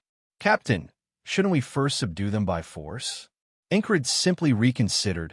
"I've changed my mind, since you yourself seem very keen to show off. You looked pretty cool just now, didn't you?" The man was slightly displeased at the stunt. "Did he think we were easy to deal with?" Auden stepped forward and bowed to Ingrid. "Their eyes are clouded. If we don't show them directly, they won't listen." That made sense. You sheathed your sword in agreement. Then we should show them. "Who is the strongest in the Gilfin Guild?" The leader, a bit tense but still loudmouthed, said, "Sounds interesting. The strongest swordsman in our guild is Wyvern. Have him face you." Wyvern narrowed his slitted eyes when given the command. He stepped in front of Ingrid to size him up. "Can you withstand my blade?" "Since childhood, I've never lost." Wyvern was all bluster and loud boasting. Ingrid swept the edge, and Wyvern's face drained of color. He coldly aimed for the hollow of his shoulder. Ingrid's brows knitted tightly. Valen's sword technique, thrust through. "So this is my limit, huh?" Seeing this, the Gilfin leader could only fall silent. After finishing him off neatly, "You look disdainful. If this is the strongest, there's probably nothing left worth watching. This is your final choice. Step across or die." The henchmen stood dumbfounded for a long moment. They all thought the same thing at once. That guy was just trying to look cool a moment ago. The bloody blade of Ingrid remained pointed squarely at the raiders. A second later, they immediately dropped the weapons in their hands. One by one they knelt down, hands raised high. "I surrender," which made the leader furious. The coward. He wildly swung his sword at the hooded man. But before he could do anything, a blade was plunged into the middle of his forehead. Ingrid acted just in time. It was also his trump move. The leader's body went limp like a stranded noodle. Then he collapsed to the ground in a very undignified heap. Though the scene was brutal, Zem found himself strangely impressed. "That's our squad leader. He's kind of cool today, different from usual." Both Auden and Kryes couldn't help but admire. "The squad leader is amazing. So cool." Jackson at the back didn't bother to glance, just snorted softly. "Not bad, I guess." Ragnar was 70% admiration, 30% grudging. Looking at him like that makes me a bit annoyed. Ingrid, the protagonist, couldn't help but swell with pride. He rarely got to show such presence. The bandits were like headless snakes, nearly dropping to their knees to kowtow. "We surrender. Please spare us." Zem slung his gun over his shoulder and stepped beside him. "So what's the plan? If we want to avoid trouble later, wiping them out is the simplest." Gilfin nearly wet himself at that. "Please spare us. Some of us have to struggle to care for sick elderly mothers." Ingrid couldn't help but cut in sternly. Hardship is not an excuse to justify crime. He knelt, eyes watering. "If you must kill someone, then kill me. Please spare them. I am Gilfin." Your eyes widened and fixed on a man before you. "You're Gilfin of the Gilfin Thieves Guild, so you're the leader, not that other guy?" He trembled, pointing at the sprawled body. No, he's the leader. The more Ingrid listened, the more confused he became. But wasn't that Jupin? Did he claim the title himself? No, I'm the real Gilfin. Seeing your face darken, Cries sighed helplessly. Clever, right? They named the gang after a subordinate. If the army arrests them, the underling gets left behind while the leader runs. Gilfin didn't dare raise his head. His voice trembled with anguish. That bastard leader. Still, the other members don't deserve death. If you must kill, then kill me. No sooner had he spoken than the other bandits rushed forward. Gilfin, kind Gilfin. Gilfin cared for my sick mother. Gilfin always treated us when the leader beat us. Please kill me instead. Zem was genuinely moved by the display. After all this, you still want to kill them? I've been mistaken about you.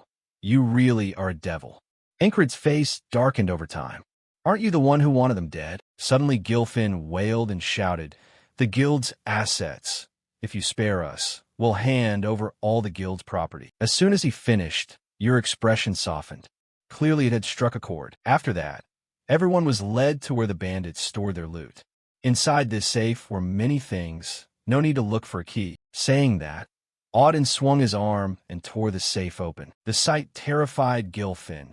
The item the leader had been hiding was right there. The lot couldn't help jostling each other to grab and take it. Zem quickly snatched a fur pelt and draped it over himself. Keeps you warm. Ragna, looking on, remarked dryly. That's your most prized possession? Ingrid's gaze was suddenly caught by an item. This was a nearly new set of leather armor, both sturdy and flexible. Good quality. I'll keep this. Cries didn't join the spoils. He just leaned against the wall. Squad leader, let's take over this guild. Ingrid frowned at that and looked at the other man. You want me to become a thief? He bluntly stated his view. Yes, but thieves who don't kill people. Even if we disband Gilfin, someone else will form a thieves' guild soon. Better to let this name be a front while we hold the real power. Ingrid understood their intention. You planned this in advance? Meticulous since that time. Earlier you'd seen Cries whisper something to someone during the meal, so you outright exposed Cries' plot. You told the barmaid? No wonder the thieves gathered there. The other side curled their lips in pleasure. Ah, you noticed? But thanks to that we caught them in one go. If you agree, I'll pay you a monthly bribe, and I'll control the intel. Ingrid said nothing and thought it over. I'm not greedy for money, but it's nicer to have more of it. Receiving the captain's signal, he pointed at Gilfin. Hear this? From now on, Gilfin will be a thieves' guild that doesn't kill. We'll remove the malicious ones and put them in prison, then gradually reform the guild. He said this, then looked at Cries with an apologetic expression. But if we don't disband, we'll certainly be killed. As I said, the dead leader worked for Aspen. Each spring and autumn, he comes from Aspen to inspect the guild.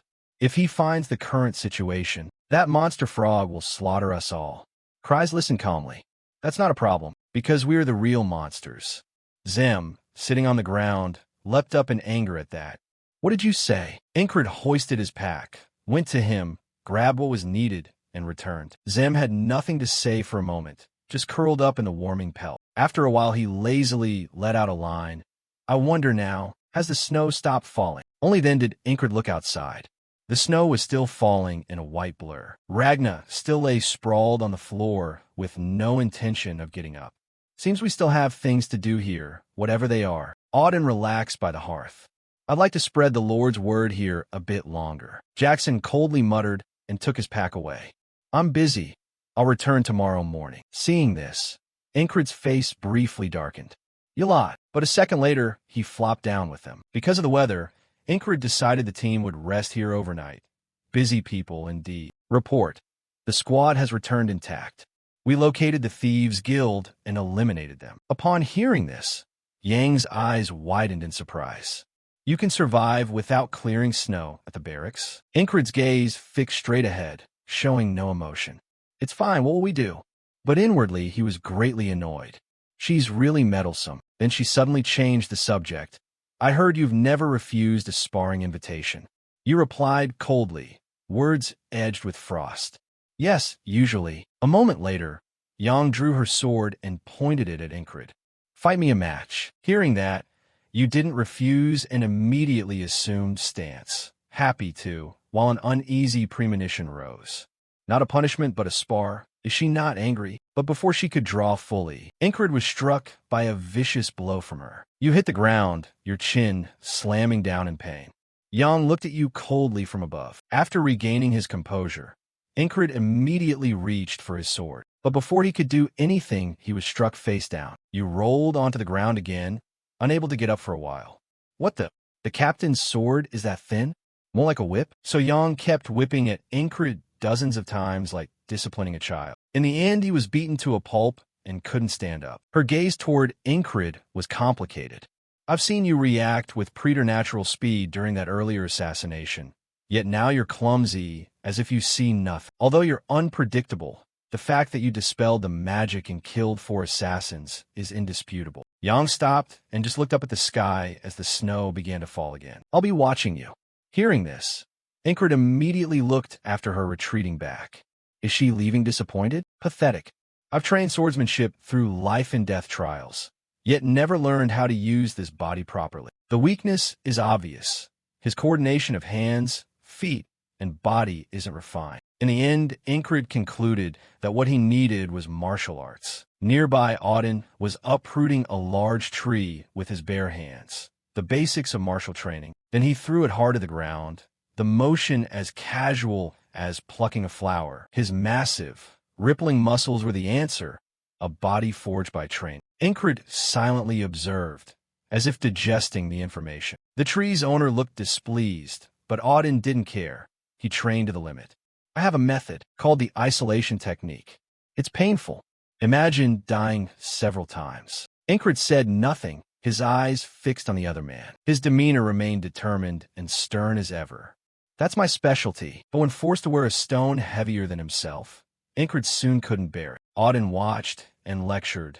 The core of isolation technique is sensory reduction.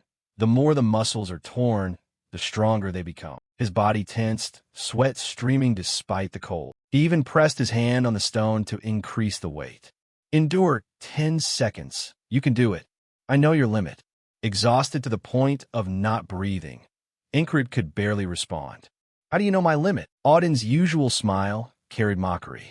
Do you regret not learning it sooner? To truly use martial arts, you must further develop your body. Ingrid ground his teeth, speaking each word heavily. I have no time for regrets. His thoughts drifted to the past. The past is past. Focus on the present. Otherwise, you wouldn't have made it through the first day. Thinking that, Ingrid looked up again, eyes unflinching. Stop lecturing and teach me more techniques. Seeing that, Auden could no longer keep his faint smile. How could he be so eager to learn? The same drive since the first meeting. Impressive squad leader? With that, Auden's voice rang out cheerfully. Then, on to the next lesson. Today you'll have to crawl back to the trading post. What, endure it? You can do it. Instead of 1 stone heavier than a person, Ingrid now had 2 such stones. He strained until the veins on his face nearly burst. Nearby, the blue leopard quietly watched the whole scene. By evening, as soon as they returned to the post, Ingrid collapsed to the ground. Zem was lounging on his warming hide. Why do you look so wrecked? Did someone beat you? Ingrid crawled to his bed like a boneless man. I was just doing normal training. Just then, the blue leopard came over and nuzzled into Ingrid's lap. Zem glanced over and stared at it for a while.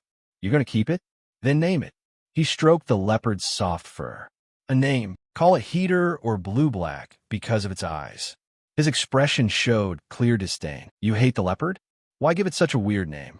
But Ingrid still didn't realize his mistake. Blue-Black isn't a pretty name? I'll think carefully about the name. If you say one more word here, his voice suddenly softened, and he quickly fell asleep from exhaustion. Sometime later, a star-filled sky appeared above Ingrid, and he found himself lying in a soft field of flowers. Ingrid suddenly woke and struggled to lift his heavy body. Before him was a scene both serene and otherworldly. Ingrid was stunned at the sight of this beautiful land. Is this a dream? No sign of that guy.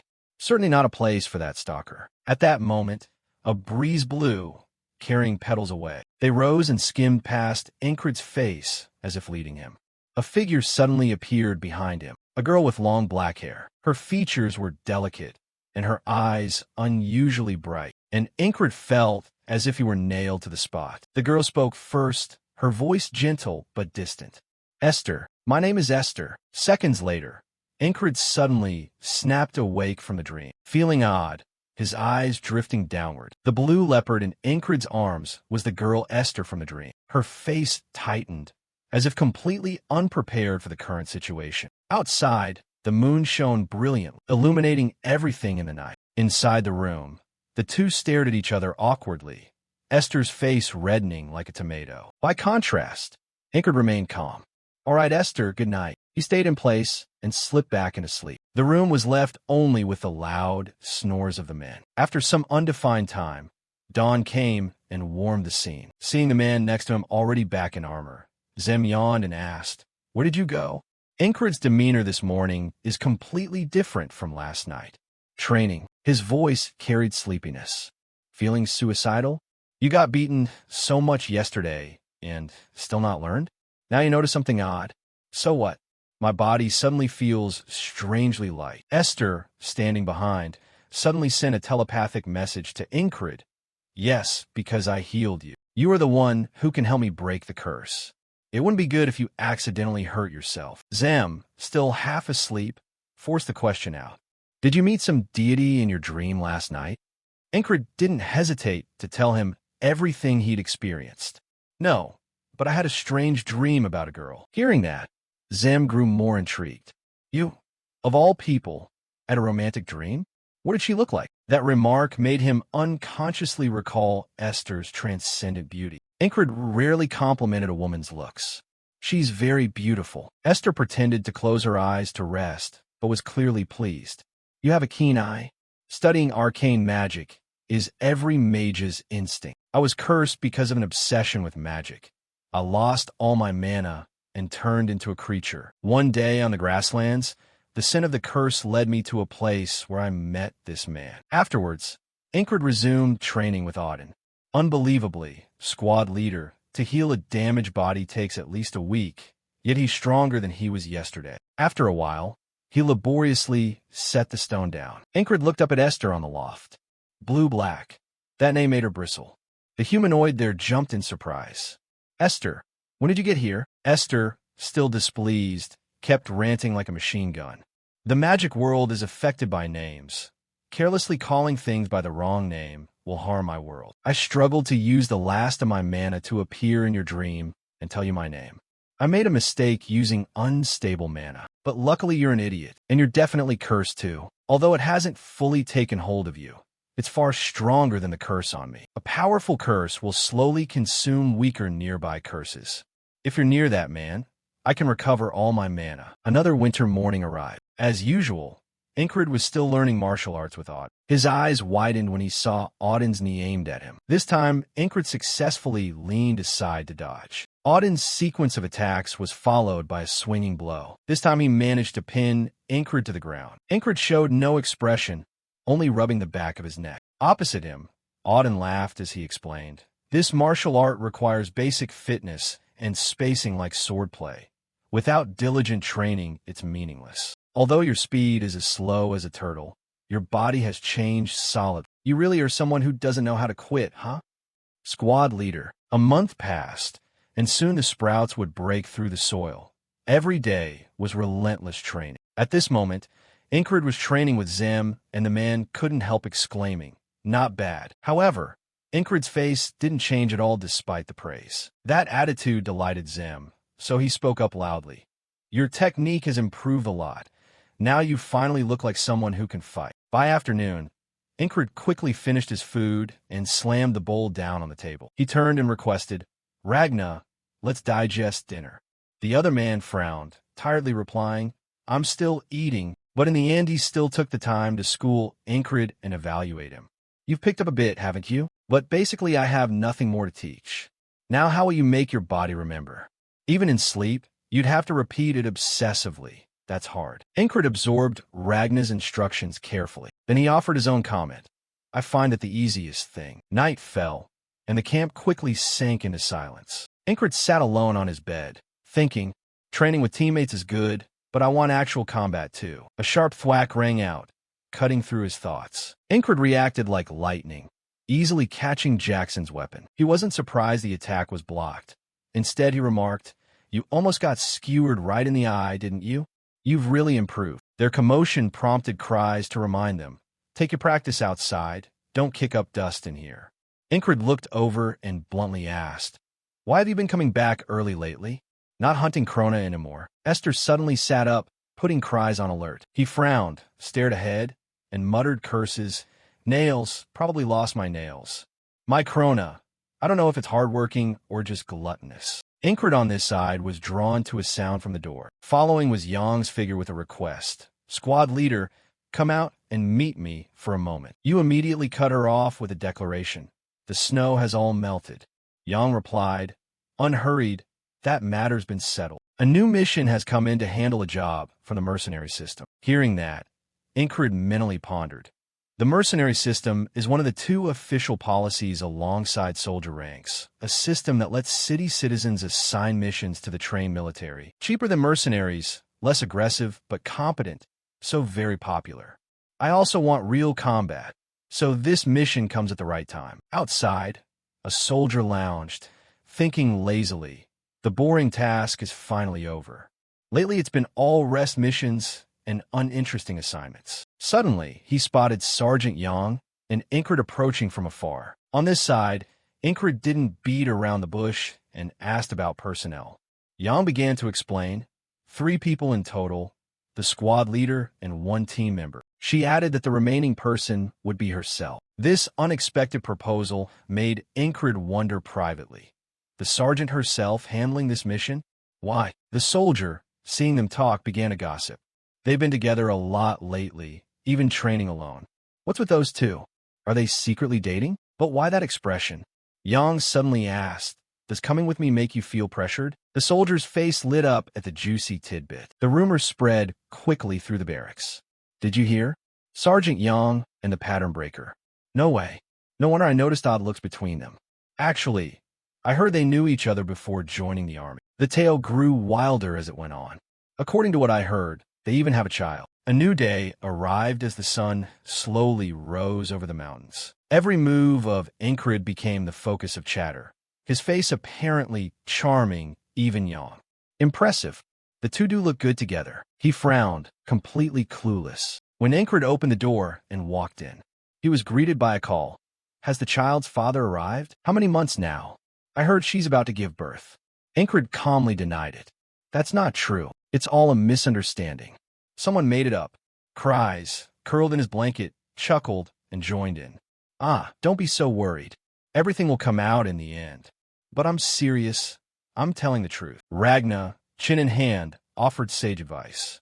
That's fine. Keep her as a pet and as your sword instructor. Auden just smiled and said, Blessings for your future. Ingrid's face grew uglier by the moment. What's this? Feels like I'm being bullied. Zem has no intention of letting you off. So when do you 2 sneak off to have private talks? It's awkward being between a couple, but fine, I must go. At that, Ingrid turned and shot a crucial question back. Are you talking about the upcoming mission? I'm not taking you along. This time the stunned face belonged to Zem. What did you say? Then who will the squad leader go with? The answer, Jackson, spoke up quickly. I'm ready. Let's depart. The 2 of them turned and prepared to leave. Zem felt betrayed and demanded loudly, You're leaving me and taking him? Has the squad leader been clubbed in the head? Ingrid calmly explained, You're the one who beheads clients if something goes wrong, so I'm absolutely not taking you. Once outside, Jackson raised his question. You think taking me won't cause trouble? Ingrid replied gently, Because you often do mercenary jobs, I thought you'd be helpful. He wore a serious expression and continued, Let me give you some elder brother advice. Don't fall too deep for a woman. It'll leave deep wounds in the end. Ingrid, equally tense-faced, replied, I don't need that advice. Joining up with Yang, Ingrid asked, When will the client arrive? She answered leisurely, Should be soon. Meanwhile, you're a bit worried. Maybe the rumors already reached the sergeant. If so, that's a bit troublesome. No sooner said than done. Yang suddenly wondered, Squad leader, did we do anything to be able to have children? Ingrid gave a cold, curt no. Hearing laughter ring out, he glared over and asked. But Jackson repeatedly denied it. Yang tilted her head and asked, Did my question make you uncomfortable? She dragged the conversation into odd territory that made Ingrid wonder what on earth was going on. What does she mean? The sound of the carriage stopping cut their talk short. Jackson turned back and announced, "The client must have arrived." Even Yang clicked her tongue in annoyance, mid-pleasure. But she spun away when she felt Ingrid's lethal stare and thoughts. Happy?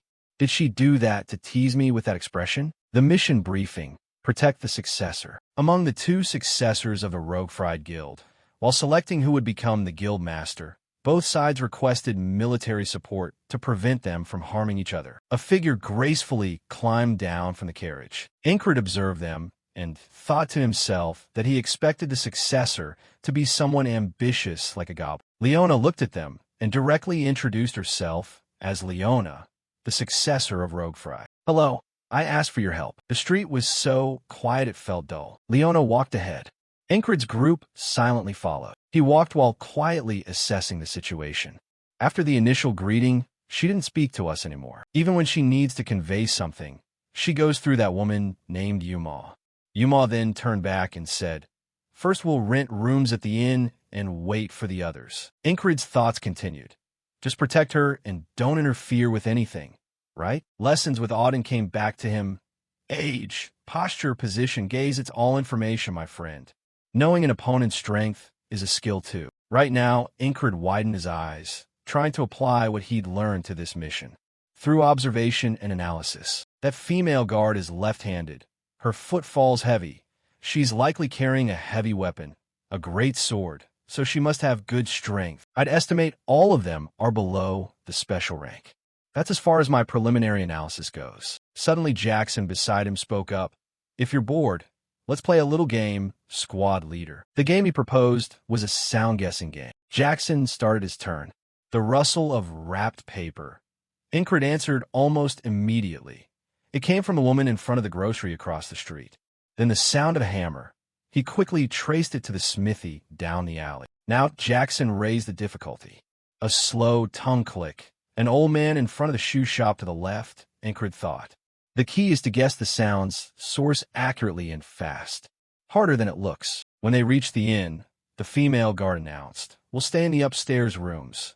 You all wait in the main hall." Yang spoke as the three sat at the table. "You two are doing something interesting. I'll join in." Ingrid noted to himself that elves' senses are said to be twice as sharp as humans. Their three-person game continued, even drawing glances from around them. The two voices rang out, breaths muffled by hands. Outside the window, Ingrid silently assessed. "She talks so fast, she won't let me get a word in." The topic gradually shifted. The man sitting quietly under the table to the right, watching the entrance, began to confuse him. "But what about this issue? This isn't a question about sounds." At that moment Jackson spoke, the one sneaking a look. Yang answered him, "Behind you." No sooner said than done. The two of them moved and took down the approaching men in a flash. Only then did Jackson explain. He predicted there would be a sudden attack. Yang on this side drew her sword from a corpse as she replied, "I thought so too." Only then did the bodyguards realize the presence of assassins. At that moment, Ingrid also became the target of another assassin. However, he wasn't an easy mark. He felled the attacker in the blink of an eye. A shout rang from upstairs, forcing Ingrid to think quickly. Protecting the principal is the top priority. Calculations made, he lunged upward. Another assassin immediately hurled several throwing knives at Ingrid. "Don't you dare go up there." This time Jackson appeared, using his gauntlet to block the blows for him. Yang behind also moved swiftly and took down the assassins. Seeing their comrades defeated, the remaining thugs grew fearful. "Those guards are strong. Don't be afraid just because we're more numerous." Jackson was dispatching the last one with ease. Yang just stood to the side, observing and assessing silently. A member stronger than the squad leader. Yet all of Squad 4 trust and follow him. What made them do that? A smile tugged at her lips as she remarked, "That's really interesting." Yang struck easily, driving her blade straight through the man's throat. Ingrid himself was also dishing it out to the assassins. Moving, he thought to himself, "First the assassins targeted Krang, and recently these mixed-breed elves try to kill me with throwing darts. Those simple attacks can't kill me anymore. And besides, The martial skill I've been honing has also improved. Although Auden says I'm still slow and clumsy, I can feel. My movements are noticeably quicker and more agile than before. When Ingrid climbed up to the floor, the female guard was being flung away. His vigilance increased further upon witnessing that. On this side, Yuma was shielding Leona, while an assassin charged in with a triumphant roar for Aspen. She squeezed her eyes shut, determined to use her life to protect the girl and run. Ingrid swiftly calculated attack options. The attacker was too close for him to use his whistling blood dart. With his current strength, he couldn't be sure of killing him with a single dart. Could he catch up and stop him? The method to close that distance in an instant he had seen once before. He couldn't perfectly imitate that move, but if he could copy it even a little bit, in the blink of an eye, Ingrid took a run up and sprinted forward. The assassin drove his full force down with the weapon in his hand. He glanced over and clearly saw the man's movement. However, Ingrid only managed to step in front of the two of them in time and took the blow. The assassin's eyes widened in astonishment because his slash only ripped the outer layer of clothing. He struck the armor beneath, though still aching from an old wound. Thanks to the armor taken from Gilfin, I wasn't badly hurt. Then Ingrid glanced at him.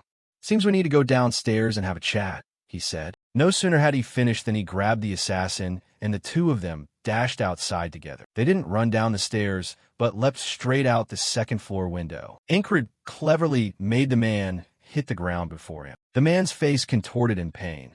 He managed one cry before going still. Ingrid himself then scrambled up, thinking to himself, good thing I used that guy as a cushion to lessen the impact of the fall. Leona and Yuma looked down in shock. Meanwhile, Ingrid rubbed his chin and pondered. It seemed there were no more enemies on the second floor or in front of him. He'd taken the full impact of the fall, yet still stood. Impressive endurance.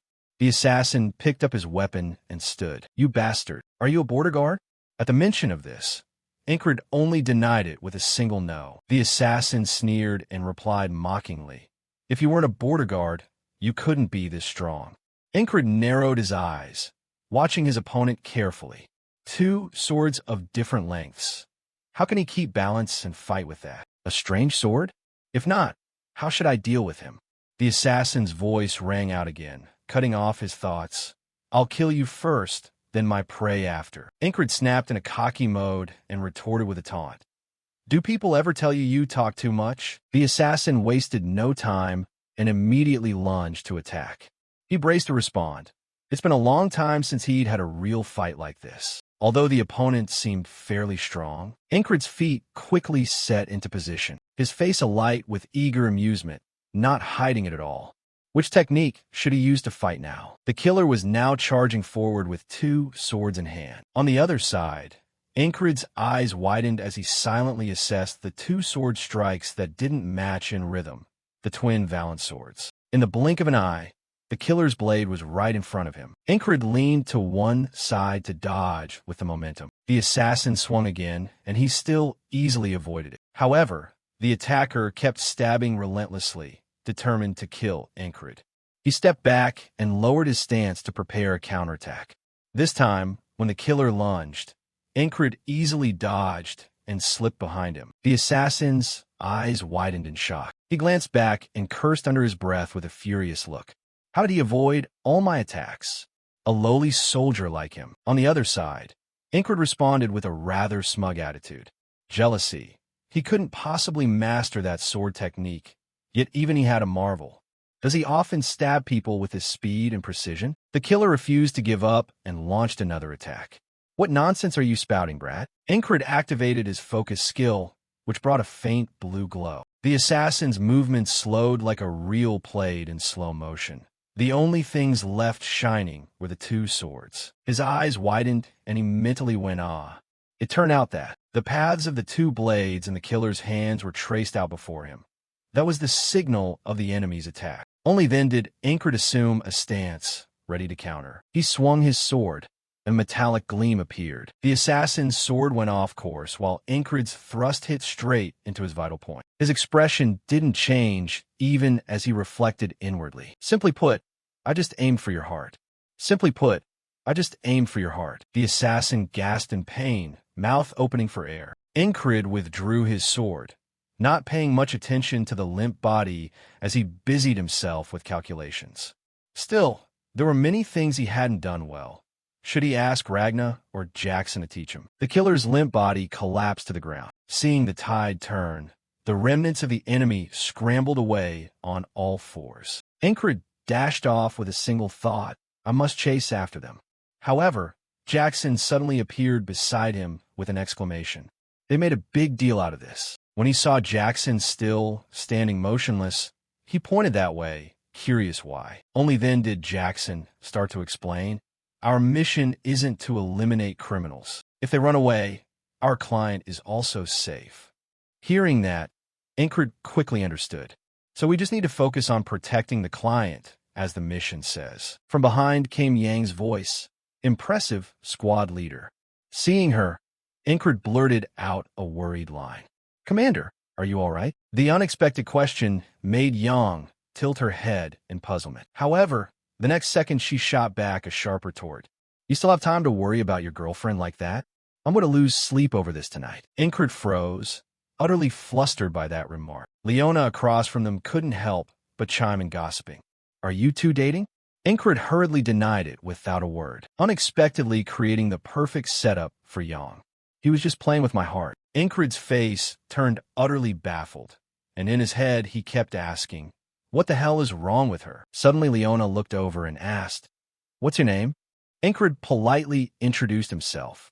I'm Manhwa. She bowed politely after hearing it and continued, thank you for protecting me. I'll definitely reward you properly later.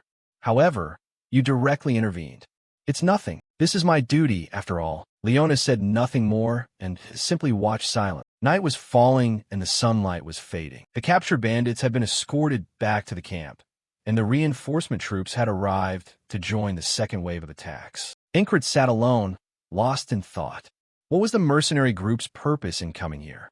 A few of them were skilled with swords, so this wasn't just a simple bandit raid. Just as he suspected, the target seemed to be the air. His movements hadn't escaped Leona's notice. She tilted her head and asked, you're awake? The unexpected question made Ingrid flinch slightly before he answered.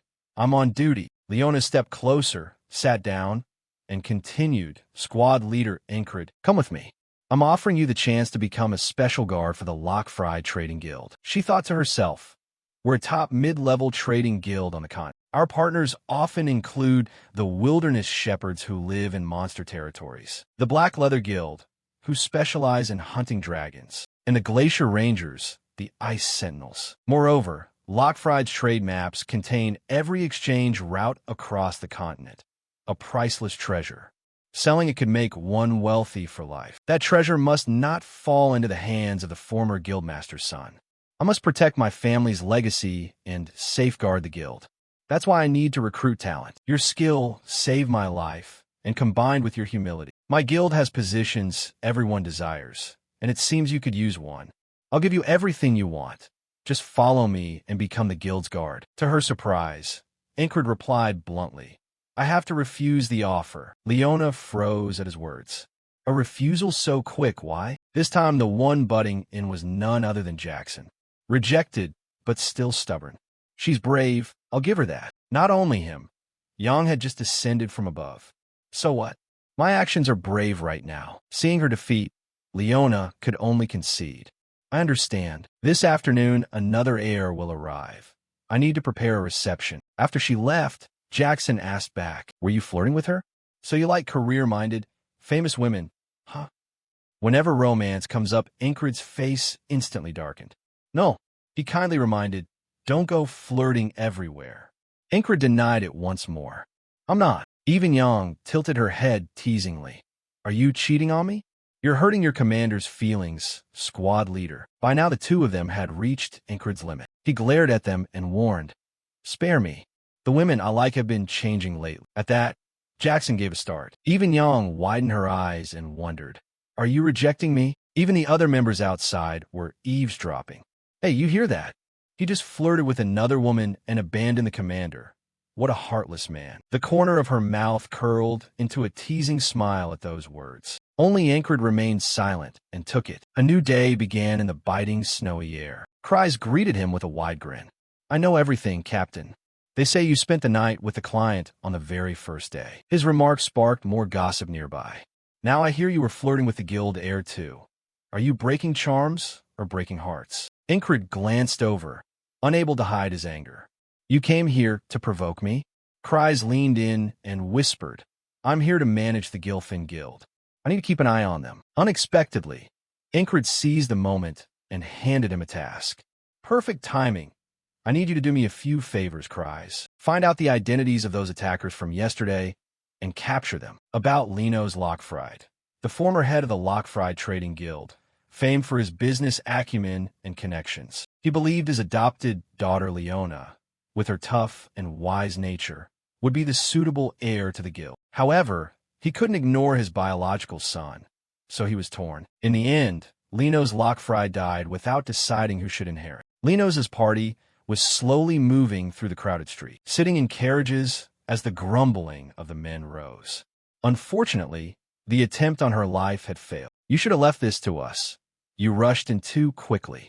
Polid Lockfried, the former guildmaster's son, sat opposite and pursed his lips. The brown-haired man continued, I'll find another way. Our agreement still stands, doesn't it? Questioned so coldly, Polid grew flustered. Of course. Once I become guildmaster, I won't forget your reward. His words barely earned the long-haired man's notice. They arrived quickly and, without ceremony, roughly shoved through the main gate. The sudden arrival of these people drew Ingrid's group's gazes. Polid was the first to speak with undisguised disgust. It smells like filth, calling me to a place like this. Leona's manners are dreadful. Meanwhile, Ingrid was busy observing those accompanying them. His attention settled on the long-haired man. This one was very strong. Ingrid's scrutiny was unexpectedly noticed by the man himself. Yet Ingrid showed no hint of fear toward him. The long-haired man ignored Ingrid and rolled his eyes elsewhere. Polid, acting arrogant, pointed at Jackson and ordered, You, go fetch Leona quickly. At that moment, Ingrid quietly felt lucky for his earlier choice. Good thing Jackson was with him. If it had been Zim, things would be complicated due to his hot temper. He could even picture Zim punching someone while shouting, Oh my, there's a demon in town. He'll deal with this guy, and then claiming it was a demon. In reality, Jackson had already reached for the dagger at his back, intending to take out Polid. The man barked orders loudly, unaware that Ingrid was trying to keep things calm. What are you standing there for? I said, red-haired brat. Hurry up. Polid's mouth fell silent only when Leona's voice rang out.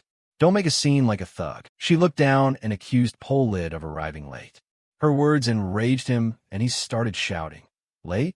Late about what? You don't even train your guards properly. No sooner had she finished than Polid took a slap, so hard it made his eyes see stars. Ingrid on the side watched it and could only sigh. Seriously? Has everyone gone mad except me? Polid clutched his cheek, wincing, and demanded, Are you insane? Leona replied calmly, No, you're the insane one. How dare you lay a hand on my soldiers? Do you want to rot in prison? Her threats successfully scared him. I didn't know they were border troops. However, the brown-haired man behind suddenly clicked his tongue as if reminding Polid. The madness in him flared up again. No, this is wrong. Some roadside fine like you dare scold me. Polid's contemptuous tone didn't elicit any special reaction from Leona.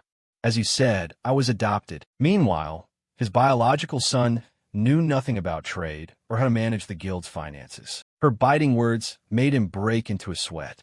That's servant's business. Leona didn't stop. She continued berating him.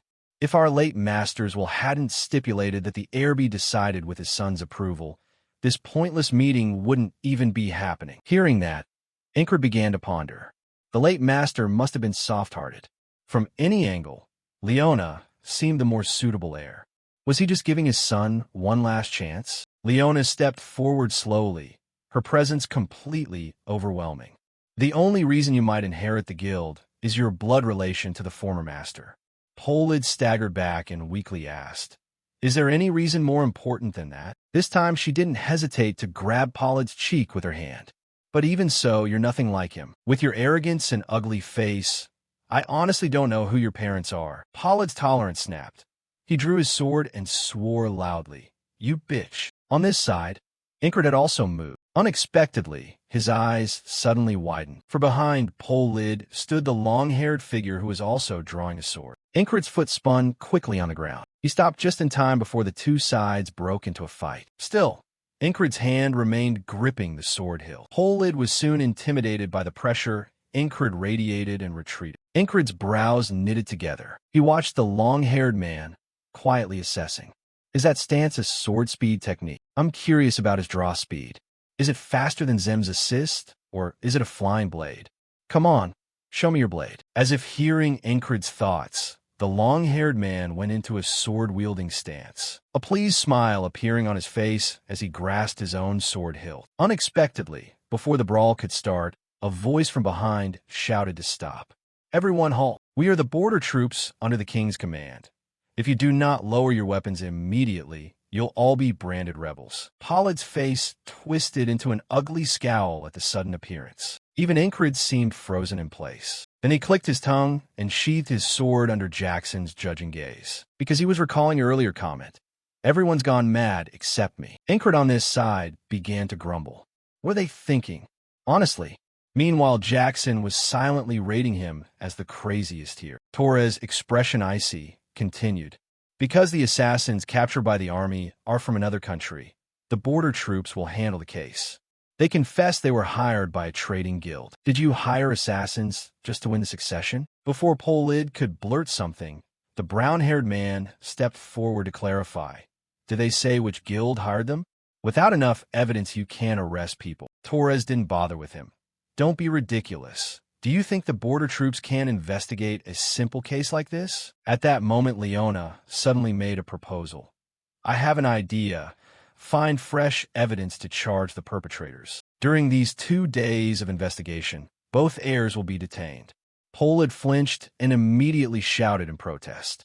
No, I do not agree. Even Ingrid in the back couldn't understand Leona's intent.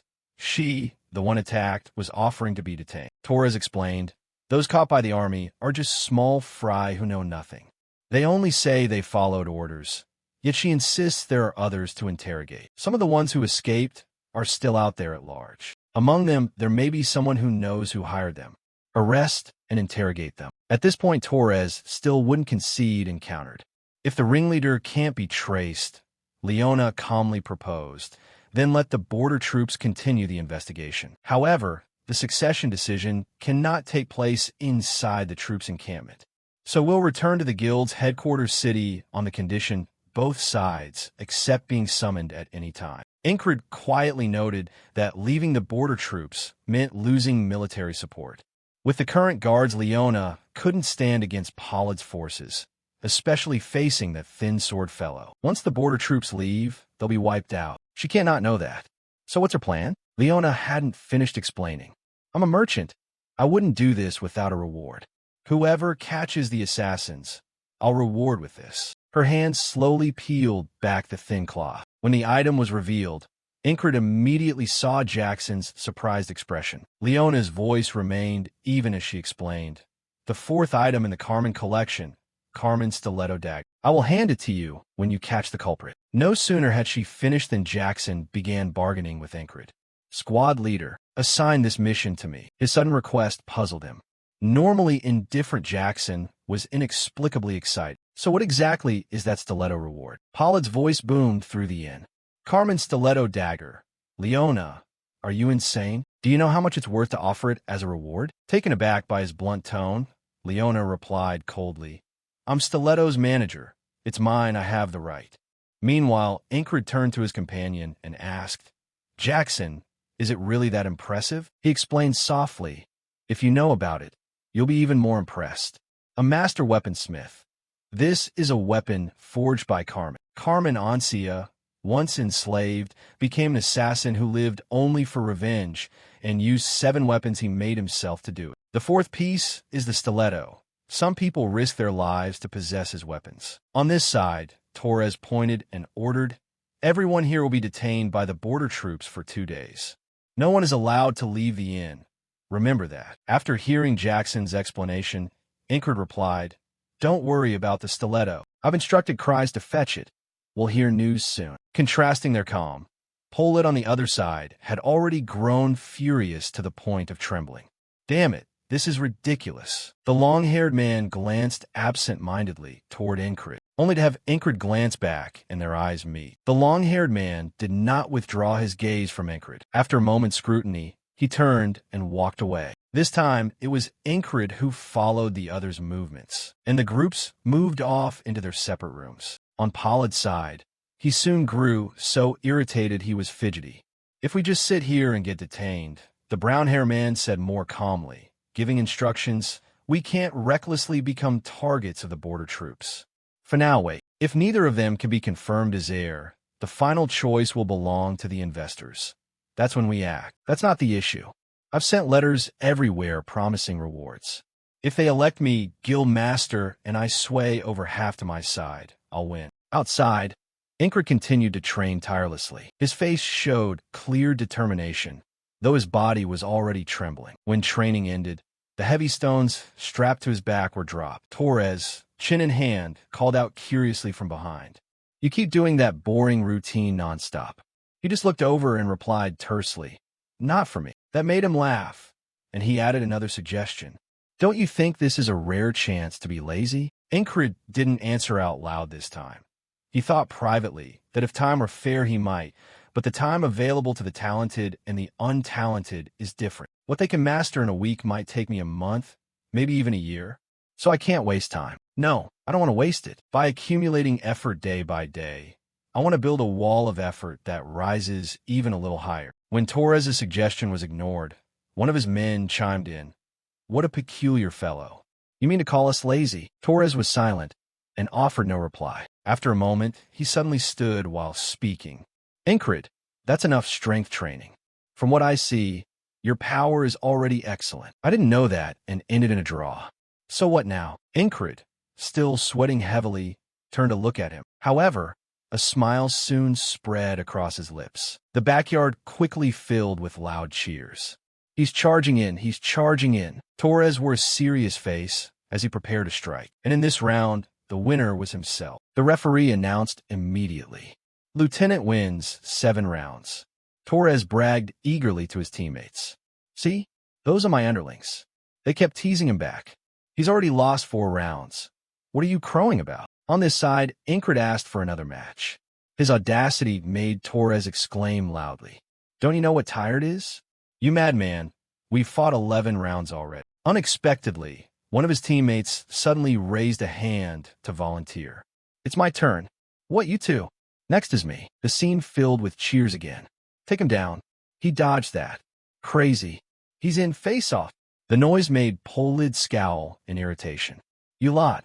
It's midnight. What are you doing?" The challenger quickly gained the upper hand and pinned Ingrid down. His body crashed heavily to the ground. The long-haired man still watching silently from above. However, Ingrid refused to admit defeat and begged, "What was that? Do it again." The other guy commented, "Are you seriously crazy?" The long-haired man watched Ingrid without blinking. The defeat didn't seem to bruise his pride at all. Instead, he looked like a child who'd found a new toy to play with. "Moreover, even knowing I'm much stronger, you don't hide your fighting spirit. You're truly an unusual one." But compared to that, Ingrid on this side once again suffered defeat amid the cheers. He got hit again, blocked better. The long-haired man's lips tightened as his thoughts continued. He can't deal with a new technique until he takes it 3 or 4 times. His combat sense is really poor. Ingrid charged the young man to fight once more. This time he succeeded in gaining the upper hand. Ingrid directly knocked him to the ground. Torres and the others were so excited they shouted, "You did it! Victory! 5 rounds and he's down. Who's next?" Over on the other side, Yang sighed inwardly. "He's charming to everyone, men and women alike, a rogue." Leona, seeing this, asked teasingly, "Are you two actually a couple?" Thinking Yang's refusal meant she might have a chance, Leona was surprised when the girl insisted they were married. Leona blinked. "Married?" Yang delightedly embellished. "We didn't hold a ceremony, but it seems we're about to have a child." Ingrid heard every word and wondered to himself, "That's worrying. What's her commander up to? I don't know." A voice from behind suddenly spoke up. "If it's not too much trouble, may I join?" Ingrid glanced at him without saying a word. The long-haired man, also silent, slowly stepped forward. Torres and his group immediately went on alert. What's that guy plotting? In truth, the long-haired man was thinking to himself. His name is Incred. He doesn't seem especially talented. I want to teach him a lesson. I can't suppress the urge. The challenger warned aloud. You're in a different position than us. Sit in the corner and watch. But Incred answered him with a single, no, I've been waiting for a chance to face him. The long-haired man clearly saw the excited smile on his face. He simply curved his lips into a smile. From above, Jackson was watching as well. His eyes never left the scene below. Jackson watched the long-haired man holding the wooden staff and assessed him silently. Even with just a wooden stick in hand, his bearing felt like a threat to Jackson. He's still dangerous. I need to be ready for anything that might happen. Incred adopted a serious ready stance. His opponent was also prepared for the fight. Incred and the long-haired man faced each other. He showed no emotion as he raised the wooden staff high. On Incred's side, he was equally on guard. The weight of the other's presence made his body feel heavy. Right now, I feel like I'm standing on a battlefield. The long-haired man wasted no time and charged straight forward. In response, Incred activated his concentration skill. The long-haired man's blade seemed to glow, and so did its trajectory. I could see it clearly. The path of his attack shifted slightly in its arc, but it was definitely aimed at my neck. If I can cut across his attack line and complete my own blade's path. Incred's eyes widened in astonishment, because in an instant the long-haired man had overwhelmed him with a complete victory. Torres and his crew, standing nearby, were also thrown into confusion. Only then did the long-haired man speak. You read the exact line of my sword, but you were a beat too slow. Incred's eyes widened further as he thought repeatedly that the thrust had far more speed than he'd imagined. So fast it overwhelmed his expectations. I thought I'd grown stronger, but I was wrong. My strength may have increased, but the wall ahead is still too high, an altitude that leaves me dizzy. Incred stood behind a long-haired man, staring at him intently, the corner of his mouth unconsciously curling into a satisfied smile. Incred assumed his stance and asked the opponent to fight him once more. The long-haired man glanced back, approvingly noting, your posture is striking. Under the stars, the clash of swords rang out continuously. The two kept fighting even as the others had fallen asleep. Only Yang remained awake, watching intently and listening to Incred's every word.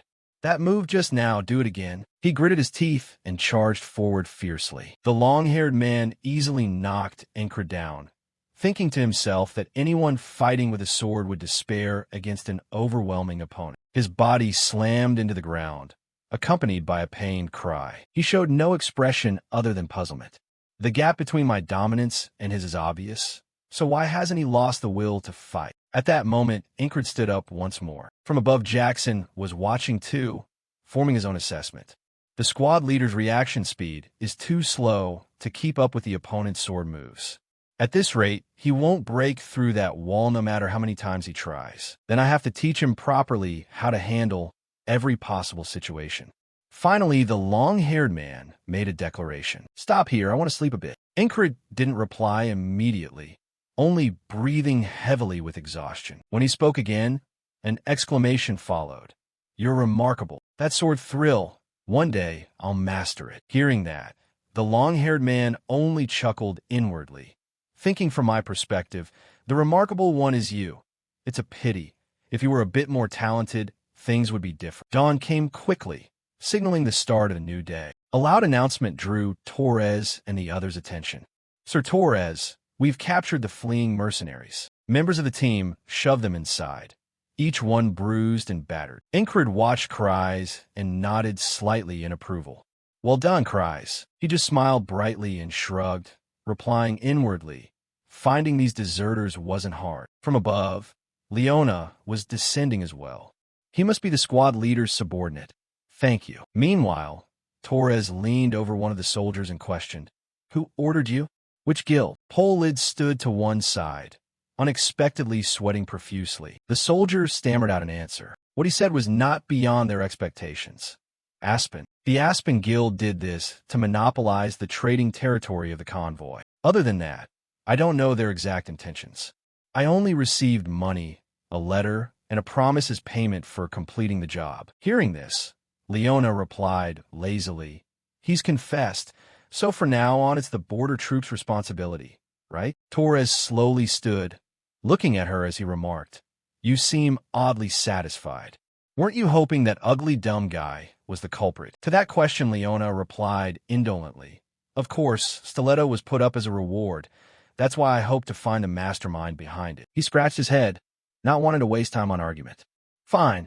Handling these is our job. Release the Lockfried Guild." Jackson's face was serious as he took the knife in his hand. Incred glanced over and warned, "Don't pull that knife out so casually." He muttered an apology as it went back into its sheath. Incred observed and thought to himself that the man seemed fond of gadgets, a rather childish trait he was only noticing now. Unexpectedly, Cries suddenly warned him not to be foolish and fall in love with Leona. He pursed his lips, leaned close to Incred, and whispered, "Isn't it strange? No matter how you look at it, those mercenaries were surely hired by Polid, yet suddenly they're Aspen. Last night we tracked them down and wiped them out." Then a mysterious person approached Cries and spoke up, "Leader of the Gilfin Guild. No, you're Cries of Border Troop 44, right?" His face froze when the other claimed to be serving Miss Leona. Cries continued the story. She knew their location and everything about the Gilfin Guild. For the mercenaries, she proposed surrendering them to the army for the reward money, and that would elicit the answer she wanted. Incred glanced up at Leona and wondered inwardly what her motive was. If Polid's role behind the assassination were exposed, would it harm Leona? She must hide that fact. Leona then suddenly exclaimed, "I'm glad Polid isn't the murderer. He could have tarnished the family's honor as well as the guild's." Incred's expression didn't change upon hearing this. Loyalty to his former master and the guild. Is it? She suddenly changed the subject. "Squad leader Incred, you're not interested in these matters, are you?" Only then did he speak up. "Are you sure about this? If you leave our custody, once you step beyond the border troops' protection, we won't guard you. If Polid's men attack you..." Still, a smile remained on Leona's face as she explained, "If that's the case, I've already taken care of it." Suddenly, the silhouettes of a group of people appeared opposite them. Their commander stepped forward slowly. He introduced himself in an unhurried tone and stated his purpose. "Captain Mattis of the Lockfried Convoy Escort. With the shareholders' unanimous consent, I'm here to escort the appointed guild head." Mattis and his subordinates all knelt before Miss Leona Lockfried. Incred watched from behind and thought to himself that she deliberately kept that idiot detained for 2 days. During that time, she rallied the investors to vote, stripping that idiot of his succession rights. Loyal, clever, decisive. Like Cries, she's a frightening person. A smile was on Leona's face now. She turned to Incred and said, "Clinging on is futile. Therefore, I won't ask you to come with me. You have a power that makes others want to follow and support you. I hope that one day we can help each other like friends." He hesitated for a moment, only looking at the hand extended toward him, before taking it politely and saying he would be very pleased. Nearby, Mattis had to endure Polid's curses. "Mattis, you bastard. What are you doing? My father treated you well, and you betray him?" The pressure in his reply was considerable. "Don't disgrace my former master or the convoy anymore, you foolish idiot." Polid's face went pale, terrified as he listened. On the carriage, the brown-haired man commented lazily that the plan had failed. The long-haired man replied calmly, "No, there's one gain. We learned that the head of the Lockfried Guild is very capable." The long-haired man's gaze flicked to the side, then settled on Incred and on that unusually capable border troop soldier. The long-haired man's advice from the duel the night before came back to mind. "I advise you this. Put the sword down. Though I admire your will and effort, you lack the talent to apply it." That was sad and painful. Incred, though tired, was alert enough to ponder. It was something I hadn't heard in a long time, but I had never cared about those words. And that's why I've come this far. The long-haired man tilted his head, staring at him intently. Then he left. The two of them said no more. For now, the barracks were filled with the sunlight of the new day. Incred propped himself by the bed and called for Zim. He sulkily answered, "Don't call my name. You're having a blast with that stray cat. Why call me?" Zim's pouty attitude didn't bother him. "I want to train this skill, so I need you." At those words, Zim's face brightened. "Really? I'm the only useful one, huh?" Their training began, and Incred resumed calculating what's needed for a speed strike. First, the ability to judge and sketch the sword path quickly and efficiently. Zem's movements appeared crystal clear to him. Incred took his stance, timing a counter while assessing inwardly, then added a burst of force so the blade flowed smoothly. It let him control the sword exactly as he intended. His eyes widened, as if still doubting himself. A cut had appeared on Zem's neck and blood was flowing from it. Even he was so surprised that he looked down at it. However, Incred didn't let himself be distracted. All right, I become faster than Zem. The repetition of basic movements, the agility gained from releasing tension, the muscles honed, all combined to produce today's result. At this, Zem exclaimed, "Our squad leader is impressive." Huh?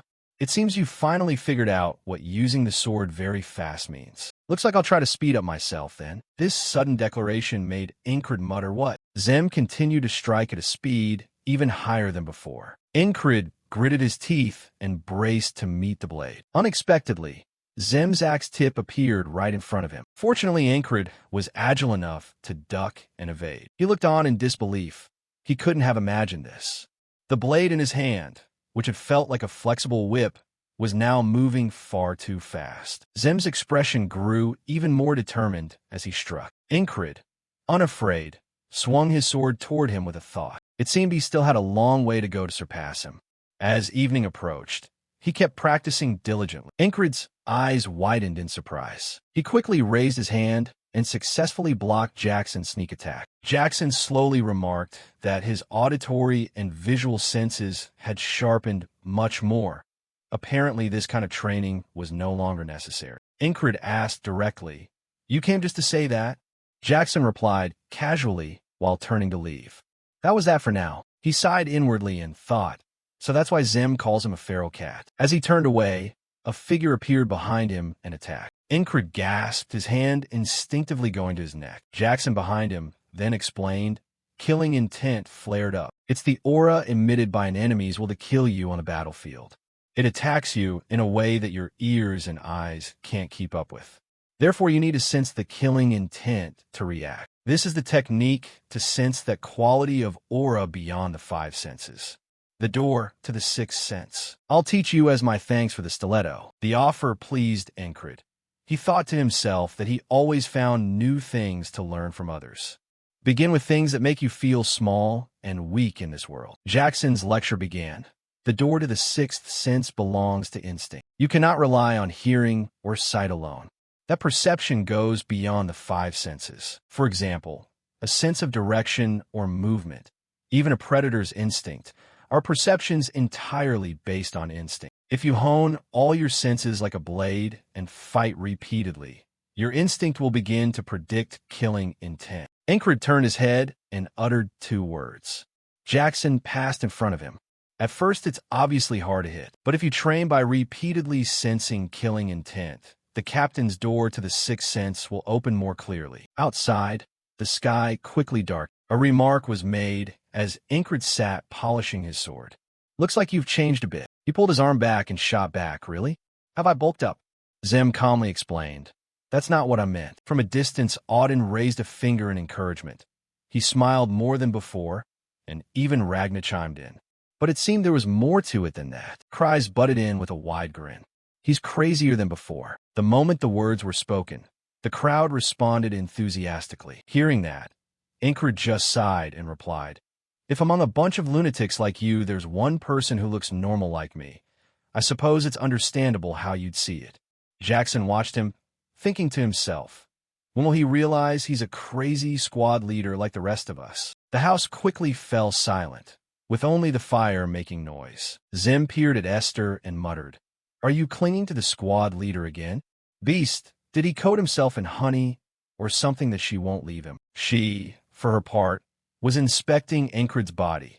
It seemed he'd pushed himself to the limits again. Every day, he trains nearly to death. If it weren't for my magic, he'd have collapsed long ago. If he were to die like that, my curse would never be lifted. Then she put a foot on Incred's clothes. In the blink of an eye, they were covered by a pale green aura. It was as if Incred had been marketed all day long. Day after day, it repeated like that. Yet he never grew bored, because he knew this repetition would bring joy and growth in his strength. Ingrid continued training with his eyes closed. He diligently searched and practiced according to the instructions. However, he still couldn't detect Jackson's position. Even outside, Ingrid misjudged the direction of the killing intent. Zem, Ragna, and Auden just watched silently. Zem was the first to speak up. I take back what I said about him change. He hasn't improved at all, not a bit. Even Auden folded his arms and wondered. It's strange. There are times he suddenly makes clear progress. Ragnar agreed. Sometimes I thought he might be a genius, but looking back, I was wrong. Jackson also assessed helplessly. No matter how much he trains, he doesn't improve. At this point, Zem drew a conclusion. The only answer is real combat experience.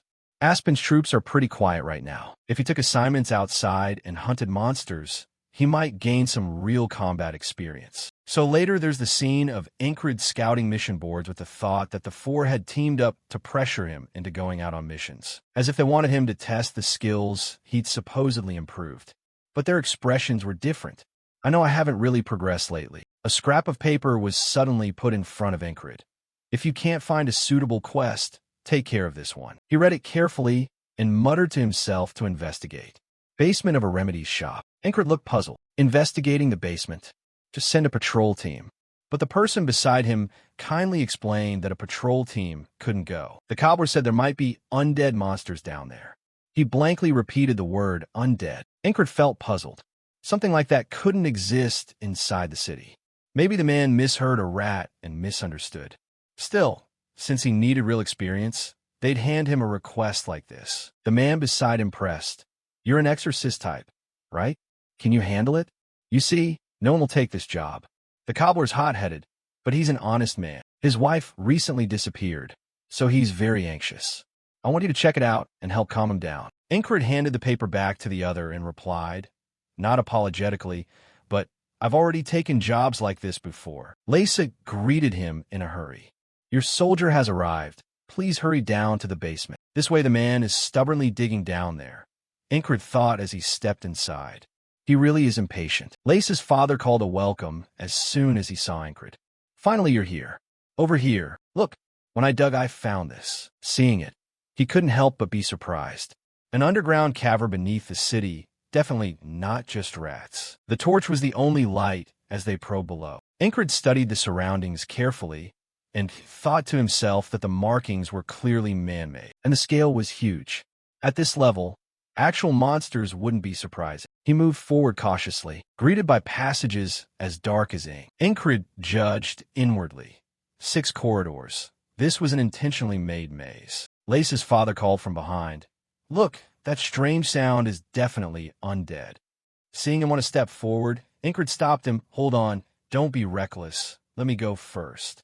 Please step back. Then Ingrid slowly lifted his foot and then rose onto his toes. A blue light instantly appeared before them, and from the opposite side, a fierce flash of light burst forth. It spread, forming a blinding white radiance. The blue explosion turned both Ingrid and Lace's father to dust before they could react. He snapped awake. Esther beside him was still asleep. Ingrid's face was stunned, and he thought to himself, even before I could take another step, as soon as I felt the heat, I was burned. Definitely a magical trap. There are rules when it comes to magic, Zem began as the two of them moved together. Captain, we've been thinking about yesterday. If you enter a real battle, your options against magic are to run. If you die fighting a mage, consider yourself lucky. If you survive, you'll end up in a worse situation. And that advice applies equally to traps set by mages. Ingrid calculated silently at the quest board. Magical traps. What can I do to counter them? This is a wall I can't get past, no matter what skills I train. The quest paper was placed before him. If you can't find a suitable task, take care of this one. Ingrid took it with a thoughtful expression. So that's the kind of mission it is. This needs a magic expert support or aid from higher-ups. It's not an obstacle you can brute force your way through. That elven company captain might heed my request. First, that impatient owner went charging into the very trap I need. Ingrid's eyes suddenly widened as he remembered something. He hurriedly moved, swearing under his breath. Damn, this is bad. Incred didn't bother with manners and kicked the door open. His sudden entrance startled Lisa. Soldier! Incred burst in, demanding, "Where's your father?" Lisa hurriedly replied, "He's in the basement." On hearing that, he wasted no time and jumped straight down. The place Incred aimed for was the huge pit below. He gritted his teeth as his body slid across the rocks. Incred's face showed fierce determination. Quickly, Lace's father's figure came into view. He lunged forward with all his strength, shouting the two words, "Stop." The man turned his head in bewilderment at the call, but it was already too late. Lace's father's foot had touched the ground. Light from the explosion flashed almost immediately. Incred helplessly charged forward with a desperate scream, but both of them were consumed by the blue fire and turned to dust. Incred found himself back at the mysterious one's location. His thoughts a chaotic jumble. Damn, I need a faster, better solution.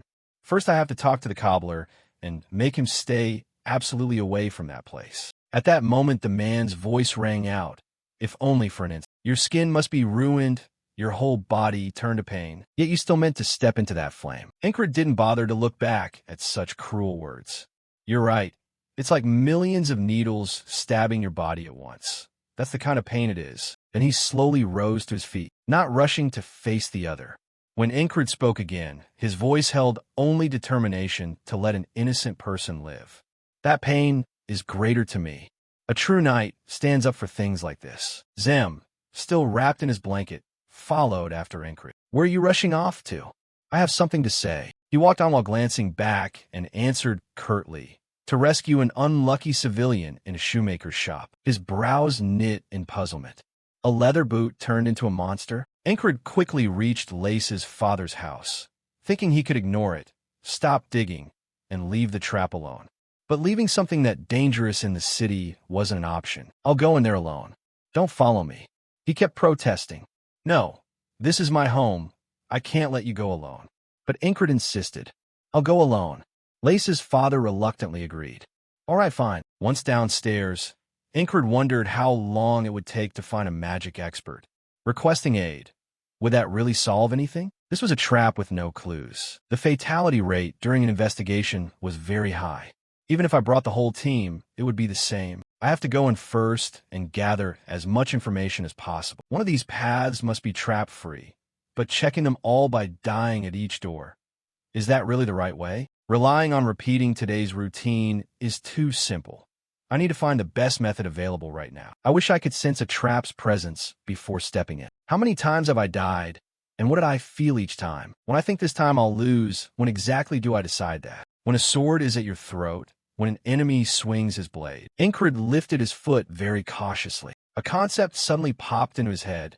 Could it be killing intent? Jackson's teachings came back to Incred. That killing intent reveals itself clearly when it intends to bring death to its foe. In that moment, it was like a compass, illuminating the path he needed to take. A giant scythe suddenly flew in from nowhere. Incred's eyes widened in surprise. He remained frozen in place before those passages. Incred's foot was just about to touch the ground, and the instant his foot landed, a haze of dust rose around. However, the next moment the scythe sliced down across Incred, bringing with it a chill wind. His body spurted red, certain death in hand. But even as he died, a gleeful smile was on Incred's face. I clearly sensed the killing intent in that trap. Another day repeated. The same small house on a busy street, where Incred had dug a large tunnel beneath the cellar. As he entered the tunnel, he thought, the key is detecting the trap's killing intent. Holding a torch, he stepped carefully deeper into the cavern, avoiding reckless steps. Incred told himself he must enter each passage until he could clearly sense the will within them. Incred furrowed his brow, thinking and staying alert, standing before a strange fork. He thought to himself of a passage he'd never taken. There was nothing there. Incred immediately suspected, is this the right path? So he decided to proceed cautiously into that new fork. After only a few steps, Incred suddenly stopped because he sensed something odd. A place where a wind sharp as a sword blew back and forth. Incred peered into the ink-black tunnel, his steps still slow as he advanced. Suddenly the image of a razor blade streaking forward flashed through Incred's mind. He stopped at once, and even carefully dodged to the side. However, After waiting a long time with no further movement, he decided what he'd felt earlier wasn't killing intent, but the memory of someone who died. Just then, Lace's father, coming up from behind, called out, "Why are you wandering around like a lost puppy?" Hearing that, Ingrid replied immediately, "I told you not to come down here." After warning Lace's father, he fell in a thought and entered a passage he'd never chosen before, until he could sense a similar aura. Thinking it, he continued to tread carefully. Only when the moon hung high in the night sky did Ingrid decide to leave the tunnel and return to the little house. Lace's father hadn't gone to bed and held a lamp for him. He asked, "You haven't eaten since last night. What are you doing?" Ingrid warned at once, "I'll come back tomorrow, so don't enter the cave. It's very dangerous. It's full of traps." Lace's father pleaded, asking him to solve the problem. "I can't sleep worrying my wife might be gone too." Hearing that, Ingrid immediately asked, "No news of your wife?" Lace's father answered slowly, "Lately the number of disappearances has risen and we can't find them. And by the way, sir, have you seen a girl with brown hair and acne wearing this wedding ring? If you find her, please let me know."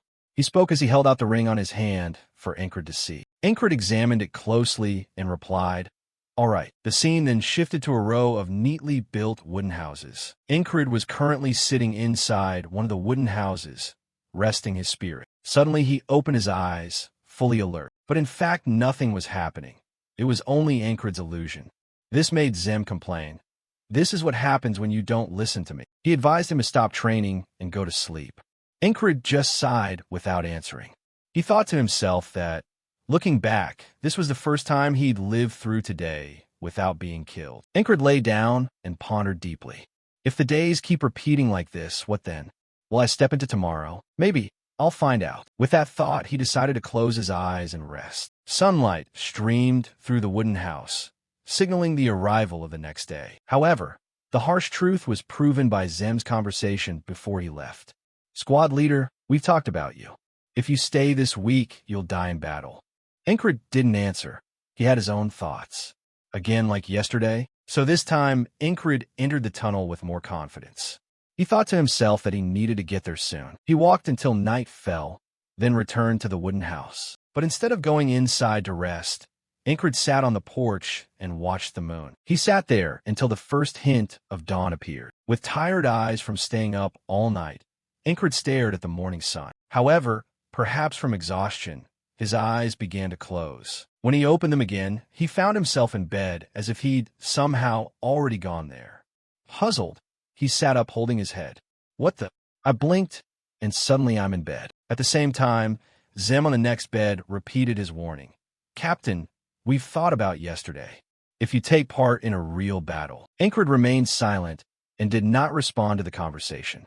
He pondered, "I can only move forward into tomorrow after I overcome the wall." Ingrid repeated his familiar action, taking a torch into that cavern, thinking as he walked, "It doesn't matter. After all, it was my original plan. 10 days, 20 days. These were no different from the fears I'd faced before." Ingrid lifted his foot high, brooding, telling himself to feel it. The presence of hell. He slowly lowered his foot, but suddenly he drew his foot back and didn't step forward. His mind kept mumbling the count, 40 days. Suddenly, he threw the torch from his hand, his brain still counting. 50 days, 60 days. Ingrid began to step into the darkness. He clenched his fists as the days kept rising. 70 days. Suddenly from the darkness, countless rotten arms reached up from the ground. They quickly grabbed at Ingrid, then relentlessly pushed him down into the muddy pool. But in the end, whether in reality or whatever unclear loop of time had repeated, nothing happened. Ingrid remained perfectly intact. He suddenly let out a mocking, confident laugh. The scene shifted abruptly, and an image of Jackson attacking appeared before Ingrid. His sensitivity had increased, so he quickly dodged the move. The action left both of them frozen under the bright moonlight. Jackson murmured in admiration. In just a few days, the door to the sixth sense. Ingrid continued counting the days. This time, before leaving, he had prepared a lot of protective gear for himself. At that moment, someone asked what he was up to. He said he was going to shoe shop, but what battle did he plan to face there? Ingrid replied firmly, "I won't return until I've destroyed 10 pairs of shoes." Hearing that, Zem swore, "Damn it." Meanwhile, Esther remained silent. Time passed quickly, and in no time he was at the cavern. Ingrid quietly calculated there were 6 passages. One of them was safe, or at least he thought so. His gaze brooded ahead. The one who built this cavern was a bastard. He set traps in every passage. From the start, there was no truly safe exit. Ingrid calmly surveyed the pile of dangers before him. He stood still and didn't take another step. He thought to himself that didn't mean there was no way. Traps only trigger when you step on them. If I take the first path and put my foot down wrong, I'll be burned. He sighed after a long moment of thought. Then Ingrid lifted his foot gently. He stepped forward with steady, deliberate steps, when suddenly a strangely glowing vortex appeared before Ingrid, which made him halt in his tracks. Ingrid stopped right at the cavern mouth. Yet after that, he still resolved to go in. But that step kept hesitating. After a long while, Ingrid still hadn't set his foot down, but finally he stamped his foot hard on the ground. He waited a moment to see if anything stirred in the cavern, and after waiting a long time with nothing happening, he fell silent in thought. Still, he took another step, then another. Ingrid advanced quickly. The deeper he went into the cavern, the darker it became. Sinking into abyssal darkness, his steps gradually slowed over time, because Ingrid was trying to be careful, his steps following the light beneath the ground. Ingrid was trying to sense the door and the traps with his 6th sense. His footsteps began to sync with the light underfoot. In the dark, each glowing footstep on the ground guided Ingrid. He closed his eyes tightly and moved by the light in his mind. After walking for a long while, a light appeared directly in front of him. That light touched Ingrid's face. Sensing the strange brightness, Ingrid decided to open his eyes. After walking a long while, he finally stopped before a strange gate. He raised his head high and exhaled softly. Once again, he had successfully passed the wall. At that moment, a monster lunged at Ingrid from somewhere. In the blink of an eye, a flash of light streaked across the air. Ingrid calmly finished off the monster with a single, very quick move. Afterwards, Ingrid sneered softly, "Thanks, I guess. Now that I've run into these monsters, I'll treat this as a reward after all those days stepping on traps." He muttered confidently to himself as he saw a horde of monsters charging at him. Facing a thick mob rushing in, Ingrid murmured that this was indeed a fine welcome gift. Back to the monsters. They mindlessly screamed and lunged forward. Ingrid stayed calm and quickly assumed an attack stance. He calculated quietly that the demon's claws were highly venomous. Even a light strike could cause serious injury. Normally, it would take several soldiers to handle one demon. Despite that thought, in reality, a single Ingrid managed to slay several monsters in succession. He moved his feet extremely fast, and the sword in his hand was wielded with all the strength he had. In just a few minutes, he alone faced dozens, even hundreds of demons. The more he fought, the tighter he gripped his sword. Each strike felt heavier. He hacked with increasing ferocity. Ingrid thought confidently that these demons were no challenge for him now. He swung the sword high, then brought it down with lightning speed. In a short time, it seemed he had slain every demon present and attacking him. After the final strike, he panted heavily from exertion. Ingrid was sweating like he'd been bathed. He sighed softly. Even he felt he'd fought very well just now. Images of his comrades pointing and mocking him crossed his mind. They should have been here to see this fight. Suddenly, another wave of monsters charged toward him. Those creatures looked even more terrifying and grotesque than the demons before. This left Ingrid utterly astonished. It wasn't wolves, just a random mix of various beasts. What on earth is ahead? Despite facing these strange monsters, Ingrid stood firm, sword in hand, without a hint of fear. Meanwhile, Esther was leaping across several rooftops into the night. She moved while thinking that he had acted very oddly today. Why would he arm himself to go to a shoemaker? Esther keenly recalled Ingrid's strange behavior that afternoon. Because of that, she was now worried and searching for him. If he were killed due to his reckless nature, it would be a big problem. Esther searched all around that residential area until she stopped at a small house on the corner of the street. She keenly sensed that something was off. Esther stared at the wide-open door of a house at night, whispering that presence smelled like a spell. A flash of alertness lit Esther's eyes as she turned back to the battle inside the cave, the sword in Ingrid's hand glinting like a monster. He panted utterly exhausted from fighting for so long. After clearing out the monsters, he tried to steady his breathing and carefully peered deeper into the cave. Breath, Ingrid thought as he continued deeper. It was very weak, as if it could stop at any moment. Another monster, or the one who dug this cave. When he stepped fully inside, a look of horror flashed across Ingrid's face. For before him was a ghastly scene.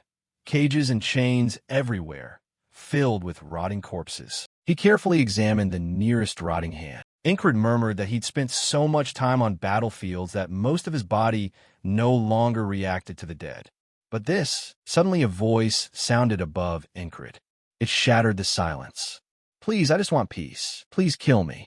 A person trapped in a cage pleaded with him desperately. On the gaunt hand appeared a gleaming gold ring. The item reminded Ingrid of Lace's father's words. "Soldier, have you seen a girl with brown hair and a pockmarked face? If you find a girl wearing this wedding ring, please tell me." As that admonition faded from memory, Ingrid's mood shifted unpredictably. Another voice suddenly rang out. "I hear something. It seems a healthy ingredient has arrived. I don't know how you got here, but this is perfect. I can turn people into friends for Bamilio." A figure like a black mage began to reveal himself. Ingrid immediately demanded, "Did you make these bodies?"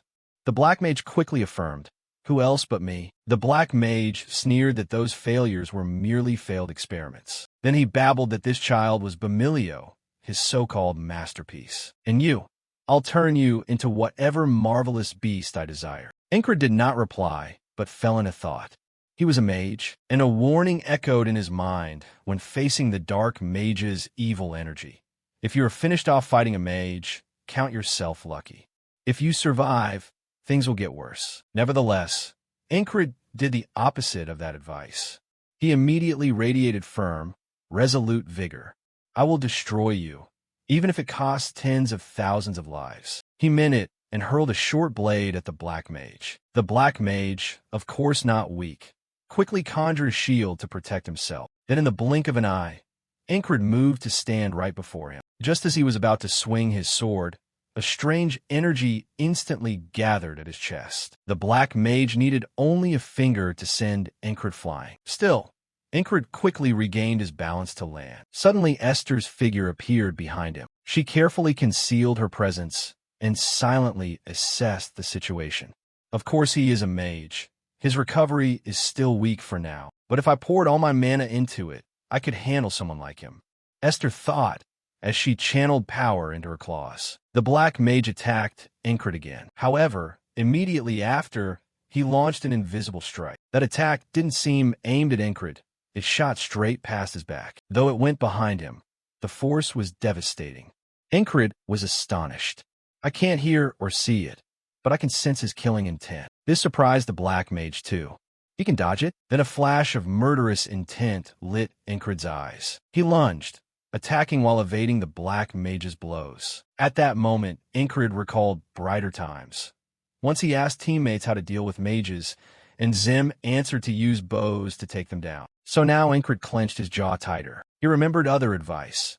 Jackson said to strike before they notice you. Auden advised to close in as much as possible, brother. His speed toward the black mage grew ever faster. Ragna had said before that any living creature, one good slash will finish them. Those pieces of advice seemed very apt now. The black mage was stunned by Ingrid's attack and speed. He only had time to conjure a protective shield around himself against Ingrid's strike. He calculated the invisible magical shield around the mage. If the wind knife couldn't break it, he'd use brute force to shatter and slice through. He swung hard to break the barrier, but the black mage smiled mockingly and muttered, "Penetrate." Then he drew from the earth a beam of light, as if to pierce Ingrid's body. From afar, Esther tensed at the seam. Just as the beam was about to impale Ingrid's chest, Esther made a subtle movement of her body. She secretly thought, he's going to win. Because at that moment, the battle shifted. Ingrid's body stiffened so the black mage's attack couldn't pierce him. Immediately, he poured all his strength into the attack. This strike succeeded in destroying the mage's shield, leaving him stunned, his magic barrier gone. Then Ingrid's sword quickly drove straight into the black mage's body. The blow successfully cleaved through his body. Incred sliced from the mage's head down to his legs, successfully finishing the black mage. His expression was extremely serious.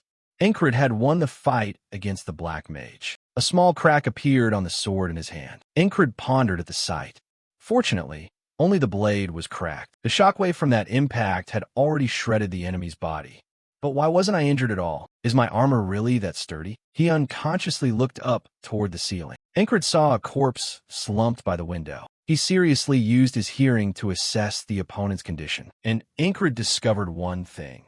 Even that faint breath had already stopped. Thinking this, he couldn't help but smile slightly.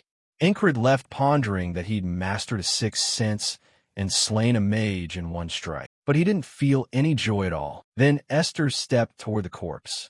You four mages are foolish and pathetic. You created a mannequin but couldn't use it.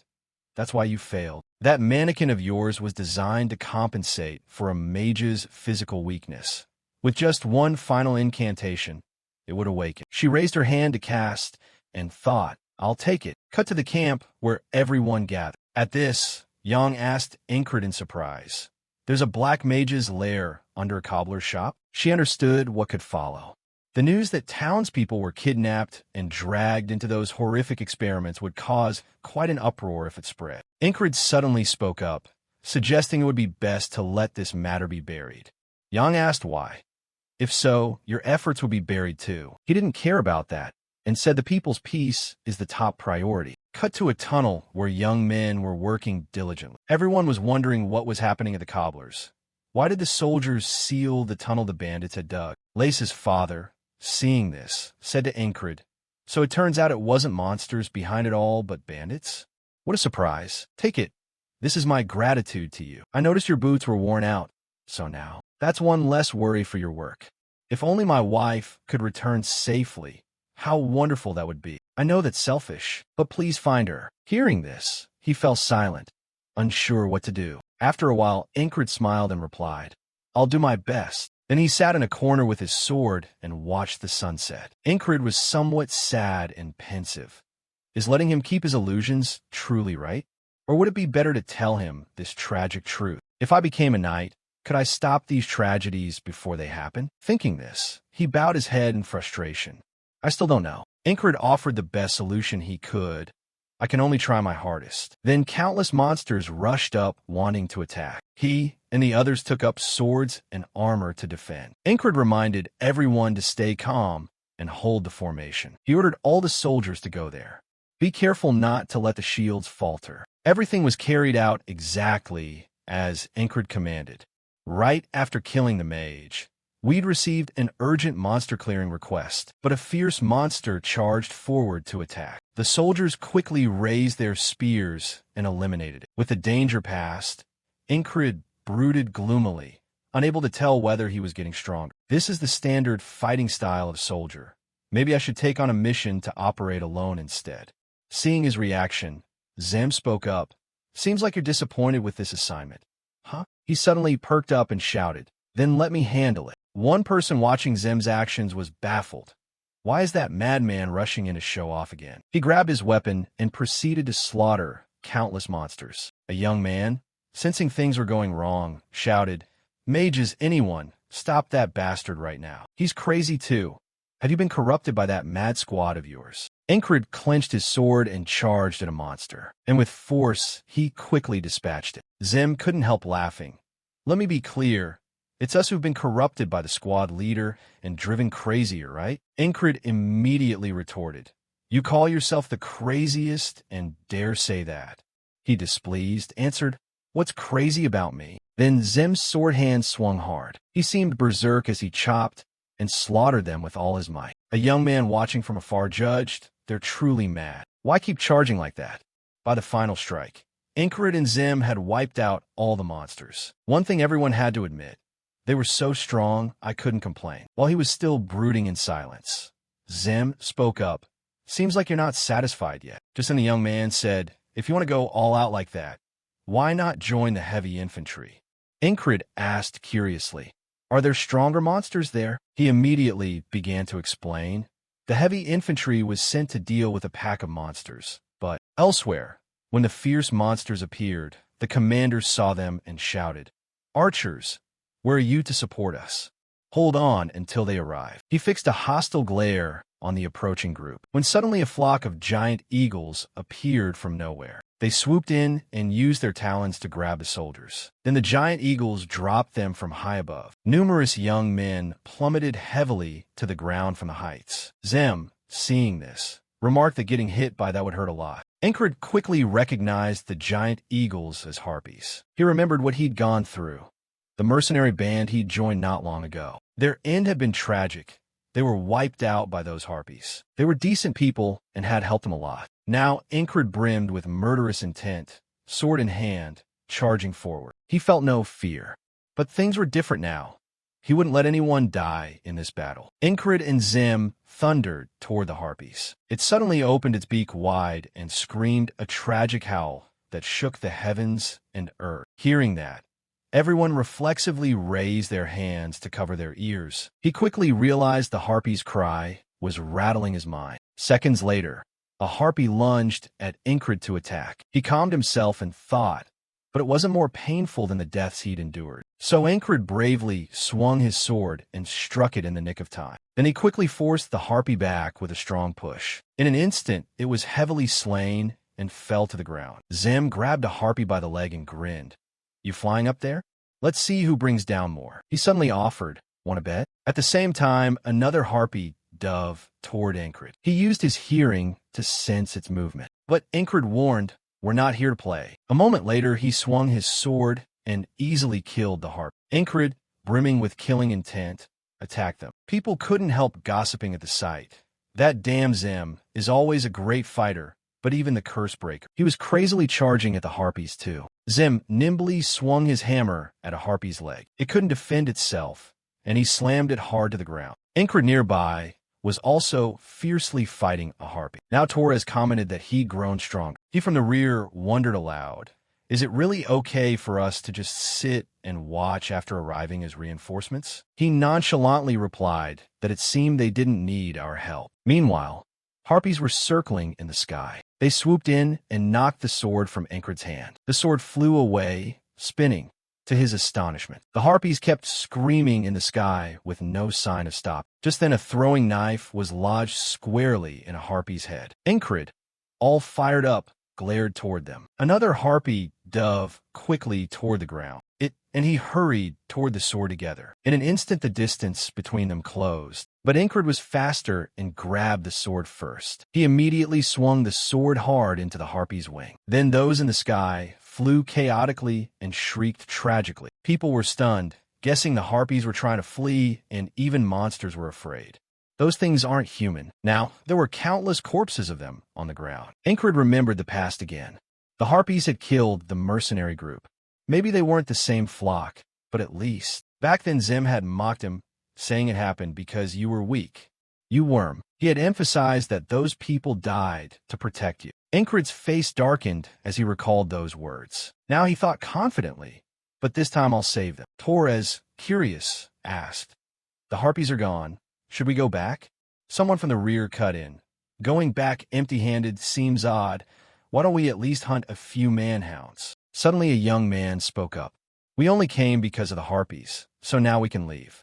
Hearing this, Zem asked Enkrid for his opinion and saw him grip his sword, asserting it's far too early to leave. Everyone stared at Enkrid in surprise.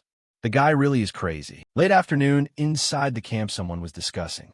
"I heard Enkrid saved the heavy-armored unit." At that time, Enkrid was carrying something quite heavy on his shoulder. You overheard a snippet of conversation. I had my suspicions, but now I see he's truly on another level. Even someone that's strong is giving it his all. Shouldn't we be doing more? As for me, then Enkrid proactively offered, "I'll take care of this mission." The person in charge found it odd. "Didn't you just do one yesterday?" He calmly replied, "I'll finish this quickly and take another one tonight." The man couldn't help but chide. "How many bodies do you have anyway? You idiot." That night, Enkrid trained diligently again. A young man was utterly horrified watching this. He never skips training? Does he really enjoy living like that? Should I try it myself? After hesitating a moment, he also began to train. Time flowed quickly like running water, Night passed, and a new day began. At first the young man trained alone, but that night someone joined him. Time continued to pass. Dawn replaced the thick darkness. The number of people training at night kept growing. Yang suddenly fell silent as she realized something in the days that followed. She observed everyone and judged that the atmosphere in the unit had changed lately. Then Yang was silent when a subordinate reported, "I heard everyone is trying to imitate the curse breaker." She sighed, fully aware of the current situation. "I can't leave this be any longer." Yang went to meet Ingrid and said, "There's been a long discussion about you. This is a decision from the Holy Council, so follow it. From now on, Squad 444 will be promoted into an independent company under the 4th Battalion. And from this moment, you are captain of the independent company." Only then did he speak up. "I only have 5 members under me. That's hardly enough for a company." She quickly replied, "We will provide the additional members you lack." Ingrid took in Yang's words and thought becoming a company captain would be good. But with more people joining, those current lunatics would make things a headache. While Ingrid was dazed, Yang continued, "Once you serve as company captain, ordinary duties will disappear, which means you'll have more time to train." He was very surprised by the news Yang brought. Then Ingrid, full of gratitude, bowed. "Will I be able to fulfill the duty?" She couldn't help but say, "It would be a shame to let you go like that. Let's do it once." Company captain. He was quite surprised by Yang's sudden proposal. Then she unexpectedly held out her hand. Yang glanced at Ingrid and said, "Use this weapon." Hearing that, he stared at Yang with many thoughts in his mind. Ingrid suddenly recalled the past. After losing the previous match against the battalion commander, he and Auden had trained as if their lives depended on it. So he sheathed his sword and agreed to Yang's proposal. Ingrid was quite excited, adopting a ready fighting stance. Time to see the results. Ingrid and Yang stood facing each other, ready to fight. Now, he focused his thoughts. Auden had mentioned this before. Ingrid remembered Auden saying, "Unarmed combat is a technique used in close quarters. No need to flail your limbs. Whoever is faster wins." Seconds later, she suddenly lunged quickly at Ingrid. He immediately raised his hands to block Yang's move. And Ingrid reminded himself that speed isn't the most important thing. Weight can also be an advantage if you know how to use it. In an instant, he seized the initiative. Ingrid seized the opportunity and immediately wrestled her to the ground. At that moment, he casually said, "Looks like I won, huh?" Yang, unable to believe it, let out an exclamation. She remained on the ground, appraising him. Human proposals are really so crude. He suddenly felt bored and dryly remarked at Yang's reaction. While Ingrid was distracted, she suddenly moved her leg. In the blink of an eye, Yang had pushed him underneath her. She held the dominant position and calmly said, "Find the opponent's weak point, then use strength to crush it." "My betrothed did well. Keep it up." Ingrid, annoyed, complained, "I'm not your betrothed. Please stand up." Then the two stood up and straightened their clothes. Yang suddenly offered an apology that left him puzzled. Then she explained the reason. "For not being able to protect you, you feel extremely strange. Not being able to protect me? What nonsense is she talking about?" Time flowed like water. With the weather warming, the pause campaign resumed once more. A full-scale battle. Aspen had changed the strategy to make up for the previous defeat. Everyone was gathered in the camp. Someone was climbing the stairs. He radiated such an imposing aura that everyone stiffened to ensure victory. Thus, Nalilia's army must be ready. Prepare for battle. A battle of fate. Marcus barked the order. A new battalion commander has been appointed. "Marcus," cries below listened curiously. If that battalion commander is really here, then it seems they truly intend an all-out assault this time. Warmonger Marcus, one of Cyprus's key generals, unlike the previous commander. He truly is a military genius. His command experience matches anyone worth their salt. Marcus knew this well. Aspen is not an easy opponent, not counting the heavy assault units and border defense forces. Our troops are mostly a ragtag levy, but the only one who showed us potential is the independent company, especially that company commander. The one nicknamed the Owner Slayer has something very unusual. Since the last battle, the team's achievements have only piled up. Is it luck or true talent? Prove it to us. Prove your worth. In the blink of an eye, it was late afternoon. The sun leaning westward. Zim was muttering. Recon the terrain around the Penhanil River. And it's a direct order from the battalion commander. Cries whispered an assessment. So this is what her ancestral company commander meant. He couldn't help speaking up. However, that place, just then someone spoke up. Aspen's Fortress City is close to the Sword Guard post. A new member of the independent company. Marcus continued explaining. Like our border forces, that place was built for military purposes. Going there now would be no different. Before he finished, Cries interrupted. Well, it's a reconnaissance mission after all. Someone suggested not to go, but Ingrid was conflicted.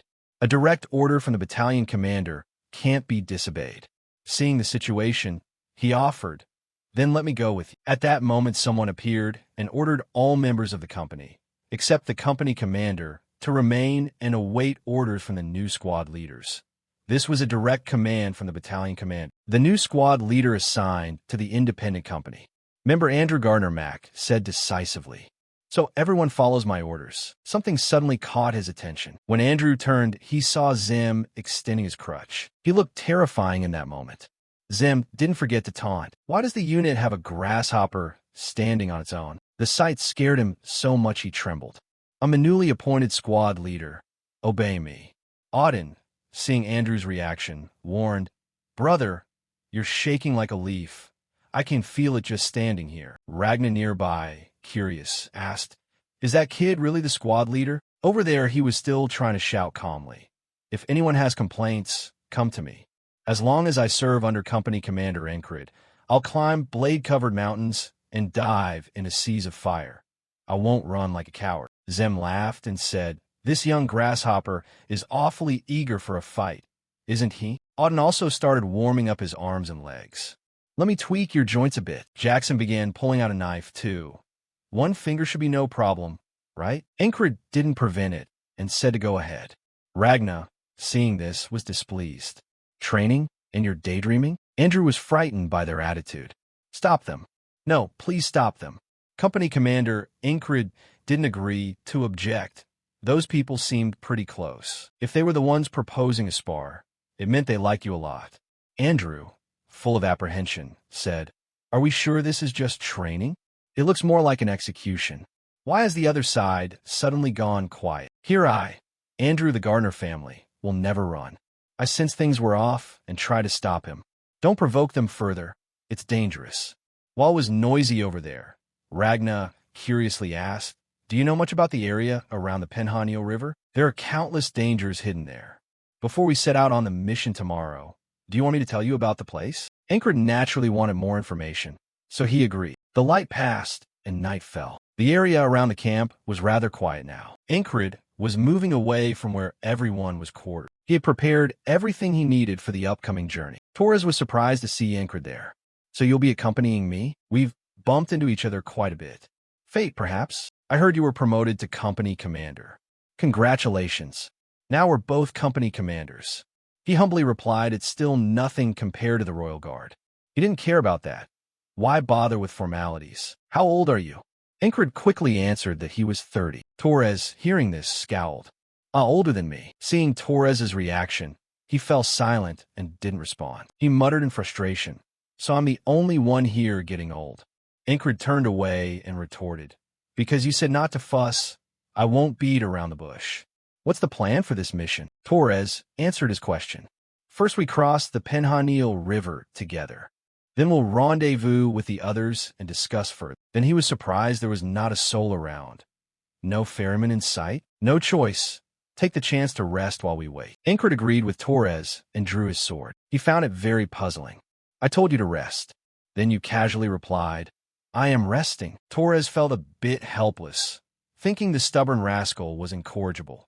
He trained so hard that his skill was recognized. On top of that, he's young and handsome, has everything, maybe a little too much, actually. Very quickly, Enkrid sensed his murderous intent. Torres kept watching Enkrid's movements. Could he really train in that relaxed posture? Finally, he couldn't help but say, Weren't you winning 14 out of 20 bouts at the end?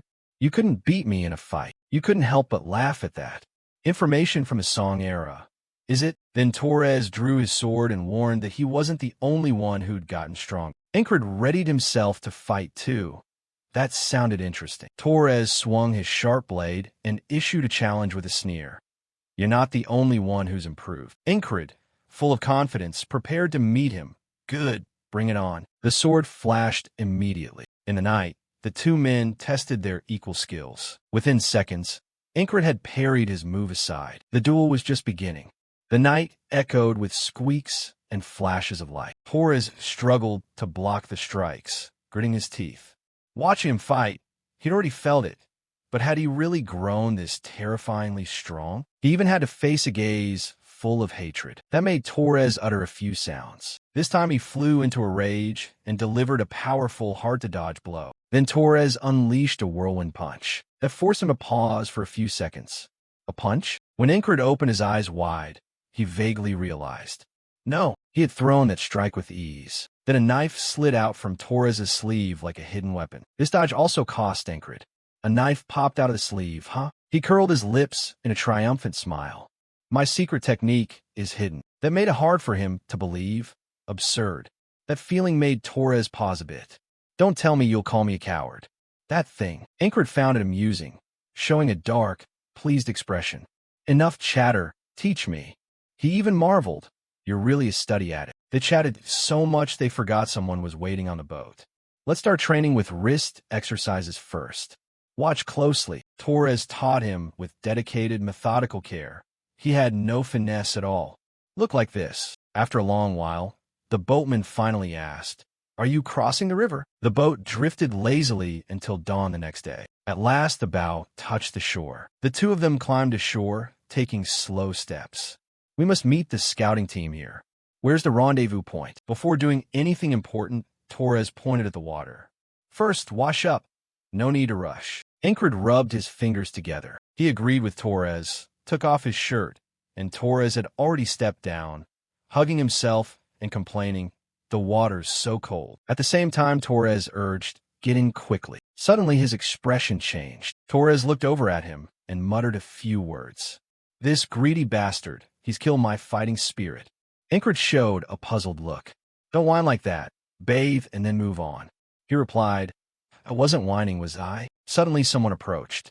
"You two move so slowly, I had to come find you. And you're just leisurely bathing here." He startled and turned his head with a wary eye. "When did she get there?" I didn't sense her presence at all. Finn and her team stepped forward decisively. "We have to reach Crossguard before nightfall. Hurry up, you two." Torres glared up. "You're just standing there staring. How am I supposed to get up?" She feigned indifference. "What is there to stare at?" he muttered. As soon as she finished speaking, Incred sprang to his feet. That dashing sight made Finn's face go dark. She curled her lips in a judging smile. "So you do have something worth looking at, huh?" Torres below sneered. "Your gaze is way too obvious." She dodged the comment. "I'm just admiring the abs." He probed. "Do I look good?" Finn bent down and extended her hand. "I'm the scouting company commander." "Finn, pleased to work with you." Incred coldly took her hand. Torres was still preoccupied with the abs.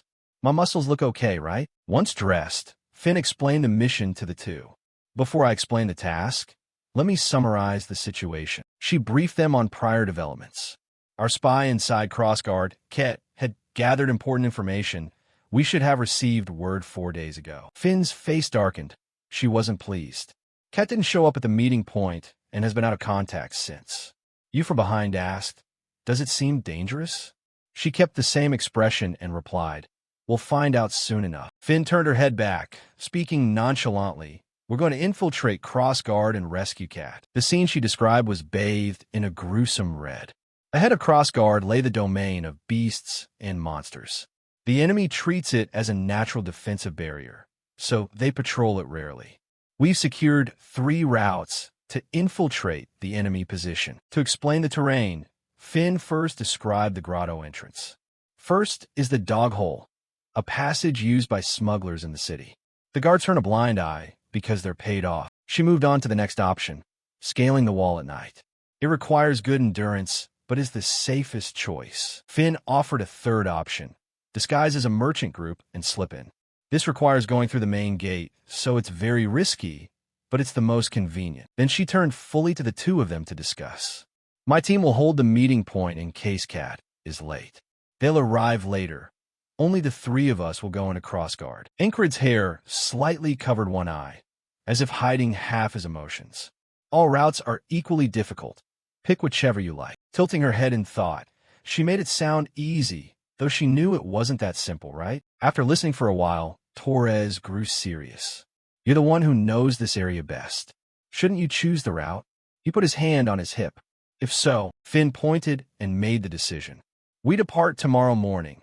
We'll infiltrate Crossguard through the dog hole. The red moon hung high as night fell. Incred spread his legs and extended his arms, practicing martial stances. A hidden blade snapped out from his wrist. Torres watched his flashy practice and couldn't help commenting.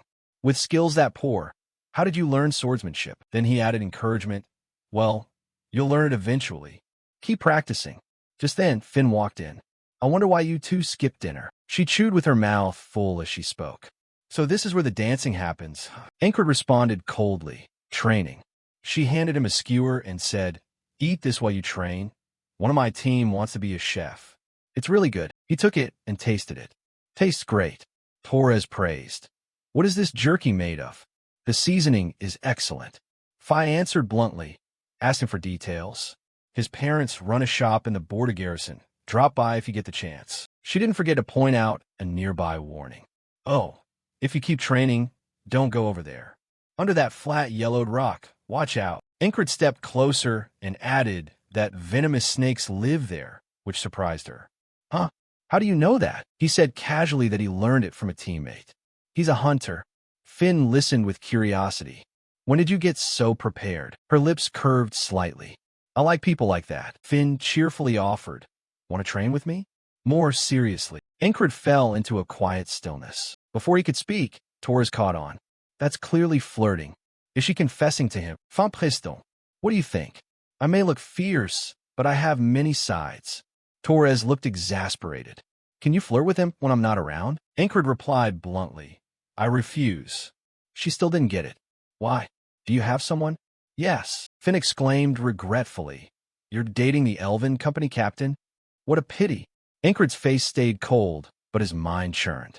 Since when did those rumors become true? She turned to leave with a parting remark. You're comfortable talking with him, so be the same with me. Incred only answered that if she was fine with it, and reminded the two of them to be mindful. Tomorrow we enter Crossguard. Get some rest. Torres grumbled and sulked, but still ignored him in the end. The sky blended red and black at night. Incred had been deep in sleep for a long time, his face gradually growing faint, his mind as if being stirred by someone. A strange face appearing. Suddenly, Incred froze and woke with a start. He sat up drowsily and puzzled, as if something long absent had returned. He recalled some old events along with several questions. Surely you have something to tell me. Young decisively departed, carrying an outward regret. Sorry, I couldn't protect you. Incred smiled meaningfully, as if he had grasped something. This mission stepped forward with extreme steadiness. The three of them stood before the dog hole as planned.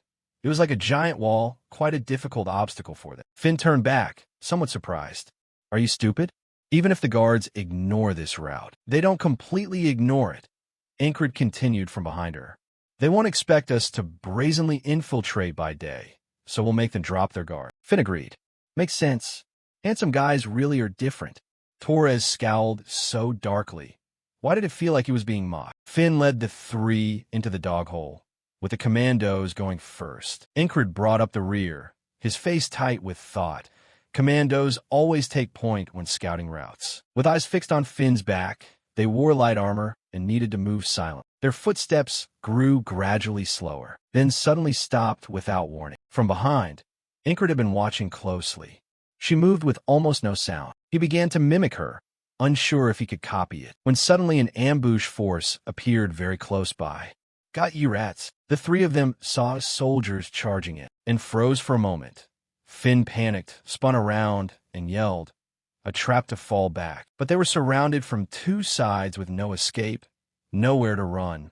Rats. Roger ground his teeth, a vicious gleam in his eye as he ordered, kill them. By then, Finn had weapons in both hands, shouting, clear a path now. The soldiers formed ranks and loosed dozens of arrows. Incred gripped his sword, his face hard with the murderous intent of survival. A brutal clash ensued, and some arrows sank deep into flesh. She leapt forward ferociously cutting down enemies one by one. Torres did the same, sparing no one. It became clear to him Torres and Finn aren't suited to fighting many foes in tight quarters. In situations like this, they can't use their full potential. Behind Finn, someone had already aimed a bow at her. Torres as well. Behind them, the enemy's spear point lay in wait. In an instant, both of them were felled by the attackers. In the end, only Ingrid was left surrounded. This was surely a high wall to overcome, but he wouldn't give up easily. He gritted his teeth and launched his most dangerous strikes. With a single move, Ingrid struck down 2 foes at once. Each sword stroke was decisive and clean, cutting down enemies. Ingrid's killing spree seemed endless, fueled by peak fury. Roger shouted again, ordering them to encircle him. Smack! He was kicked hard in the gut when he least defended. Ingrid collapsed to the ground, a spear aimed straight at him. His limbs were pinned by spear tips. His eyes remained wide, unwilling to yield, with an explosion of desperation hard to escape. Then thousands of spears were pointed at Ingrid. The sun rose high. The sky was as blue as ever. Ingrid curled up in a corner, carefully sorting through his thoughts.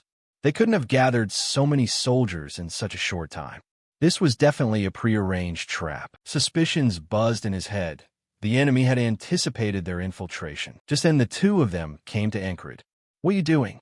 We have to get to the dog hole." He voiced his worry. "That route makes me uneasy." Ingrid proposed an alternative. "What if we climb over the wall instead?" Torres glanced at her like a living witness. This guy once found and destroyed a magical banner in battle by pure instinct. Following his lead won't cost you. Ingrid heard this and told himself quietly. Although actually today, it was thanks to foreseeing the future, not just a feeling. Finn didn't think it was a big deal. Fine. She put a hand to her chin, setting the time. Climbing the wall at night would be safer, so we'd have more time until then. He stood and offered a decent suggestion. "So, want to spar with me?" Finn half-covered herself, smiling with a flushed face. "So you like doing that in daylight?" "Oh." Ingrid's face grew even more serious as he emphasized, "I mean a normal sparring match, not adult stuff." She could only exclaim, "What a disappointment." Finn finally stopped teasing and agreed. "Okay, but swordsmanship isn't my forte." Then Ingrid suggested another way. "How about unarmed combat?" She blushed and smiled, her eyes sparkling. "Now I'm confident." The two warmed up a bit, readying for the friendly bout. If the enemy already knows we'll infiltrate, whichever route we choose still risks deadly combat. Sizing up our teammates' strength will help later plans. This was also good for Ingrid, a useful training session. She could strike first. Finn flicked her hand a few times, signaling to yield. "I'll let you go first." No sooner had she spoken than a quick punch shot forward. The punch was so easy that Finn merely dodged. Then she countered using a gut strike, but Ingrid quickly blocked. Both were knocked back a few meters. However, the match continued and became much more intense. After a few moves, Ingrid could tell immediately. It mirrored the tactics he used against the Legion command. He seized the opportunity, grabbed her waist, and used his weight advantage to overpower her. Ingrid's face darkened as he slammed the opponent down. Finn smirked, showing the match wasn't over. "Your move was wrong." Her legs wrapped tightly around his back, then went up to lock around his neck, making Ingrid press his lips together as he sought a way out. In the dangerous moment, Torres hurried in to intervene. "Stop. That's enough." Ingrid lay on his back, panting on the grass. She had a small but solid frame. Clearly she's better at close combat than swordplay. Finn looked down from above, teasing slightly. "You just lost completely, didn't you?" He silently evaluated and remarked, "You're the perfect sparring partner. Want another round?" Finn's cheeks flushed faintly again. The two chatted animatedly. "You mean another normal spar? What are you thinking?" Torres beside them felt left out. "Please don't do that when I'm here." The sky slipped into a beautiful sunset. "We'll reach the wall soon." Finn looked at his gear and asked, "You really plan to set out with that load?" Ingrid found it odd. "Is there a problem?" She stepped closer and bent to adjust a bit. "You're carrying too many weapons. If you lug that weight, you'll faint before half the way." Torres nearby also wants attention. "Hey, what do you think of my armor?" Finn glanced back with half an eye and barely paid it any mind. She said a few words and turned away. "It looks well prepared. No need to do more." Torres sank down, looking miserable. "I swear those comments are starting to hurt me." Ingrid was confident she could still climb the wall, even with all that gear.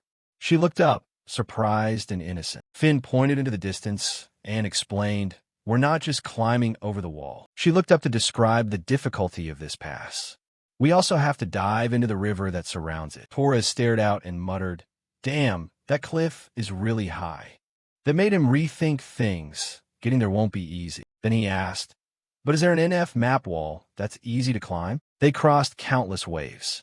When we returned from the wizard's cave, I picked up a few things to trade for a new weapon to replace the broken sword. The shopkeeper grabbed it and shouted, "By gods, if we sell just one of these we can fully outfit the captain, head to toe with new gear." Incred narrowed his eyes, made a very serious decision. "Then I'll use that money to buy the best sword," prompting the man to ask again, "Captain, are you really only interested in swords?" Back to reality. When you're constantly climbing mountains with someone who lives by the sword, their weapon is their livelihood. Incred still had a long way to go. I would never abandon my sword. Finn had climbed to the top sometime and leaned down to say, "That's why I told you to leave that great sword behind. Even if you ditch other gear, it'll just drain you." He lay on the cliff and panted. Truly, the weight was pulling his body down. But Incred rallied his spirit and tightened his arm muscles. He continued toward the goal. Muscles pushed to the limit would become stronger. Incred hung on the sheer cliff, having faced and overcome countless limits. Finally, his hand touched the summit. He exhaled in breaths, sweat pouring. None of that was enough to stop him. Incred's whole body was fully atop the peak. He had completely cleared the first hurdle, standing tall to enjoy the win. "Fasigid, I really don't understand you. Do you enjoy making everything harder for yourself?" Torres gazed for a long moment. "That bastard, don't tell me you brought it just to train with it." "No way, he's not that crazy." A pack of wild wolves howled in the night under a blood-red moon. Incred heard the echo and suddenly looked down to see a pack of white wolves. He also looked with surprise. It was rare to see them move in such large numbers. The muscular pack charged forward like mad. Finn turned back and said, "That means it's time to get serious." The destination was near and right in front of them. The wall stood ahead. Seeing that, Torres couldn't help grumbling a bit. "Damn it, there's nowhere to run." On that wall, there were still patrols walking. She looked straight ahead and reassured them. "Don't worry. At night, with 2 full moons, it's extremely bright. The guards will be distracted and careless." When the opportunity came, the guards began to let their vigilance slip. Finn acted immediately and signaled to run. The 3 of them quickly ran toward that several dozen-meter-high wall. Incred, however, turned his gaze to the guards. He held a blazing torch in one hand, his eye full of malice, the torch still roaring in his hand. The 3 of them had climbed nearly there, panting to stay out of sight. Finn said confidently, "See? I told you. Nights like this make things easier." Now, he had a new thought. Do we feel like we've been spotted? Or am I imagining it? Finn rubbed her hands with a bit of chalk. "As long as we get over the wall. There's a slum on the other side." She prepared the gear needed to scale the wall.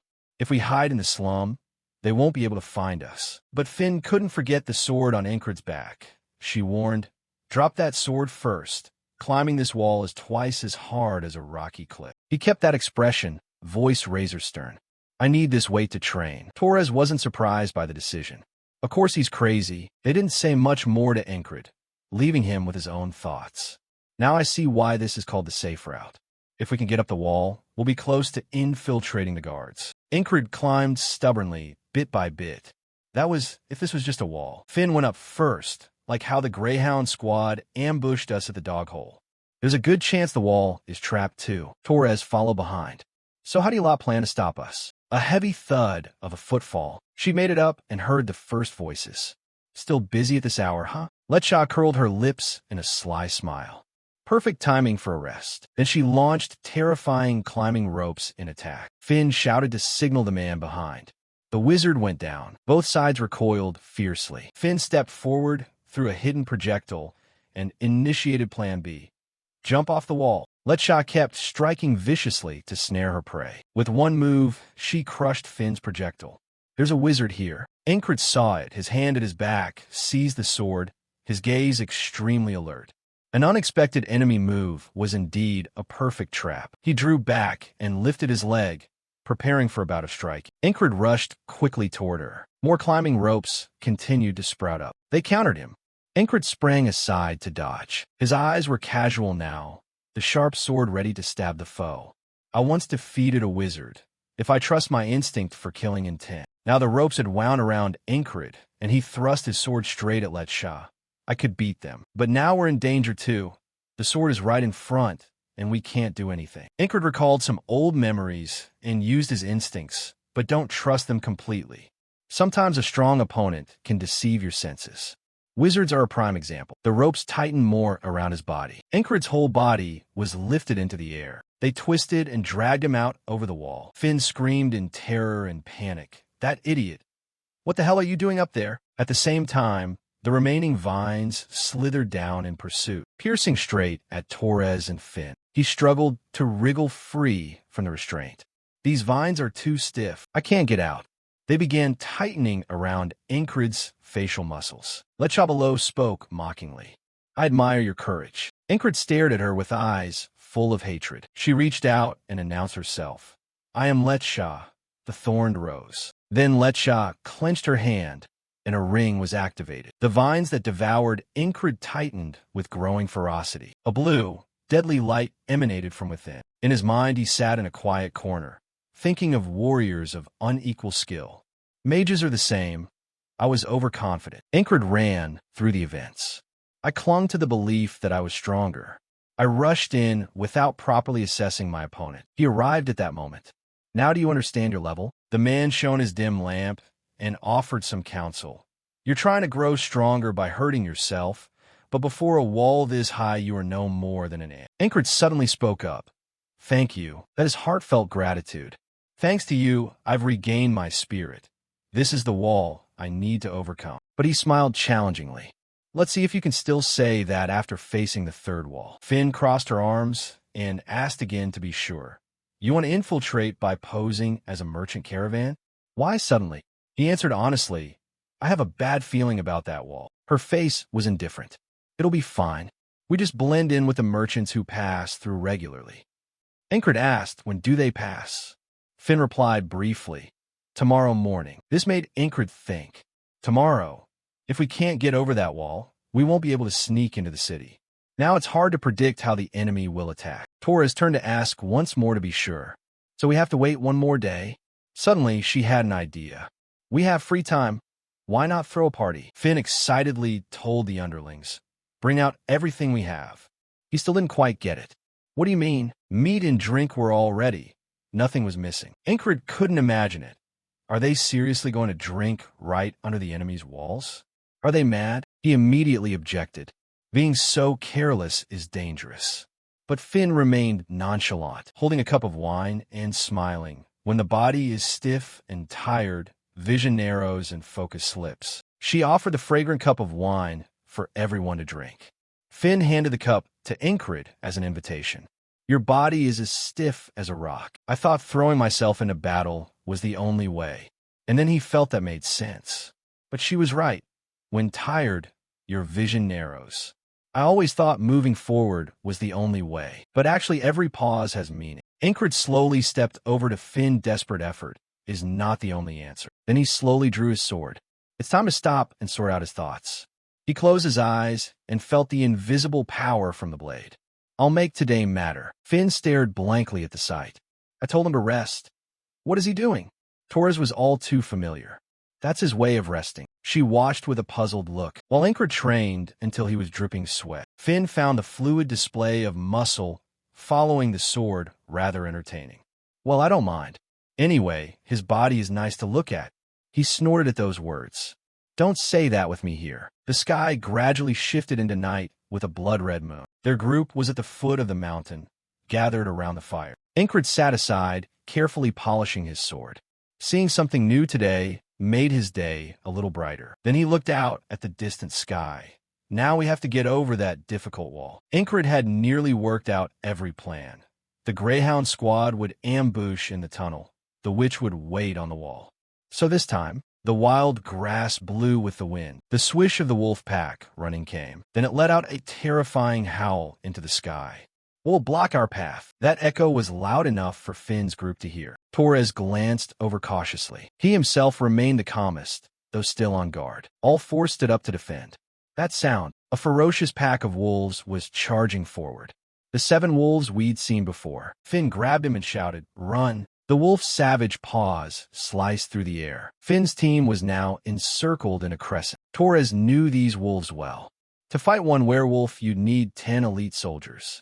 The pack has 20, and we only have 6. With his thinking fixed on it being a fight to the death, this was the end. She heard and growled in displeasure. No sign of a monster approaching.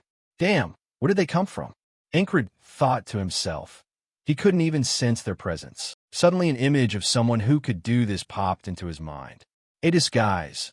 Is this the witch Lecher's trick? The wolves howled in savage unison. Incred's eyes flashed like a warrior's. I'd always faced much despair on the road. He lunged at the nearest wolf, but that didn't mean he'd give up here. Incred dodged the sharp claws, but not just one. There were 1 or 2 more to deal with. Now he had to stay constantly alert. Attacks came unrelentingly from every direction. I couldn't respond. Maybe I'd focused on one spot, and that narrowed my vision. Another wolf lunged with a mouth like it wanted to swallow him. Incred swiftly blocked its jaws. He immediately hit upon a solution. If the problem is narrow vision, then I just need to widen it. The wolf pack tore and tore, killing without stop. They used the most brutal methods to rend flesh. Torres had been pierced through by them, and Finn as well, even knowing he'd have to repeat all this tomorrow. Incred widened his eyes, looking over there. But witnessing this horrific death, the wolf's huge, hazy jaws clamped down, and it still hurt terribly. Then he acted with decisive force, his moves growing ever keener, annihilating one after another. Then the biggest one charged with a punch. It struck Incred's belly violently. Blood spurted from his mouth. Who knew it could punch? This one was smarter than the rest. Could Incred immediately tell it was the pack's leader? It bit into Incred's forearm, then through his solid body with force. At the peak, it hurled him about 10 meters, while his whole body was in midair. Thousands of other wolves, eyes flashing madly, charged in. And in those final, blurry moments, he saw those who had fallen. Incred returned to that subconscious place. No matter which wall you climb, it's hard. As long as today survives, you'll relive these scenes. He appeared once more. Do you still think this is fun? Incred admitted aloud. I feel uneasy. That remark left the 2 of them baffled. They anxiously asked again and again, why? What's wrong? Are you tired? Incred stayed silent. That's why he couldn't sit still like that. Then he slowly stood up. No, I'm fine.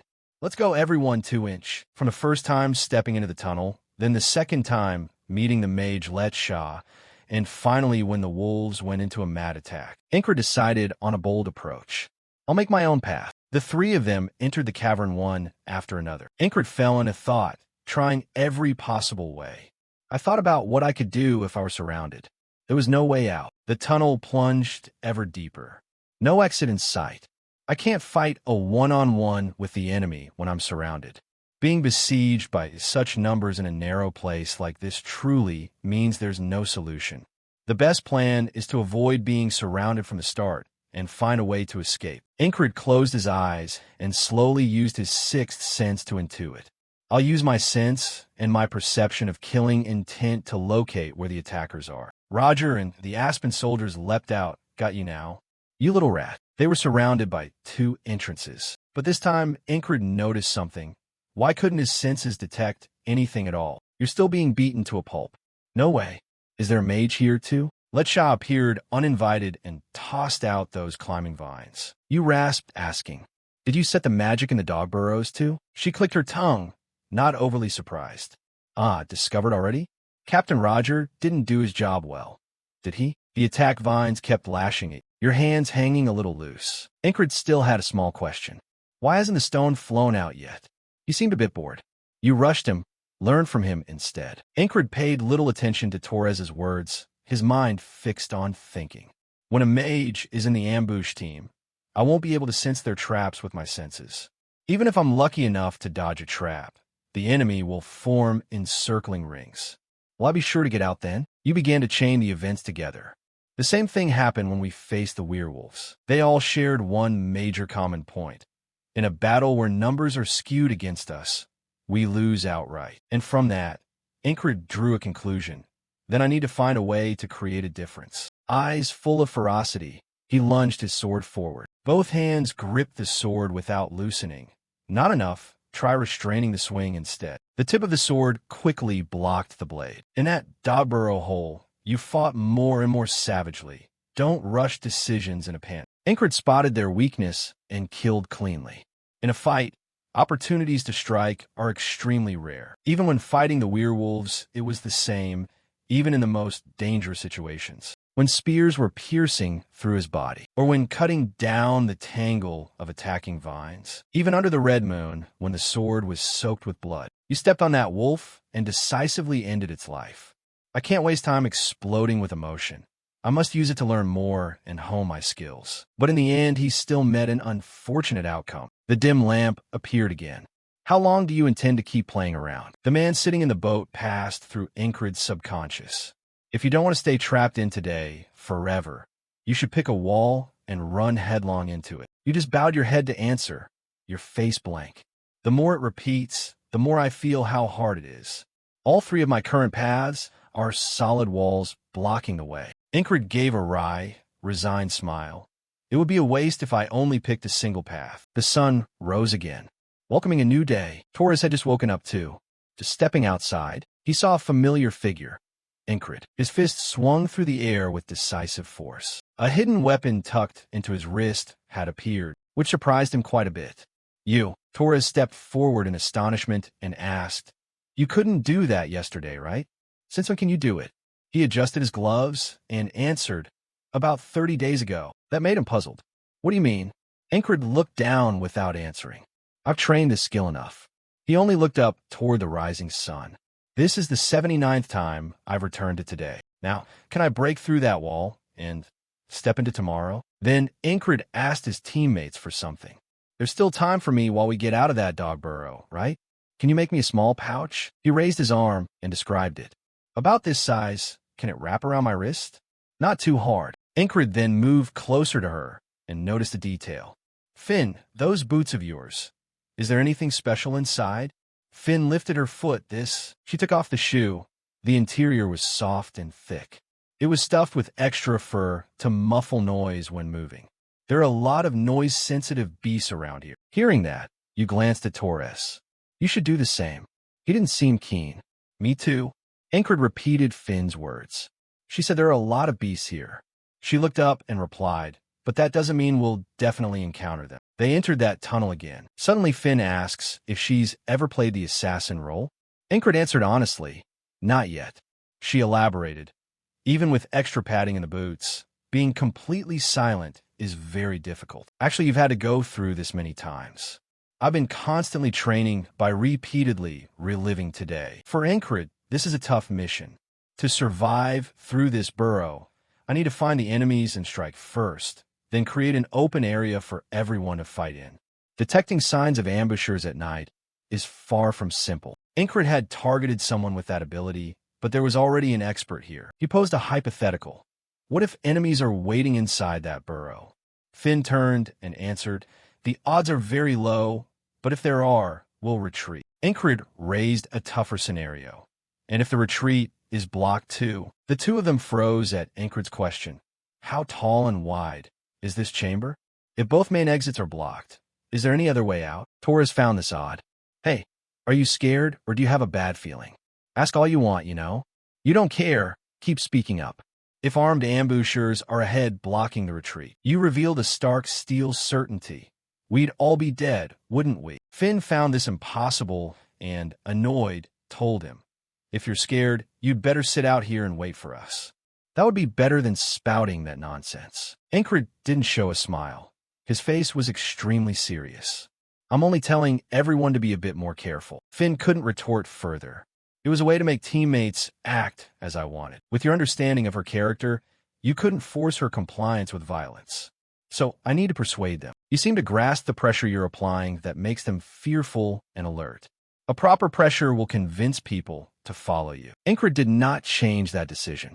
It was necessary, for harder times lay ahead. Finally, Finn put her hands on her hips and conceded.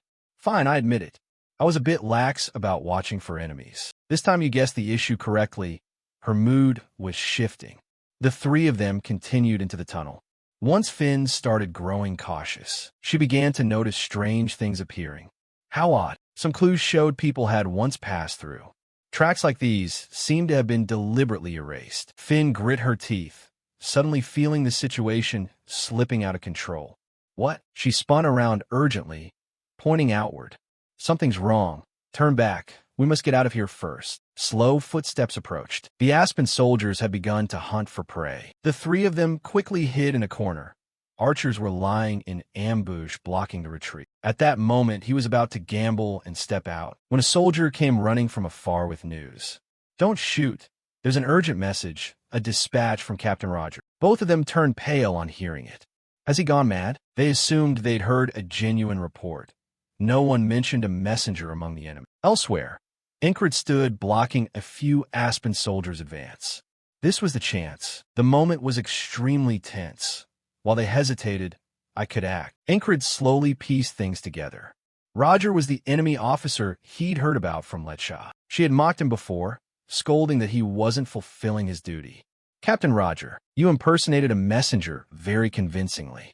In darkness, they can't really see faces or uniforms anyway. In this cursed city, there are monsters. The Aspen soldiers still couldn't grasp the situation.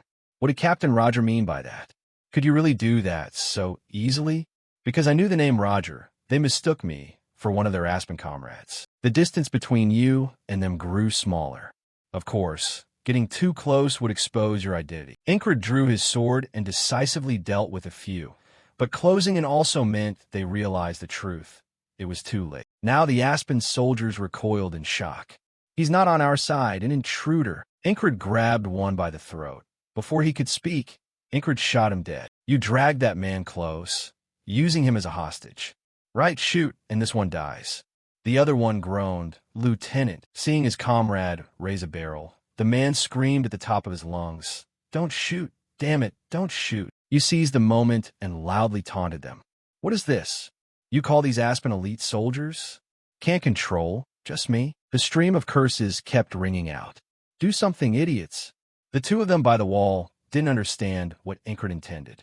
What is he up to? Trying to bait the enemy? One side fretted while the other launched a reckless assault. Damn it.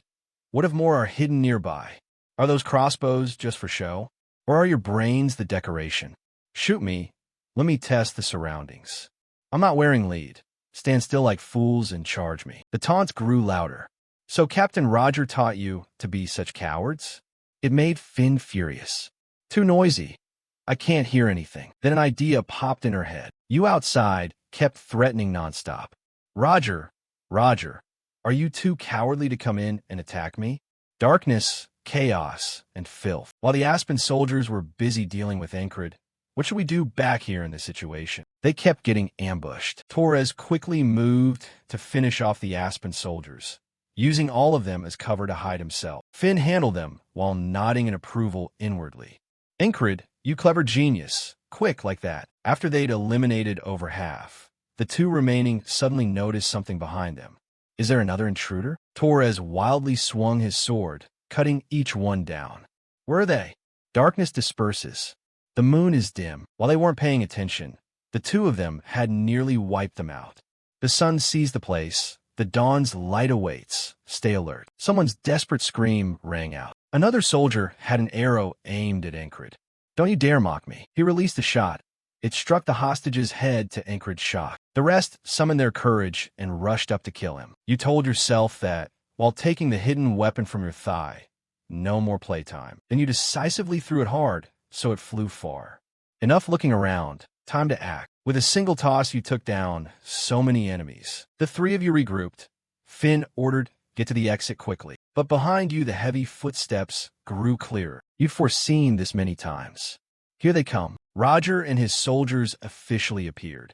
The core force of the Hound unit was led by Roger. This time, Ingrid took a risk. The mage Letsha had orders. That stunned Roger for a few seconds. How did that man know the mage Letsha? Seizing the moment, you crouched forward and ran. He gritted his teeth. I've been fooled on this street.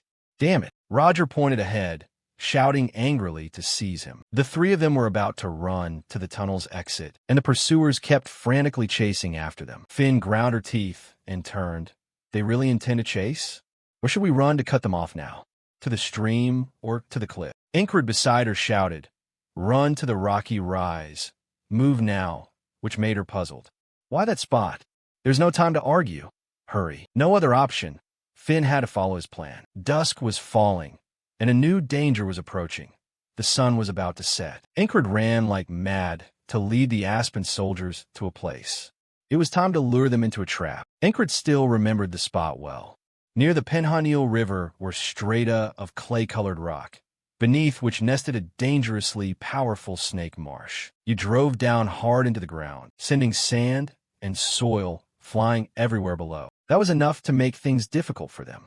The bastards had that coming. At that moment, a venomous snake slithered up, startling him. A whole pack of snakes burst out and attacked continuously.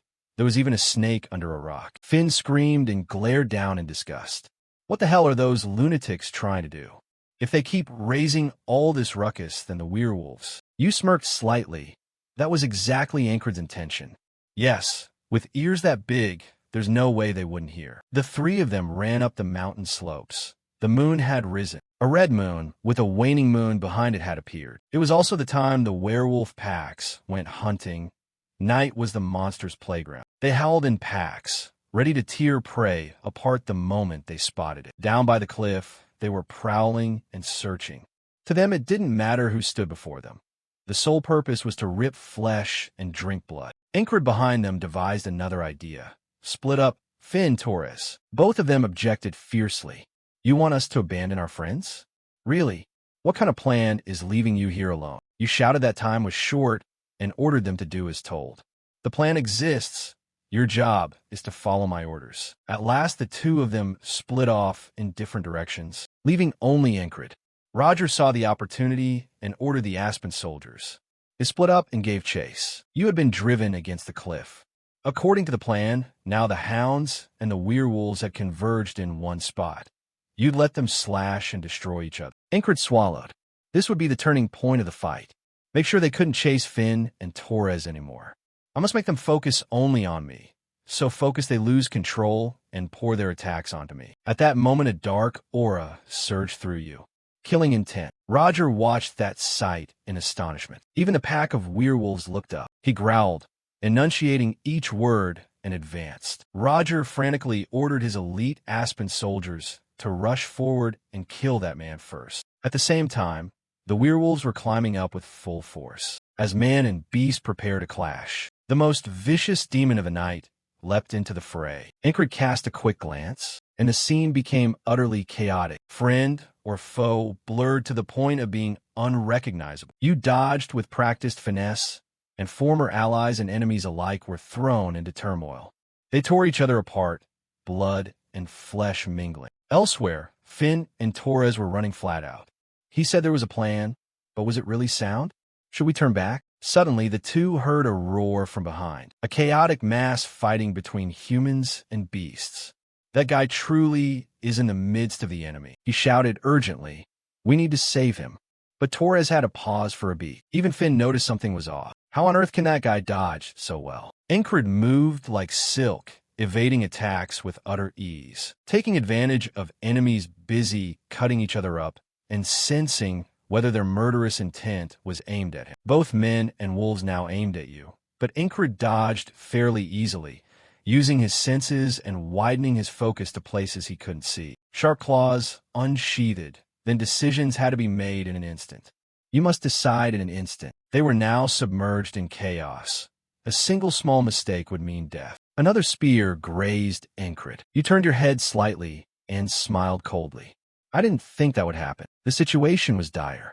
Roger issued orders. The entire army formed defensive lines. You stood amid the chaos and watched. The Greyhounds were veteran warriors. If they reformed their ranks, the werewolves might not stand a chance.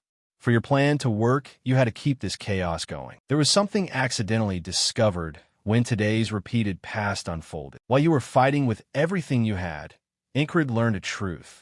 That idiot Captain Roger fighting would never take off his hat. They jeered, laughing. How could someone like you possibly embarrass him? Meanwhile, Ingrid's face remained expressionless. Why wouldn't he take off his hat? During their duel, You use your sword to flick Roger's hat off. The hat flew off and tumbled. The Aspen soldiers saw this and erupted into unimaginable fear. Captain, don't tell me the reason he never removed his hat is. He felt his head. There wasn't a single hair left on his crown. Incred casually said, "He's just bald. What's there to be ashamed of?" Roger. But that struck at Roger's pride. His eyes flared with a burst of anger. "You, this bald bastard. So he's terrified of losing his hat." Then Incred shouted tauntingly, "Roger, take off your hat." The whole army stared at you. You're the sort who loses your hair before you lose your life. Let everyone see your shiny scalp. He heard it and nearly went mad, grinding his teeth. Damn it, the bastard. Roger, calm down. You don't need to respond to such low insults. Then your expression darkened. Incred tossed back his thick, glossy hair, a radiance swirling around him. Incred slowly opened his eyes, peering at his opponent with a half glance. Finn and Torres stood far off, unable to watch. Oh no, he's lost it. That pushed Roger into utter rage. The arrogant bastard. He leapt into the air, intent on killing Incred immediately. Don't think you'll die a peaceful death. You are also a fierce fighter, curling your mouth in a challenging grin. Try me if you have the skill. The two of you clashed with a resounding whoosh. Roger wouldn't let you off easily. He struck with greater force. Incred quickly parried that deadly, reckless blow. Then you seized the moment and pressed your blade to Roger's face. Incred thrust once more. That move nearly killed him. Time for you to reunite with your hair. Your face darkened as you gripped your swords, ready to pierce Roger. He looked up in shock, unable to do anything. Elsewhere, the wolves' claws kept working relentlessly. The Aspen soldiers suffered continuous losses of men and material. On this moonlit night, there was a cascade of killings. An Aspen soldier was about to be flung into the fray, but still worried about others. Damn it, Captain, be careful. The werewolf, like a bloodthirsty demon, slaughtered everything. He was finally slain by that cunning bastard. Incred dodged the throws of body parts with effortless ease. You leaped from side to side, still calm enough to think.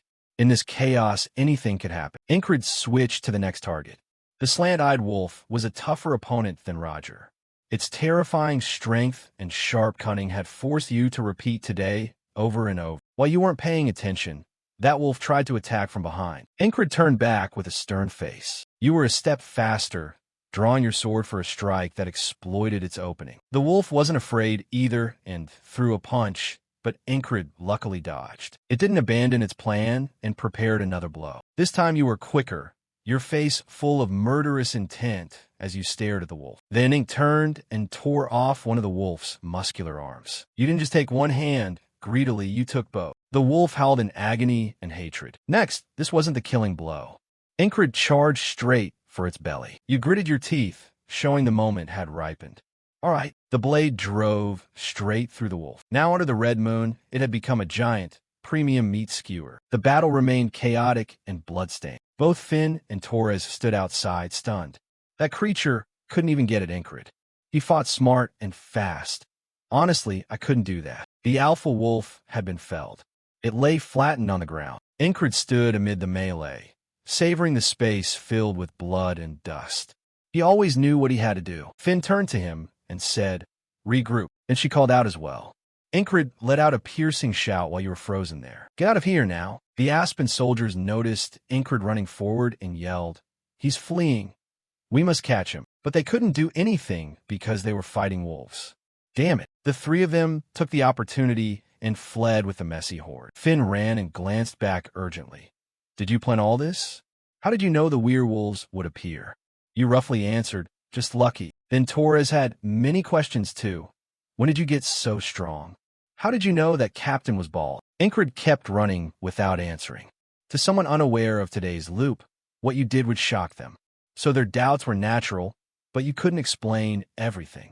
Instead, Incred told them to stop and said seriously, "There's something very important. Our mission isn't over." Incred headed forward. Another challenge awaited the three of them. "We need to get to the wall." And on that wall, the click-clack of high heels sound. Let's have been waiting for them for quite some time. After defeating the werewolves, Incred's group continued climbing up the city wall. Seeing Incred climb that fast, the two below were stunned. Finn exclaimed first, "What the hell is he? Was he a cavalryman before?" Torres replied, I don't think so. Finn asked, then how can he move like that? Torres couldn't answer, only muttering two words, damn it. He watched Incred place his hand on the wall and murmured, I can't even begin to understand him anymore. After climbing up to the wall, Incred crouched carefully, observing and silently analyzing. Because it's a mage, I can't rely on instinct. But I know where that mage is. Having gone through today many times, I know that mage doesn't change position. Sure enough, in Incred's sight, the mage Letsha remained standing in that spot. Incred bent down carefully, knees flexed, but his eyes stayed fixed on Letsha. Then he raised his fist to signal that Finn and Torres below had also climbed up. Incred whispered, there's an enemy ahead. I'll rush forward first. Finn, still a bit shocked, asked again what. But the next instant, Incred leapt up, gripping the sword pommel and lunging toward the mage. She quickly sensed the danger and spun around. Before she could react further, Incred had already swung his sword. Like a snapped vine, a quick tendril shot forward, coiling tightly around Incred's wrist. Whoosh! One of Letsha's thorn vines hurled Incred away. However, Incred swiftly chopped through the vine that restrained his movement. Letsha, incredulous, cried, How? Is that person here? I'm sure I sent my minions everywhere. To that question, Incred replied confidently, those guys are busy playing with the gray wolves. You curled your lip in a mocking smile, suggesting it's probably because she didn't train them properly. Hearing that, Letsha angrily shouted while commanding her vines to attack Incred. The vines hurled like a storm, but Incred still dodged with rhythm. When a vine lashed out, Incred easily parried it with his sword and knocked it aside. Continuing on, Incred charged through layer after layer of vines as Finn and Torres watched. He diverted the dense vines' direction. Letsha's vines then wove together, forming a large mass that radiated outward to attack. Finn's remark aptly described Incred's clever actions as he cut through the thinner vines to get across. Watching this, Finn couldn't help feeling a little fearful. Someone on that level dared to face a mage? Torres asked, should I help? Finn said if we help, we might get pulled in instead. Just then, a group of archers charged in, shouting, support Lady Letsha. Surround that man. The one who rushed up hadn't fired an arrow before his neck was severed by a strike. Finn and Torres leapt out to intercept the soldiers, shouting, don't let them get near Incred. The soldiers immediately diverted. Two more attackers were blocked. At this, Letsha ground her teeth in fury, this little runt with a sword. Her vines also bloomed in response. She screamed, how dare you? The scream rang out as the pointed vine tips were launched to attack. Facing the spears aimed at him, Incred seriously considered how he had last managed to breach the mage's defenses. After all, she's only human. If you slash them in two, they'll die. So how can I create an opening to cut through? To do that, I followed a few useful things. Incred tightened his grip on the sword as he thought. At that moment, Incred charged straight into the shower of pointed vines. With a single move, he cut through most of the vines, closing in on the mage Letsha. Faced with a melee warrior at her throat, Letsha the mage instinctively stepped back. Her vines wrapped across his body and around Incred's sword hand, but they couldn't stop his right punch. My secret move was using the dagger I prepared. Recalling back then, as Incred sheathed his sword, Kryze asked, you took the sword. What about the other magical trinkets? Should we sell them? Incred held one magic trinket in his hand and said, no, keep them. These will be useful to us later. Back in the present, a magic trinket Incred had hidden on his right wrist was revealed. The trinket glowed, and by momentum, shot toward Letsha along with Incred's thoughts. The magic tools I took from the mage's den suddenly flashed bright, lighting up an area. Finn and Torres had to cover their eyes and cry, I can't see a thing. Even the homeless below noticed the blinding light on the wall. The light chased away the darkness and gloom beneath the wall. Letsha clutched her eyes in pain and screamed pitifully. At that instant, Incred's sword swung, cutting all of her vines. And with a single arc, he also sliced toward the woman who was clutching her eyes in agony. When its strike hit her, Letsha finally opened her eyes. It was already too late. The blade had come down. Incred succeeded. The magic trinket hovered in midair, and only when I relaxed my shoulders did it drop. No need to pick just one. Taking all three was perfectly fine for scaling walls. As Letsha fell, the trinket expended its power and dropped to the ground. The petal-like effect from Letsha's vines bloomed, oddly decorating Incred's victory. He grinned confidently. I'd used all three to make today happen. On this side, the soldiers were all taken down by Finn and Torres. Still shocked, Finn asked, "Where did you get that dazzling thing?" Torres warned, "Now's not the time to ask, because of that light earlier. Soon the enemy will surround this place." Hearing that, Finn immediately changed direction and shouted to Incred, "Move to another spot." As predicted, the guards had begun setting fires and searching below the wall, each of them bristling with murderous intent. By now, Incred's group had disguised themselves and hid in a corner. Incred thought to himself that they'd slipped past the guards. According to plan, they only needed to rescue Cat and return. Then Finn peered into a house and said this was the nearest meeting point to contact Cat. Torres also looked inside and said, "Look." Inside was just a scene of devastation, wrecked and blazing. Incred whispered, "Could there be signs of an attack? Have they discovered Cat is our spy?" Finn seriously guessed that if so, Cat might be dead. She thought the enemy lay in ambush everywhere. The Cat we wanted to meet could have just been killed. At that, Incred said the whole mission was a trap set by Aspen. Even the important intelligence messages from Cat could be forgeries to lure us here and kill us. Everything was staged by Aspen. Torres frowned and continued, "We've been played." Just then, a group of guards walked by. "There, do you see them?" "No." Incred's group quickly crouched and hid behind wooden carts. The guards moved on, searching every nook and cranny. Finn added, "At least we're still alive for now." Torres raised the issue. "Guards everywhere, moving randomly, is very risky. Is there any way to draw the guards' attention?" Incred then spoke, "I know a way. Want to try it?" Immediately after, a large fire broke out.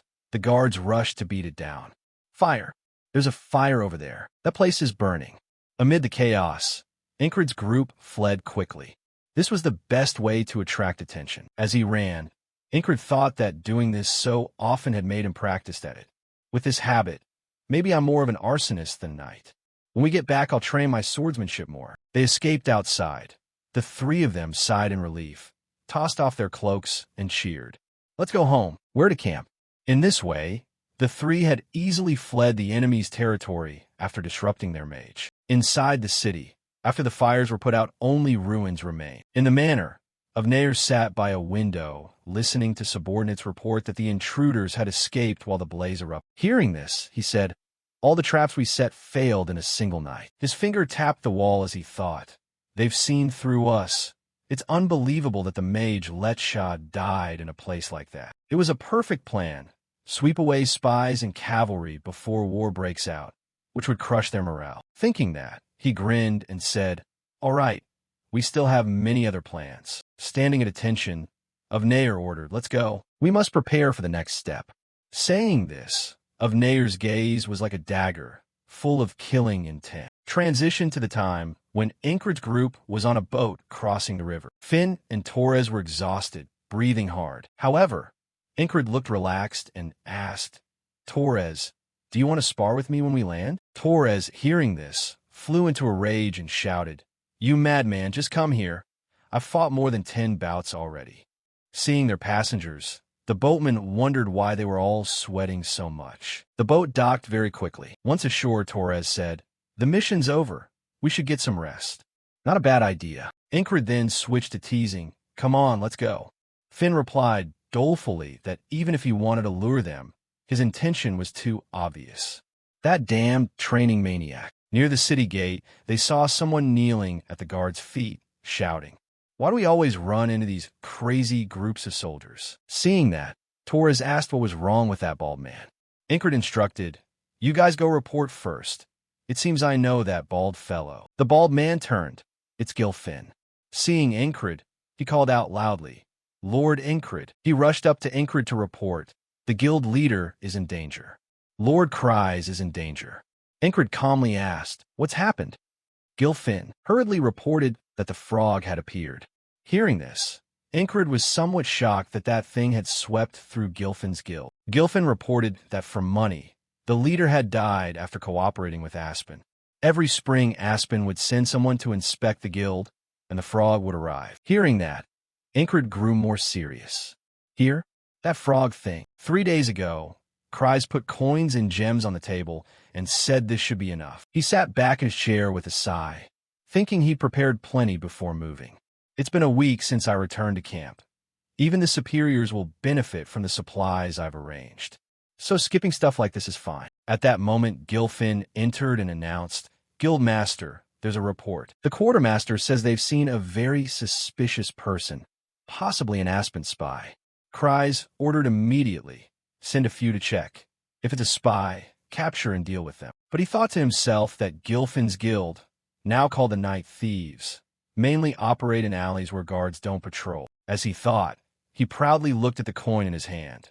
Thanks to it, community awareness had clearly risen, and collecting tributes had become much easier. Now people are used to reporting everything to me. The intelligence apparatus has completely changed. If I keep expanding, our influence will spread further. The more he thought, the brighter Cries' future looked.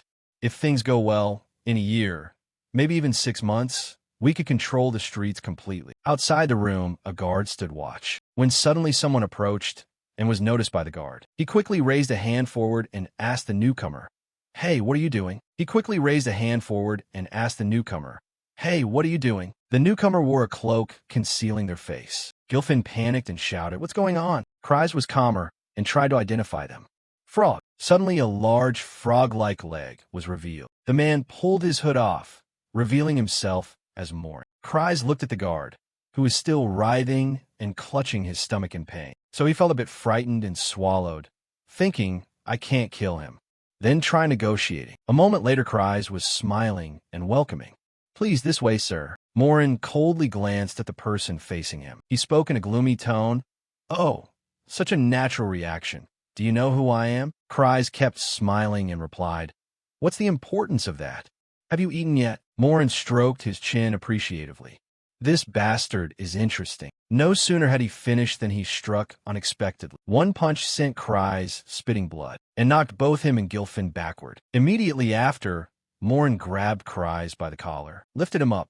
He said coldly, "Humans obey better after they've taken a beating. That's the philosophy I've concluded." Cries still smiled politely and asked, "Oh dear, you don't need to beat me. Tell me what you want and I'll do it." "So what do you want?" Morin sneered with interest. "You can still smile after getting hit? Truly interesting. What about the previous fellow? How did you let us speak like this?" Cries answered, "Ah, you're asking about the former guildmaster? He's dead." Morin asked again, "Dead? Who killed him?" Cries replied, "Executed by the border guards." Morin asked one name. Cries fell silent for a moment, eyes wide. Then he opened his mouth and answered, "Ragna. The warrior's name is Ragna." Hearing that, Morin feigned amusement, eyes rolling upward as he licked his lips with a chuckle. Then he ordered toward Gilfin, who lay on the ground, "Hey, bald one, bring that Ragna here." Gilfin was a bit stunned. But Cries hurriedly urged, Go, Gilfin, fetch our true guild master here." Gilfin still stood frozen, his face full of confusion. Then he bolted off at top speed. And so now Gilfin stood before Ingrid and said, "That was Cries' request. I have to find Ragna." But the team members had been selected for the vanguard. Hearing the story, Ingrid thought to himself that that bug-eyed fellow sure knew how to use his brain. Among all of us, Ragna is the laziest. Waking him is tiring enough. So this order aims to send anyone from the team capable of killing that frog. On second thought, not everyone could go out on mission. It's surprising. If he can get the crazies to obey him while drunk, then fine. Then Ingrid asked Gilfin, "That bug-eyed guy is still alive, right?" Gilfin answered, he's still alive." Ingrid asked further, "No limbs missing, right?" Hearing this, Gilfin wondered, sorry. Ingrid rephrased the question, "I mean, he wasn't tortured, right?" Gilfin hurriedly replied, "Ah yes, he's completely intact." Ingrid then sank back into his thoughts. "I've handled the wolf captain, the greyhounds, and killed the mage. I'm definitely stronger than before. So what about that frog? Before I was powerless against him, but now I think I can deal with him today. Not just that, I want to fight him to see how strong I really am." At that thought, Ingrid's eyes widened, burning with combat spirit. One day would be enough to recover his fatigue. After reassuring himself, he told Gilfin to go back and inform the frog. Ragna will be here tomorrow. With that, Incred turned and left. As he walked away, he drifted into his own thoughts. Cries won't die just because of one day's delay, will he? Just look at that frog's behavior. He's just a stupid, bloody thug, but people change. The frog, too. He took Cries as a hostage to test us. That's not something a dumb thug would think of. Later, Incred returned to report. Squad 4's leader, Incris, reported back. Graham, after hearing, asked, "All right, I hear your team has become part of the Vanguard. Are you joining them immediately?" Hearing that, Incred bowed his head and answered, "I'm still tired, so I'll join them in 2 days." That evening, Incred returned to rest. Even while lying down, Incris continued to brood. If I die fighting the frog and need a rematch, I must train my body to peak condition. The next morning, Incred jumped up and ate a light breakfast, then entered an intense training regimen, ready with the goal of defeating the frog. Incred prepared his weapons. And since I can't fix everything, I only have 2 daggers now. I'll find more somehow. With that, he tucked the 2 blades into his thighs. Esther the messenger cat saw Incred preparing to leave and meowed. Incred sat down, stroked its head, and said, "Long time no see. You must be lonely." Then he opened the door and asked if it wanted to come along. "But you can only watch, okay?" Esther glanced out when Incred spoke. "I'm really looking forward to it. The moment I fight that frog again." From the look of it, Incred was highly excited and eager for the fight with Morin. Frog cuts to Cries' side. The brutal Morin growled, "I think I've waited long enough." His hands trembled as he ate, complaining. He said he'd come today, so he'd better keep his word. Cries hurriedly replied, "Of course Guildmaster Ragna will come today." He bustled about, handing him food with a grin and flattery. "But first try this. These bugs are fresh. Should suit your tastes." Morin, being waited on, was in a good mood and praised him. "You know how to do that job, huh? I'm beginning to find you more useful than killing you." Cries rubbed his hands and smiled brightly in reply. "You flatter me too much, sir." Though he smiled outwardly, inside he was screaming with fear. "Please, someone from the team come and save this guy, or he'll die here." And so nearly a day passed with no one showing up. Morin was now eating fruit. The slow, deliberate sound of his chewing only heightened Cries' tension. He grew a bit impatient, thinking they're late. What the hell are they doing? I should go find them myself. But at that moment, Morin ordered something else brought over. Cries instantly switched to a bright smile. "Yes, sir." On the surface, he joyfully handed the fruit, but inwardly he cursed. This mad frog barely sleeps, keeps watch constantly. Just hold on a bit longer, and we'll smash that frog. We just need one of my team to appear. Just then someone hurried this way. It was none other than Incred. He reached the door. Swift as ever, Incred drew 2 throwing blades. Morin inside was still leisurely eating fruit when his gaze suddenly flicked toward the doorway. At that moment, a loud crash rang out as Incred smashed the door open and burst in, his eyes sharp as arrows, arm cocked and ready to hurl the throwing blades. Cries froze in surprise at that instant. Then a second later, he shouted in disbelief, "No, not you. You're not the one who should come. You're the weakest in the squad." No matter. Incred continued his sequence, throwing the blades as part of the attack. At the same time, he lunged forward with his sword toward Morin. With a snap, Morin leaped, causing Incred's throwing blade to embed in the chair. A moment later, Morin dropped down from the table just as Incred closed in and swung his sword. Whoosh!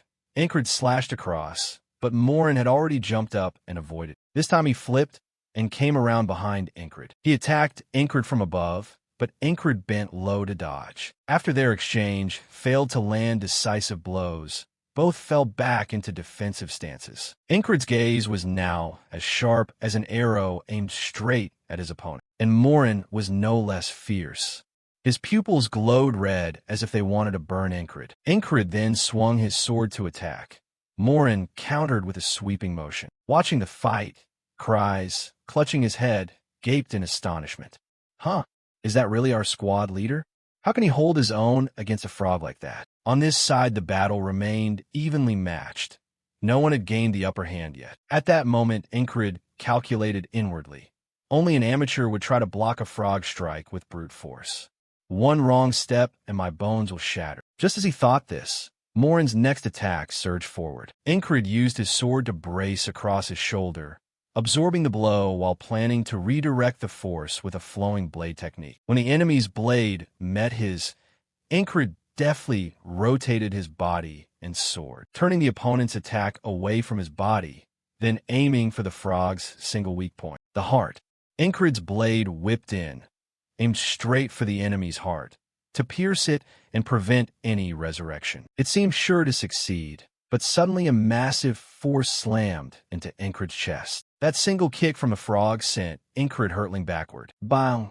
Incred crashed into the wall right beside Cries, making him cry out in alarm. Cries went pale, more terrified than ever. Their moves were direct. If he passed out again like before, Cries would shout for the squad leader. Morin then stepped toward the slumped Incred and demanded, "You dare aim for my heart?" As he advanced slowly, Morin assessed him inwardly. He has an eye that sees others' talent. This is indeed a fairly strong opponent. Our frog can read an enemy's strengths and weaknesses. Looking at Incred, he was surprised.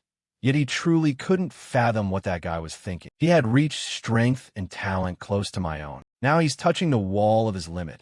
I can't allow him to live and surpass that wall. At that moment, Incred's sword was drawn up again, and he took a defensive stance to continue fighting. Incred smiled with relish.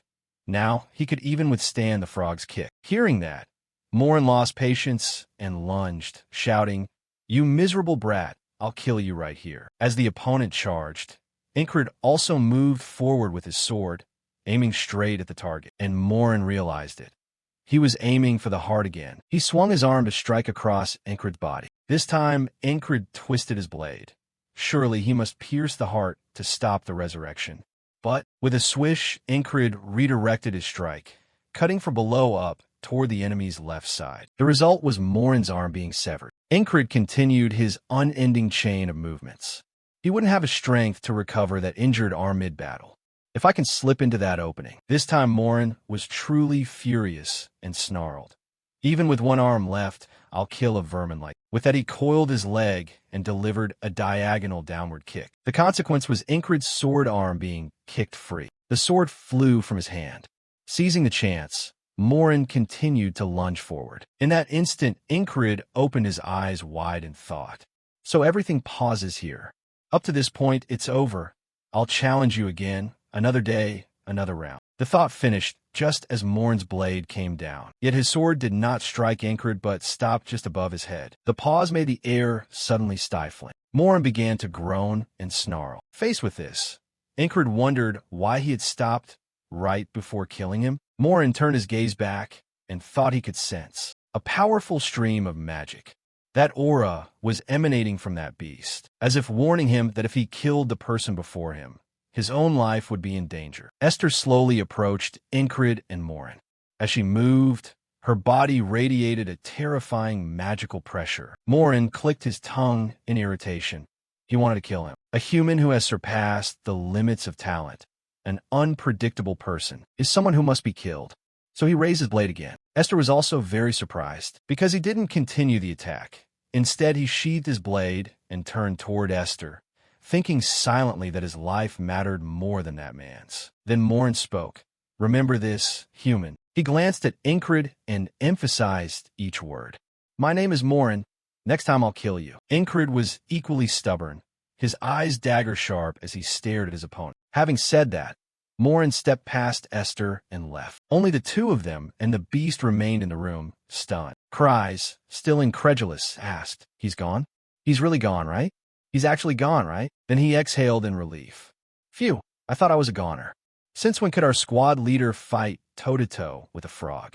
Incred grumbled that equal wasn't enough, which made Cries gasp in surprise. Incred looked at his swollen, purple wrist and thought to himself about that final strike of his, which broke his right wrist and made him drop his sword.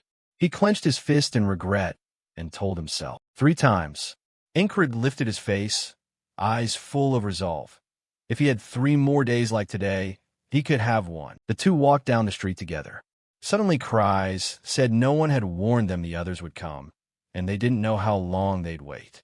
Who would have thought those lunatics went into battle without a care? Incred agreed. Even I was surprised, Cry sighed.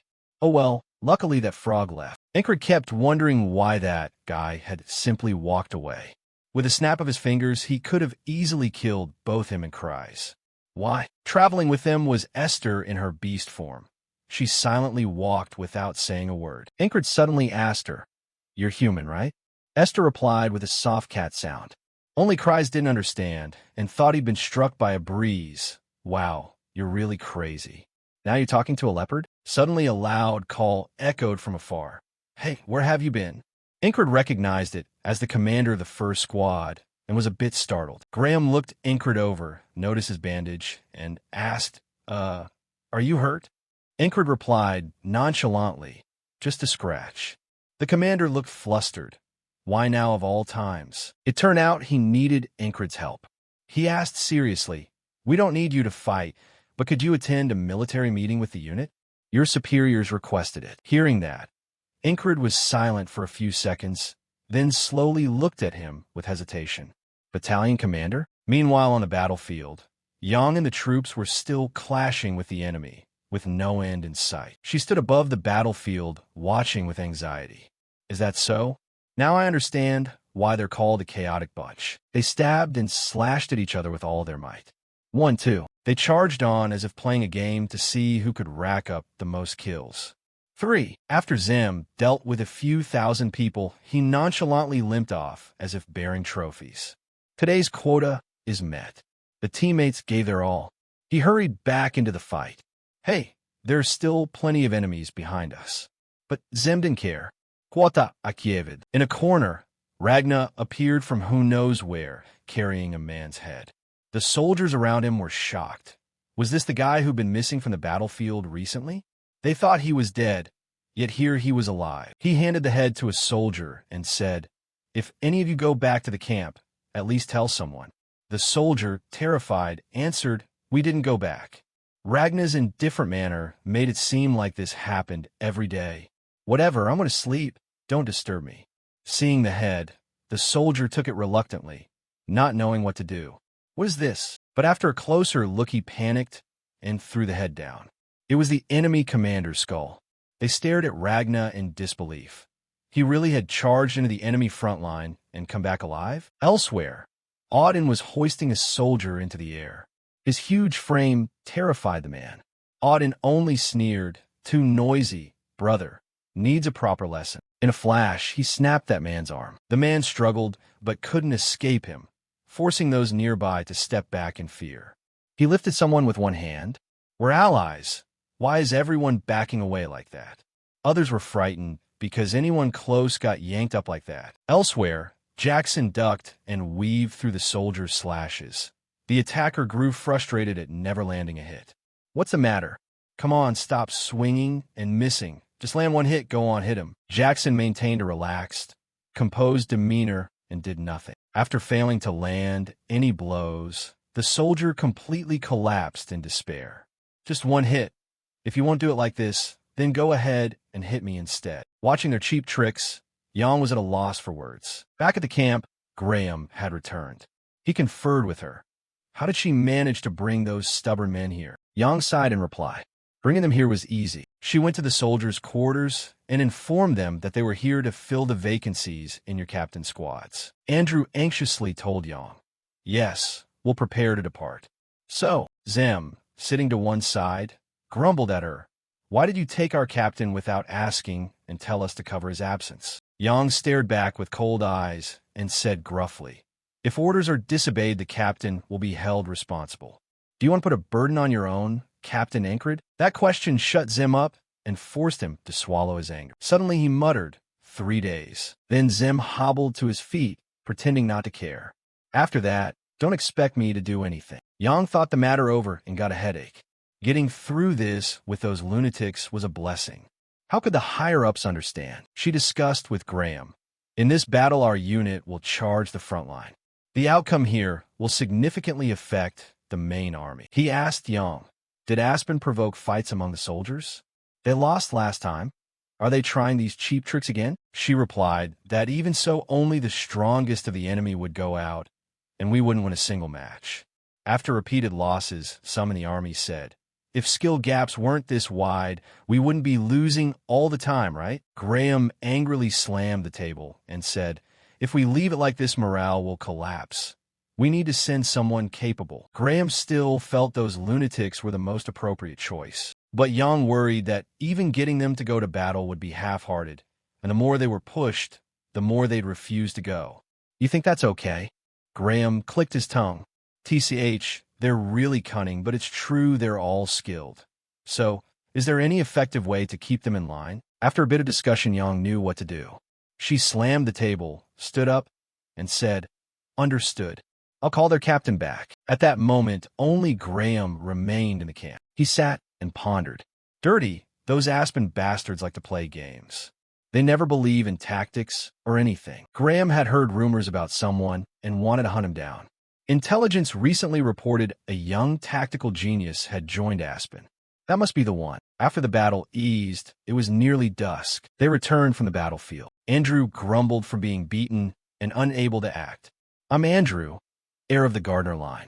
Lately, I've had to tend to that bunch of lunatics in place of the captain. I'm responsible for keeping them in check. Henry asked about his bruised eye. You okay? No need to keep fighting, Zem. Andrew got angrier hearing that. Who can satisfy that bloodthirsty guy? If we let our guard down, he'd turn this place into a sea of blood. He clenched his fist, grinding out. Also, fighting Zem made me feel like I was going to die, so my skills improved. If you cross that life and death line enough times, you'll only get stronger. Mac, with a bruised eye from a punch, agreed with Andrew's thought, reluctant to admit it, but it's true. Only those who haven't been punched stay sane. As for Jackson, Ragna, and Auden, they're not as belligerent. Luckily, those three were busy with personal matters. But the problem is, Andrew heard a shout from afar. It turned out to be a curly-haired, scruffy-mouthed man putting on airs. A separate team, or simply a group of madmen nearby. He was lecturing Zem while the other just sat and ran his mouth. Do you see people fighting for their survival? Do you think war is a joke? Andrew's skin crawled at the sight. Is this the new captain? Does he want to die or what? He immediately stepped in front of Zem and spoke to that captain. Our unit is completely independent and follows orders from the general. The other man wouldn't stop, still putting on a show. So you lot rely and become lazy. Is that it? Those brats. Andrew felt pleased as the captain shouted louder. He felt better seeing that guy so bold. From behind, Andrew sensed a demonic power in Zem. Zem rose slowly, yet Andrew's conscience suddenly spoke up. No, we must save this innocent captain. He'd take the blows himself rather than let that man pick a fight with Zem. If you have a problem, fight me then. Zem remained motionless, as if giving the other man a final way out. The two kept trading words. The winner held the right. Andrew and his fellows dragged the new captain away. Come here, I'll tear you apart. After seeing that, Zem merely sighed and stared blankly at the sky. Bored, he had to return, thinking about all the cripples. Finally, I found someone to fight, and those kids ruin it by interfering. He realized he was too powerful to be stuck in this godforsaken place. There's nothing fun here. Looking at his tent, there was nothing on his bed but a crutch. Zem looked over everything and felt like giving up. Maybe I should retire. Ragna, just waking, lay still on his bed lost in thought. Captain, there's no news. Maybe he's late or maybe he's dead. Auden was praying over something. He held a throwing dart and was thoughtful. It's time for me to return. There's no reason for me to stay any longer. Even Jackson had his own thoughts, pointless. He looked back at his knife and reflected. I've already fulfilled the reason I joined the army. No need to waste any more time here. Everyone was in disarray because of one unit, like headless snakes with no motivation. They all hoped one thing. If he didn't show up today, they'd leave. And as fate would have it, history repeating, the Graham managed to bring Ingrid back. He greeted Yang and stepped in. She hurriedly urged, quick, get back to your team. Fiancé, Andrew, fighting nearby, even cast him a glance. Ingrid entered the camp. Everyone looked up. Their captain has returned. I'm back. Zem went weak-kneed, as if he couldn't believe his eyes. Captain, Andrew barreled in like a madman. He bawled so much snot, and tears streamed everywhere. Ha! Captain, why did you stay away so long? He couldn't help clinging to Ingrid's legs and neck. Do you know how long I've waited for you to return? All the pain I've endured. Zim was so glad he almost snapped. You're joking. He grabbed Andrew by the head and pulled him away. What's with this guy? Why is he quicker than me? Everyone had gathered, moved by Incred's return. You're late, they said. The captain replied kindly, Yes, I'm back. Under the silent night at the mountain's foot, the flames in the oil braziers flared. Incred braced one hand on his thigh, quietly watched the people before him, and thought to himself that calling him back in a hurry was right, probably to keep an eye on these characters. After a while, he reminded them, Everyone, try to follow your superior's orders a bit. Opposite him, Zim lazily leaned back in his chair and drawled, I'm listening, am I not? He surveyed them and silently judged that, unlike others, they truly would follow his orders. Having said that, Zim slowly stood up. That's not the issue right now. Captain, feeling any better? He glared, his cold eyes boring into him, and immediately a loud noise rang out, decisively shattering the atmosphere. Ragna, expressionless, suggested, Let's spar. Cries, lying on the bed, suddenly woke and tried to stop them. Wait, don't you see the captain is injured? With that, Zim ground his teeth, pointed at Ragna's head and growled, You lunatic, are you blind? The captain's first opponent is always me. Ragna frowned and retorted, Since when do we care about order? Zim glared and warned, Want me to rearrange the order of your face? At that moment, Auden, who'd appeared somehow, reached out, grabbed both Zim's and Ragna's faces, and shoved the two apart. Calm down, brothers. We haven't loosened up in a while, so technique might have slipped a bit. He angrily shoved Auden's hand away and yelled, Don't butt in, you lamppost. Incred, witnessing the chaos, finally spoke to admonish them. Everyone, stop causing a ruckus. Cries breathed a silent sigh of relief. At last the captain had stopped them. Unexpectedly, with a serious face, he declared, I will face each of you one by one. No sooner had he finished than Jackson rushed forward to interfere. No, Captain, you're injured. How can you fight like that? Incred calmly rubbed his wrist and murmured to reassure, It's not broken, it still moves. He couldn't hide his worry and hastily urged, Don't be careless just because of the minor wound. Let me bandage it for you. He tightened the bandage on his arm, secretly calculating that he shouldn't wrap it too tightly or it would be hard to draw his sword. The image of his sword tip decisively felling an enemy flashed through his mind. Incred confidently judged that after fighting the guards and that idiot in the cave, he'd grown a bit stronger. Of course, the road to becoming a true knight was still very long, but no matter how far that road stretched, he would climb it step by steady step. Incred vowed to himself that he wanted to show them the strength he'd built through daily training. Jackson, hearing this, fretted and warned, Push too hard and the captain might get worse. In response to that eagerness, Incred chose silence.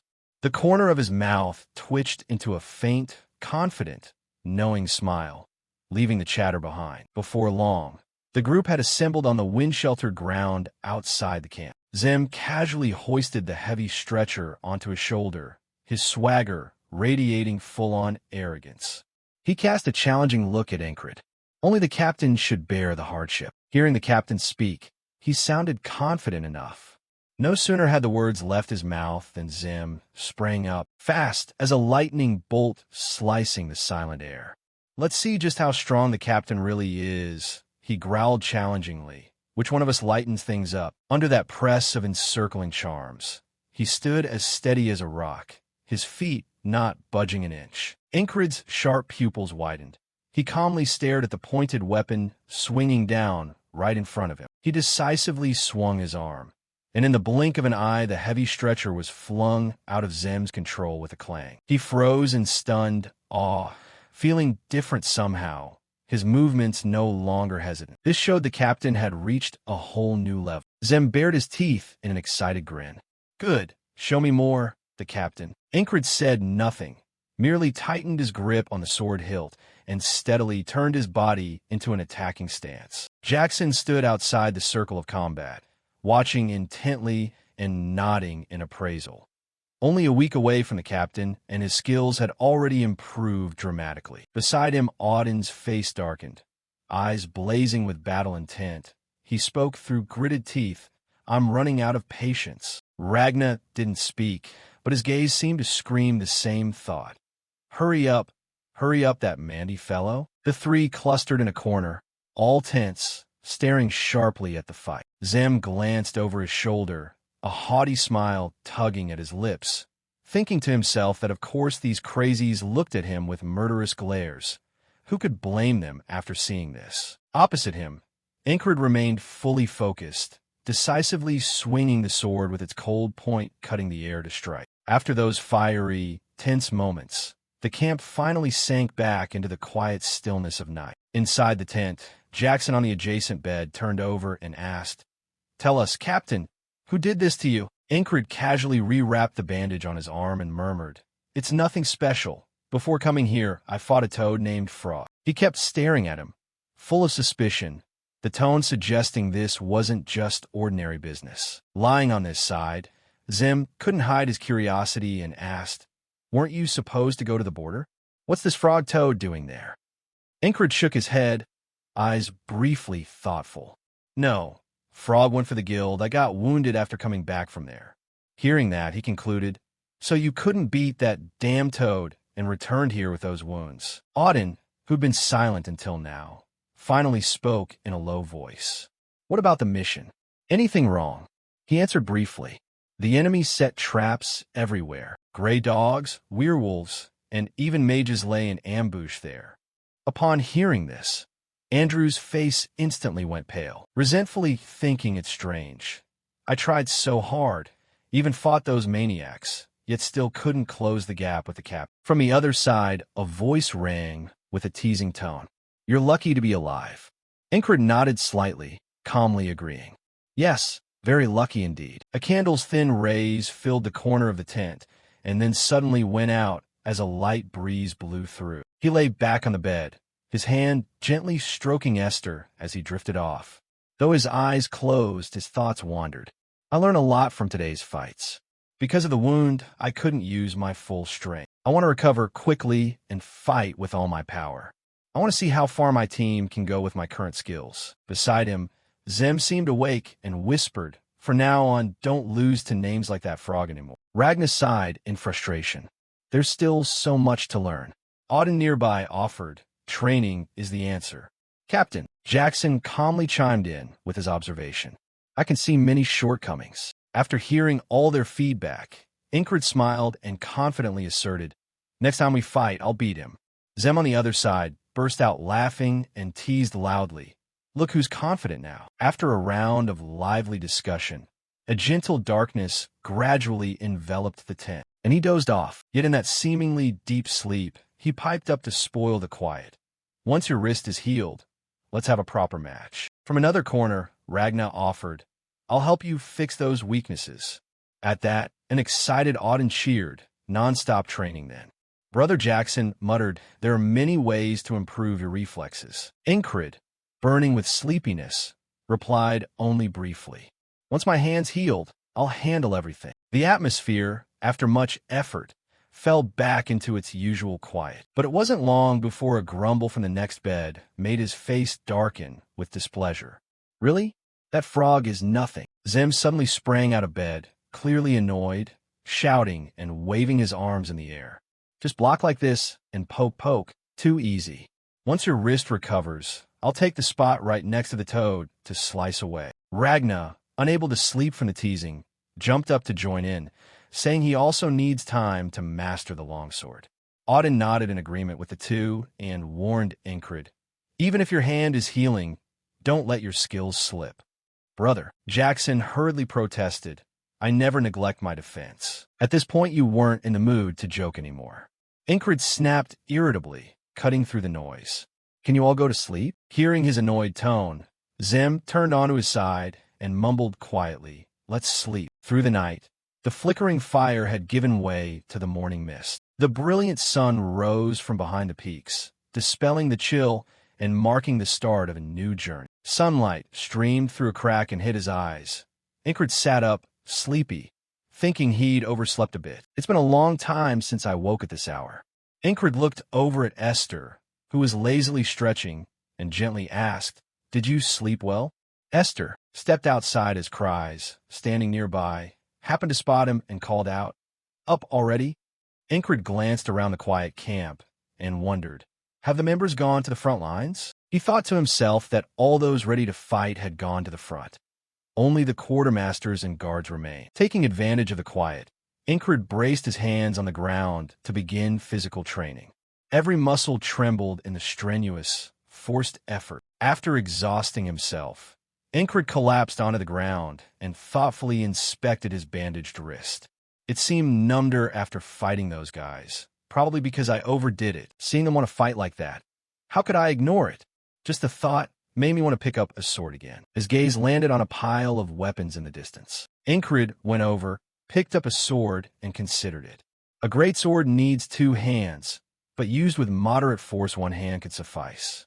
Before, I swung it with my right hand. So what if I train now with my left hand? Clumsy, the trajectory all over the place, just like when I first held a sword. To review what I once learned, now is the perfect time. Ingrid pointed the tip of his sword straight at the brilliantly rising dawn sky. He swung hard, slicing the air, thoughts drifting. Starting over from scratch really isn't easy, though with limited skill, I don't need to use much force. Vengeance, watching from the side, found the scene puzzling.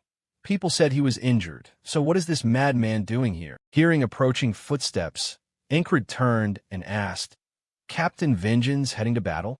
He answered curtly, our squad was assigned to stay and guard the camp. Mid-sentence, the hand gripping Ingrid's sword hilt suddenly froze. He bent to look at the strap dangling down and muttered, the leather straps come loose. Vengeance clicked his tongue in annoyance and mocked. Both sword and owner are pathetic. With hands like that, how do you expect to tie it? Saying that, he took the sword, sat down carefully, and retied the strap. Ingrid stood silently watching Vengeance's every move, thinking to himself that the man always acted gruff around him. Why so friendly now? Why had he been like that before? Not one to beat around the bush, he decided to ask bluntly, why do you hate me? Startled by the sudden question, Vengeance paused and looked up at Ingrid. Vengeance, disjointed, uttered a name. Jenny. Ingrid repeated blankly. Jenny? Who is that? Across from him, Vengeance snapped angrily. That bastard Jenny is the herb seller. Yes, that Jenny. He kept the same expression, seemingly not understanding what Vengeance meant. He didn't bother explaining, slammed the sword against Ingrid and shouted, forget it. Talking to you is exhausting. Vengeance left sulking, clutching his anger. Shortly after, he paused for a moment at Ingrid's next remark.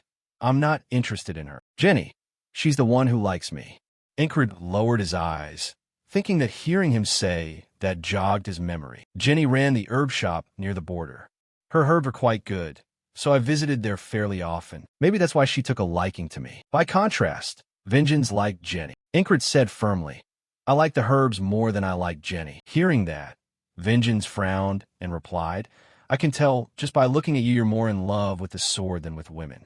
He told himself this was a feeling of inferiority. Jenny doesn't even glance my way, yet she likes that guy's face. Vengeance turned and cursed in anger. That lucky bastard. Grab your sword. I've got work to do.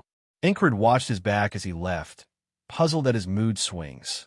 Why such sudden changes? After all, he was certainly an odd fellow. Under the deep blue sky stood the stately camp. Esther lay on the bed and stretched with a long yawn. He sat down beside her, stroked her, and asked, Are you tired today? Are you feeling ill, Esther? She shot him an annoyed sideways glance and replied inwardly, It's your fault, isn't it? You were injured and still went to duel. To ease the strain on the wound, I used magic. I overdid it, so now it's like this. I probably won't be able to use magic for a while. Understanding Esther's worry, Ingrid quietly reassured her. We have time to rest before the battle. So just rest. Outside, the space was wrapped in an uncanny silence. Toward the pond shore, 2 figures were quietly approaching. 2 soldiers walked in single file, seriously inspecting the situation. The still surface of the lake suddenly showed tiny ripples. One of them asked, What's going on? The man behind shook his head and replied, Nothing. It's just something on the water. Before the words finished, a feral shadow tore through the water and shot up, coldly ending his life in the blink of an eye. Ingrid, sitting in the tent, heard the unusual noise and quickly realized what was happening. Vengeance hesitated not a second, His sword sliced the air as he shouted in a tone that was half alert, half urgent command. Enemies attacking. Protect the camp. Don't let them steal the provisions. No sooner had the warning sounded than Ingrid dashed out of the large tent. The enemy was at the front. Seeing Ingrid run out, Cries shouted, "What can an injured man like you do? Captain, go hide inside." His powerful footsteps slammed down, splashing water everywhere, and he was determined to stop him from joining the fight. Ingrid ignored him, his body full of killing intent aimed straight at the opposite side, thinking he never expected to see that guy here again. Under the pond, a line of Aspen soldiers thundered through the shallow water in single file. At the forefront, Mid appeared with the arrogant air of a leader. He strode forward boldly, each step exuding swagger and menace. He called out a name in a low voice, Mid Hurrierson. He gave no answer and met Ingrid's gaze directly. Time seemed to freeze in that moment, the air stretched taut to the limit. After a pause, Mid chose to speak. "The gods have answered my prayers. I long to see that person again." Ingrid revealed no expression and asked in a low voice, "You remember my name?" He didn't answer, continuing, "Because of you, I realized my arrogance and awakened to a new level." Mid pointed his sword at Ingrid and declared, "I want to send you off with my own hand." Without hesitation, he drew his sword to meet the attack. Ingrid shouted orders, Cries, "Esther, guard the others." With that, both he and Mid swung their blades at once, rushing at each other like two whirlwinds. The two steel edges clashed head-on, with a piercing screech that sent shivers down the spine. Mid roared, forcing strength into a heavy arm strike to break the bind. Under the sudden pressure, Ingrid lost momentum and staggered backward in shock. At the instant he heard Mid's next words, his whole body froze.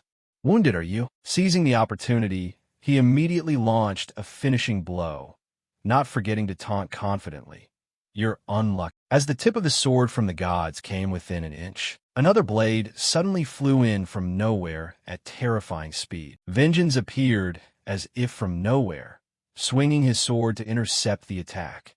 He warned tensely, "Ingrid, run." Ingrid leapt up in haste, frantically pleading, "Vengeance, fall back. He's not someone you should face." No sooner had the words left his mouth than Vengeance took a fatal blow in full view of him. Ingrid turned to stone, his face frozen completely. In a horrific instant, his head and droplets of blood splattered into the clear blue sky. Then it fell heavily beside where he was seated.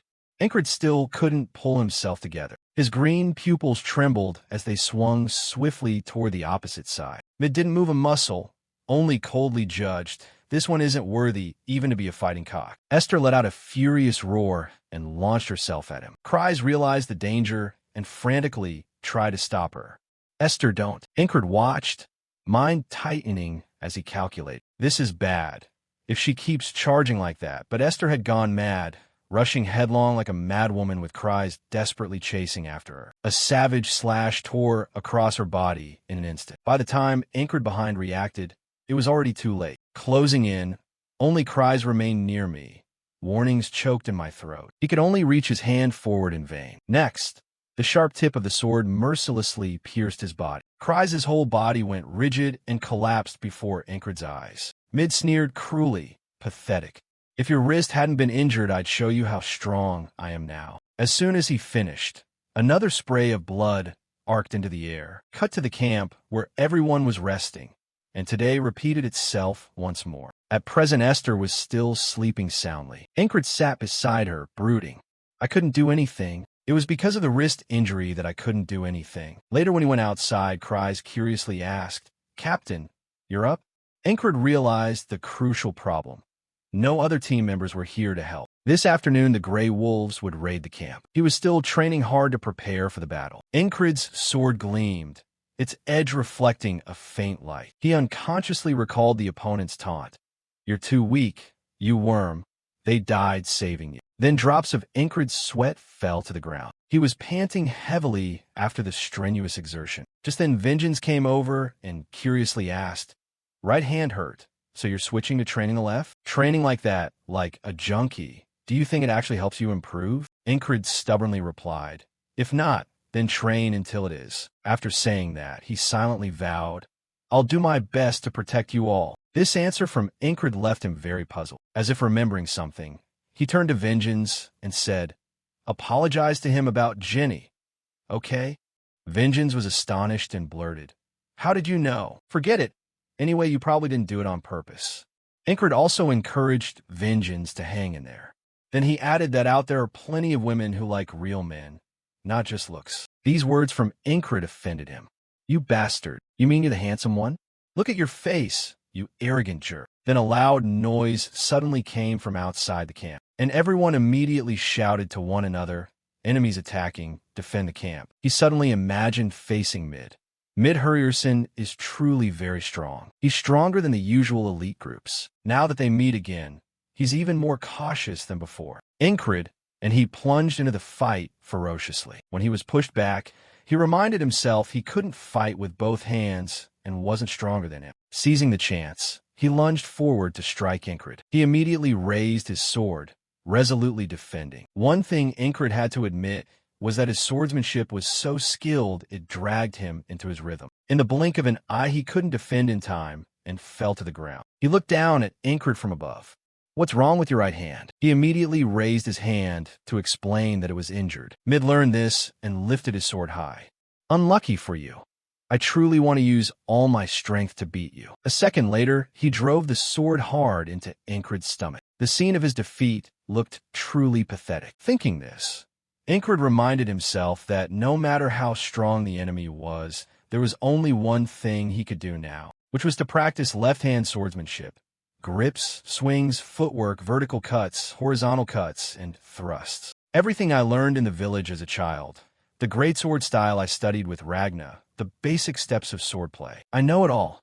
There's no way I could be training it wrong. Incred imagined Mid leading a fierce army to attack the camp. Thinking of that made him more determined to train, because that's the path he walked when using his right-hand sword. Then countless small straw fragments flew everywhere in the air. Incred was vigorously practicing swordplay against a straw dummy. He compared it to the moment he was ambushed by him to draw lessons. Hatred made Incred swing the sword harder. In an instant, the straw man's arm was shredded. As a result, his skill improvement speed increased greatly. But after 40 repetitions today, his form seemed a bit off. Why is that?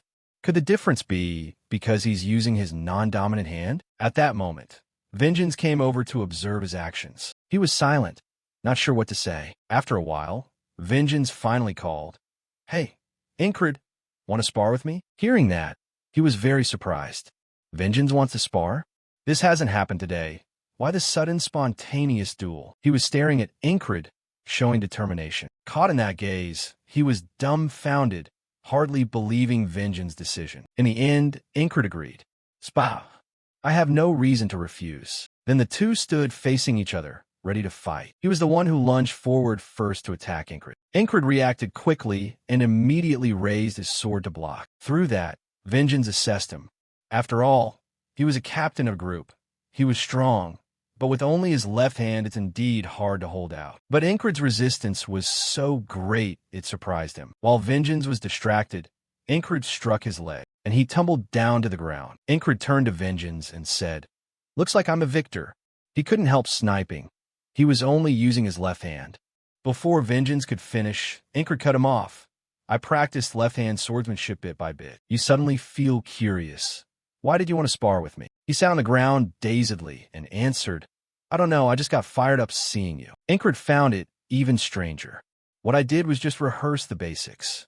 Vengeance retorted sullenly, "That's exactly why. Watching you train reminded me of myself when I first picked up a sword, burning desire to get stronger, swinging wildly." His expression suddenly shifted, but only slightly. "Your sword feel is different. You don't grasp what Vengeance meant, do you?" Only then did he explain, saying it's like a soulless sword. Incred blurted out in surprise, "A soulless sword?" Vengeance fumbled a bit, unsure how to explain. "I know it sounds bad, but I mean you stop paying attention to him and focus on your own thought." "A soulless sword? What do you mean by that? Do you mean my strikes lack power?" Or, Vengeance snapped when Incred zoned out. "I'm talking here. Are you listening?" At that moment, you suddenly realize something. So Incred stared at his hand. "I try to do exactly what I used to do with my right hand."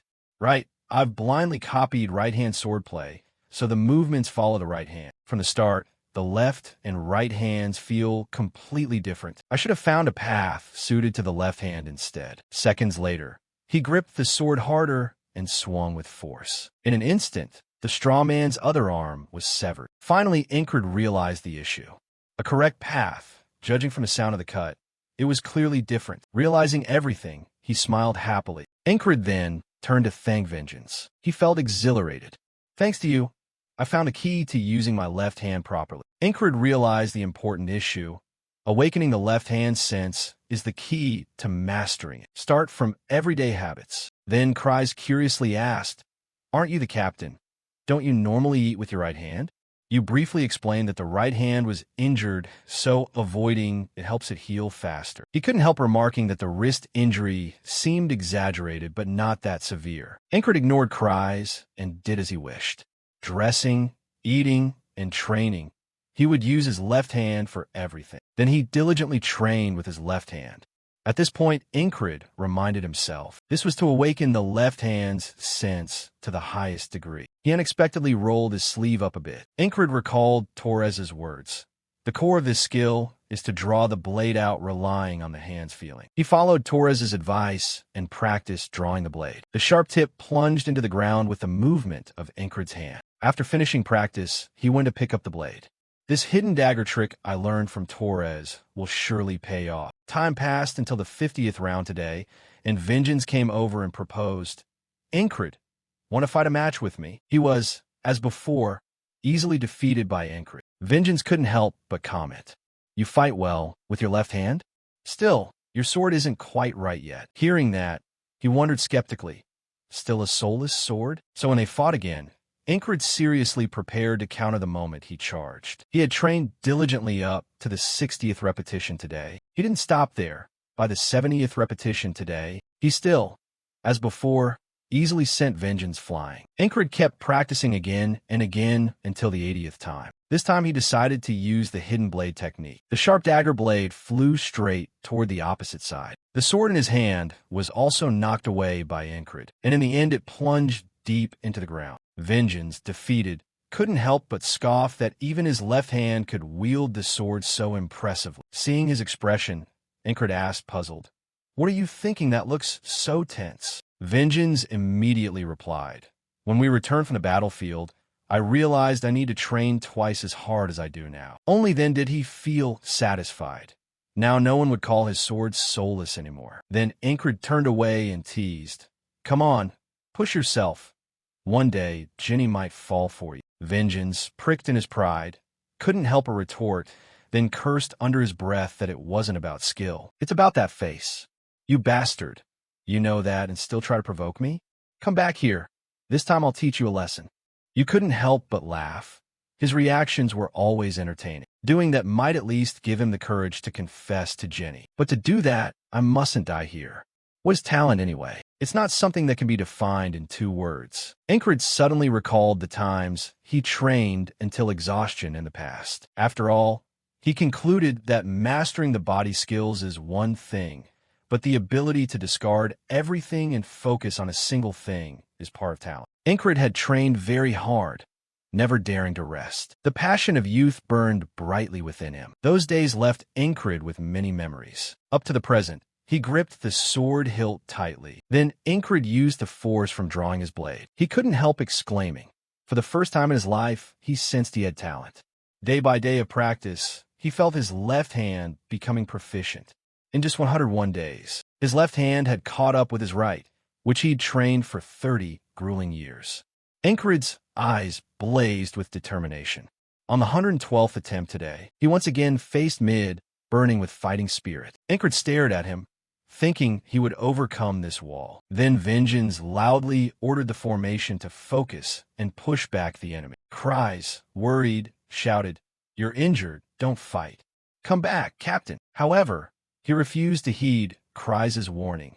Vengeance stared at Incred and said, "I must thank heaven for giving me the chance to meet you again." Incred calmly replied, "Likewise, Mid Hurrierson." Mid was slowly moving forward. "Because of you, I have found the light of my life. I will crush you with all my strength and go even further. Ingrid stood motionless, thinking, sorry to say this, but I've already exhausted all your strength. You show no fear, pondering through dozens of repetitions today, and I realize I can't beat you in a straight sword duel. Ingrid's bold attitude surprised him quite a bit. This time your strength is completely different from before. Mid was pushed back a little by Ingrid. In an instant, their faces were almost touching. You avoided the sword, striking Mid's hand. Not stopping there, Ingrid continued attacking elsewhere. Every move of yours caught Mid off guard. He had no choice but to shove Ingrid away in haste. You raised a hand, clutched your stomach, and stepped back a bit. At the same time, the sword in Mid's hand fell. He trembled as he berated Ingrid. You bastard, doing such despicable moves, while you're lost in thought. In today's repetitions, he always bested me with swordsmanship. I wanted to oblige him, but continuing to repeat today won't help my left hand improve any further. A one-on-one with Mid Hurrierson is indeed risky, but I need to get past today. While Ingrid was pondering, Mid spoke up. So that's your desperate gambit? It won't work. He calmed himself and picked up his sword. Mid growled with determination. I'm ambidextrous. You answered fearlessly. As of today, so am I. Ingrid gripped his sword with resolve. This fight is to defeat him and be able to move forward tomorrow, but not by swordsmanship alone. There was no other way. A technique used only once for a special occasion. A secret move in the mercenary Valen style of swordsmanship. Seconds later, you quickly lunged toward Mid. Ingrid forcefully threw his sword. He immediately dodged and couldn't help a startled shout. Your action surprised Mid quite a bit. Ingrid seized the opportunity and advanced to attack.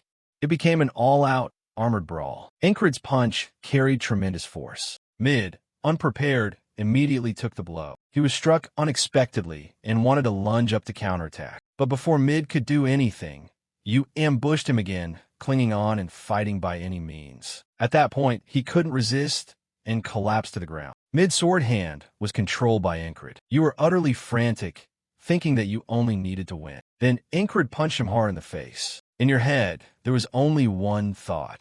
Use whatever's necessary to secure victory. That was the all-in, armor-to-armor style of fighting. Now, he panicked when he saw Ingrid raise his fist again, so Mid shoved him away with a kick. Ingrid, taken by surprise, tumbled to the ground. He quickly scrambled to his feet and warned, let's have a proper fight. Mid screamed like a madman. Pick up your sword, then swing it and fight properly. Mid's sharp blade clashed against his armor, and he was stunned by the scene before him, because Ingrid's armor remained intact against Mid's blade, his eyes blazing with killing intent. Right now, I'm fighting very seriously. Seizing the moment, Ingrid immediately threw a punch. The hidden blade in his wrist slashed across Mid's face. In an instant, a wound appeared on Mid's face. The hidden blade technique executed by Ingrid flawlessly. Mid, ambushed, cried out in agonizing pain. Mid's sword also plunged into Ingrid's shoulder. Both were wounded and immediately stepped back. Ingrid realized the crucial parts. First the wrist, now the shoulder. At this rate, he'll lose. His eye is injured, so his field of vision will narrow. Sure enough, now he could only see with one eye. He seized the chance and immediately used the hidden blade technique. This is the end. Seeing this, Mid instantly raised his sword to block the dagger's tip, but the blade still accurately pierced his hand. Ingrid quickly surged up and struck beneath Mid. In a flash, Mid was shoved to the ground by Ingrid. Mid's sword was flung, spinning through the air. Now he couldn't help but curse. You bastard, you're still using force to control Mid's leg. Ingrid showed no mercy and immediately snapped his leg. Mid screamed in pain at that treatment. He tried to wriggle free from Ingrid's hold, but Ingrid wouldn't relent, grabbed Mid's other leg and broke it. He howled in torment once more. Mid's desperate screams echoed across the area. His subordinates were stunned to see their commander gravely wounded. Now he remembered his past. Geniuses don't need effort. A man may have talent, but neglect training. I, Mid Hurrierson, have changed since returning from the recent battlefield. His gaze became utterly cold. Mid became a different person. I trained tirelessly and honed my sword, given my all along with talent. My sword finally shone. Now he lay on the ground, murmuring, why did this happen to me? Mid looked up at his sword lying far away. He couldn't help but call out Ingrid's name. You heard that, and turned to stare at Mid. Ingrid subconsciously recalled the way he had just been, a hopelessly tall wall. An opponent had given me a different perspective. Mid tried to sit up and said, I never wanted to fight like this. The wall inside him was beginning to tremble. Mid couldn't hold himself up and fell. I only wanted that solid wall to slowly shatter. Now he screamed in fury.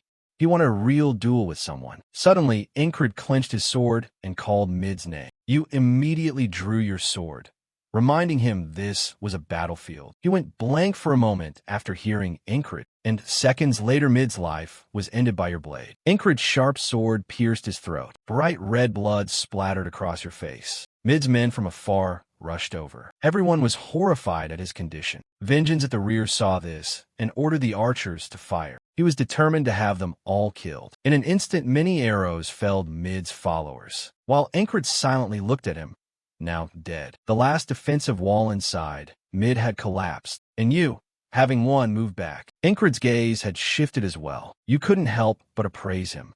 Interesting, Mid Hurrierson. Now Incred was slowly breaking free of the time loop. You felt satisfied with the victory. Now I've surpassed you and will keep climbing to the top. Then a voice rang out from inside the camp.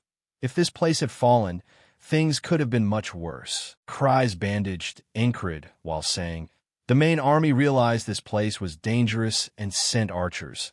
That's why we survived. At the same time, Vengeance entered and said, we survived because you bought us time. This is your sword, right? Why did you toss your sword around like that? Keep it safe. He said that, and you instinctively glanced at the sword on the bed. Incred drew the sword and explained, this belonged to Mid Hurrierson, the enemy blade I fought. He examined it a while and judged it pretty fine. Cries nearby couldn't help but say, let me take a look. When the light hit it, it reflected a blue sheen, likely forged from Demp iron. Incred was surprised by the sword's origin and asked about it. Cries quickly answered your question. It's from the famous iron mine in Aspen. They're far more expensive than Valerie steel or the Noho iron our captain usually uses. If you're thinking of selling it. Before he finished, Incred asked Vengeance, are you heading to the front line? Cries was displeased to be ignored. Vengeance curiously asked if you planned to go along. Then Incred stood up and affirmed, I can't leave the squad members alone for too long. Cries asked curiously, are you going to abandon the sword? Vengeance warned that no matter how good a new sword is, it's never as comfortable as the old one. You stubbornly took the sword from Cries. You don't have to use only one blade. I can use both blades, you know. Cut to the deep forest where Zem and Auden continue their journey. He whistled as he thought, our captain is about to reach a new level, unexpectedly attracted to someone on this continent. Someone like the captain might be worthy to pass on secret techniques born from the heart of a fierce beast. While Auden walked ahead deep in thought, the muscles have been rebuilt. Now it's the joint's turn. When posture is correct, the whole body's shape will change. That's how we make a body that won't snap under locks or strikes. If you train everything at once, your body won't withstand it. Captain, so we'll work on each thing one at a time. He suddenly stopped, causing Zem to collide with him out of momentum. After the collision, he couldn't help but raise a hand to his head. Then Zem complained, are your feet stuck to the ground? Move it. Auden shot him a sidelong glance and replied, seems our brother still hasn't grown up, huh? Annoyed, Zem immediately grabbed an axe. I'll lower your viewpoint with this axe. As the two were about to rush at each other, Ragna happened to walk by. They were still arguing. Brother, don't you think cutting it short would be less troublesome? He doesn't care about you two's worries. Train to make the sword part of your body, not just to swing the blade fluidly, but to control the tip as if it's part of you. But first I need to sleep. Jackson was also lost in his own thoughts. If only he would correct his stance, not to the level of a shadow assassin, just move neatly with fewer wasted motions, and it would help a lot. But do I have to be the one to say these things? What nuisance. Right, then Auden spoke up to warn, not that way. Zem angrily grabbed Ragna by the collar. Surely this guy is planning to sneak into the enemy again, right? Crazy. He fearlessly accepted the challenge, saying he's more normal than you. Provoked, he asked if anyone wanted to fight. People warned each other to scatter if they didn't want to get involved. Seeing this, Jackson thought to himself he couldn't let the captain become as crazy as these guys. I'll personally straighten things out. A young rode at the head of the group, leading the way. She suddenly noticed something and called for everyone to stop. Inside the dense woods, a force was lying in ambush. Yang watched them with extreme caution and saw Lowell confidently pat his chest. I am Lowell, soldier of Duke Aspen. Does no one dare face me in a fair duel? She felt a bit helpless witnessing this. Aspen's cheap trick is to sap morale with one-on-one duels. Though a cheap tactic, with our current losses morale is low. If we ignore it, they'll say we ran because we lack courage. A duel is still the better option. Seeing Yang fall silent, the man sneered. The commander won't intervene, right? No way they'd stoop that low. She thought it over. I'm in a difficult position. If I win this duel, I could turn the tide. Yang remembered Kreis's words. If you need someone to send out, use the lunatics. They'll know better because the captain is here. Thinking that, she turned her head to look back. Then Yang instructed Zem to handle this. He glanced at the group from Aspen upon hearing that. Lowell sneered, just a Mandy? Provoked, Zem shoved Ragna aside and agreed with her, taking it as entertainment. He barked confidently. Look, those fools sent man only because nobody else volunteered. A moment later, he lunged forward and punched Lowell hard in the face. Zem's strength was so great that the man's head came off his neck. Lowell's comrades were horrified at the sight, while Zem grinned with savage delight. Anyone else? Even Zem's teammates had to admit he's insane, but fights very well. The crowd panicked and begged for mercy while Yang watched, thinking that a single strong show would boost morale. They screamed they wanted to surrender, but he wasn't satisfied. You call that surrender? Zem's men began to worry, unsure how long he'd keep fighting. Seeing this, Yang ordered Zem to stop. Aspen's men could only howl in despair, begging him to cease. One of them yelled, "Monster! I said I surrender, please spare me." But Zem ignored the pleas and struck on crazily. Then he broke into a brutal smile. What did you say? I didn't catch that. Zem's comrades were terrified and wanted to flee. I don't want to share a battlefield with that monster. Yang helplessly thought morale had dropped again. She shouldn't have sent him. Sure enough, the only one who could control those lunatics. She unconsciously thought of Ingrid. Time passed. That night, as the camp lamps burned, a voice called, I told the captain to rest, so why is he back in worse shape? Jackson asked confusedly. Don't think about fighting if you want to go to battle. Zem added from the side that he had overexerted himself, while not fully recovered. Just then, Yang entered. My betrothed really does overwork himself. Ingrid was surprised to see her appear. Yang then handed him something. Ingrid accepted it without knowing what it was. She explained, an elixir, worth more than money can buy. Jackson judged, probably better than my grease rub. He couldn't help but say, Captain, you really care about our unit's commander, huh? Ingrid, grateful, said, I'll use it. Just why get it to me? Yang immediately explained the reason. I realized that even though we've promised a future together, we never exchanged any keepsakes. This is just a small betrothal gift. He was momentarily stunned when he heard her say that. After giving the potion, Yang left, saying she's glad he's back and to rest properly. She departed, leaving the three inside the tent in relative silence. Kreis suddenly told Ingrid, you should open a beauty shop with me. Hearing that, you, displeased, told Kreis to get lost. Zem chimed in from the side. Honestly, the captain is better at this than swordsmanship. Ragna lay on the bed, sizing them up like a bunch of deceivers. Ingrid felt odd. Why does the captain keep calling me his betrothed as if it's a joke? I never understood what they really think deep down. Time passed like flowing water. It's been a few days since we arrived at the front. So far, Aspen has only sent a few infiltration units and hasn't launched any real attacks. Thanks to that, I've had time to heal my wounds. Ingrid still trained diligently and with great effort. Just then, Auden appeared and said he's been more industrious than ever. How have you been lately, brother? He set his bag down and replied, thanks to the recovery potion, I feel a bit better. Suddenly, he suggested, so how about some training? What do you think? Ingrid immediately agreed to Auden's request. Very quickly, Auden had him pinned to the ground. At that point, he couldn't help but assess Ingrid's wrist, shoulder, and body. They're still very stiff. I knew it. You're not ready to push yourself yet. But even if I warn you, you'll still throw yourself into battle, won't you? Ingrid replied nonchalantly, as long as my body can move. Auden, hearing this, unconsciously glanced around. Suddenly, he called Ingrid's name, which puzzled him. A moment later, Auden began to channel holy power into his body, a pale golden light emanating from both of them. Ingrid was very surprised and thoughtful. This power was holy power. Meanwhile, Auden continued to pour holy power into him. The force he emitted was immense. After a while, Auden finally stopped and withdrew his hands. Incred, astonished, called his name to say something, but Auden cut him off. "Brother, say nothing, and you mustn't tell anyone about this. Swear to God you will keep it." Incred fell silent immediately after hearing him. A little later, he swore that he would not reveal what had happened. Then Auden brushed past Incred and said the mist covering the river might be a gift from God. Being granted holy power made him think holy power truly proves a priest's devotion, a miracle that can heal wounds. Auden always prayed, but never displayed his power. That's why no one knew he was a priest. Now Auden closed his eyes and muttered, "Please forgive me." "O Lord." Incred watched his actions and pondered. Is he bound by some doctrine that prevents him from using his power? Yet he used it for me, although aware of the risks. In the end, he left without forgetting to thank Auden, and Auden slowly opened his eyes, thinking that if this were exposed, the Inquisitors would come.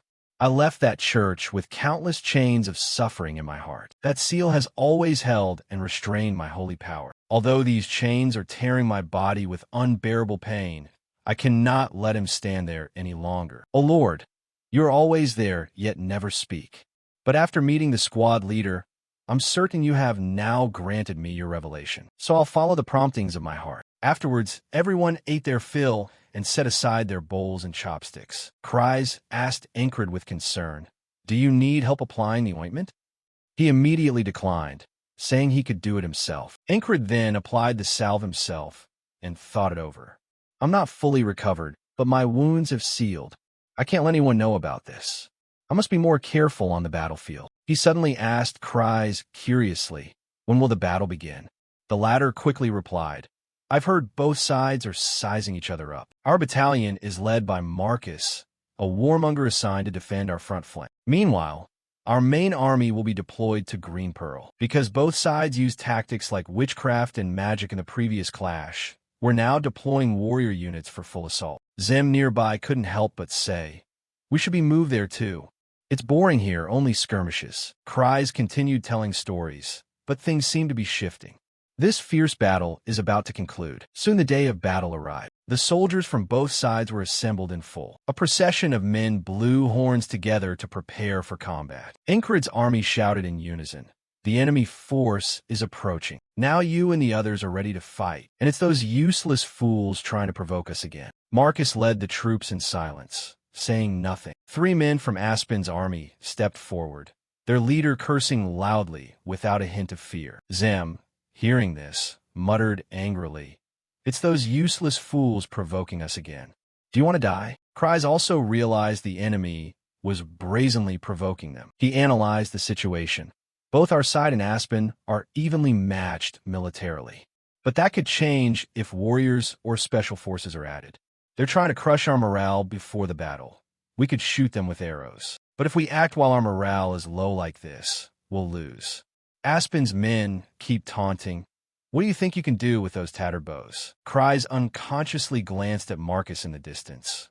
Our battalion commander knows this too, which is why he's holding back. He remained calm and thought, "We have a plan, but we can't use it in this state. Relying on those lunatics alone could get us blamed." Marcus understood the current situation clearly. We need a... He also knew that a great ray of hope. If we could change the army's morale right now, they're still loudly provoking. It seems they're still just braggarts. Just then, Incred reached out and patted Andrew's shoulder. "Relax," you said calmly. "You'll have a chance to vent that anger soon enough." He was briefly stunned when Incred uttered those words. "And you kept encouraging him. It's fine. Being a braggart is nothing to be ashamed of. Save that anger for the real fight." Andrew hurriedly objected. "Wait, I'm not even angry. I'm serious." The men behind were judging him. His bravery hasn't even left the cage yet. Auden couldn't help teasing, "Brother, why don't you just dedicate yourself to the Lord?" Ragna nonchalantly said beside him, "Just wait and you'll understand one day." Andrew got very angry upon hearing that. Why is everyone picking on me today? Zem couldn't stop laughing. There's nothing to be shy about. The troops behind wondered what they were doing and pondered the name of the braggart, Andrew. Has he taken the bait? He's actually pretty handsome. How is he a braggart? He was annoyed at the teasing. "Shut up. Everyone shut up. I'm about to blow a fuse." But the young man below kept laughing. "Want me to introduce you to a famous brothel in the capital?" Andrew shouted furiously. "I don't need that." Seeing the situation, Jackson warned that the bullying was going a bit too far. Ingrid didn't see it that way. Andrew is still young. Let him relax a bit. Cries, watching everything, thought he couldn't tell if they were serious or joking, but the captain really had shifted the topic and changed the mood naturally. He couldn't help exclaiming, "He's really strange." Then Cries suddenly asked, "Captain, don't you have anything to say to them?" You saw him reply casually, "I'll let it pass." Then he proposed an idea. "I have a plan." Ingrid heard it and judged that it was simple enough. Cries finished speaking and returned to his position. Now he felt confident that with just a few words the captain could change the course of this battle. The momentum he would stir up. Then Ingrid spoke. "Rebel Army, I am Ingrid. Ingrid will lead the charge. Their plan is very simple, and we'll use that momentum to win this war for our kingdom." Earlier, Cries had told Ingrid to be bold with the enemy, move up to the edge of their firing range, and provoke them. Vengeance, seeing this, didn't understand what he intended to do, and then Ingrid calmly said, "Just arrived at the front and already leading the whole unit?" The unlucky fellow, hearing that, angrily told him to shut up. Vengeance didn't forget to warn, "You'll get hit by an arrow if you go that far. So what the hell are you planning to do?" The contemptuous crowd looked at Ingrid, eyeing these hollow shells. He remained calm, staring back at them. Ingrid remembered the conversation with Cries when he wondered, "How am I supposed to provoke them? I told you, I have nothing to say." Then Cries nonchalantly replied, "You'll think of something once you're out there. The company commander really is skilled in this field." Back in the present, he shouted, "What are you? Why are you wearing a demon's head around your neck?" Hearing that, the man couldn't help but hurl an insult. While his comrades laughed, Vengeance was stunned. That one plan at all. He knew exactly the effect of that face, the stuff of Jenny's nightmares. Then Ingrid acted sympathetic. "My fault. That's something I could never have imagined with Aspen's narrow vision." He didn't stop there where he provoked further.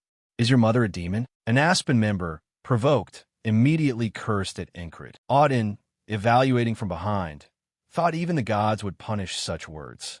While Zim laughed until his stomach hurt, Ragnar remarked that the man clearly wasn't human. Andrew also agreed with Ingrid.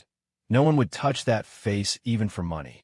Where did he learn such a terrible way to provoke people? Mac looked at him helplessly and thought, "Have you been saving those lines for a long time?" He couldn't hold back any longer. "Declare your challenge and step forward. I'll cut out your filthy tongue for daring to mock me." Ingrid thought to himself. The enemy had fallen for the provocation and issued the challenge. Now all that's left is to crush him with overwhelming force. At that moment, Zim grabbed his arm and stepped forward to stop him. He asked him in confusion where the captain thought he was going. Jackson also approached and said, "Your wound isn't fully healed, is it?" Only then did Ingrid realize the crucial point. He had to pretend to be nonchalant, or they'd notice. He glanced at Andrew and said, "That's enough. New recruit, go kill him and come back here." Being ordered like that, he told himself, "For House Gardner, I need nothing else and feel no shame whatsoever." But suddenly the humiliation of being mocked as still a virgin ignited Andrew's will, and he drew his sword. He brimmed with murderous intent, all because that bastard had shouted. The Aspen soldier kept taunting, "Damn it, you cowardly lot, bring that mocking brat out. Are you scared, hiding in the shadows?" Andrew, losing patience, told him to shut up, then lunged forward fiercely. "I'll rip that disgusting mouth of yours apart." The Aspen soldiers easily dodged Andrew's attack. Marcus observed silently. The men from Aspen who dared step forward to challenge were battle-hardened enough to fell most others. They weren't easy opponents. He fought fiercely with the Aspen soldiers, and Andrew's face was now thoroughly ugly. Next, one of them charged forward angrily to strike at Andrew. Zem, watching from behind, remarked that the man's resolve was unmistakable. Seconds later, he let out a roar brimming with killing intent. Andrew swung his sword with all his strength at the Aspen soldiers, reminding himself, "I am Andrew Gardner. No matter what adversity stands in my way." Andrew recalled the time he was sat upon whatever pain came. Then Zim's weight had made his whole body tremble, but Andrew still forced himself to push up and lift him, returning. In reality, as he drove his sword into the throat of an Aspen soldier, I have overcome everything for my dream. In an instant, Andrew seized the advantage in this skirmish. He laughed out loud in mockery. Compared to my determination, you are too weak. From behind, someone stared at Andrew. You are always so talented, but because the people around you are monsters, you are always overshadowed. His comrades cheered with delight. Looks like the Virgin did well after all. Finish him. Incred watched and judged. Now he truly looked like a warrior. That man was also part of the mad unit. At this point, Andrew admitted to himself that he was a madman. He shouted provocatively, "See that, you bastards? I'm ready." Mac watched helplessly, holding his head. "Why would you say that here?" Zem laughed and said, "What an idiot." Ragna and Auden applauded him. Even Incred couldn't help but chuckle. Kryze wasn't very surprised. As he expected, the company commander wouldn't fight himself. But this result was even more effective. From his high vantage, Marcus saw that the time had come. So he ordered the troops to charge and break through Aspen's formation. Immediately, the soldiers surged down to attack Aspen's lines. A bloody spectacle unfolded on the battlefield. Aspen's soldiers saw this and shouted to each other. Nalilia's troops were on the flank. They called out that it was the flank on defense. Marcus was still thinking to himself, while they were distracted by the flanking force attacking from the rear. Seconds later, he loudly ordered the archers to stand ready. At once the archers raised their bows high. Countless arrows were loosed toward the Aspen troops. Incred, Zim, and the others immediately ran back. The Aspen soldiers took the full brunt of those arrows. Marcus watched everything from above. The tide of battle was turning. Look closely, damn Aspens. No matter how many psychological tricks you use, in the end, the unchanging truth of the battlefield is that the stronger will be the victor. Seeing things go wrong, the soldiers sought orders from their commanders. They turned to the company captain of the Greyhounds. "Hurry to await instructions." He immediately called out, "Everything's ready. It's time for us to withdraw." Hearing that, he broke into a delighted, victorious grin. The Nalilia troops realized Aspen was retreating. They were running with their tails between their legs. "We won. We really won." Kryze was utterly surprised to witness this. Even though they were pressured, Aspen was retreating so fast. Marcus noticed that something was off. His subordinates in the rear asked whether they should pursue and annihilate them. Marcus immediately raised a hand to stop them. "We withdraw as well." Hurry was quickly moving toward the camp. Right now his face looked rather displeasing. When Hurry entered the tent, many people were already waiting. There were a few people dressed head to toe, so you couldn't see their faces clearly. The commander turned and asked if he had delivered the message to them. Hurry immediately reported the mission was completed. They were still hiding temporarily and waiting at a spot far from the barracks. He spoke up with scorn. Those Nalilian lackeys still use the same tired tricks. They only know how to mass troops at the border and have armored infantry charge like turtles. That's all they know. Lord Abnir's strategy was different. Avnir had said that a small elite force could still dominate the battlefield, something the existence of knights clearly proved. But those elites didn't necessarily have to be knights. Now he said seriously, "The victor on this battlefield will be us, Aspen." By the next day, in the Nalilian camp, someone flipped a coin. Kryze felt strange. 2 days had passed since returning from the front, and they were still waiting.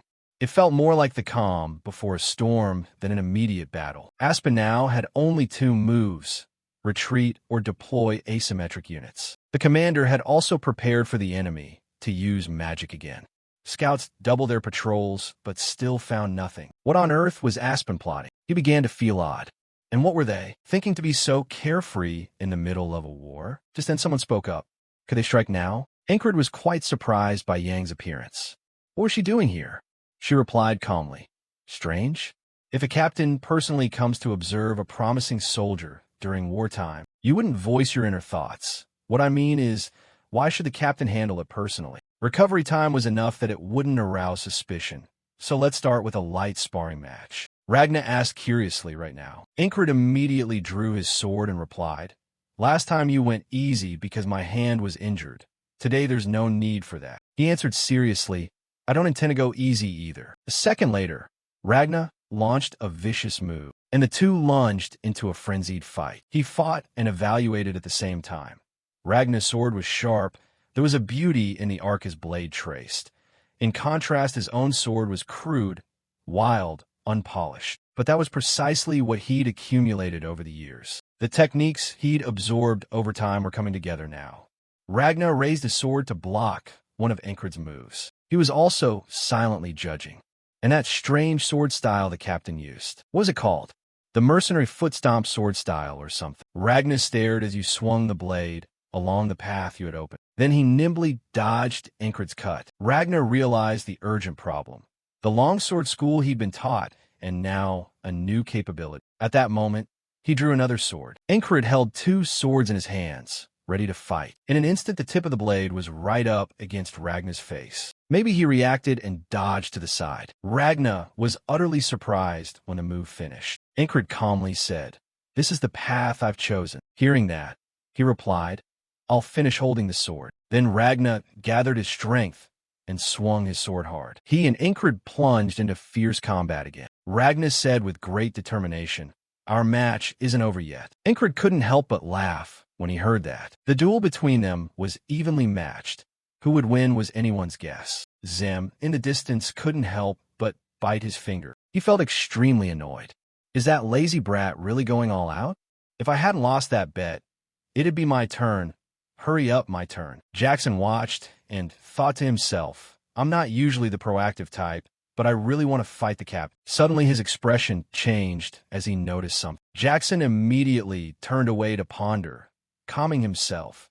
This isn't like me at all. Auden observed and assessed everything, but sometimes you need to be a bit harsher. Next I'll snap your joints. No, wait, that part isn't trained yet. You almost sent him to meet his maker. Cries looked at them helplessly. Are you people sane? Yes. These lunatics were never normal to begin with. Yang glanced at everyone, thinking they were like impatient children. Even that lazy guy only gets fired up when something involves Enkred. Why is that? There's something about him you can't look away from. Same here. Then Yang couldn't help but say, if possible, I'd like to spar with the betrothed too. Hearing that, Cries thought despondently. Has even the captain caught this madness? Zem suddenly lost patience and shouted, I can't take it anymore. Hurry up, it's my turn. Anyone who cuts in line, even the captain, I'll kill. She shot a sideways glance and asked, does that count as disobeying orders? Meanwhile, Enkred couldn't help but exclaimed that these lunatics are strong. They probably haven't used full force in their duels, but I can see even a hint of genuine, wholehearted competitiveness. He closely watched Ragnar's expression from up close, then Yang's serious, contemplative demeanor. Enkred felt quite pleased. The day we returned from reconnaissance in the high grass, that's when I'll pull that face out again. Then, excited, he said to speak less and fight more. I won't stop until I've faced each one of you. Time passed, and evening arrived quickly. Enkred, utterly exhausted, collapsed onto the bed. Cries at the bedside reminded him, Captain, you should wash before sleeping. Zem told him, leave him be. He's probably drained. Cries then went to the bed and said, you lot of thickheads, how many more duels are you planning? Just recovered, and you're about to collapse again. Hearing that, he was displeased. My big-eyed guy looks like a hungry hawk. While everyone was still chatting, Enkred had already fallen asleep. When he opened his eyes, he found himself in a forest. Enkred quickly realized the issue. A dream? The boat and the field of flowers from the previous dream were gone. This place is. Suddenly dozens of monstrous beasts flew across the sky. A group of people charged at him, intending to settle it once and for all. Enkred realized the situation he was in, flashing back to his time with the mercenary band. When we fought those bird monsters, at that moment, a young man standing behind a tree smiled wickedly. Very quickly, he could make out the man's face. Enkred was astonished by the young man's sudden appearance. Enkred remembered the moment Gilfin protected him. I told you not to be reckless. Fall back now. He raised his shield to block the strike from the bird monsters. He realized one thing. His teammates were rough around the edges, but genuinely loyal. This mercenary band saved my life when I was a weak wanderer. Kind people accepted me without prejudice. Enkred recalled the moment someone ambushed Gilfin beside him. He was stunned to witness that scene. He was also very surprised to be attacked so suddenly. While Gilfin was distracted, the bird monster lunged. The others were equally shocked by that person's action. Many people were dragged away by them. A few ran over to warn Incred.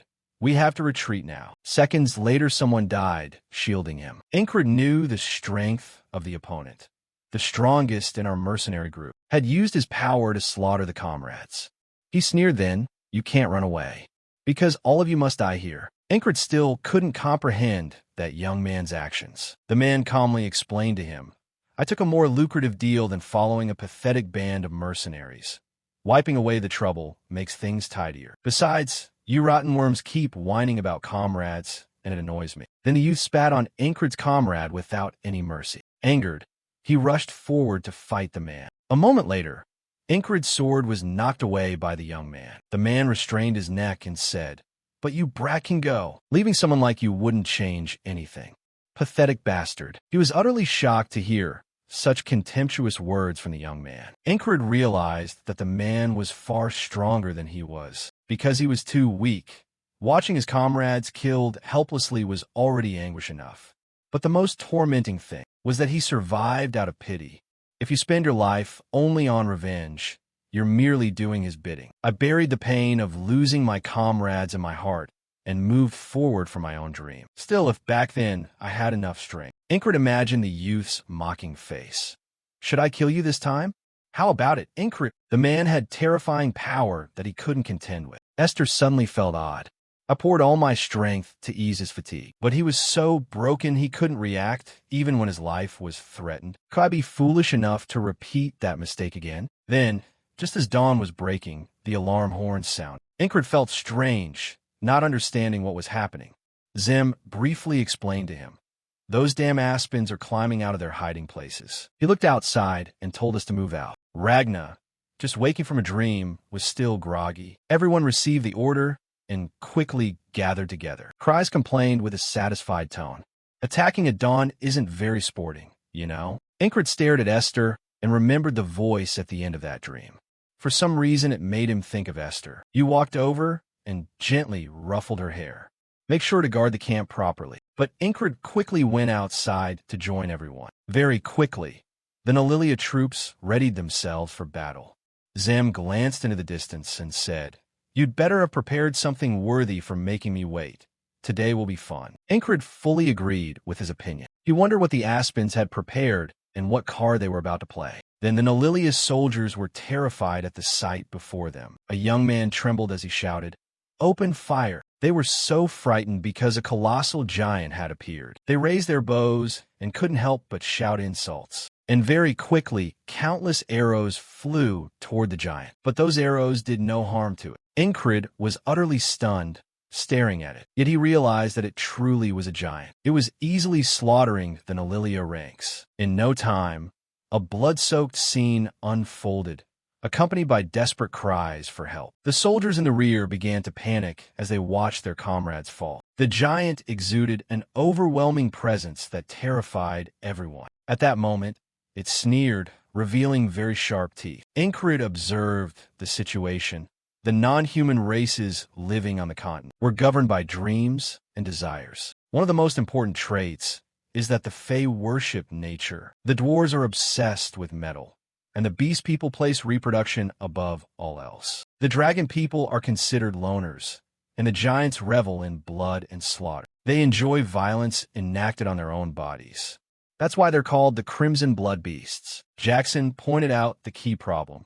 They were attacking both flanks. The Nalilia soldiers cried out to each other, "The enemy is infiltrating from the right." But some panicked fools shouted that the enemy was on the left. Incred couldn't help but shout, "If we don't stop them up front, we'll be encircled and wiped out." "Captain." But Incred remained very calm. "Then all we have to do is block them." He began to find it odd. How could he be so calm? At that moment, Yang stepped forward and said, "Told you so. It seems someone from our side is already on the left flank, so I'll head over there." Incred looked doubtfully at her. Yang immediately asked in confusion, "No lucky kiss then?" Only to see him flat out refuse her request. Yang mocked Incred for being so cold, while he watched her retreating back and thought, even in this situation, the captain goes to the left flank, leaving only that giant in front and the enemies on the right. Suddenly Zim nearby started moving his limbs. Maybe I should put on a little show for fun. Look closely, Captain. You'll have to learn this one. He stared at the man's actions, puzzled. Why is he so cheerful? What the hell is he planning to do? Zem stepped forward, exclaiming, "How exciting." This feeling is like the first time I set foot on a battlefield. I was never the type to carry a beast's heart, yet I never blinked when I was pulled into the fray. Still, I diligently studied and trained the beast heart technique because it's far more useful than appearances. My heart raced faster than usual, pushing the blood to flow through my body. The Nolilian soldiers panicked, cried for help, and wanted to retreat. Is there no withdrawal order? The giant continued to slaughter them crazily. At that moment, he bravely charged into battle. Zem, fearless, ran at it with his axe. He quickly rained a slash down on the giant's body. Everyone was utterly horrified to witness the scene. Zem remained serious, continuing to strike at it. At this point, he was straining to block the giant's attacks. Its pressure was great, pushing Zem backward. His body was quite small compared to the giant's massive frame. Zem felt something strange within him. Veins swelling, muscles bulging, an internal density shift. The ritual technique began from the heart and spread throughout his body. Now he suddenly shouted, "This is something called." Zem poured all his strength into resisting the giant. He said his move is called the frenzied heart. Then Zem heaved and pushed it back, the axe in his hand spinning through the air. The space between them suddenly filled with a terrifying gale. The wind nearly blew the regular soldiers away. Everyone was extremely shocked to see this sight. Zem crazily charged forward with his axe. The giant was no slouch either, grabbing a weapon and advancing to fight. It taunted him as vermin and told him to get out of the way. At that moment, he stomped on its body. Zem grabbed the giant's beard and spun once. Then he struck it from behind with his axe. The giant cried out in pain at the blow. Moments later, it angrily flung Zem aside. He landed and then looked at the axe in his hand. Our weapons are too weak. Suddenly, someone handed Zem several spearheads. He quickly held out his hand to receive the weapon. Zem took the spearhead and curiously looked behind him. The man behind him said, "Take that weapon." He couldn't help but sneer. "You bastards, at least you know how to read the situation." Then he shouted to help that madman. "Keep supplying weapons. Don't leave any gaps." Then everyone banded together and rushed at the giant. Watching this, Incred assessed that he was fighting with power on par with the giant. Maybe even more. That strength isn't something a normal human could possess. Not to mention, it's the kind of thing I should learn next. Suddenly Ragna stepped forward to warn, "Stop observing. Right now, they're just toying with them." Kryze also stepped up. "The left has the company captain. Zem will handle the giant. Once we deal with the right, we can swing the numbers in Aspen's favor." "Captain," he understood and quietly replied with a single sound. Incred assessed the situation. "If I don't see the others, it means the rest of the company has already set out." "Ragna, what about you?" "He volunteered that I'll go with you." "Captain," sitting and watching is boring. At that moment, he reminded himself to put aside the excitement of learning a new skill. The top priority now is to lead this battle to victory. This fierce battle had blood splattered everywhere. A man came over and helped Vengeance up. "Lieutenant, it's all my fault." He grit his teeth from the wound and told his comrades to shut up and fall back. At the same time, the cloaked man approached to assess. "How touching. But how long do you think you can hold out?" Suddenly, a sharp sword appeared out of nowhere. Incred dashed forward and knocked the man back. Then he taunted, "You look pathetic." Vengeance, hearing that, snapped back angrily, "Shut up. This wound is an honor I earned saving my comrades." Incred unconsciously looked up at the newcomer who had just appeared. The young man was quite surprised by Incred's name. He no longer hid his face and pulled his hood down. Incred was extremely surprised at the man's appearance, while the young man gave a sly smile. "Long time no see. Don't tell me you've forgotten the name of an old comrade already." Incred, Ragna, seeing this, curiously asked, "A friend of the captain?" At that moment, he remembered the past. Back then, whether I liked it or not, I had to bow to that scumbag. If it were then, I wouldn't dare argue when he called us friends. But now it's different. Instead of a deceiver who killed his own comrades, I'd call someone who risks their life to save comrades a friend. Incred remembered his old comrades, who sacrificed themselves to keep him safe. Incred realized that those were his true friends. After moments thought, he finally spoke. "I remember your name now." Incred, without an ounce of mercy, called him by the ugliest name he could think of, while the young man angrily retorted. Incred casually said he'd been mistaken. That name was just a nickname. Your real name is you miserable lowborn. He was furious from the insult, snarling, you pathetic little worm acting all high and mighty. Incred remained calm, parrying the youth's strike. There's one thing I forgot to give you back when we parted. The miserable lowborn. Seconds later, he easily knocked the youth's sword away. The young man was quite surprised by Incred's strength. Incred, eyes blazing with killing intent, said, "This is vengeance for my friends." The youth couldn't help but ask, "Vengeance? I always wonder how trash like you survived." So that's why. Cries in the back found it strange. "Captain, are you fighting again?" Just then, someone appeared. "That guy is definitely going to die." From Aspen's troops, wearing iron chains on his hands.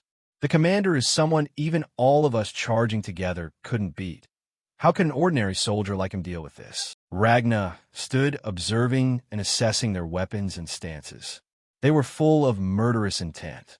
Their skills were forged in real death matches. They practiced swordplay simply to savor killing. While the man calmly spoke up, "While you cling to hatred, I've kept moving forward. If I win this battle, I'll be ennobled in Aspen's army. I'll climb to a place you couldn't even touch if you tried to grab a single hair of mine." Incred stood there unruffled, listening to the youth's provocation, and after a moment told himself he understood. Seeing Incred pause like that, the youth couldn't help but insult the bastard. The young man sprang up from the ground quickly. That hateful look, he lunged in for a charge. "I've hated these types from the start." The youth launched an attack, but Incred easily dodged. He analyzed the situation. A thin, curved sword like a drill tip. Eastern technique, perhaps. Now the man was swinging his sword rapidly. Incred focused intensely, watching every move the youth made. He recalled the youth's old taunt. "Even if you live, you'll never amount to anything." Now the youth charged fiercely toward Incred. He remembered every word the youth had said in the past.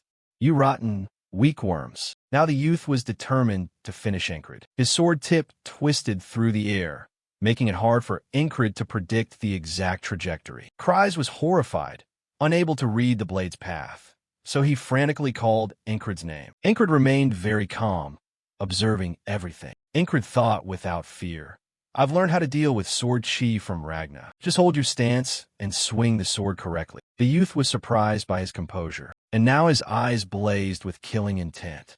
Ragna suddenly assessed, no matter how strong he is with that deadly blade, if he strays from the right path, that's all he'll ever be. The captain understood that clearly. In front, Incred sprang forward and struck the man in the back, and the youth couldn't hold back any longer and spat blood instantly. After his move, he coldly said, "Let me correct what you're misunderstanding.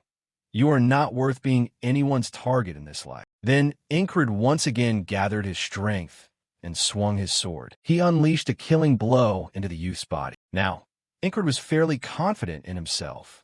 "I'm no longer the one who just stood by watching my comrades die. You're no longer my nightmare either." But he suddenly looked up at the overcast sky. Incred's thought was simple. "I can't hear an answer from someone who's dead, but I hope this can at least repay a little of the care those friends once gave me." At that moment, someone was drawing a sword. Ragna pulled his sword out of its scabbard. His action caught Incred's attention. Ragna had assumed a combat stance. "If so, then I'll warm up a bit." The man sneered at that. "What, you petty underling? Don't tell me you plan to face us alone." He lost patience and swung his sword forward. In an instant, Ragna had cleaved off the opponent's head. His comrades were utterly stunned to see this. But he said confusedly, "What did you just say?" Cries felt utterly helpless.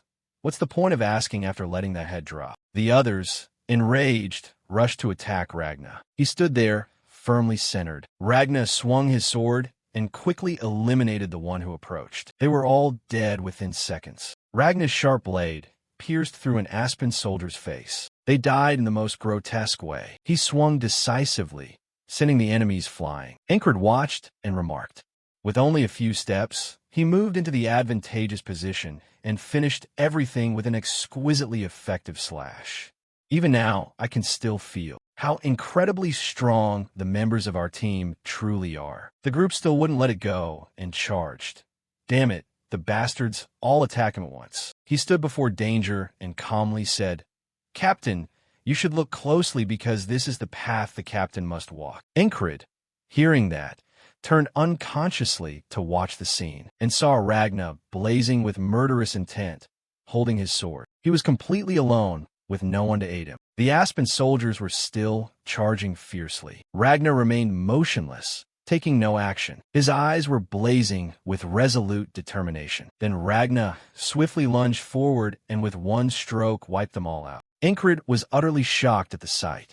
In a flash, it felt like a wall had appeared, a single, overwhelming, unbelievably perfect strike. Meanwhile, he remained very calm.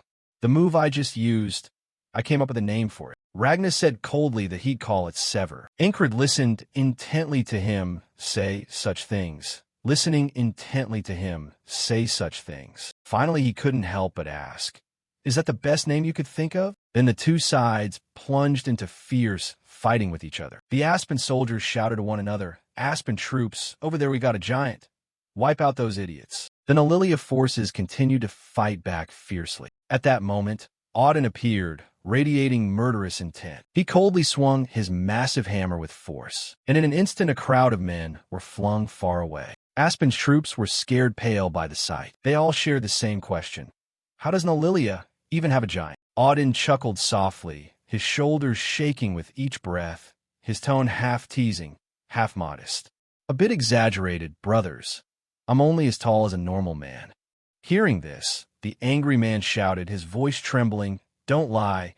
You're obviously huge. You don't even need measuring." In that instant, Auden dropped his voice and unexpectedly threatened, "From now on, I'll give you a little more time to live." The group stood stunned, eyes wide, hearts pounding, mouths agape, as if unable to react. What? Then Auden stepped forward, counting evenly like a harbinger of disaster, his voice crisp as he intoned, 5. He slowly raised both clubs in front of him and shouted, 4. Sensing the danger, the leader hastily waved a signal.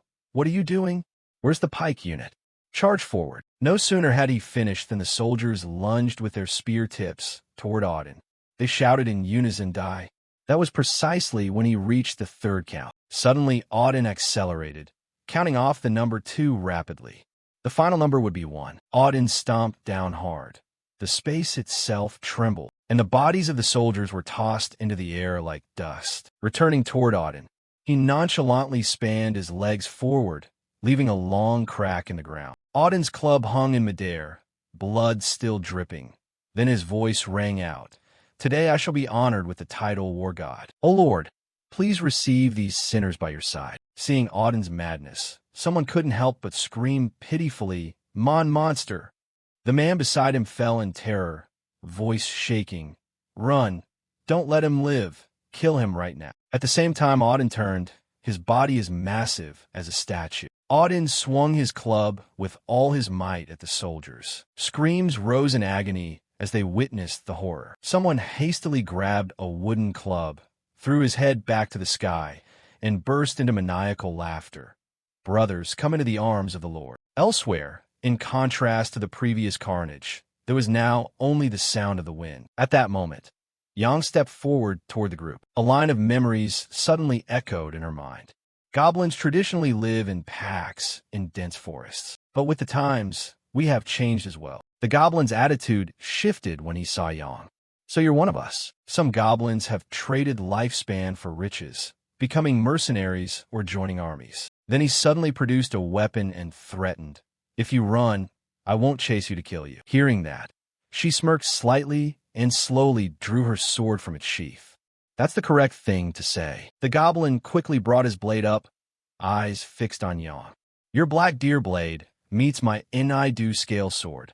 Of the two, which will prove stronger?" In that moment, the two stood facing each other as the sky suddenly turned a gloomy black. In a flash, the two figures lunged at each other like whirlwinds. Immediately after, the two blades clashed, a screeching metallic ring that hurt the ears. Yang swung her sword wildly, sparks flying from the impact. Refusing to be outdone, the elite goblin also rushed in to counterattack. As he drove his blade down, she quickly displaced herself. Seeing that, the elite goblin ground his teeth in anger. Then suddenly Yang appeared right behind him. She calmly delivered a lesson.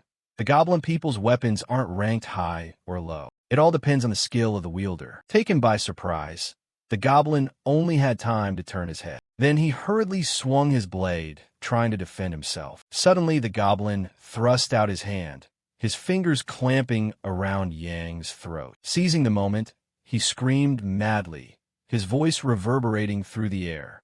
Right then, everyone charged in. No sooner had the words left his mouth than the henchman collapsed, fresh blood spraying everywhere. At the same time, a dagger slowly slid out from the goblin's body. Jackson sat down nonchalantly, using a corpse's cloth to wipe the dagger clean. Seeing that scene, he couldn't help feeling a bit unsettled.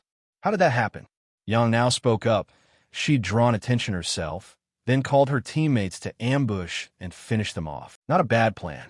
She then slowly slid her sword tip toward the goblin's weak spot. Without hesitation, Yang plunged her blade through his throat. At that moment, a chilling cold flashed in her eyes, and the goblin's corpse was unceremoniously thrown to the ground by Yang. When done, she glanced toward Jackson, leaving his captain like that. "Is he okay?"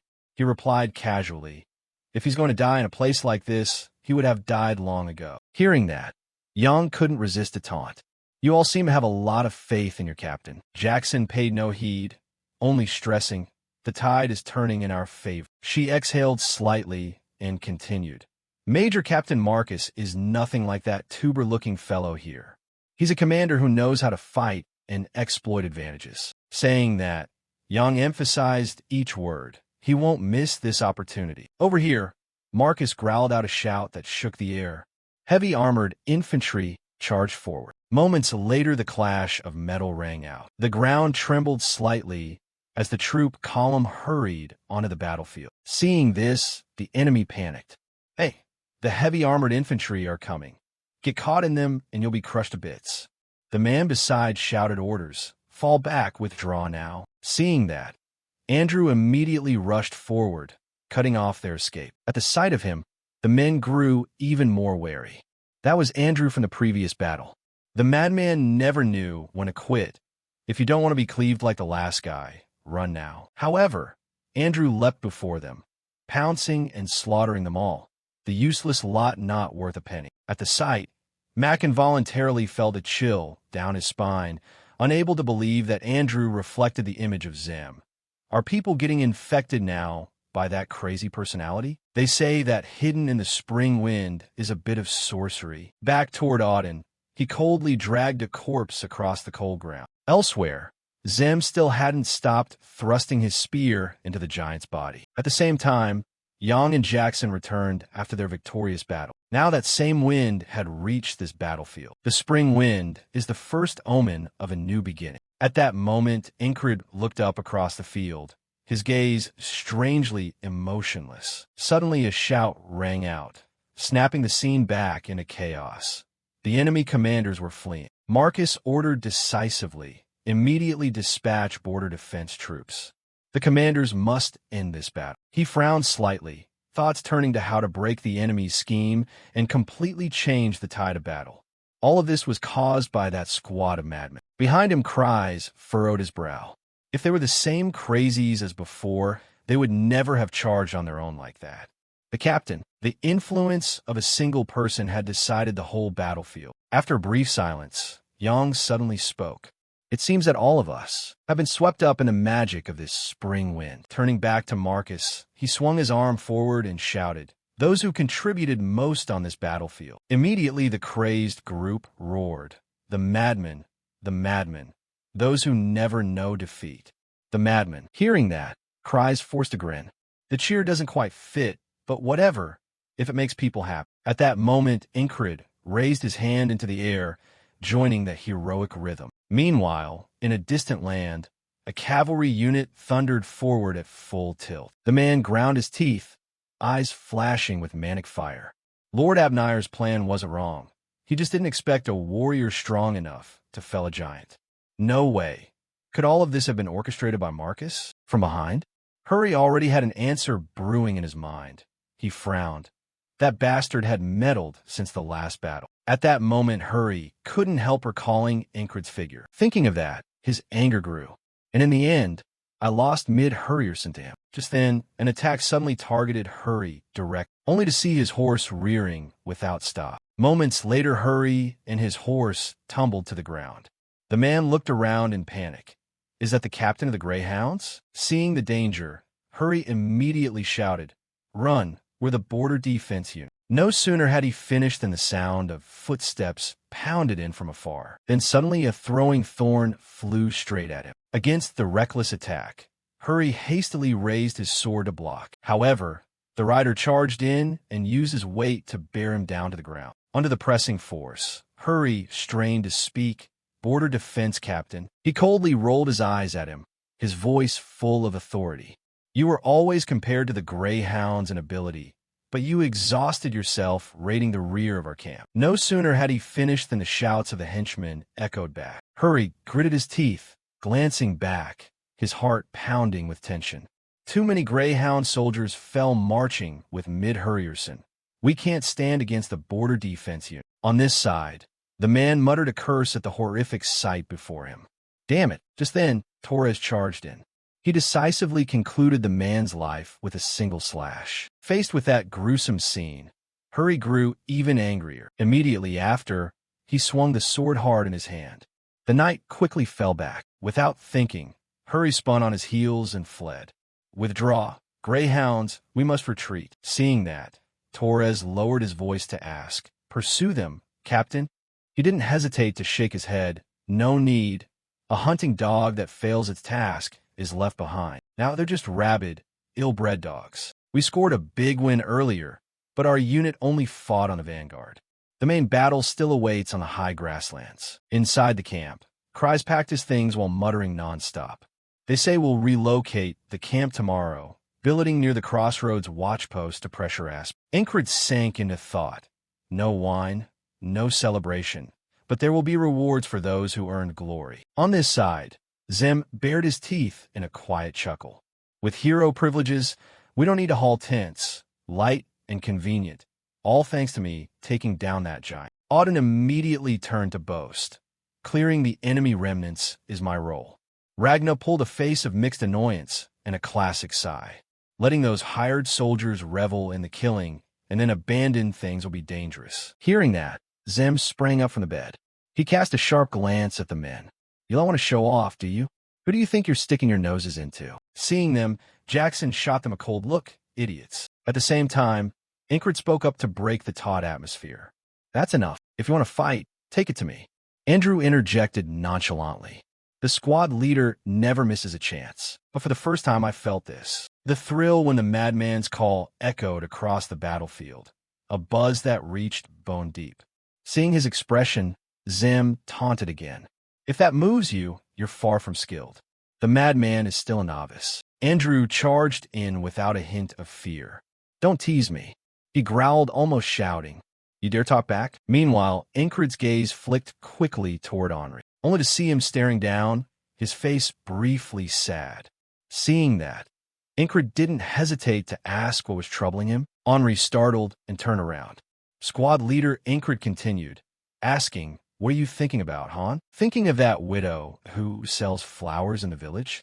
At the teasing, he let out a soft chuckle. Incred kept staring at Henri.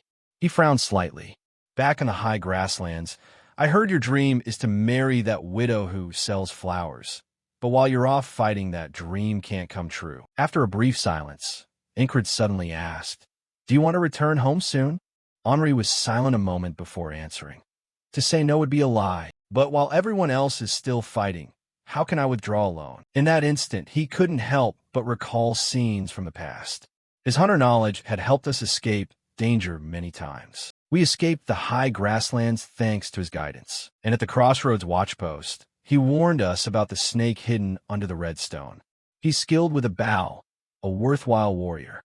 But after a moment of silence, Incred suddenly sprang to his feet, then moved toward the darkening sky. He called out, "Bewildered squad leader." At this moment, Incred remained lost in an unending stream of thought. "I wield the sword because I have a dream. You must live for your dream too." On this side, Henri kept his gaze fixed on Incred, looking bewildered. After a while, Yang's voice came from inside the camp. "Henri, soldier of the independent squad from Company 4. I've decided to grant you discharge. You'll depart soon with the convoy carrying the wounded. Hearing this, he couldn't help feeling a bit unsettled. Sir, sorry, Captain, but what do you mean? She didn't hesitate to state the facts. You didn't know? It's your squad leader's arrangement. Receiving the answer, Henri flinched in surprise. Wasting no time, he quickly packed his belongings and weapons. Seeing his back move, Zem sprang up. Hey, you're really leaving? Auden didn't forget to pray. Good luck on the road ahead, brother. Ragna chimed in nonchalantly. Leaving the ranks means sleeping well. Good luck. Cry sat up and waved cheerfully. I've had it rough surrounded by all you lunatics. Hearing that, Zem roared, saying something. Outside, Andrew gently placed a hand on his shoulder. Travel safely, Henri. Hearing the well wishes, he unconsciously smiled. Just after leaving the camp, Henry's eyes happened to meet Incred's. He hurried over to him. Squad leader. Incred didn't respond. He looked down. Unlike Andrew and Mac, who fit in well with the squad, Henri always felt out of place. Perhaps he wasn't cut out for the battlefield. After a moment, Incred gently placed a hand on his shoulder, like a farewell. A faint smile appeared on Incred's lips. He teased to ease the tension.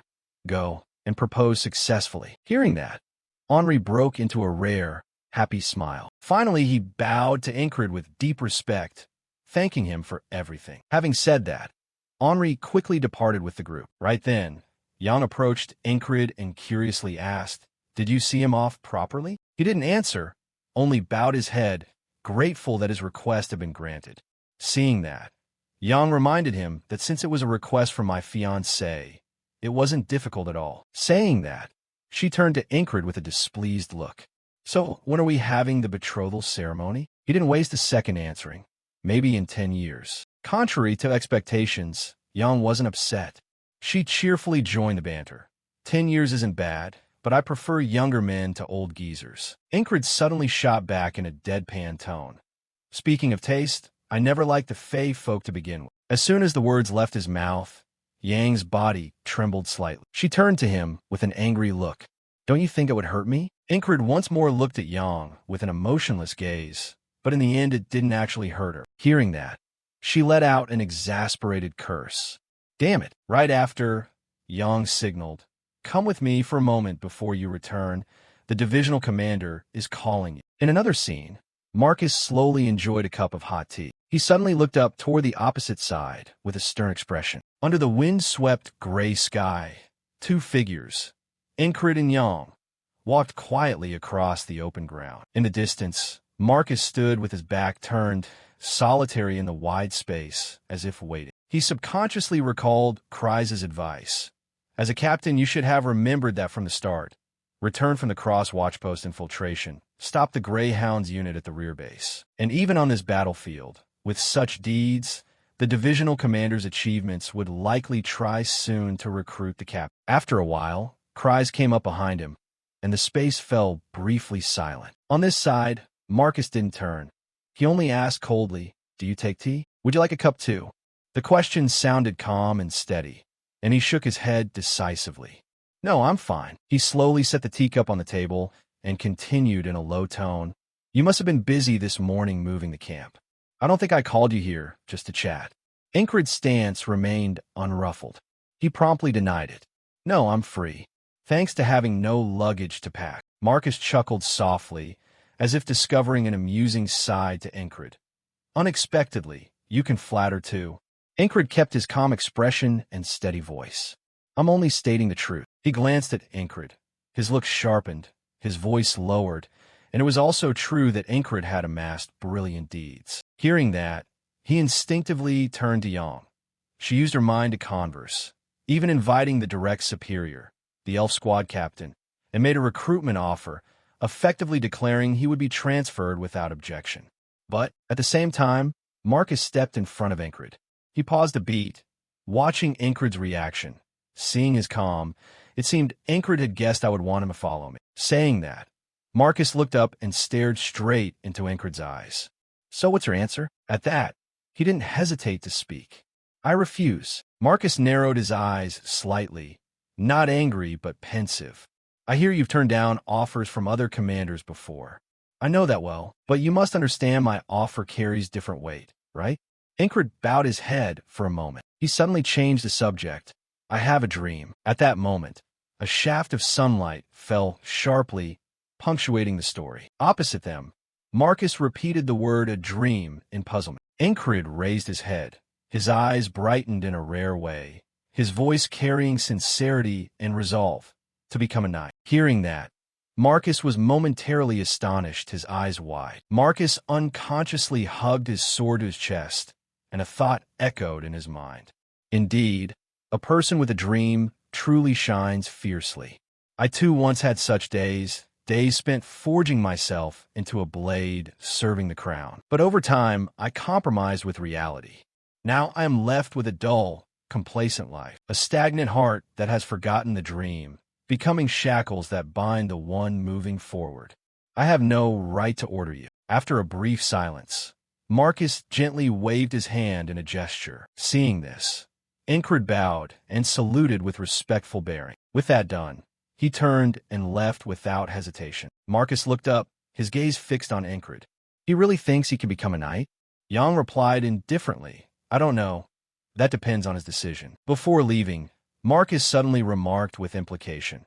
Excessive bluntness is both strength and weakness of the Fae. In that moment, he quietly thought that he respected Incred's dream as a knight, and he himself would also move toward a new destination. Nolilia is a central nation whose power has been seized by the nobility, and the noble faction now rules. I used to be a member of the noble faction, but now the dream I once forgot, I want to remember it again. Thinking that, Marcus unconsciously clenched the letter in his hand. The scene shifted to the next day, showing only wheels rolling fast over the rutted road. The march began in the morning and only ended at sunset. After making camp and reorganizing the base. Over here, Zem breathed a relieved sigh. It's nice to be excused from chores thanks to the reward. Then he opened his mouth to complain about everything, which quickly grew tiresome. Auden approached from behind and whispered in his ear. Even at times like this, you have to train, Captain. Muscles only grow when constantly put under pressure without rest. At this moment, Ragna once again cut through the calm. First of all, is the captain practicing sword forms? Since when does the captain wrap himself in a blanket and lie down? If the captain intends to use the sword, he should have better balance than before. Over by the tree, Jackson murmured, focusing on the captain's sensations. The noisier it is around you, the sharper your senses become. Hearing that, Incred felt a bit bewildered. Does shouting from across count as training too? Seeing that, Zem stomped the ground in anger. Get lost, you useless lot. He turned to him urgently. Remember, Captain? At that, Zem suddenly grew excited and shouted, the mad force of the heart. Before he finished, Yang unexpectedly cut in. The crazed company, we have to pitch tents over there. The group stared at Incred's team, whispers rising. Hey, they're blocking the way. Someone else added, that blanket is ours. On this side, she coldly shot back. You're obstructing my team's work, get out. Immediately after, Incred's group was sent to an empty patch of ground. Zem turned to Auden furiously, yelling that his lump of meat should curl up tight. Auden laughed at that, saying avoiding responsibility is quite a talent, friend. Then the two leapt into another scuffle. While Andrew and Mac watched from the rear, Mark complained in an annoyed tone, we didn't do anything. Why drag us into this?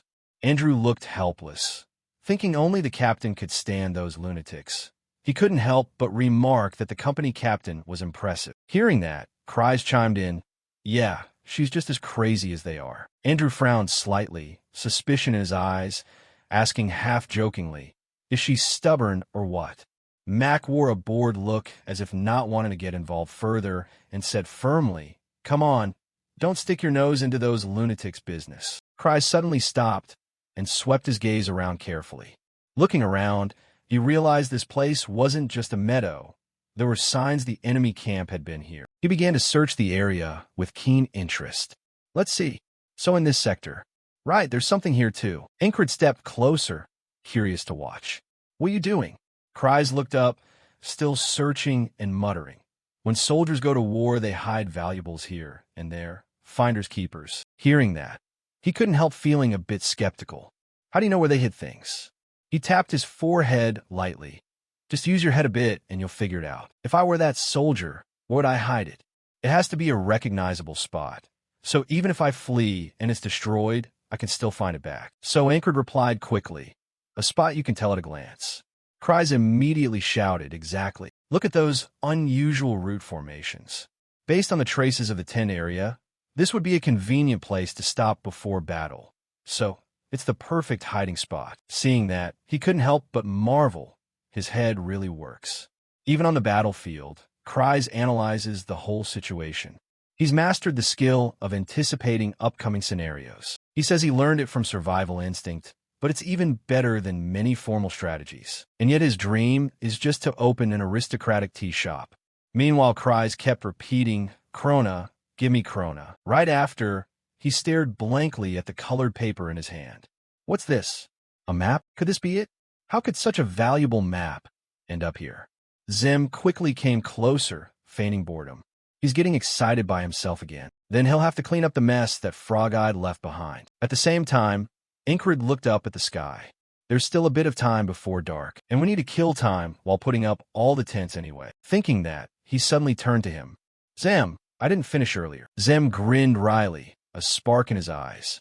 That furious heart of yours, true to its name, it grants me physical strength beyond human limits. This is a secret technique I developed myself. It's a technique that overloads the heart. So how could it kill you outright? Ingrid chuckled softly, his gaze unflinching. Don't worry, even death won't stop me. Seeing that, he was briefly astonished. Our captain is like a hunting beast, but overflowing with feminine greed. No wonder I can't help but look forward to this guy. Immediately after, Zem grabbed his wrist tight. He let out a powerful growl. All right then, let's see. Let's see if the captain can make his heart explode and die. On this side, his gaze flashed coldly. The two, Ingrid and Zem, quickly sat down on the ground. He began in a low voice. Humans hide a terrifying power that only erupts in life or death moments. What can unlock that power, even in normal times, is the beast heart. This secret technique demands focus and razor-sharp instinct. When he finished speaking, his eyes swept quickly to the people behind them. What I learned from that wanderer and the sleepy wildcat, combined with a body honed by the giant to contain furious strength. It's almost all ready. The air around them seemed to still. Zem parted his lips and whispered, the essential thing is faith. Try activating the heart. Push it to the limit as if about to burst without letting it actually break. A beat of silence stretched. He blinked in confusion and asked about activating it. Immediately, Ingrid's heart tensed, his pulse pounding like a drum. Seeing that, he was briefly astonished. The heartbeat exploded suddenly. Then he lifted his head toward his other arm. He felt Zem's heartbeat, transmitting through to the tips of his fingers. A corner of Ingrid's mouth curled up, as if he had just understood something. The feeling. Zem immediately spoke up. Captain, you must control it gently. Only use 1/4 of my strength. His eyes turned steely, his voice low with a clear warning. If you err even slightly, the heart will shatter and the soul will dissipate. Ingrid tried to stay calm, slowly replaying in his mind the flow of energy he had just felt. Then he channeled force into his chest, his eyes flashing with the determination to make his heart erupt. At the same time, Jackson, Auden, and Ragna focused intently on the scene before them. Turning back to Ingrid, his heart thudded softly, the rim board vibrating lightly. He frowned slightly, his face tensing. So my worry was totally unnecessary. Why can't you even control a bit of energy? It used to be the same. Sudden surges of power like a prodigy, then mysteriously stalling again. Did the captain do this on purpose to test my patience? Across from him, Auden butted in on purpose. It's hard to deny. Jackson nodded in agreement. Ragna added calmly, the captain seems to do this a lot. Only then did Ingrid speak up. At first, just getting the heart to beat was already difficult. Facing Zem's angry expression, he added nonchalantly, I'm trying seriously here. In an instant, the scene turned to night.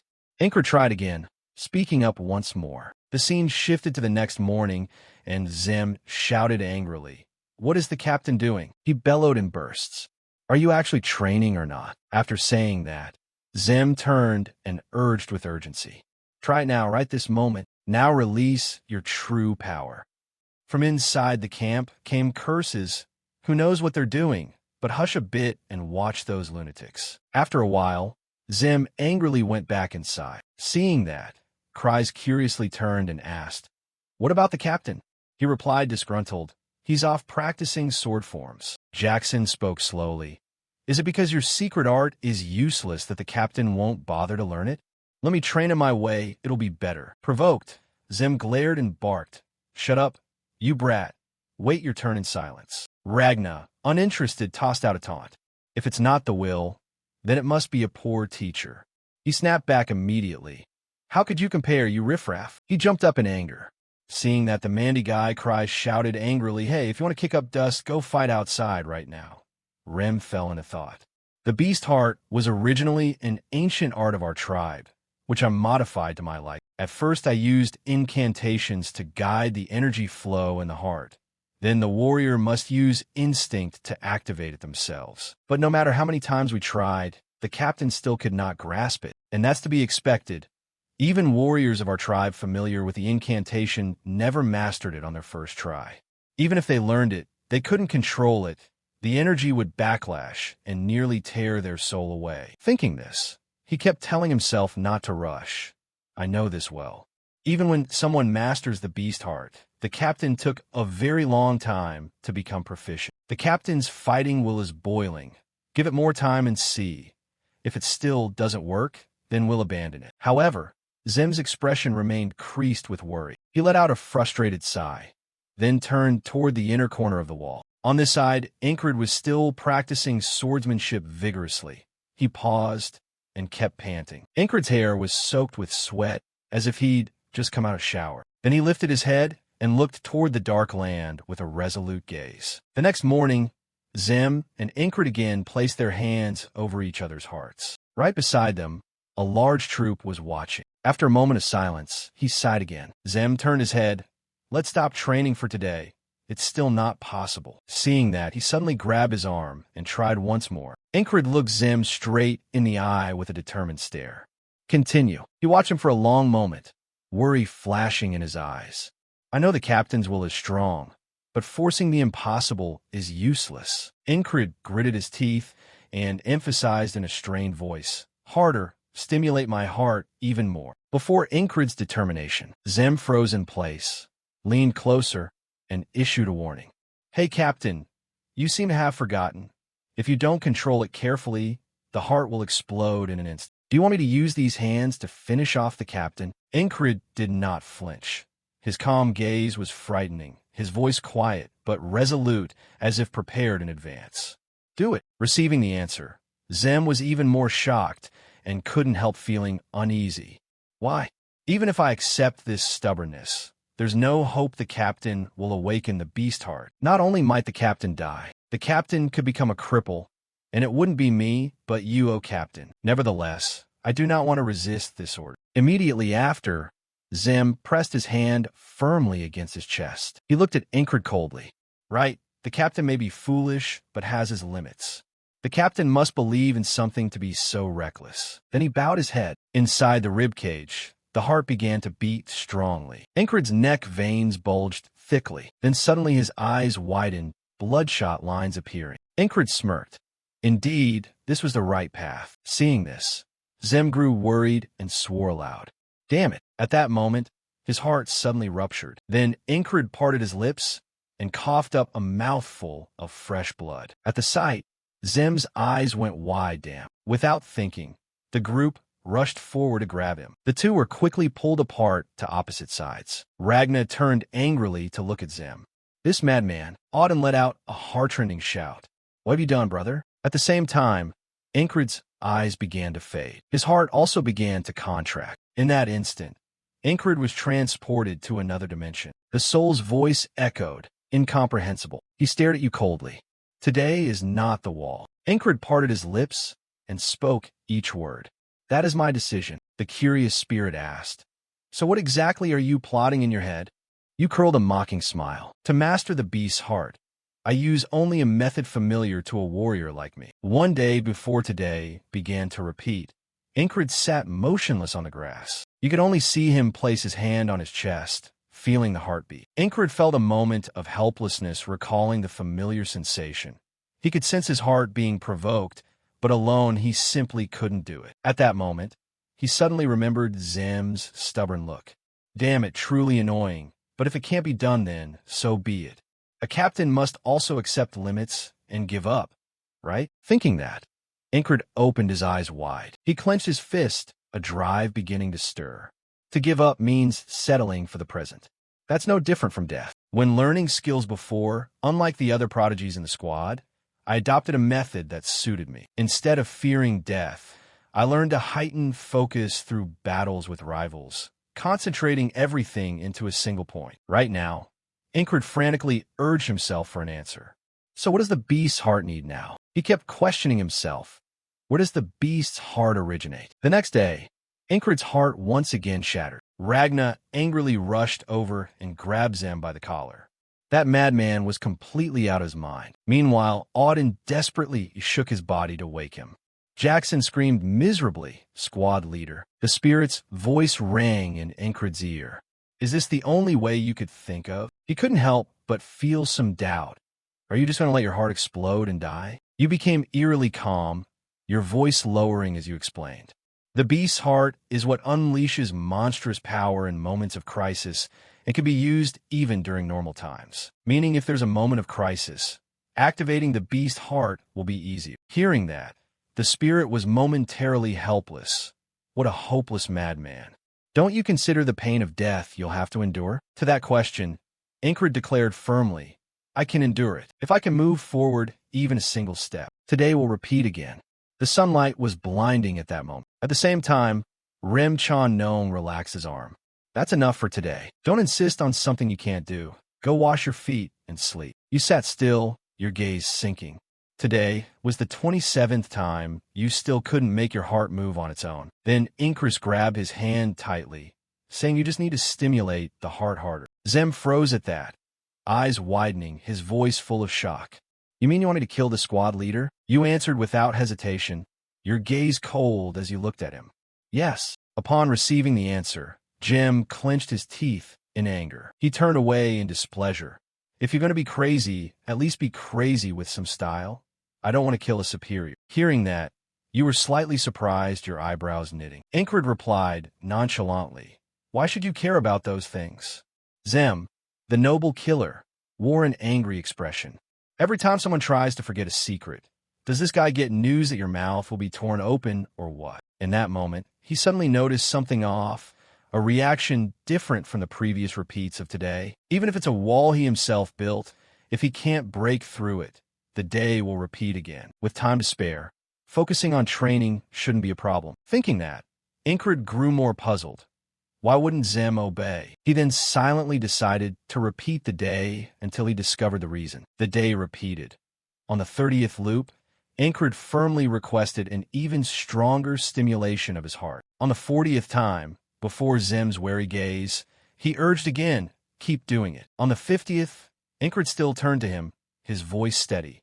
Just do it. Hearing that, Zem turned around, his eyes showing a flicker of unease. On the 60th time, he looked Zem straight in the eye.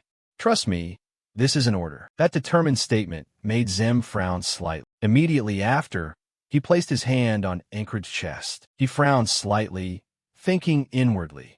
After about 60 repeats, I've figured this guy out. Only when I give a direct order does he obey. Zem and the others were the same. They were all insubordinate types, grouped into a useless squad. I had assumed they wouldn't follow me anyway, so I didn't enforce any special control. That's why Incred always let their arguments slide. But at some point, they began to loyally obey his orders. And so Incred grew curious about why. But for now, he had to focus on the beast heart first. Make the heart pound hard. Push the blood throughout the body. Immediately, his heart pounded repeatedly, as if bracing for battle. Incred frantically urged himself. Feel the power accumulating beyond the limits in your muscles. He squeezed Zem's wrist tightly and ordered, do it, do it. Across from him, Zem froze for a moment. Then suddenly Incred's heart burst, fresh blood spraying like a fountain. He bowed his head again, blood spouting from his mouth. Yet he kept repeating, just do it. The scene kept replaying. Incred redoubled his strength and shouted, "Do it!" He crazily glared as he ordered, like a madman. Meanwhile, Zem had to follow the command. He slammed his force into Incred's heart. Once again, he coughed blood due to severe internal injuries. And on the last attempt of that day, Incred's heart did not shatter. Witnessing that, Zem couldn't help feeling a bit bewildered. In just one day, had he grasped the sensation of controlling his heart? He didn't answer. He closed his eyes tightly to feel the pulse. After repeating it again and again, Incred finally succeeded in making his heart explode on its own. Then he slowly drew his sword toward the sunlight. Hundreds of iterations of today had passed. Behind them, the group watched Incred intently. After a moment, his expression changed, and he unconsciously muttered, "Insane." They saw him sprint madly toward the boulder, his eyes flashing a rare, resolute light. Meanwhile, Incred's heart pounded violently, and the tip of his sword suddenly drove straight into the giant rock. In a split second, the boulder shattered into debris and quickly collapsed downward. That proved Incred had broken through the wall he himself had made. On this side, Ragnar was nearly stunned. He mouthed the strange power. Only then did Zem slowly speak. "I'll ask the squad leader two things. 1, are you from the Western region? And 2, asked seriously, are you actually a prodigy?" He shook his head slightly. Calm returned to his gaze, neither arrogant nor humble, and he said lightly but clearly that neither was true. Night came, and Incred's mind sank into inescapable thought. Though he'd learned to safely push beyond human limits, he hadn't foreseen these consequences. He almost collapsed onto the bed, his body trembling a few times. After a while, Incred spoke with difficulty. "I can't move." "Zem, is this how it's always been?" Seeing that, he clicked his tongue with a bored look, still not cut out for it. Auden came closer and gently massaged him. It was the first time he'd overused his muscles in his life, so stiffness and soreness were to be expected. Hearing that, Incred's body trembled. He couldn't help but sigh inwardly. Even so, this muscle pain was intense. The beast heart is an alluring skill that grants superhuman strength to the user's body, but if used recklessly, it burdens the body, and now he felt that more than ever. Those knights who don't need such a skill have already surpassed human limits. Though outwardly human, they wield the strength of giants, move with a toad's power, and possess the alertness of beasts. That is the knight. There's still a long road to reach that realm.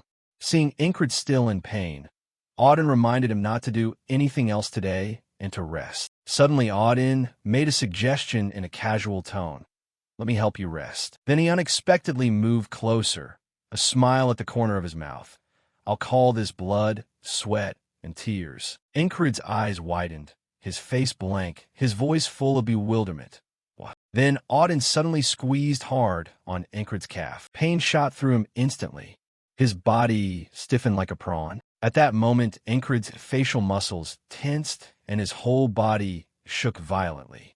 He let out a faint groan, feeling close to death. This was almost like a wall created by the man. Auden remained calm, his hands precisely pressing pressure points, his voice steady as if lecturing. "Remember exactly where I'm pressing. This technique relaxes cramped muscles. Its official name is the Balaf acupressure method." Hearing that, he gasped. If learned, this technique would of course be very useful. So, you must endure it. Even if you see a river before you, you must endure. At that moment, the waiting spirit appeared before Incred, faint and misty. Right then, Zem shouted, eyes wide at the scene before him. "This meat fellow is trying to kill the squad leader, surely." The scene quickly shifted to the next morning. Incred sat motionless, thinking to himself that thanks to Auden he nearly met that boat climber, and because of that his muscle pain had eased considerably. Though he was told to do nothing to recover, he felt it would be a waste of time. Incred reached for the nearby sword, his expression more serious. At least he could maintain his weapon. Then suddenly Auden approached and repeated yesterday's reminder. "Do nothing at all. I told you not to make any movements." Hearing that, he quickly explained, "No, I just intend to maintain the sword." Cries had somehow appeared right beside him. He casually took the weapon. "If the sword needs maintenance, give it to me. I'll do it." No sooner said than Incred gripped the sword tightly, glancing coldly at Cries. You expect to work for free? He didn't bother to pretend and immediately turned back. Quick reflexes, huh? 20 coins. You bargained quickly. 10. Cries growled. 18. Incred asked coldly. What? A fee. He hurriedly interjected. Really? 17. Not lower. Curious, Incred asked why it was so expensive. Cries shrugged slightly and leisurely assessed that because the captain's sword was high grade, it needed more careful upkeep. At that, Incred suddenly reached toward Incred. One more thing. Do you use 2 swords? Then he quickly stepped outside. His gaze followed him. Even though I once said I'd use twin blades, everyone took that as a given. Incred couldn't help feeling a little unsettled. I thought at least one person would stop me. Even talented fighters rarely use twin blade techniques because they're less practical in combat, given the difficulty and danger. Without enough muscle strength, it's hard to hold a sword's weight with one hand. Compared to using both hands to swing a sword, you can't channel weight into the strike, so attack power drops. Even so, he looked up with a puzzled expression. Why did no one stop me from finishing the sword? Zem tilted his head slightly, his eyes showing curiosity at the sudden question. Why ask so abruptly? Auden turned to Incred with a calm look. What do you think the reason is? Jackson spoke up without restraint because the captain was stubborn. He flinched and pointed at himself in disbelief. Me? No way. Auden smiled thinly. He won't accept and keeps insisting on his own way. The captain is extremely headstrong. Faced with the barrage of criticism, Incred sighed helplessly. I'm not stubborn without reason. Ragnar leaned forward curiously. Is there a reason he wants to finish the sword? He answered without hesitation. Because I like it. Incred turned to the group and affirmed that using twin blades simply felt much better. The reason was the same as his admiration for knights. Songs of the past suddenly echoed in Incred's head. The knight who ends the war, we call that one. The refrain repeated, the knight who ends the war. Just then a man stepped forward, sneering and boasting like a fool again. The one beside him coldly kicked at this kid. Hearing that song won't make you as strong as a knight. Before leaving, the man tossed a cold line at Incred. Pathetic. Despite the mockery and being told it's impossible, he still lived for what he wanted. At that moment, Incred decided in his head to do what he liked. Returning to reality, Incred murmured, so I have no intention of giving up, and also not giving up on becoming a knight or using twin blades. Hearing this, everyone in the room fell silent. Jackson's gaze flickered, perhaps for the first time. At the same time, he stared at him thoughtfully. Different indeed. I'm different. Born with everything handed to me. I threw it away and turned my back. All I have is a single sword, yet I still press forward with firm resolve. Thinking that, he couldn't help but laugh. Zem admitted bluntly, a smirk at his mouth. That's exactly why I like the captain. Ragnar cut in at once. Come on, shut up. He raised his middle finger. Don't worry, I utterly hate you lot. He didn't hold back and shot back. I hate you too. Jackson joined in calmly. I feel the same way. Auden curled a sly smile. The gods tell us to embrace all things, but as a mere servant of the gods, there are limits. I hate you all too. Hearing that, Zem shouted, why and like that with so many words? Incred couldn't help but remark. They actually get along well. Ragnar sighed softly. Captain, that sounded insulting. At the same time, Jackson suggested that if they were bored with nothing to do, they should just train. He looked at him blankly. But I was told not to do anything. Jackson glanced at the object in his hand. Yes, you don't need to move at all. This exercise only requires moving your eyes in place. The sense of evasion, next I'll teach the captain. Incred's eyes lit up once more, interest awake. Over here, Cries carefully wiped the sword with a cloth. He slowly held it up to the sunlight, lips curved as if it were brand new. At the same time, murmurs reached them. It seems the main battle is dragging on. Seeing that, Cries' ears twitched unconsciously. The others kept talking, with no sign of retreat. Company Commander Marcus, our unit is holding the supply line. A fresh unit has taken a stronghold behind the enemy camp. Word is the remnants were beaten back and fled. Hearing that, he muttered unconsciously, the battlefield situation is unstable. Cries hurriedly stood and swiftly decided to gather more information. A cold light flashed in Cries' eyes. Aspen is using a new tactic. Elsewhere, Avneyer sat motionless, his body exuding a dense, killing intent. At that moment, Jackson stood solemnly before Ingrid. He emphasized each word, eyes narrowed. Evasion is using your eyes to see and avoid blows. Training reaction speed to the limit is the way to hone the sense of evasion. But what you need first is full vision. I'll throw stones with different markings. Watch and guess. No sooner had he spoken than Jackson decisively threw, and a stone whizzed past his shoulder. Seeing Ingrid's bewildered face, he signaled to throw it back here. In no time, the sky shifted to a pale orange. Jackson asked again, "What's marked on the stone?" Then as night fell, he spoke in a cold but urging tone. "Focus and keep watching." In the next scene, Auden continued helping Ingrid loosen his joints. He gave a satisfied thumbs up to him. "Much better now. The brother can move again." Hearing that, Ingrid looked bewildered. Just then, a stone whizzed toward him. Jackson stared at the stone and repeated the question, "What letter?" Startled, he spun to face him, eyes flashing with irritation. "Did you wait for me to drop my guard just to throw that?" Jackson's gaze grew cold, his voice flat. "There is no room for pity on the battlefield." The scene quickly shifted to the next morning. Then suddenly a nearby bush rustled, and a bright eye gleamed from the darkness. On this side, the stone in Jackson's hand continued to fly forward. In that instant, Ingrid spun his body backward, his gaze quickly sliding past the stone. As the stone hit the ground, Ingrid's movement stopped as well. After a brief silence, he softly parted his lips and looked. Suddenly the soldiers all drew their swords at once. Shouts rose fiercely. Before Ingrid and Jackson could react, the cries continued. They attacked suddenly, everyone converging. Seeing this, he barely spared it a thought and turned back. What letter? Irritated by Jackson's nonchalance, he thought. Asking that now? Then Ingrid calmly gave his answer. The letter marked on the stone is right. Receiving the answer, he shrugged. After throwing 40 stones, you finally succeeded. Excellent. You can finally mark letters on stones. Ingrid couldn't help but wonder if that was praise or mockery. At that moment, another man, nearly insane, charged and screamed, launching a sudden attack. The enemy. No sooner were the words out than Zim grabbed his axe and rushed forward, his eyes darting around wildly. Where are they? Seeing that, Ingrid frowned. What's wrong with that man? Gone mad? Unlike him, Jackson calmly explained that the man was frustrated because the squad leader lay sick and bedridden, unable to unleash his beast heart. He tormented even the captain who had never seen battle, still unsatisfied. Andrew trembled and begged. Again, attack. Mac reminded drearily. Wake up, and let's move too. After a while, Zim reached the soldiers' assembly point. He gaped and shouted, voice full of annoyance. Not fighting back. Why are you just standing here gathered? Where are they?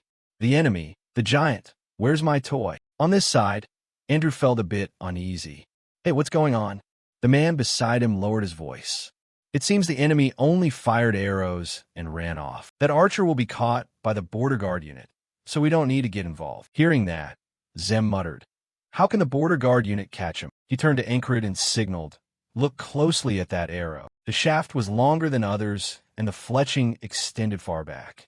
It's a special bow capable of shooting from extreme distance. Zem paused, his eyes growing thoughtful before a flash of recognition. It's the kind we saw before, the eagle's talon. He blinked, paused and frowned, voice turning doubtful.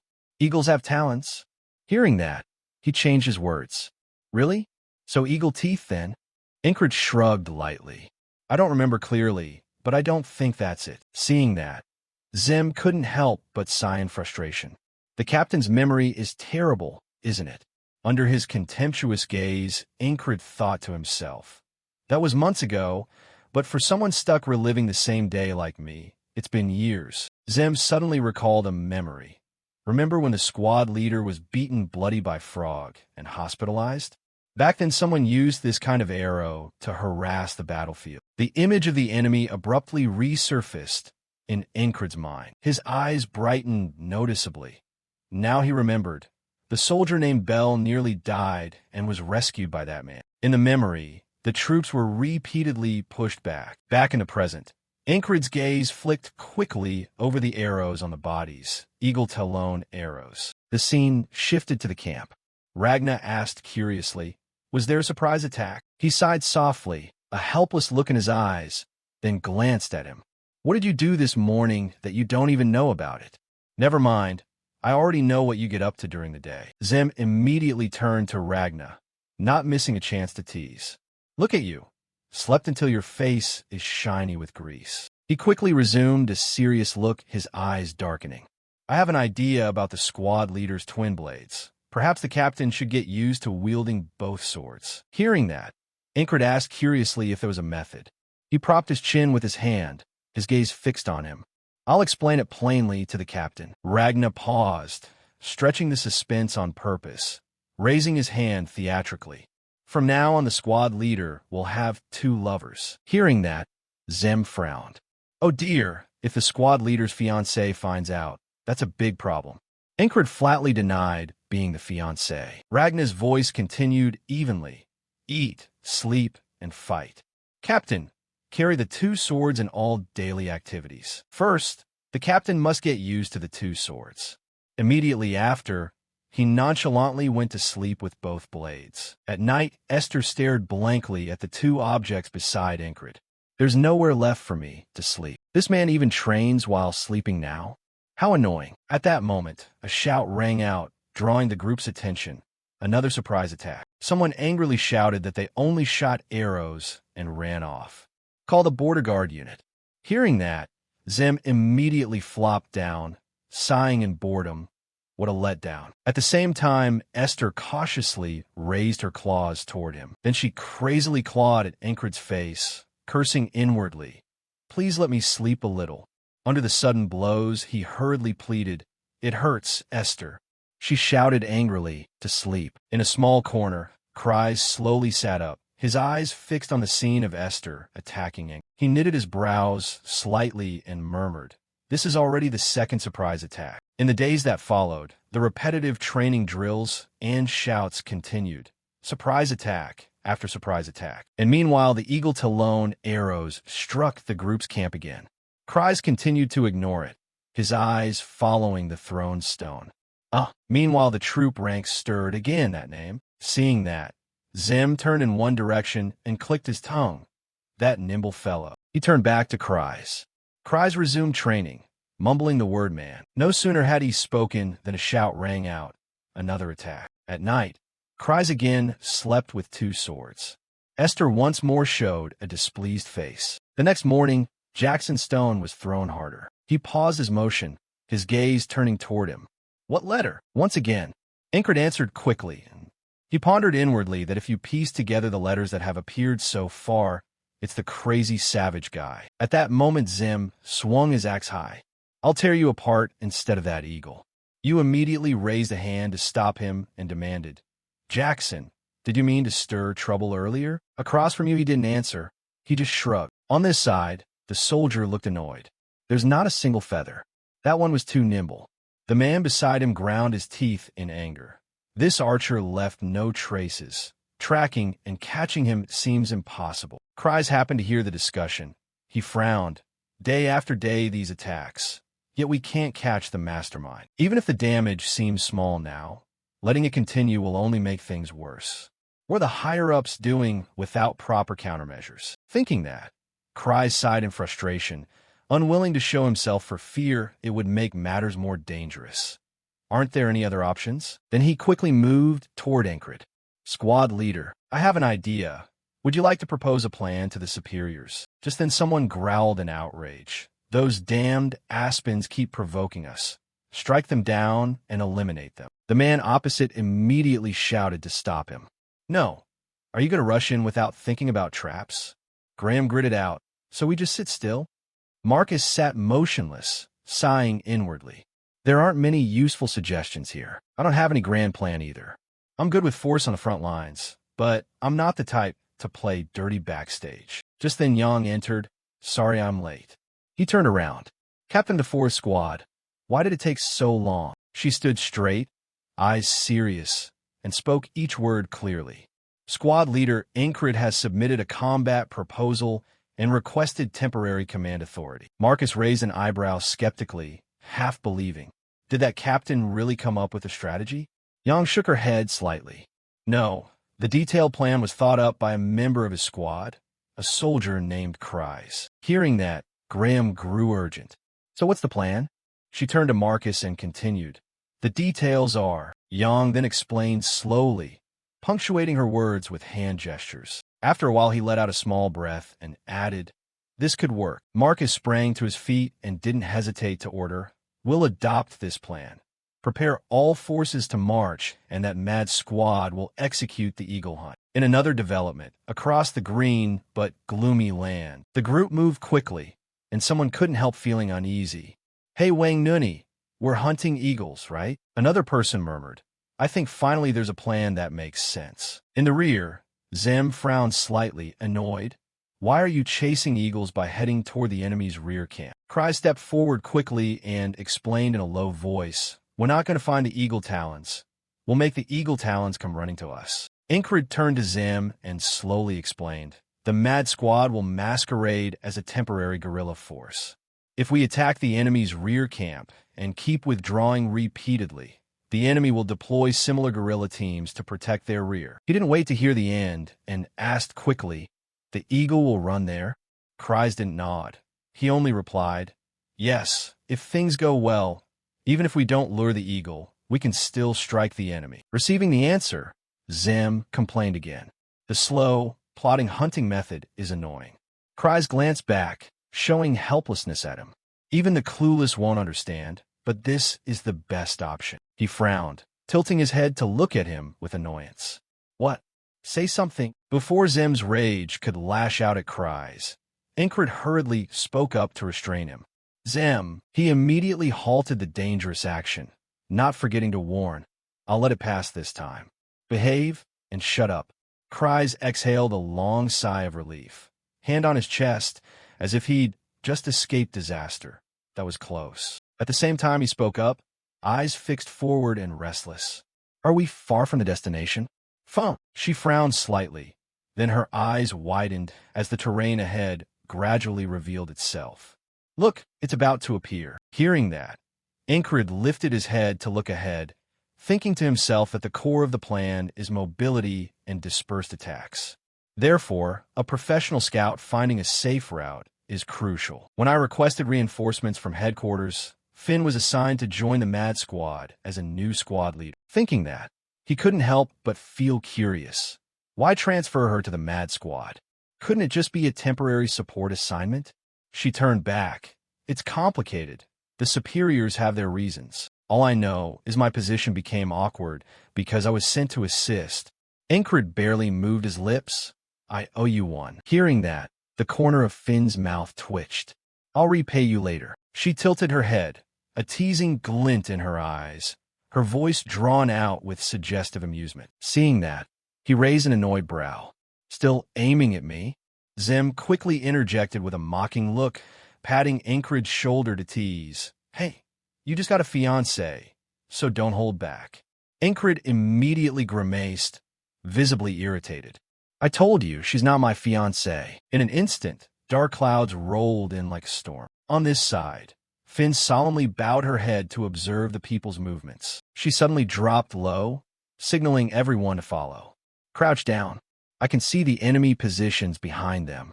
Cries reminded seriously, if things go bad, we must withdraw in formation. I can't fight through an entire battle, so just send a few to escort me out. Suddenly, a shout rang out, full of mad excitement. Zem nonchalantly dove down. Fresh blood is calling me. I'll kill anyone who cuts the line. At that sight, Inkrid couldn't help but remark, no one's as greedy as you, Zem. Ragnar stepped forward a pace, murmuring, check if the captain's stance is okay. As soon as he finished speaking, he blinked and a look of realization flashed across his face. I see, this is a test, isn't it? Even here the drills continue. Immediately after, Inkrid and Ragnar rushed swiftly down below. Hearing the movement, the soldier on guard immediately grew alert. Across from them, Zem casually waved to draw attention. Over here, over here. Meanwhile, he couldn't help feeling a bit flustered. What? You know him? The man beside him widened his eyes. Is he your friend? The soldier asked. No.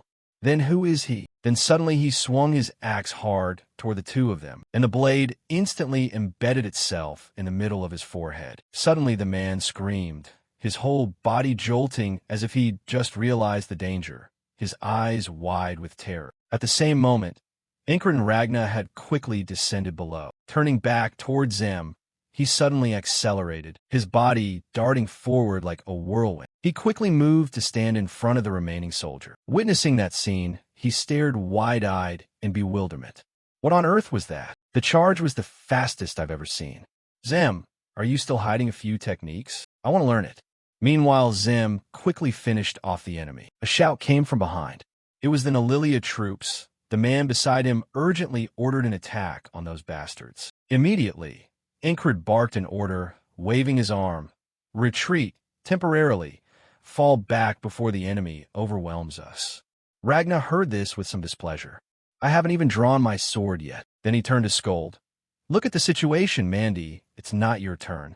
His hand tightened on his weapon, as if ready to strike. He growled, What did you say? You want me to slit your throat? Seeing that, Ingrid admonished, Stop. The operation is still underway. There will be more chances to fight. The scene quickly shifted to the next day's dusk. Zem shouted wildly, dragging everyone back into the fighting rhythm. Forward! A soldier suddenly hurled a spear toward the group. They're back again. Ingrid immediately lowered his center of gravity, eyes utterly focused, breath slowing, using his evasion since the moment he spotted it. He decisively tilted his head to one side to dodge, and the spear point plunged straight into the rock behind Ingrid. From behind, Jackson spoke, his voice low but commanding. The time from sight to reaction was 0.4 seconds. He needs to reduce his reaction time by at least 0.1 seconds to say he's mastered the evasion sense. Keep it up. At the same time, Jackson was cutting and thrusting at enemies while curiously asking, Did you actually count just now? Auden stepped forward from the rear and sternly reminded them, Practice is good, but focus on the operation as well. Brothers, they're coming. Hearing that, Jackson spun around.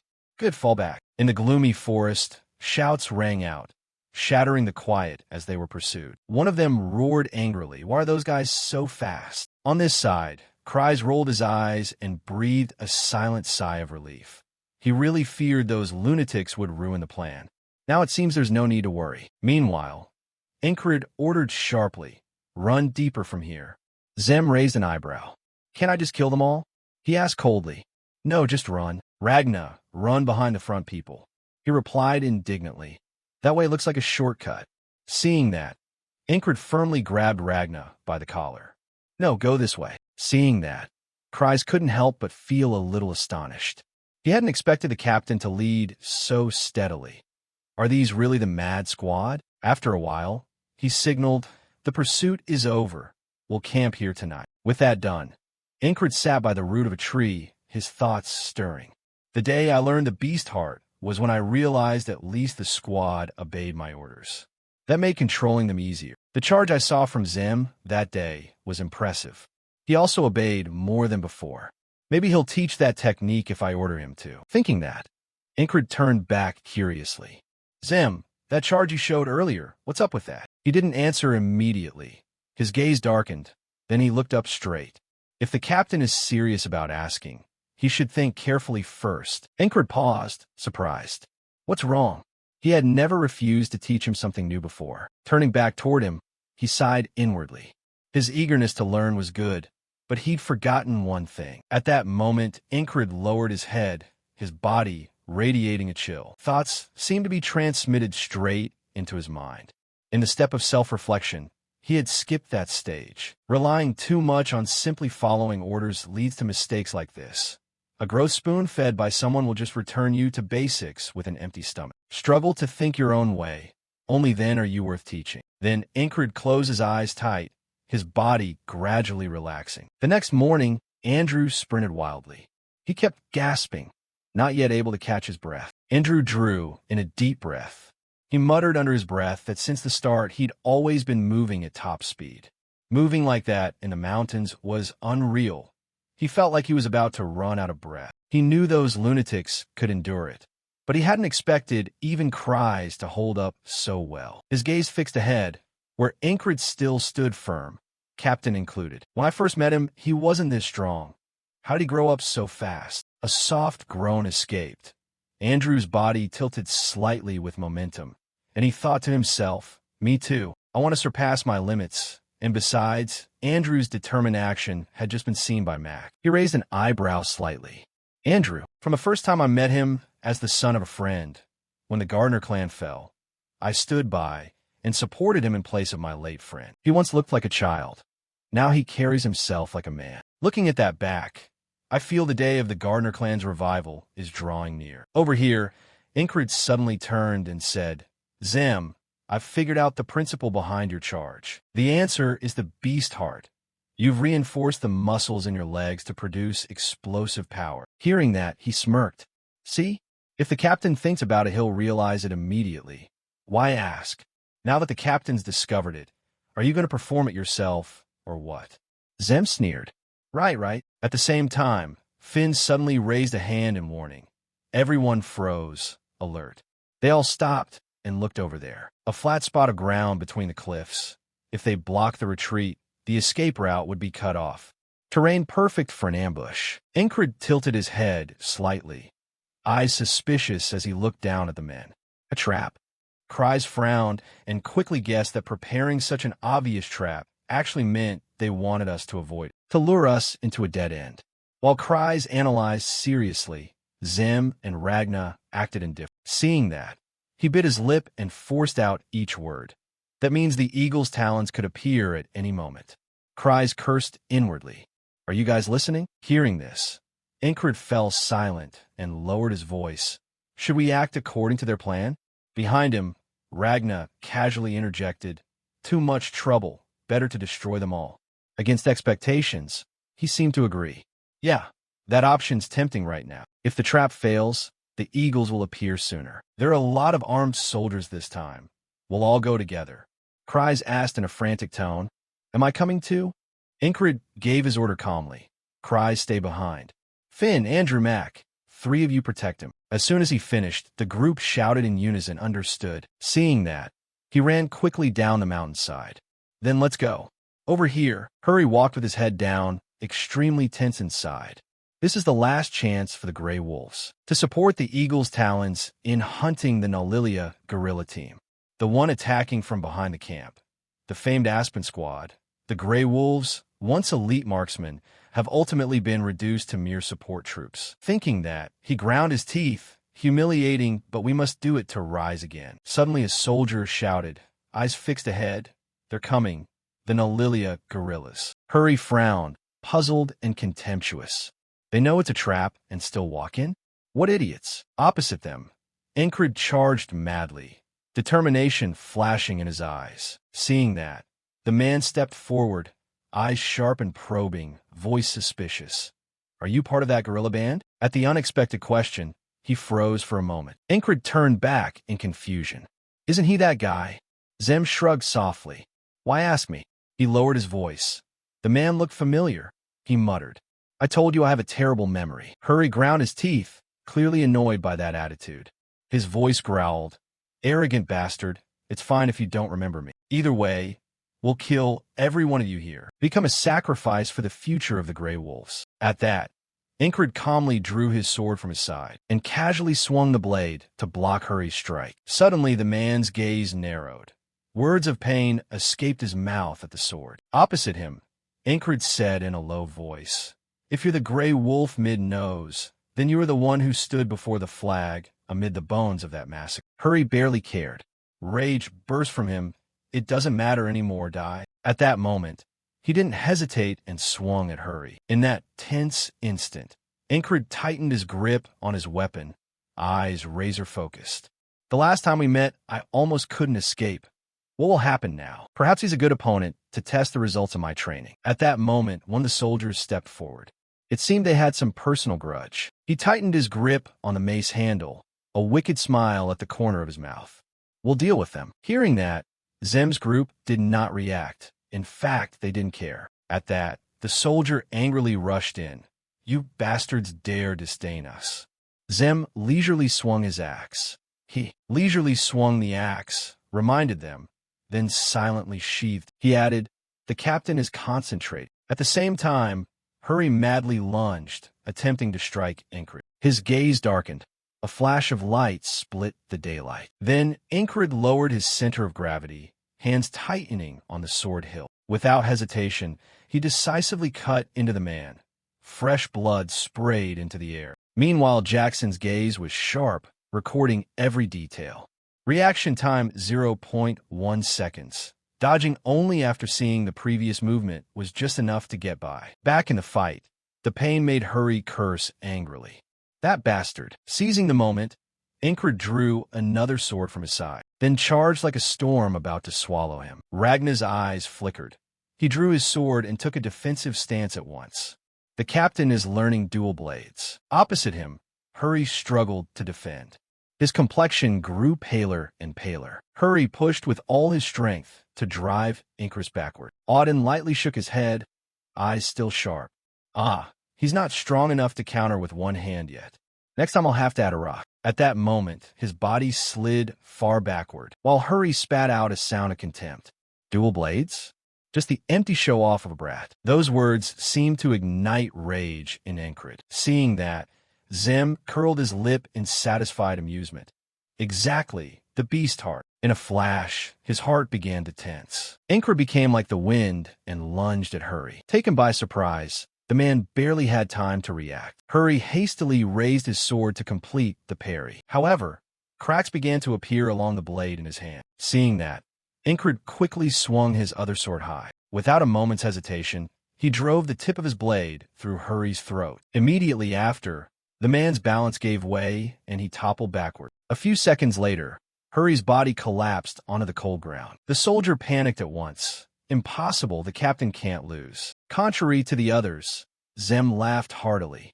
Yes, I knew if the captain used the beast heart, it would be perfect. Ragna couldn't help but exclaim. Not bad. Auden smirked. Even the gods would be pleased with my brother's growth. At that sight, one of them hurriedly gave an order. You lot go charge, the ones to be butchered. Zem quickly swung his weapon into the air, so eager he wanted to cut something immediately. The soldier's body surged forward. He roared across the battlefield, show the Grey Wolves' pride in fighting to the end. The moment the mace came down, Auden rushed in and blocked it with his hand. He grinned, a terrifyingly calm smile, then threatened, "In response to that bravery, I'll send you to the Lord." Saying that, Auden coldly punched the soldier in the head. He immediately vomited fresh blood, and the little soldier's body slowly fell. Andrew froze, pupils contracting at witnessing a strike stopped by bare hands.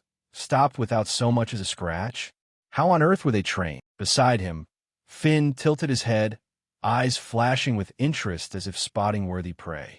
That guy looks pretty useful too. Opposite, Zem decisively swung his axe into the air, the blade descending toward the soldier opposite. Seizing the chance, Ragna lunged and knocked him away. Zem wore an angry face as he dodged the blade that nearly sliced him. Damn, you lazy net of a fool. You trying to chop me too? Hearing that, he nonchalantly replied, What a pity, you dodged it. Back to the fight. Ragna decisively slashed at the soldier. At the same time, Zem coldly said, You arrogant brat, there will come a day. From behind, someone suddenly lunged. At that moment he spun and said, I'll chop you into pieces. Ragna repeated calmly, eyes full of provocation. There will be a day. Now are you scared? Zem grew even more furious. He snarled in rage. Huh? Tell your lord I'll send you home. Auden cut into the conversation then. The Lord says he doesn't need friends like you. Cries nearly shouted. Hey, wait. Are you lot really going to fight? Right now, before the group could react, a series of shouts rose from behind, rapid and murderous. Surround them while they're bickering. Then suddenly a dagger shot in and was quickly withdrawn, and Jackson moved smoothly from one target to the next, his eyes coldly scanning the corpses of the fools. After a moment, Incred turned and cautioned, No need to kill them all. Most will die anyway. Take it slow. Just then, a glint flickered in the bushes. Jackson reacted immediately, spinning toward the rear, just in time to see an arrow launched, aimed straight at Incred. Jackson flicked his knife up, the arrow veered off course. A moment later, the metal fragment clanged down onto the ground. He glanced around warily. "They're here," he lowered his voice. It's the sinking claw hawks." In the taut silence, Jim casually asked, "Captain, do you know the difference between a sniper and a hunter?" Being a hunter is far more fun than being a sniper, especially for rabbit hunting. Incred frowned, puzzled and on guard. What is he getting at? He clenched the arrow, a sly curl at his lip. "If you send one, you must return the favor, right?" Immediately, Zim dashed toward the ridge. Finn turned hurriedly. "Hey you, can you act off on your own like that?" Cries appeared calm. "He's not the type to die somewhere, so let him be." As the battlefield readied to erupt again, Andrew grew urgent. "Sorry, but we should probably get out of here. The enemy main force might pursue. Staying put will make us targets for the Hawks." Hearing that, he nodded slightly. "All right then. Use the best cover to slip away." Moments later, fire broke out, consuming the Aspen soldiers' camp. Incred spoke up, as if this had become routine. Finn looked puzzled. "What?" Someone beside them clicked their tongue in annoyance. "Smoke?" The man next to him hurriedly scanned the air ahead. "They vanished. What should we do?" The hawk claws. Without hesitation, the order rang out like a death sentence. Their eyes sharpened as they pursued forward. Back to Incred. The thought crossed his mind that Zim's solo move was unexpected, but not a bad tactic. Zim is targeting the hawk claws, and the hawk claws are targeting us. We'll act as bait to draw the hawk's attention. I purposely chose this treacherous path. Although the hawks can still see, it's difficult terrain for them to strike. At the same time, Ragna slipped into a rock cleft. He exhaled softly. This is comfortably sheltered. In that moment, Incred silently urged, "Hunt as you see fit, Zim." Right then he curled his lip into a cruel smile, a grin so wicked it brought back old memories. "Back then I bore the tribe's future on my shoulders. A remarkable hunter. Though its past cannot be returned to, I can still stir up a few memories. From the first time we met, you've been my prey." "Damn hawk." The image of Zich flashed through Zim's mind. Across from him, the subordinate quickly analyzed aloud. "He's very good at fleeing by hiding in an unpredictable shadowed corner." Zich lowered his voice, "But that's only to buy time. I'll never let my target slip away." At that, the man chuckled softly. "Indeed, hawk claws." Then suddenly the subordinate was taken out.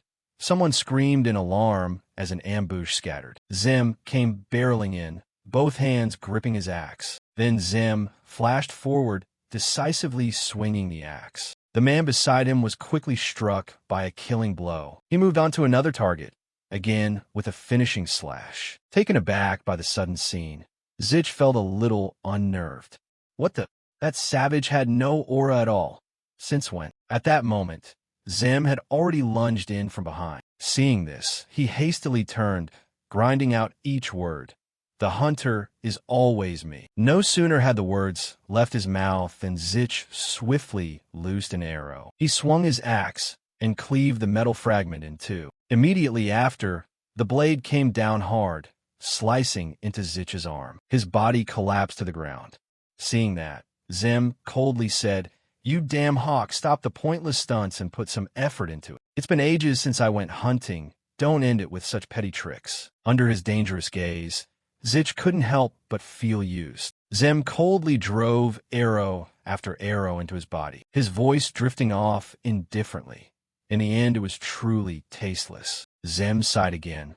"If only you'd struggled a bit more. I could use the chance to re-hone my rusty hunting skills." He suddenly paused, brow knitting, eyes flickering as a strange thought surfaced. Did I just look a bit like the captain just now? Perhaps for being together so long, I picked up his ways without realizing it. The captain admitted his own lack of talent and thought of ways to move forward. That accepting, acknowledging attitude, if I could have that too. Thinking that, Zim's eyes briefly wavered. In that moment, he fell into contemplation. He wondered how much this choice would matter. Maybe nothing would change, but I'll give it a try. Like the image of the captain I've always seen. The orange light of sunset fell over the golden fallen fields. The mad squad had just finished hunting hawks. On the tall grass plain, a breeze blew through the red cloaks of a knight and his companion. Ahead, another knight stood motionless, sword in hand. The red-cloaked knight was the first to charge forward. The figure of the Blue Knight vanished completely the moment the opponent moved. A sharp sword was raised ahead, and the two knights' blades met. That action changed the entire atmosphere. The clang of the two swords rang into Encred's ears. You stand on a distant hill, watching the battle between the two armies. The main forces of both sides are engaged. Jackson adds from behind, "It seems only the standard knights are fighting." Hearing that, Encred's mouth opened and closed as if to say something, but he only thought to himself that he wanted to watch the clash of the standard knights. But, seeing the other's expression, Zim slips a hand into his pocket and asks, "Captain, want to watch?" He immediately shook his head. "No, never mind." Encred turned and said, moving forward, that winning on the battlefield is the top priority now. If Christ's plan goes ahead, Marcus's company will soon enter the Cross stronghold. At night, the formation led by Commander Marcus approached Cross. In a large tent, an angry shout rang out.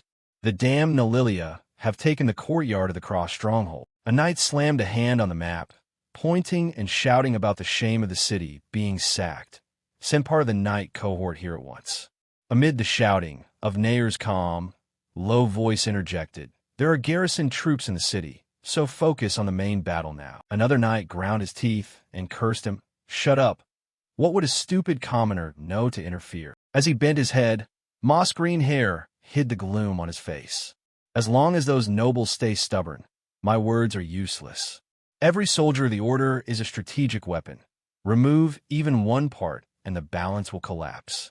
This war is over." Nayer, despondent, left the tent and said, "We'll return to the royal city first." The guard replied respectfully, "Yes, Lord Wyvern." On the keep, a knight put a hand to his brow, peering forward. "Where are Nalilia's troops?" A subordinate hurriedly reported, "Sir, on that hill over there." But before them there was nothing, just an empty, desolate stretch of land. They had all vanished. The nimble hooves of horses thundered across the ground. Marcus sat firm in the saddle and advanced, replaying the army's original plan in his head.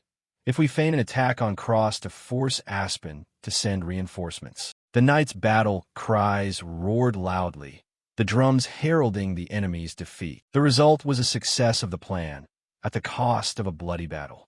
Our standard knights would not miss that opening. Their scattered forces would be no match for our standard knights. Marcus's mouth twitched in a faint smile. With this plan alone, our company has made great achievements, all thanks to those lunatics. Time passed. With this defeat, Aspen suffered such heavy losses that it could no longer continue the war. In the end, they asked for a truce, surrendering the entire field territory, and Nalilia accepted the terms. A warm spring, when flowers bloomed, the long, drawn-out war with Aspen finally came to an end. In the peaceful village, 10 days after returning to the border garrison, it was a time when all soldiers had rest outside of duty hours. Encred swung his sword hard forward, determinedly thinking that he still couldn't. He was sweating profusely, yet his body did not stop and kept going. There were many battles to review and countless skills to drill. While absorbed in planning training, a fairly mature-looking man asked carefully, "Sir, could you teach me a move?" "I'm Private Paul." Seeing the man's appearance, Encred wiped sweat from his chin and assessed silently. "One of the few soldiers who trains like me. He's diligent and a familiar face." Paul grew increasingly anxious at Encred's silence. Encred asked in a low voice, "Why me? I've never taught anyone. I may not give you any useful advice." Paul said disappointedly, "So that's a no?" Yet the aura around him was quite intense, radiating a resilience not easily broken. Encred noticed it too, his eyes full of fervor, a smile appearing on his face that reminded him of his former self, so he couldn't ignore it. In the end, he agreed to the training. "Come on, let's bar a few rounds." Ragna dozed along the path, not noticing the clacking sounds from the training yard. Over there, Encred was training with all his might, when a loud clash sounded that even jolted him out of his sleep. Ragna looked ahead. Encred had his wooden sword at the throat of a man who was slumping to the ground. His leg strength was still too weak. Though defeated, he kept pleading, "One more, sir, please." Seeing that, Ragna rubbed his head, thinking the squad leader's running a sparring session, being taught by a good master like him. he'll surely get proper guidance. But he critiqued Incred's sword grip. It seems the squad leader himself has forgotten basic swordsmanship. That'll need to be corrected later. Another sparring round continued. Incred fell into thought, since when he wondered. He recalled the coach saying that to raise one's strength, one must first recognize one's own position. He looked at Pole, who had quickly regained his ready stance. By always watching those far stronger, only when he looked down could he see where he currently stood and what his weaknesses were. Incred finally realized his own mistake. For a long time, he trained too much on technique. He needed to return to the basics. This time he moved fast, without a wasted motion, so the other was struck without being knocked back even a bit. Watching all his actions, Ragnar was stunned and a little proud. The proper stance he'd taught, realized and corrected by the student himself. His mouth twitched into a slight grin. He laughed. Indeed, seeing that made me also. Before he could finish, Zem appeared from somewhere. What on earth? He teased him about the conversation behind his back. Hey, that big oaf seems to have something in his head, muttering to himself. Auden kept his usual smile, saying getting into the zone isn't that easy. It looks to me like he was praying to the gods. He's no gentle type either, teasing. So how did the gods answer? Ragnar hunched over and spat, shut up. But Zem pretended not to get the hint and shot back. The gods told you to shut up? Unable to hold back, Ragnar angrily shoved his face close and blurted, "You stupid Mandy." Zem, annoyed, grabbed his collar and demanded, "Why the hell are you mad at me?" Only Auden stood with hands folded nearby, reminding, "Brothers, restrain the violence and the foolish acts." Though his handsome face showed no expression, Incred's tone was full of resignation. Here we go again. Suddenly Jackson appeared from behind, and many eyes turned this way. Inside he jumped up, startled. When did this guy get here? Still, he spoke calmly. After all, they're the noisy lot. Jackson replied, as if hinting at something else. Has the captain practiced his senses properly? Asking that out of the blue, he was a little puzzled and tilted his head. Seeing the other's blank face, he leaned, revealing other knights who were watching intently this way. Those gazes weren't at the fools, but directed at the squad leader. They whispered loudly enough to be heard clearly, envious of Paul. I'll try asking for a spar too. Damn, resting now is such a waste. If we keep training, maybe one day they'll ask if we could be like squad leader Incred. Standing beneath the sky, gentle breezes lifted petals upward as if marking something. Marcus thought to himself that from a ragtag squad leader to a mad squad leader, his relentless growth had become a symbol of change to the soldiers and an idol they admired. He slowly climbed the stairs with steady steps. When he stood on the platform, the sight of the knights standing solemnly below unfolded. Now he had become a hero recognized by all. The nobles seated to one side listened silently as he explained that the reason he had summoned the nobles and soldiers of the border stronghold was to reward the merits earned in the recent battle. So who earned the greatest merit in this battle? If I must say it aloud for you to know, that person's head isn't even fit to be used as a helmet rack. No sooner had he finished than the nobles frowned and muttered in displeasure. With crude words, coming from one of the 5 great noble houses, no less, Marcus paid no mind to those pretenders. Even if the foolish nobles hated it, the soldiers all sympathized with this praise. Just as he expected, the troops below showed conciliatory, cheerful expressions. Marcus folded his hands behind his back and raised his voice. You led the tides of battle to victory. Step forward. At the summons, Incred stepped forward from the crowd. Squad leader, the crazy squad. Incred slowly placed his feet on the steps. As Marcus looked at him, he couldn't help but recall the feats, the podium of glory he had ascended when he dispelled the title Mist Magic. But instead of the mocking derision that time, a focused silence settled over the place. Facing each other, Marcus said honestly, I've thought long and hard about what reward would satisfy a soldier of such great merit. He reached out and took a medium-sized case from a soldier. So I have prepared a reward that holds my sincerity and expresses my highest regard. As the case was opened, Incred's deep blue eyes widened in surprise. A compact but razor-sharp blade appeared before him. A royal family's short sword. Marcus held the ceremonial dagger, revealing the origin of the blade. It was the dagger that proved the bearer had been granted status for great service to the royal family. The soldiers below fell silent to listen. The royal dagger guaranteed the owner's rank. Everyone admired the tremendous power of that blade, and that it gave them the right to be treated as honored guests of the royals at any time. Incred took the dagger, bowed his head, and thought to himself, a sword covered in useless decorations, no value as a real weapon. But his ear twitched, and sounds rang out at the same time. Incred, when he looked down, the soldiers raised their hands, calling his name with admiration, respect, and congratulations. This is an honor. Incred. He was stunned by the scene. A knight who only chases power is no different from mercenary. Incred's palm clenched. He thought a knight is someone who builds honor on a foundation of true ability, then slowly raised his hand. Finally, Incred raised his hand high to celebrate himself, to prove his worth. His usually impassive face gained life from a faint smile. This moment would become the springboard for him to become a knight. Amid the calls of Incred's name, Zem crossed his arms and muttered in annoyance. I can do it too, so why call only the squad leader? Auden kept smiling and clapping congratulation. He looked like a deity answering their praise. Even though the atmosphere was lively and noisy, Ragnar remained sleepy as usual. When do we go home now? Andrew was moved to tears. He cupped his hand to his mouth and shouted, so proud, squad leader. Marcus calmed and stepped closer. Good thing you seem to like the reward. But don't be satisfied yet. Incred, because I still have another personal gift for you. His blue eyes flashed as if something was about to happen.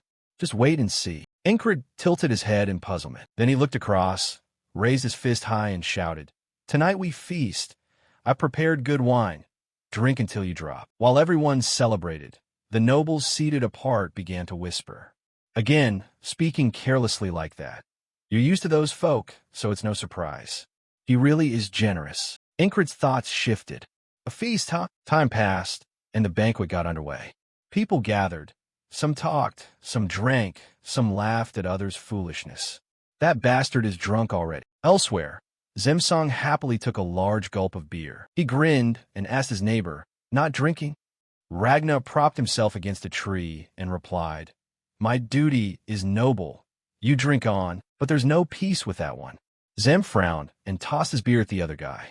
Stop nitpicking. Just drink, you damn. Ragnar's cleanliness streak flared up. The disgusting spit of those savages. Just as the situation threatened to boil over, Auden appeared from nowhere with a keg and poured it over the two of them. He laughed. Enjoy yourselves, folks. Zem's about to blow a fuse. I'll shove you back in the barrel. The big guy and Ragnar crashed to the ground in pain for drinking too much. Incred thought helplessly at the chaotic scene. No fine wine, but they sure know how to party. Still don't see Jackson anywhere. Did he go into town? That guy isn't the sort for places like this. I get it. I also prefer training with a sword to joining these kinds of parties. Just as he thought that, Finn came over with 2 mugs of beer, teasingly. Always thinking about training, are you? She sat down next to Incred, smiling, and said, at times like this you should join a bit.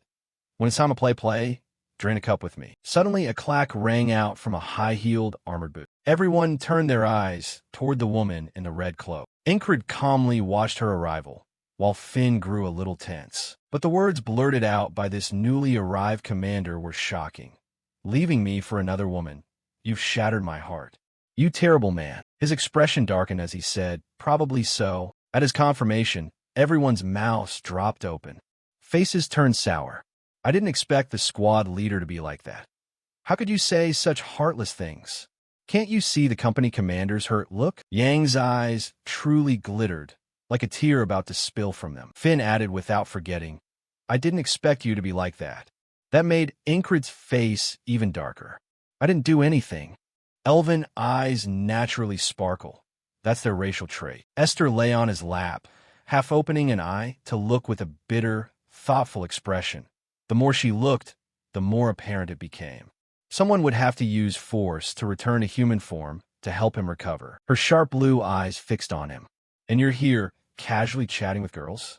What a jerk. No sooner had she finished than Esther smacked her head straight into Incred's chin, making him groan in pain. Seeing that act, people guessed another possibility. Could even demons know jealousy? Truly, the demon lord shows no racial bias. Vengeance drew his sword in anger and jealousy. Damn it, after Jenny, how many more? Can't stand it, must show him. As he stomped about declaring a fight, he noticed the squad leader's bright smile, which made the man quickly tremble, his face paling without a trace of the earlier anger. The leader's eyes lit up with excitement. Just the news he needed to hear. Vengeance was nearly scared stiff. I give up, but the crowd seized the moment to egg him on. A real man shouldn't wimp out. Come out here. Everyone shouted eagerly since the protagonist wasn't them. Fight, fight. Cries piped up asking if there's betting or any wagers for this match. Go on then. Vengeance stood at the outer edge. Yang turned at someone's voice. So everyone's gathered here? She sat with her hands on her knees and asked, what's going on here? Graham, face flushed from drink, answered, I was about to introduce this friend to Ingrid. While he was speaking, the other red-faced fellow stared blankly at the beautiful elf before him. The border guard captain, focused on outside duties, probably never met our squad celebrity. Seeing that familiar expression, Yang's voice involuntarily dropped. Then you came at the wrong time. On the other side, Ingrid had already defeated Vengeance, who lay prostrate on the ground. Now Incris had only training in his sights. Seeing that, everyone yelled, Weakling, return my honor. He angrily snapped his head at them. Shut up, or any of you try fighting him then. Ingrid stood dazed, thinking it wasn't enough. Once he started, he wanted more sparring. He turned his whole body toward the target he wanted. If possible, he'd like a stronger opponent. But he only received her shake of the head. And Graham was now so drunk he wasn't in any condition to fight. Looking toward the last person, that fellow was staring blankly at the pretty cap. After scanning the crowd, Ingrid clicked his tongue in disappointment. Why did she refuse the match? Cries passed by and replied helplessly. Not everyone is as crazy as the squad leader. While those two were talking, does the kid really intend to fight? Yes. Andrew looked up and said firmly, this is to prove myself. The atmosphere shifted suddenly, forcing the chaotic trio to freeze, and everyone fell silent, staring toward the figures stepping into the arena. Ingrid raised his head to face his opponent, who drew his sword and said, I've learned the never-give-up attitude from the squad leader. The image of his gaunt, sickly mother appeared in his mind. Though he dreamed of restoring his family per his mother's last wish, he knew his own weakness and had felt insecure and impatient. For someone like me, the squad leader, who always presses straight toward his dreams, is the person I want to become and the one I respect. Adopting a formal stance, he respectfully declared, Andrew Gardner requests a bout with squad leader Ingrid. His eyes burned with determination that was hard to shake. I've worked to avoid being left behind by the squad leader.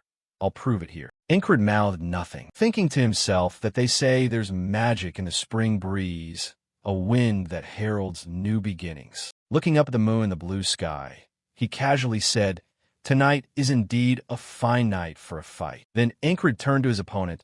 I accept the duel. And as he spoke, he drew his sword.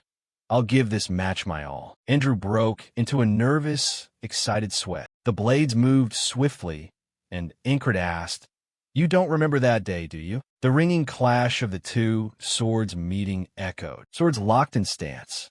In Ingrid's tone was a tease. Try to take command, then, if you can beat me by strength. Hearing that familiar line, Andrew couldn't stay stern and blushed. An embarrassing past.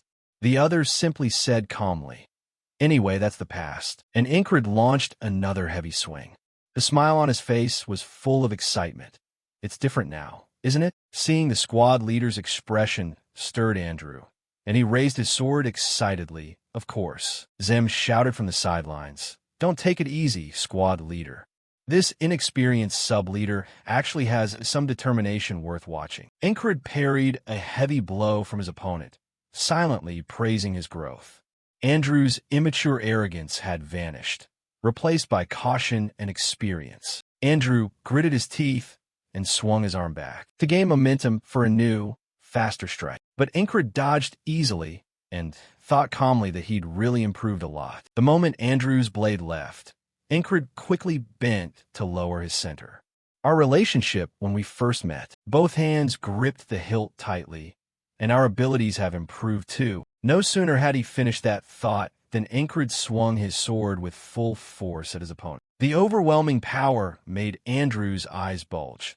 He used all his strength to block. His body was shoved back a distance, and immediately after, Incred's swing sent him flying. The sound of impact hit the ground, dust and sand spraying everywhere. Andrew was soaked in sweat from exhaustion when a gloved hand appeared in front of him. Incred stood before him, calm. After catching his breath, Andrew grabbed his hand and said, "I'm about to leave," and Incred suddenly went stiff. Andrew continued, "It's time to rebuild my family. When the squad leader comes to the capital, I'll put you up at the Gardner estate." The other man bashfully rubbed his head and didn't dare look Incred in the eye. "Of course, since you've received the royal commission, you might also head to the royal city." Before he could finish, a hand ruffled his hair, surprising him into closing his eyes. Incred smiled and said, "I'll look forward to it." Andrew's lips pressed together, his face flushed with emotion. Then he beamed and replied, "Yes." Meanwhile, Ragnar stepped closer and asked, "Hey, are you coming with Andrew too?" But when he saw the tearful, snotty face, he sneered in disgust. "Gross," Mac sobbing. "Andrew, since when did you become so dependable?" Auden kindly produced a white handkerchief. "Here, wipe your tears."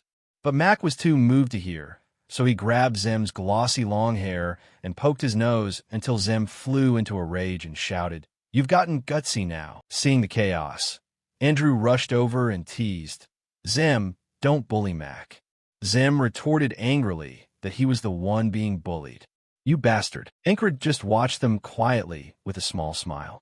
The party would last all night, so there'd be no regrets. "Enjoy it, Andrew Mac." After the sparring match, everyone continued to joke and chatter together. At dawn, Andrew and Mac set off by carriage for the capital, looking quite miserable after the squad mates had drunk them under the table all night. But next time people would meet them as heads of a noble house, so seeing them like that one last time wasn't so bad. Even after last night's revelry, they didn't skip morning training. This was a promise to Incred and part of what it took to become a knight. As he was absorbed in sword practice, a familiar voice sounded from behind. "So you came out too?" Squad leader Incred. Startled, he greeted company commander Marcus, but something caught his attention. Behind the company commander, a figure flashed beneath a black cloak that Incred recognized, while the other wore full plate so none could tell who he was. "Frog, huh?" As Marcus spoke, the knight stepped forward. "I told you I had a personal gift for you. It's up to you." The red cloak billowed in the breeze. The knight clenched the hilt, ready for combat, when Incred suddenly felt a chill. At that instant, the knight's form vanished, leaving only a faint red streak from rapid movement. In the blink of an eye, the red knight stood before his opponent and swung. Incred nimbly parried the blow. The cup behind suddenly flashed as golden yellow eyes lit up, as if they had noticed something. Incred gritted his teeth, doing his utmost to withstand the red knight's blade, but the knight remained completely calm and spoke first. "You could block that?" The knight stepped back, raising both hands. "Try a little harder, then." A series of blazing red streaks lunged forward. He widened his eyes. His body felt as if it were sensing the pain from those sharp blades. That pain felt so real that his very soul trembled violently. Countless blades descended. His thigh pierced. His arm severed. Incred gnawed his teeth in an effort to endure. His neck slashed. All those blades seemed to be saying, the Red Knight's murderous aura was thick and heavy. "Step back. Step away from here, and you'll live." He began to slump, or else he would die. But his blue eyes flared with an unbreakable resolve. "Then die I shall." No matter the pain, Incred could still stand and advance. He would no longer back down from his dream, even if I must die hundreds and thousands of times, even if it's only by a single step. If I cannot walk, then I will crawl forward. His fierce determination left the knight momentarily stunned. The emerald eyes behind the helm widened in astonishment. Incred stamped once and took a true step forward, but immediately a cloak fluttered up and halted, and Frog spread his arms to block the confrontation between the two. The Red Knight spoke as she removed her helm. "I've never seen anyone like you, unable to control yourself, yet able to endure this." Short red hair, coolly shaved, was revealed. She said earnestly, "Push a bit more, and you'd really be dead." Though his whole body ached, and he was exhausted, Ingrid still managed to ask, "Who are you?" She introduced herself. "I am Aisha, Aisha of the Red Cloak Knights, Standard Knight Aisha." Upon hearing that, his eyes grew more vacant. His whole body fell backward from pure reflex. But before he hit the ground, someone caught him. Everyone drew their weapons and radiated a threatening, murderous intent. A Standard Knight, huh? Kinda rude as an introduction. Aisha didn't react to the angry crowd. She simply asked, "Who are those people?" The golden eyes of Frog brightened as he silently assessed the strength of the suddenly appearing group. Where did such people come from? A savage-looking leader, one without an aura, and a hulking fellow. None were ordinary, especially the last swordsman. Blonde hair, red eyes, northerner. He looked like he'd just woken up, but his stance with the sword was something else. She chuckled softly, intrigued, in the tense air. Marcus stepped forward to explain, "It's not what you think, so step back." Hearing his conciliatory tone, she immediately recognized who they were. The squad members of the Mad Team. Those crazies? Definitely not normal. Zem looked like he could no longer hold back, ready to charge in. What have these guys been up to? But suddenly someone cut in. Well, Marcus clasped his hands behind his back and asked the person beside him if they could become a knight. Everyone else was taken aback by his question. Ragna stood frozen, whispering, "A knight." Lugergarn silently wondered why Marcus had called AIA and her over. It was to use the expert's eyes to judge innate talent, to assess someone's potential. It was the personal gift Marcus had prepared. But her evaluation was far from finished. She spoke the bitter truth bluntly. His talent limits were obvious. Reaching this far was already impressive. Then Lugergarn shifted focus. What about over there? Interested? The one she addressed was Ragna, who, bored, didn't bother to look up and merely waved his hand dismissively. Nothing to it. But his attitude only made Lugergarn more intrigued. They say the crazies only obey their squad leader absolutely. Who would dare refuse an offer from a Red Cloak Knight? Over there, Aisha talked with Marcus. "I've carried out the request." Company Commander Marcus nodded in thanks. "You've worked hard, of course." She turned and draped an arm over Lugergarn's shoulder. "Shall we go?" But the other offered, "I'll stay here a while longer before leaving," which left Aisha puzzled. What? Marcus wasn't too surprised. "You plan to stay?" "Lodging." She discussed it. "About that, I have a request." Hearing their exchange, Aisha inwardly cringed. Was she really going to make that offer to the blonde? Prague sure acts on whims when he's interested. At that, she cast a quick glance to the side and looked toward Incris being carried on Jackson's back. That one, Aisha recalled the earlier scene. He had withstood her pressure and stepped forward. It was the first time she'd seen someone endure like that. If he'd endured and advanced to that degree, if he awakened to that strength, he might become a monster. And if it were that easy, then even dogs or oxen could become knights. Behind the small wooden houses, someone sat hidden, watching everything unfold. Vengeance broke out in a cold sweat, panicking. No wonder the night watch was so noisy. What on earth is going on? The day brightened, and most people woke and went outside. Vengeance put his hands in his pockets and walked, lost in thought. Incred dreams of becoming a knight. Since he never hid that dream, everyone in the unit knows it's true. So I feel uneasy. Even when mocked for an impossible dream, he persisted. But to hear the word impossible from someone who has reached the plane he aspires to, he worriedly looked ahead, and even Enkrid's, his destination was the wooden house just ahead. A knock sounded. Zem opened the door to greet them. The squad leader got rejected by a girl for being ugly. Vengeance couldn't help but be annoyed at his dog-like mouth. "Do you need that long title?" "Cut the jokes." Zem asked, "All right. What's up?" Vengeance stammered to answer, but something caught his attention. That thing was Frog sitting guard over Incred.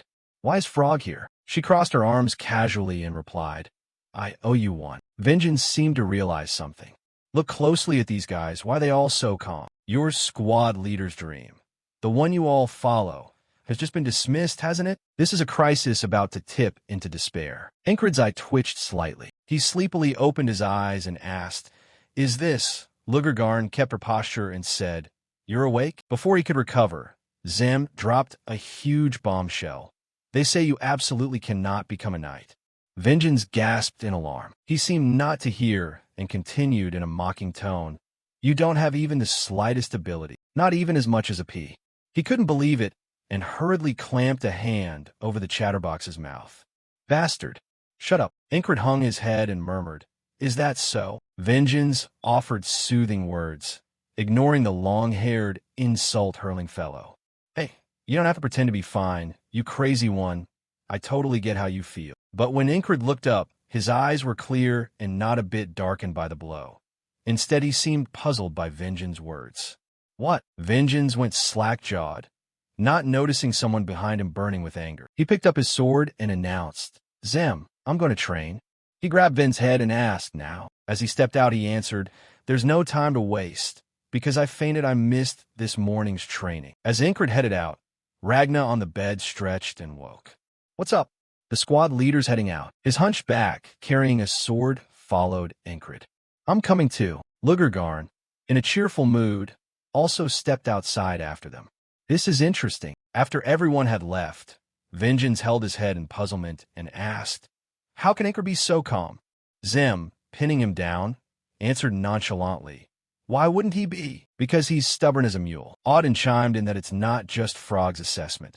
Even if a true knight came and said the same, Incred would react the same way. Jackson added that he's that stubborn. If you look on the bright side, it's faith. Hearing that, Vengeance's hand tightened slightly, filled with admiration. Someone who doesn't know disappointment or despair and won't give up won't be broken by words. He let out an amused sigh. Damn. Making people worry makes you lose face. Seeing him sit up, Zem curiously asked, Going? He propped his hand on his knee and nodded. I have to train too. Now Vin felt motivated. I don't want to lose to Incred. Outside in the yard, Incred was doing push-ups. While he trained, he thought about the confrontation before he fainted. The strength of the prospective knight, the illusion of blades pressing, so he couldn't move. It wasn't mere killing intent. It was, from afar, seeing his tense face. Lugergarn calmly said, Curious, are you? What kind of power did Aisha display? Incred pondered and asked, Killing intent. Is that the name of a skill? Another set of footsteps sounded. Ragna called from a distance. What's so different about Knight? Those who surpass their limits often aim for the Knight threshold. But if you don't awaken to this power, you absolutely cannot become a Knight. The chance to awaken, it is 1 in 10,000, or even a mysterious strength no one else possesses. She smiled mysteriously. Well, if we told him, wouldn't he be utterly hopeless?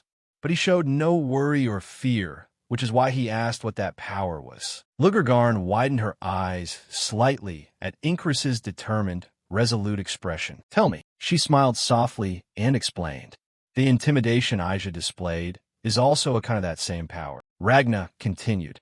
The thing that makes a knight show power beyond human is the general name for all such powers. He waited anxiously for the answer. Ragna, following his wish, spoke it aloud.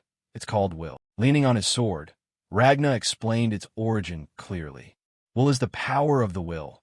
Some call it the greatest mysterious willpower a human can manifest. To attain will, the first step is to face and overcome your own limits. Suddenly at this point, he hit a blockage. Then to awaken will, he stammered on, You'll know. Incred asked, Know what? The other replied evasively, You can't know now. Why are you asking? Do you already know? Seeing the two of them getting more off topic, Lugergarn, who'd been silent until now, finally interjected. Each person manifests a different power. Only you can know your own method of awakening will. Isn't it too soon to discuss this before you've surpassed your limits? Ragna hurriedly agreed. Yes, that's what I meant to say. Incred glanced at the questioner. I understand, so what must I do to surpass my limit? She placed a hand on her chest, closed her eyes, and answered gently. That is something only you can discover yourself. Your limits can only be understood if you feel them yourself. What you can do now is... But before she could finish, Incred cut in. I get it, he stated calmly. Then just repeat it until you die. Lugergarn chuckled softly. But I don't think that'll do much. She silently added the answer in her head. Assessing talent is the frog's intuitive domain, and intuition usually comes from experience. I've seen and experienced countless people. When it comes to judging talent, I'm better than any frog. My criteria for evaluating talent are twofold. First, is there literal talent? Second, Is there the will to move forward? Usually if the first fails, the second isn't worth considering. But that guy, Incred swung his sword hard forward, and the frog's eyes flashed with astonished appraisal. There was an overwhelming, superior will, something I had never seen before, a true, unnamed existence, to the frog, who lives immersed in its own ambition. Some stake their hearts on absolute power. Others pin theirs on simple love. What I most desire is to explore the unknown. Lugergarn removed her hood and cloak and announced, "Captain of the Mad Squad Incred. I'll be staying here for a while." He had no objection and offered his hand. His name. She took his hand in place of greeting. Lugergarn then thought with interest, "I'm curious about you." The unnamed existence. At night, the wooden houses were all deathly quiet, without a sound, because they had all gathered in the mess hall. People were whispering and looking in one direction, at a frog. A frog was sitting with a crazy squad leader, the topic under discussion, calmly at the table. Vengeance wasn't the least surprised to see her there. "So, she's really staying?" The person beside him, hearing this, replied sharply, "Hey, how would I know?" The people around weren't completely stupid either. Someone asked, "What happened there? Why is there a frog there?" Vengeance screamed in fear, "You all stink of sweat. Don't come near." Zem sneered, criticizing their lack of class.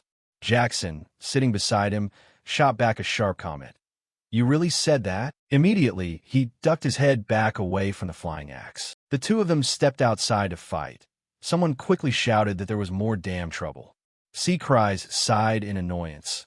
None of them had any class. Lugergarn ate quietly and, watching the scene, mused that she discovered their talent was exceptional. However, it wasn't just exceptional, it was extremely so. All four of them had already surpassed their personal limits. If they awaken will, they'll easily become knights, though luck is also a fact. Finn laughed and asked, "Hey, shouldn't we stop this?" Incred ate and replied, "But they seem to get along." "Why's that?" she said helplessly. "Do you have a vision problem?" You honestly said, "Compared to before, they speak without formality and seem close enough not to actually kill each other. That fight will probably end on its own." Not understanding what she meant, she blurted, "What?" But the noisy one in the middle shouted, "He's pulling an axe," and that guy drew his sword too. "Everyone get out of the mess hall quick." Amid the chaos, Incred asked the frog beside him, "Have you picked a place to sleep at the Bodogan outpost?" She answered immediately, "Next to you is fine." An axe was suddenly thrown over here. Incred used his sword to block the axe. Despite the fierce fighting, Zem still heard the two talking clearly and yelled, "That's my spot, frog. Don't even dream about it." Lugergarn retorted, "People say they're crazy, and they really are." There was a guilty tone in Incred's voice. "I apologize on his behalf," she pardoned casually. "It's fine. Pretty boys are allowed to be a little rude." Hearing that, he said with a blank face, "They say frogs can judge human beauty, but aside from Incred, the girls all think those guys are handsome. I admit you lot are indeed." Lugergarn laughed. "In that, you pass too. Incred, I can overlook small rude behaviors. You know, don't you want to ask anything of me?" He fell silent to think for a moment. Then, with spirited energy, he grinned. "Then a duel." She hadn't expected that answer, so she paused thoughtfully, then said, "After a full day of training?" He replied seriously, "I'll duel and train again." Both girls turned away in exasperation. "This guy's the craziest, I admit it." He looked at them blankly and asked, "Why?" Lugergarn propped her chin on her hand, thinking. Usually training for a day leaves people fainting. Your mental strength is many times that of others. While she fell into thought, the two ahead conversed. "If you attain, well, what kind of person will you become?" "But I'm extremely ordinary." "Are you serious about this?" She picked up a whip. "Normally, I don't waste time on those without potential." She shed her cloak completely, revealing the frog's well-toned body. "But with him I want to spend time. I won't go easy at first." Incred was slightly stunned. Then he crooked his mouth into a smile and said, "That's exactly what I want." In the Duchy of Aspen, a figure opened his coat and threw himself onto the shattered glass. Predicting an absolute victory is arrogance. The familiar earring jiggled. Of Nayer's thoughts continued. "We've prepared so many coffins that I figured we wouldn't be defeated so easily." His fingers stopped tapping on the table. He stood and stepped forward. The beginning of the failure was the death of Midhurrierson. Then the provocation plan failed, and even the giant was defeated. And at the center of all this was the captain of the Mad Squad, the soldier named Incred. The war isn't entirely over. When the ceasefire ends, Aspen could win. But if Incred interferes again at that point, the Grey Dogs once sent assassins after him before. It struck me as odd that they'd care about a lowly squad captain. Nair took out a sheet of paper and wrote. But perhaps this is the right method. Mired in the swamp where jobs never fail thanks to superior skill.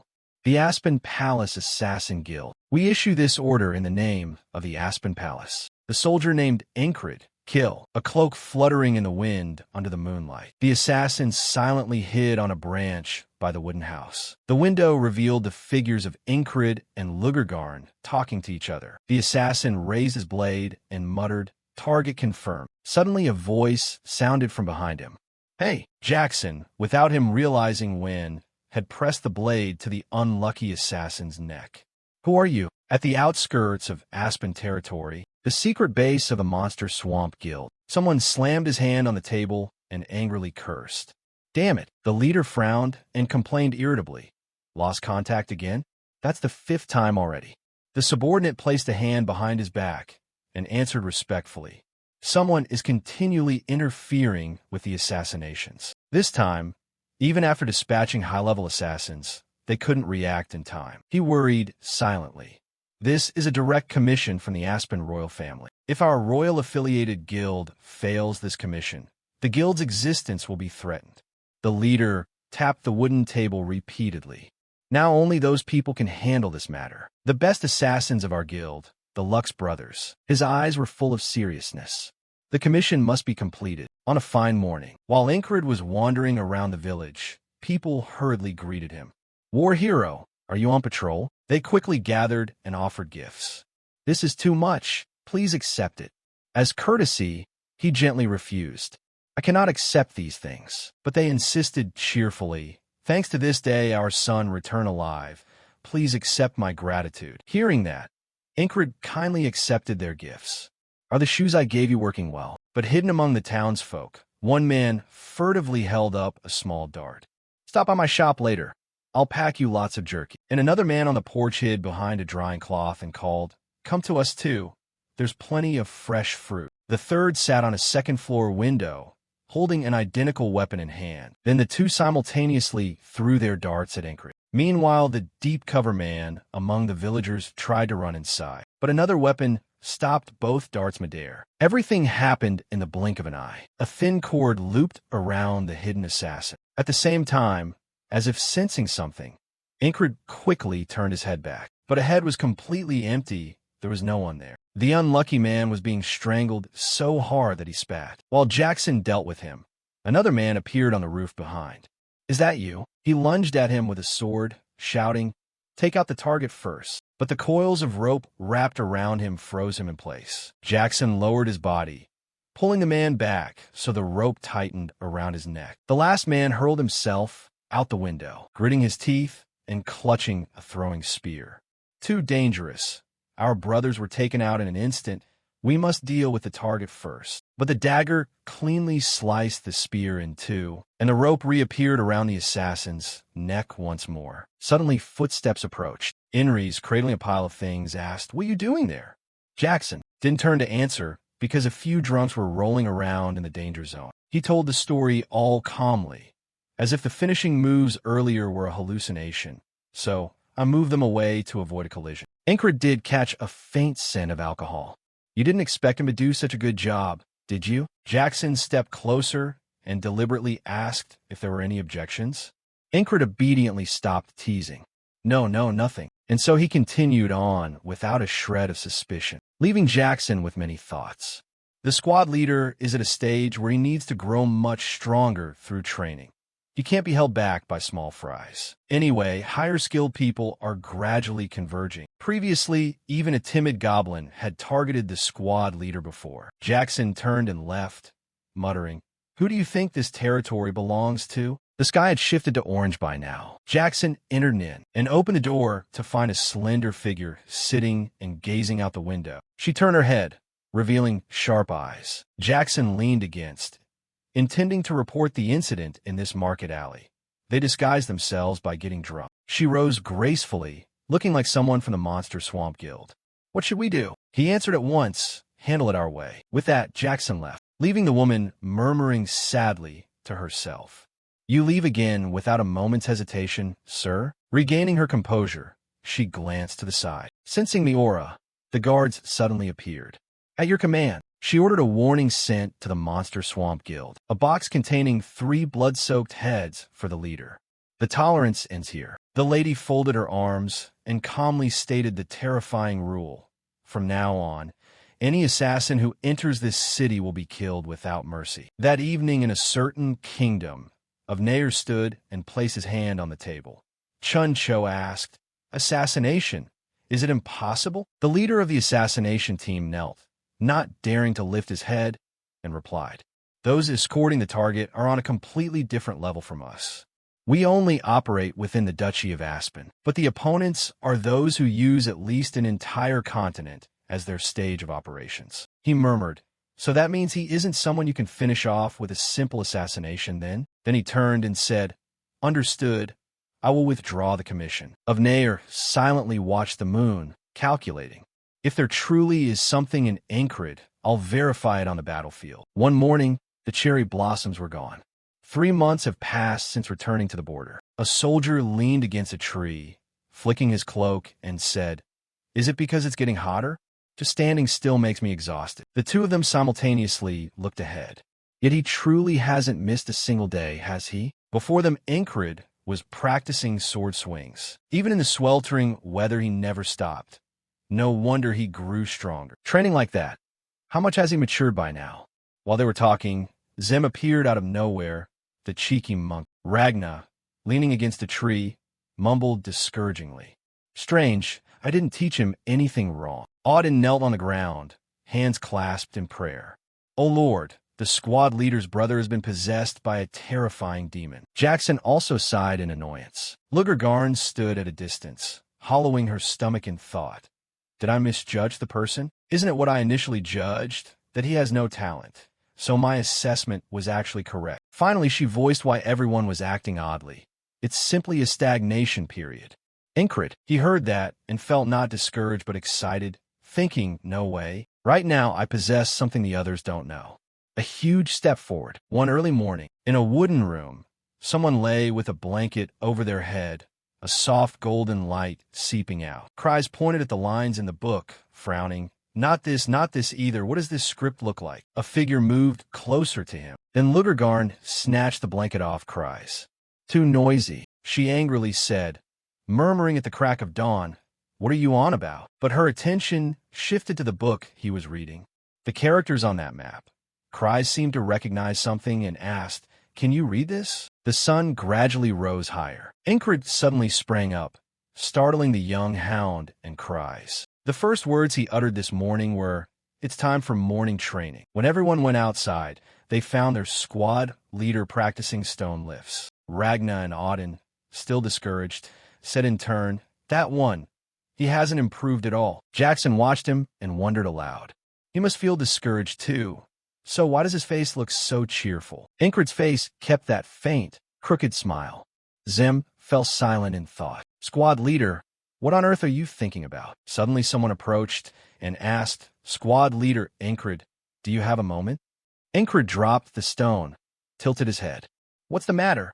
The other continued, "Captain Marcus is calling for you." Marcus held a sheet of paper and said, "I am assigning you a commission." Encred took the paper and muttered a line from it. "Wipe out the pack at the settlement."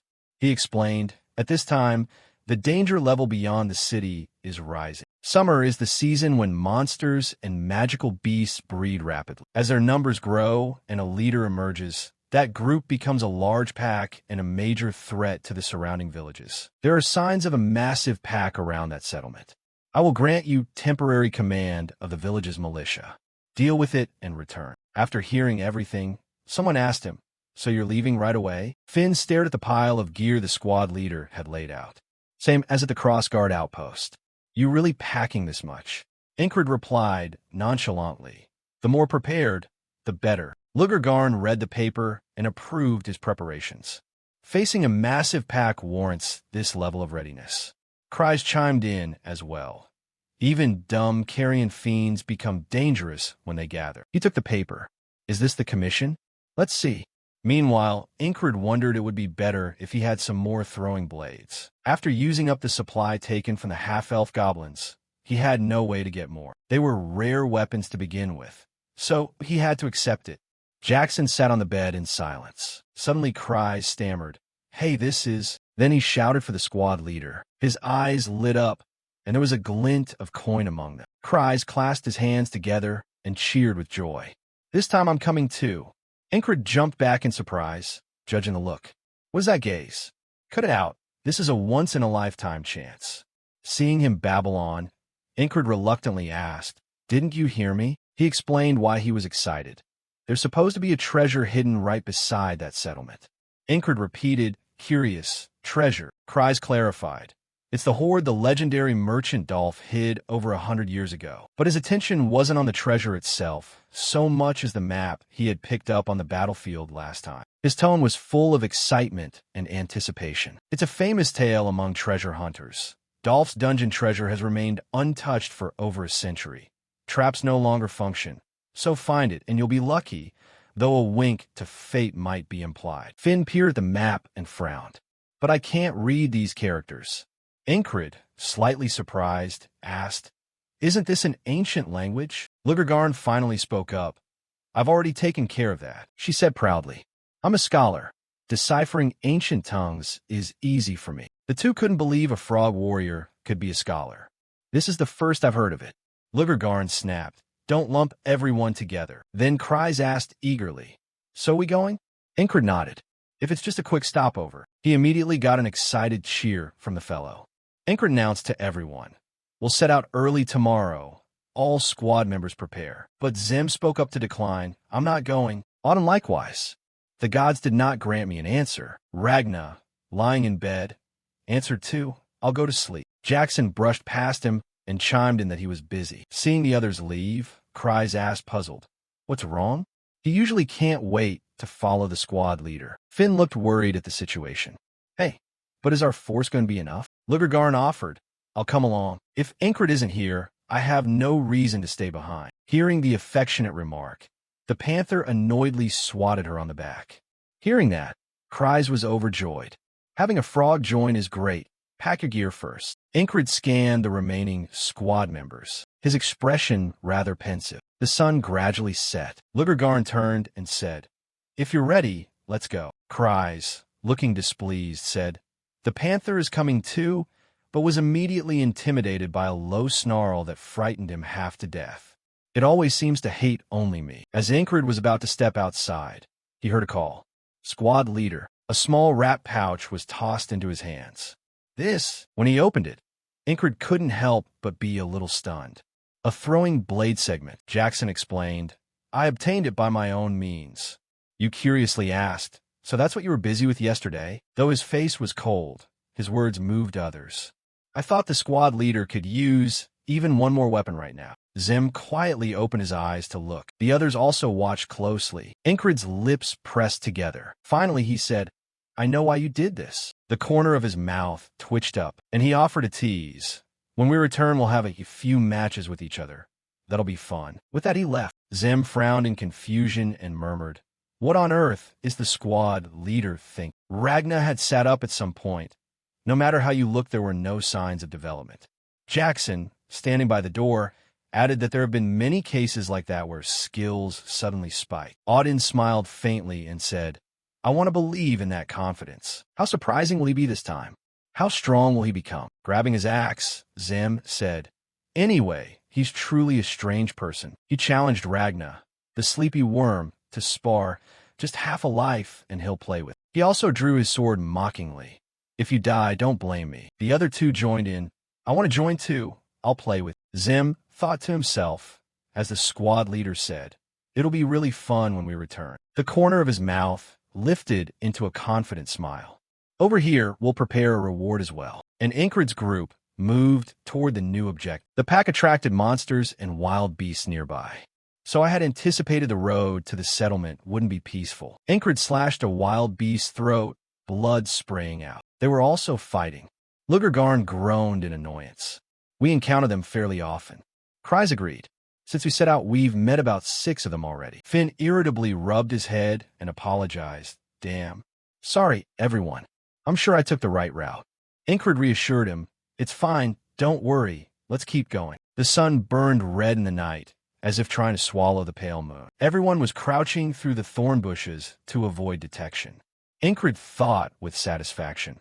A shortcut through brambles that the wild beasts hardly enter. Finn had found the right route. But no sooner had he thought that than the beasts let out a howl and charged toward them. Finn couldn't believe it. They're screaming again? Ingrid also quickly assumed a stance.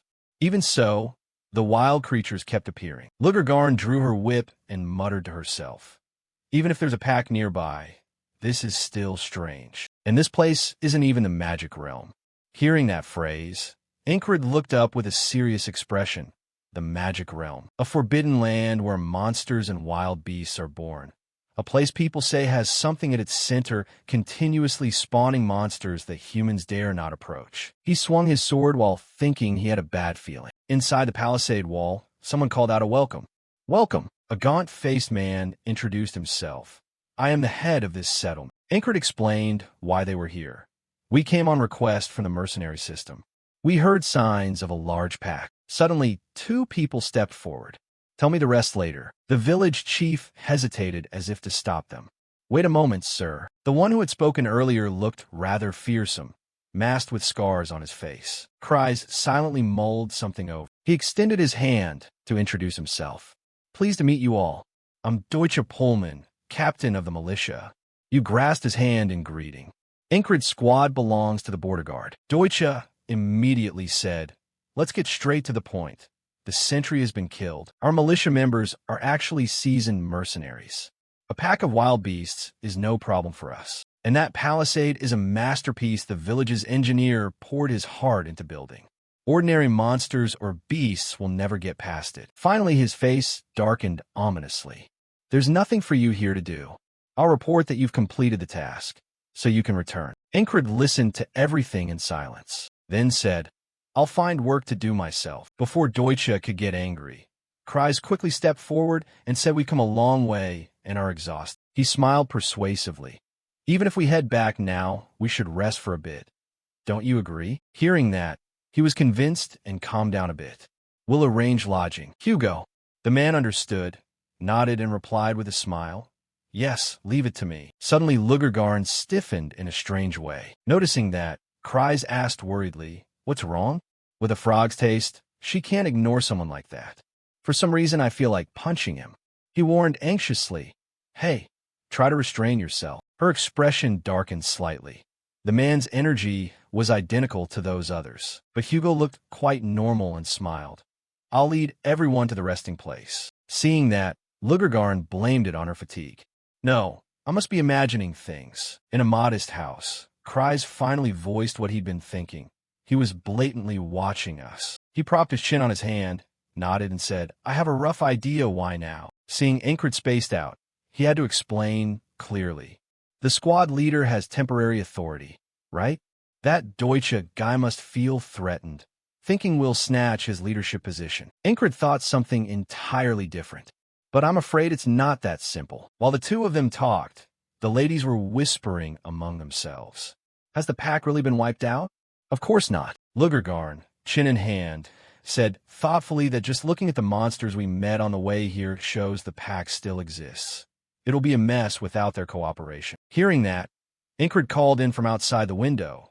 No problem. Lifting heavy clumps of rock with his hands, we just need to do our job. Kreis, a bit frustrated, asked, How long are you going to keep training?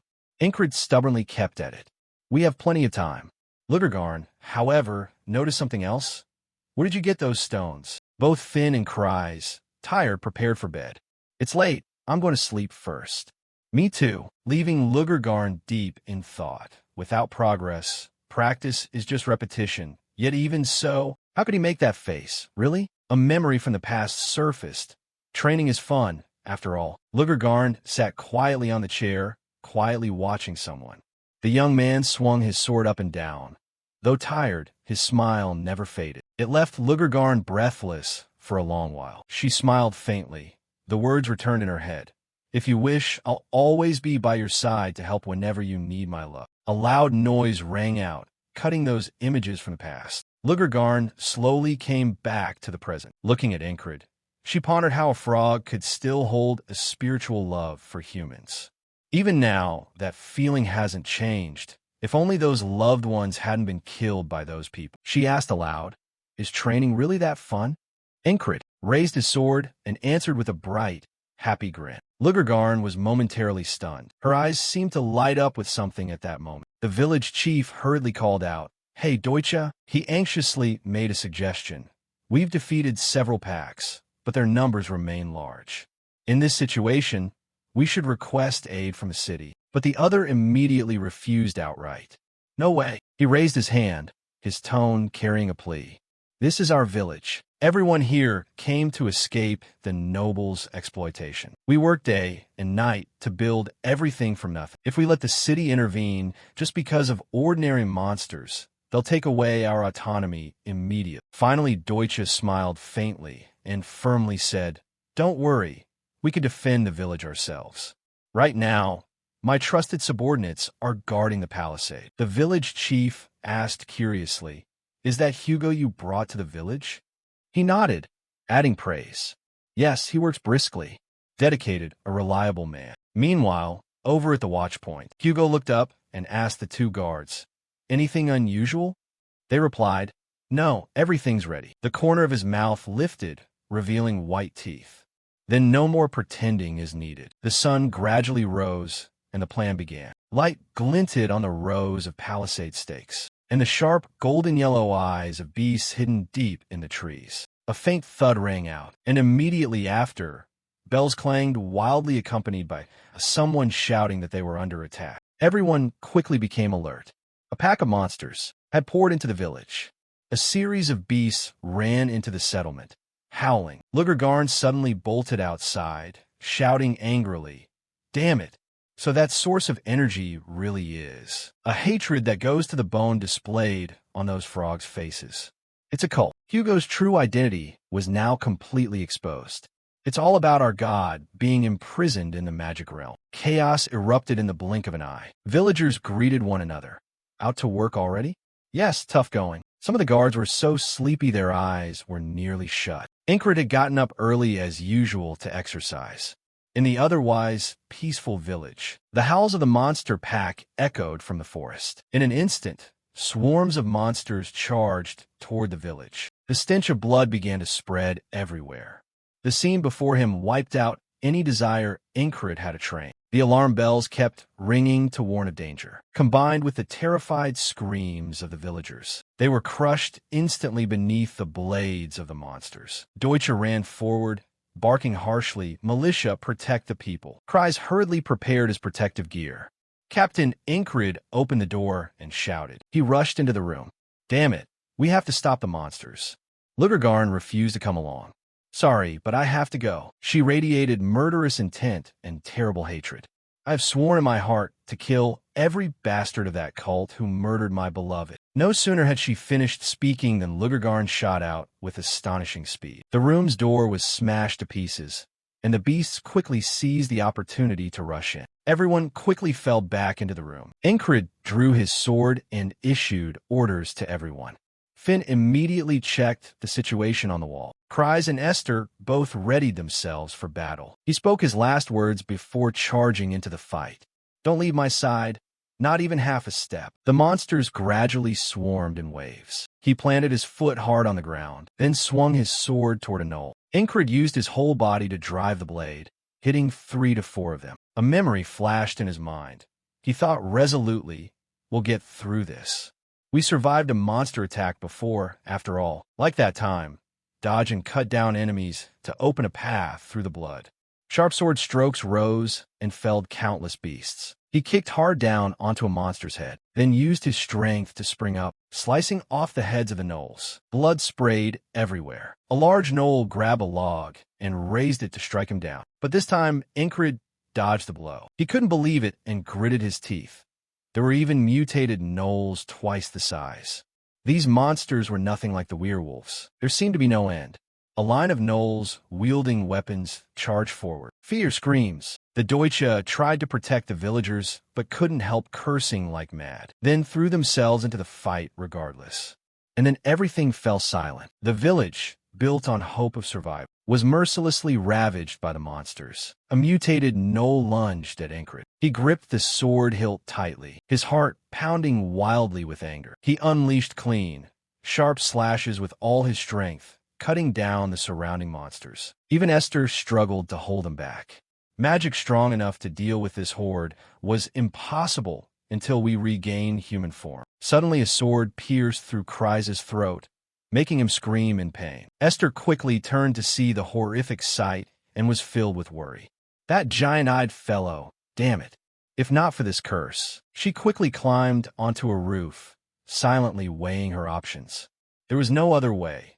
Continuing to fight would only be pointless death. I have to get out of here. I'll avenge you later.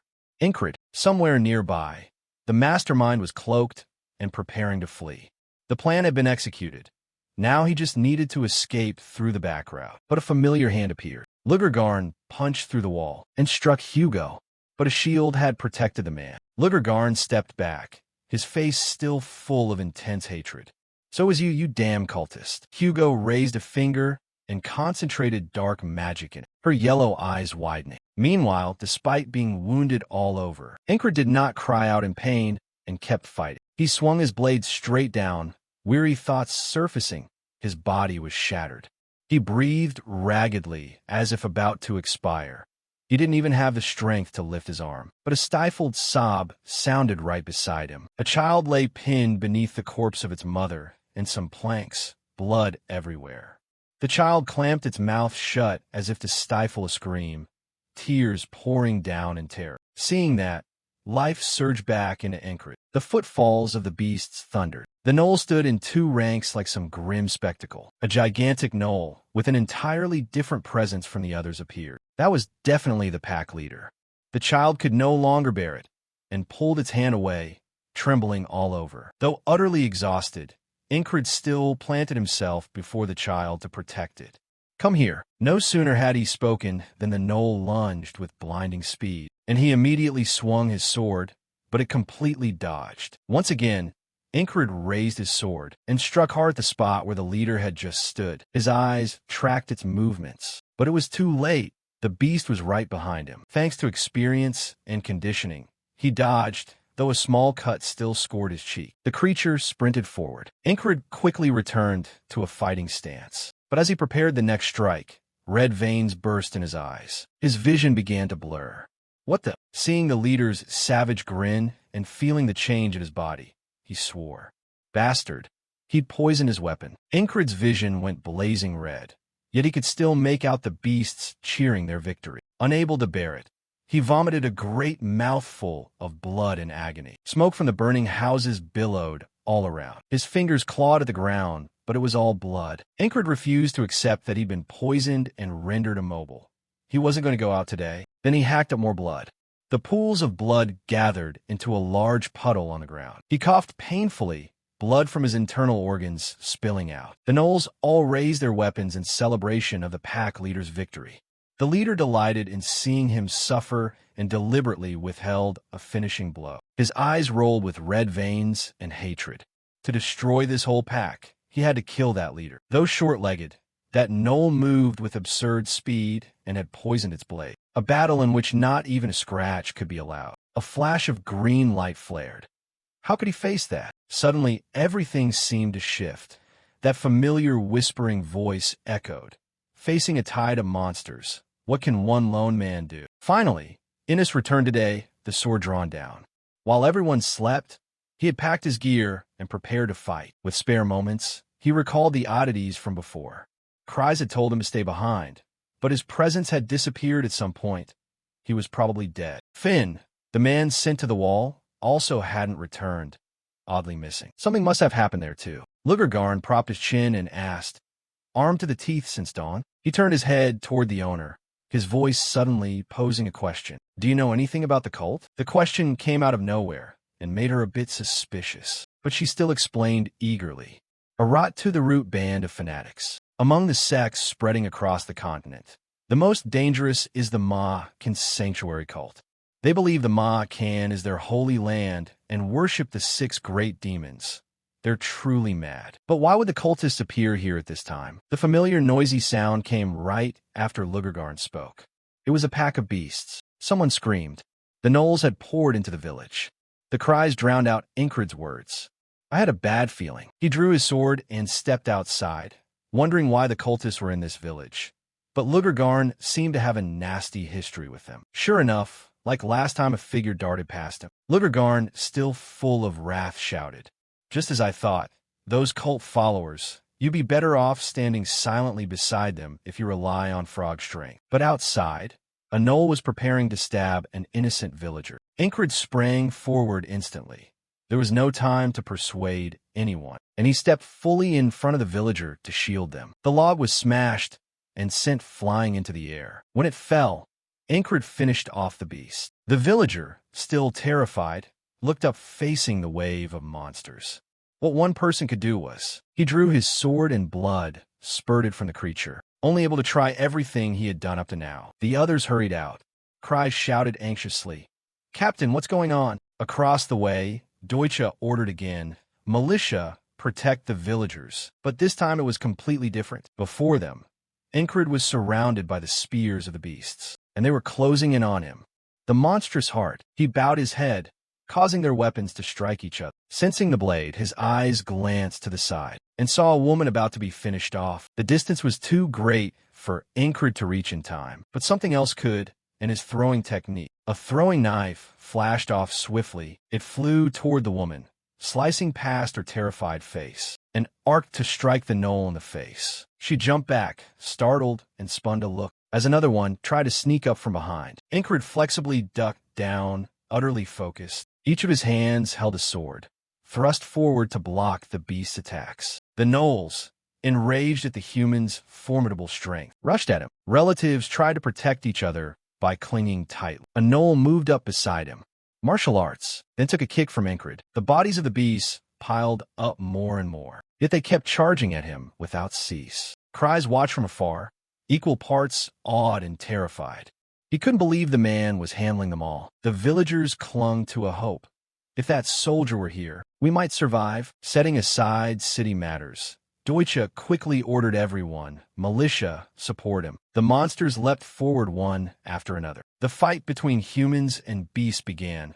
"We will protect our village." Blades sliced through the air. His arms flexed so hard the muscles and veins stood out. With every arc of Incred's sword, droplets of blood flew out. His 2 sword hands did not stop for a single second. A familiar silhouette emerged from the gnolls. That pack leader stood ready up front, both hands gripping 2 swords. It raised one blade and pointed at him, then charged forward with a rush. Hundreds of creatures surged like a tidal wave. The militia panicked at such overwhelming numbers and fled. Only Incred remained, blazing with determination. That deathly figure reappeared. Resistance is useless. This is where human limits show. His heart hammered fiercely, feeling like it might burst out. He lunged forward at full speed and began his revenge. "I will not give up." Incred plunged into madness, decisively swinging his sword for a killing blow at the gnolls. The monstrous heart was no small thing either. It charged like a great blade descending. Luckily, it was parried in time. Incred drove his legs so forcefully the ground cracked beneath him. He roared, determined to wipe out these vermin. Incred surged forward. Wherever he mixed in, gore sprayed around. The gnolls were as numerous as ants. Killing them never seemed to end. They threw themselves at him recklessly. He raised his sword. His eyes gleamed with a razor-sharp light that chilled. Incred struck a killing blow to fell a whole group. The scene was blood-red and rank with the stench of fresh gore. He was like a missile of destruction, frantically sweeping the battlefield in nauseating fury. But then that familiar figure reappeared, haunting like a demon. Without realizing it, Incred was still charging to cut off the mad creature's escape routes, when suddenly a spear thrust sliced through his leg. A sharp pain hit, forcing Incred to block and grit his teeth through it. In the blink of an eye, the gnoll leader drew nearer. Meanwhile, far off, the beasts were slaughtering the townsfolk, leaving no one spared. Deutsche took a cruel blow to the neck. Blood gushed out, rank and foul. Kreis and Finn were injured all over, barely clinging to life. Ingrid could no longer stand as the spear pierced his leg. The more he moved, the more the wound bled. Pain searing, he collapsed to the ground. The Knoll leader stood right before him, only a short distance away. Ingrid panted, exhausted, lifted his head, and ground out a line. "The treacherous one," he demanded angrily. "Were you waiting for me to be gravely wounded?" The sword-wielding man sneered. Driven to the limit, Ingrid made a desperate rush forward, and then droplets of bright red blood sprayed through the air. He gritted his teeth and endured, and a small cut on his cheek began to bleed. Ingrid opened his eyes wide in horror and resentment, but it only grazed past him. The toxin took effect. He fell forward, his body utterly paralyzed. Ingrid's eyes turned bloodshot. Inwardly he seethed, wanting to tear the man apart.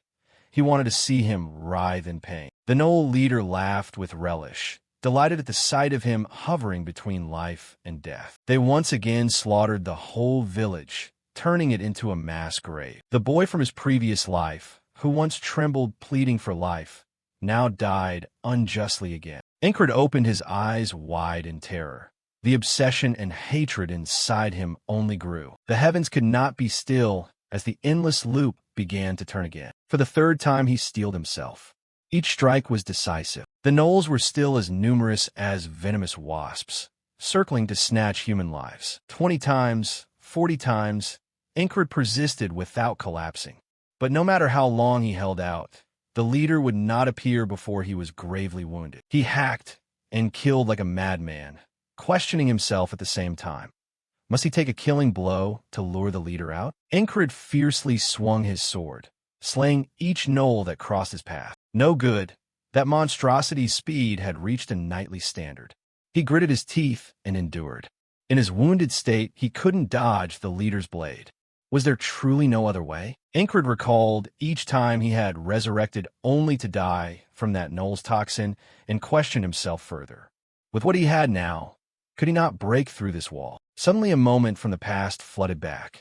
Jackson once said the squad leader's evasive instinct was only half. He turned his face and said in a voice, "This isn't simply the technique of spotting quickly, then dodging quickly. The important thing is," once more resurrected, Ingrid still lay on that familiar bed. He sat bolt upright and then pondered for a long while, and suddenly Ingrid muttered an activation phrase under his breath. At that moment, the familiar alarm bell rang loudly across the village. He felt calmer, quickly donned his armor, and threw the door wide open. If what he had wasn't enough to overcome it, he'd try things he'd never had before. Jackson once pointed at Increase and said sharply, "Shorten the time between thought and action." When a Knoll lunged in a frenzied state, he snapped down like a blade, crouching to dodge the killing slash. Both hands raised the spear to jab at the nearest monster. But when Ingrid looked up, its razor-sharp spear tip was already before him. He recalled Jackson's teaching that to hesitate, not even a bit. In reality, that Ingrid didn't dodge at all and let the Knoll drive the spear clean through his head. He fell, slamming onto the cold ground, and Ingrid took it as a lesson. Another reaction etched into him so he wouldn't repeat it next time. That Knoll screamed and lunged forward again. This time he easily leaned back, dodging the lethal strike it chose. Ingrid sprang up, awaiting him with a Knoll's gaping jaws. He told himself to be ready to react instantly in any situation. It decisively bit into his shoulder blade, blood spraying everywhere. That very fall forged a stronger Ingrid. Repeat it until that feeling is ingrained in the body. He violently swung a precise arc of his sword at the Knoll. Ingrid's deaths on the battlefield multiplied, but each had purpose. Sharper judgment, quicker movement, the stamina to sustain them. When all of these merged, his resonance increased.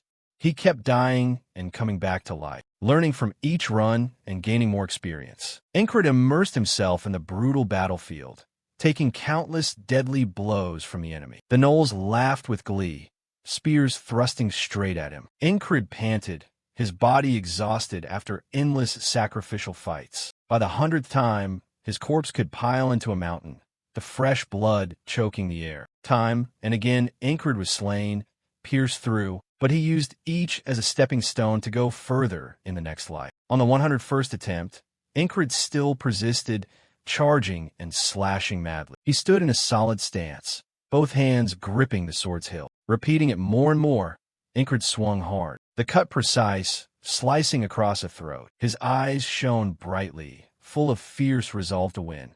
He had to hold out longer, perfect the dodge until he fully mastered it. The gnolls charged at unarmed villagers, making them scream that there were 7 monsters. Deutsche saw it and rallied manpower to attack, ordering that the gnolls be slain to protect the people. But suddenly he froze for a beat at the sight before him. Cries couldn't hide his astonishment and blurted out, "Is that our squad leader?" Esther watched the battle and stood transfixed.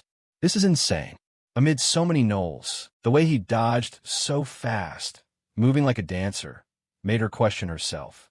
Is he even human or what? Incred bent to avoid a strike, his eyes razor-sharp and resolute, using minimal movement to conserve energy. He lunged forward decisively, having to anticipate the attack and move one step ahead. Incred leaned back again, evading a hammering blow from the gnoll. He used one hand for support, twisted his body to the side, avoiding another lightning-fast fatal strike. The spears and slashes no longer managed to touch Incred. All of this had to happen in sync with his thoughts. Just then, suddenly a sword jabbed straight toward him. He immediately tilted his head. It sliced past his ear, making fresh blood trickle out. Rivulets of dark red fell onto the ground, giving off a sickening metallic stench. Not just a trickle, but a small rain of blood fell onto the ground, leaving it a dead, lifeless color. The gnoll leader appeared again, as he had every previous time. Incred sprang to his feet, gripping the sword's pommel and drawing it, charging straight ahead without hesitation, thinking the leader would show up when he was mortally wounded. And once again, the man merely nicked him with a tiny slash, as if to taunt. His eyes reddened as he looked down at the wound. Having died from that toxin many times, he knew the tricks. Incred braced his body with one hand while gripping his sword with the other, charging straight into the gnolls. To have him kill him quickly. Better this than writhing in pain for a long time. Again and again, Incred sat bolt upright in bed with a far keener gaze. A day spent sharpening the sense of dodging. Lugergarn, sitting behind, suddenly spoke up. Armed head to toe since dawn? Hearing that familiar voice, he turned his head back. Incred's expression remained stern as he thought to himself that in this repeating day, one never changed, chasing the cult and never returning. Suddenly he asked, "Do you know about the cult?" She propped her chin and answered calmly, "The continent's greatest heresy. They do filthy things for a god they believe is imprisoned in the Maw sanctuary." Lugergarn continued with what she knew. They held summoning rituals and used humans as sacrifices. Incred added, "If it's a summoning ritual, there's a rumor among mercenaries. The beast emits fire from its whole body, a salamander, a gigantic entity wrapped entirely in searing flame." He slowly finished by saying that the summoners were the cult. Lugergarn said sternly that it wasn't gossip. "I saw the cult summon the salamander with my own eyes." Then that moment arrived. The sun rose like an issued sentence. The gnolls lifted their heads and howled loudly, calling to their comrades. The monsters attacked the village at dawn, and Incred's powerful stride launched him into action immediately. He charged in without a shred of hesitation, despite the gnolls' numbers and their diverse attacks. A confident smirk tugged at Incred's mouth.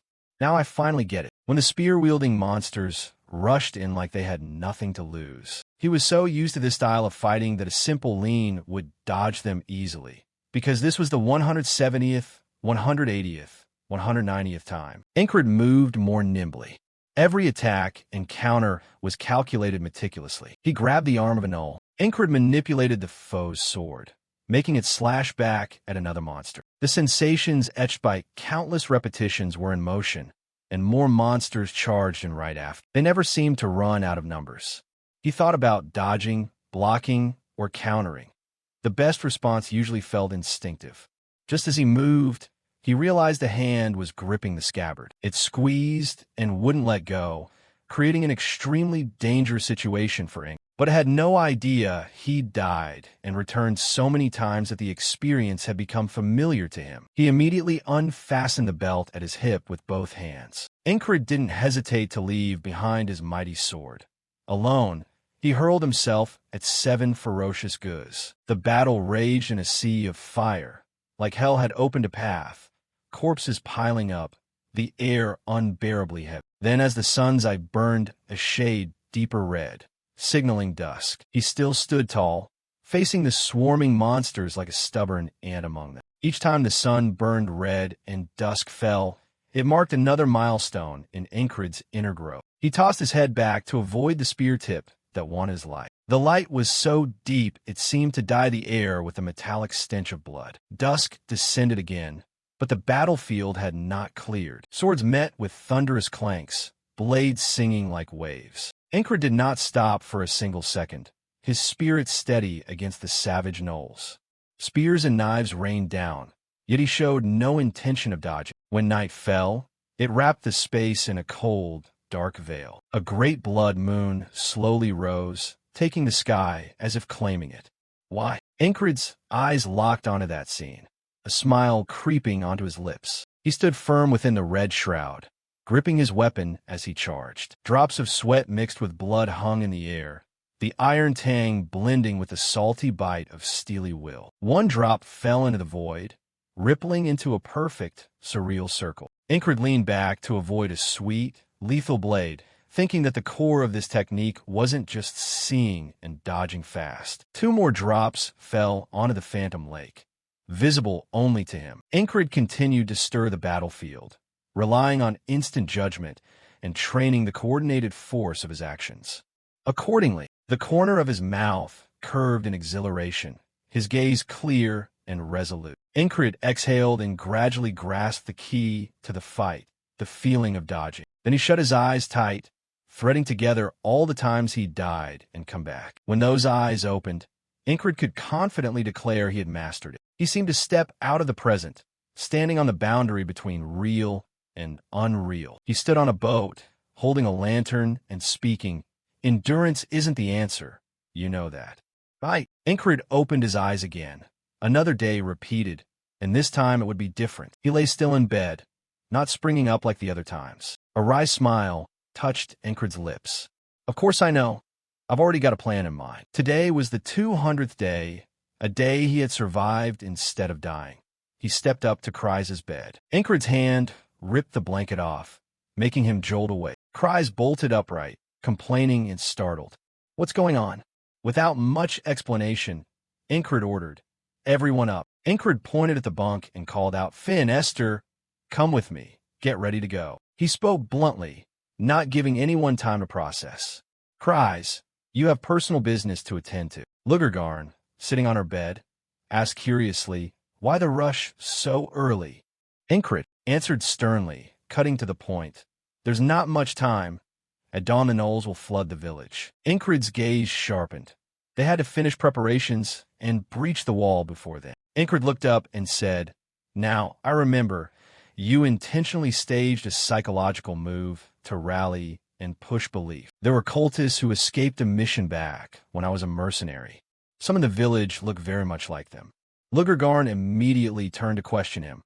"Are you sure about that memory?" Ingrid declared confidently, "When it comes to memory, no one beats me." She ground her teeth and growled.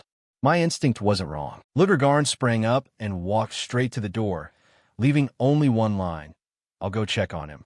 He tilted his head and fell silent, reflecting. Although Lugargarn never returned the previous times, since he'd let her act before the monsters invaded, this time might be different, and even if it wasn't, it wouldn't derail his plan. Ingrid turned to Kry's to continue issuing orders. "Bring Deutsche Pullman here, Kry's." He frowned, hesitant. Would the man obediently follow the captain? Ingrid insisted. "Get him here at all costs. Taking the village elder hostage would do." Kry's jumped at that and protested. "What? Are you sure you can take responsibility for that?" But Ingrid had already moved on to other tasks. "Let's go Finn, Esther," he called, though Kry's still stood stunned. "Hey!" He flung the door wide and declared, "We have to take the wall first." The 3 of them sprinted down the long road. Ingrid knew the Knoll's patterns outside. The beasts had already infiltrated the village. He recalled the high palisade made of sharpened stakes. To enter the village, you had to get past that wall. The wall they were so confident in couldn't possibly be breached, right? A thought flashed through Ingrid's mind. Did the Knolls climb over the wall? With those stubby legs, the answer was obvious. The gate had been opened. He marched on with a stern face, though his mind churned. The reason Finn couldn't return when he sent her to the wall on that first day meant there were traitors on the wall. When they arrived, Ingrid looked up to fix his gaze on the confirmed target. The wall guards were cultists. The nearby soldiers, seeing people approach, muttered to each other, "Hey, that's the guy who came to the village yesterday." He stepped forward boldly and declared in a clear voice, "From this moment, command here transfers to me, the squad leader." Ingrid showed no hesitation. His words flowed with authority and confidence. "From this moment on, all soldiers here must obey my orders." The troops frowned, their displeasure obvious as they challenged him. "What the hell are you saying? Do you have permission from Captain Deutsche to bark orders?" He offered no long explanation, gripping the sword's pommel and drawing it. "Disobey and be executed on the spot." They grew more irate, shouting curses. This madman, as Ingrid acted, he analyzed in his head. The bell always rang whenever monsters appeared. He leaned and began to swing his sword, having already made up his mind. If all the guards were cultists, they wouldn't have rung the bell. That meant one of them was an innocent civilian watchman. Ingrid slashed straight at the attacker. He suddenly realized it was this very man. Because of the huge number of resurrections, he seemed to remember very clearly the face he'd seen across these 200 days. The soldiers above ignored their comrades below and all drew bows to fire. "Kill!" The man spotted them and screamed in panic. "Wait, don't shoot. I'm here too." Luckily, Ingrid managed to slice through each merciless arrow as it flew down. Esther dug her claws hard into the upright wooden stakes. She lunged at the group of guards, bearing a mouth full of sharp fangs. Esther bit down on a soldier's arm.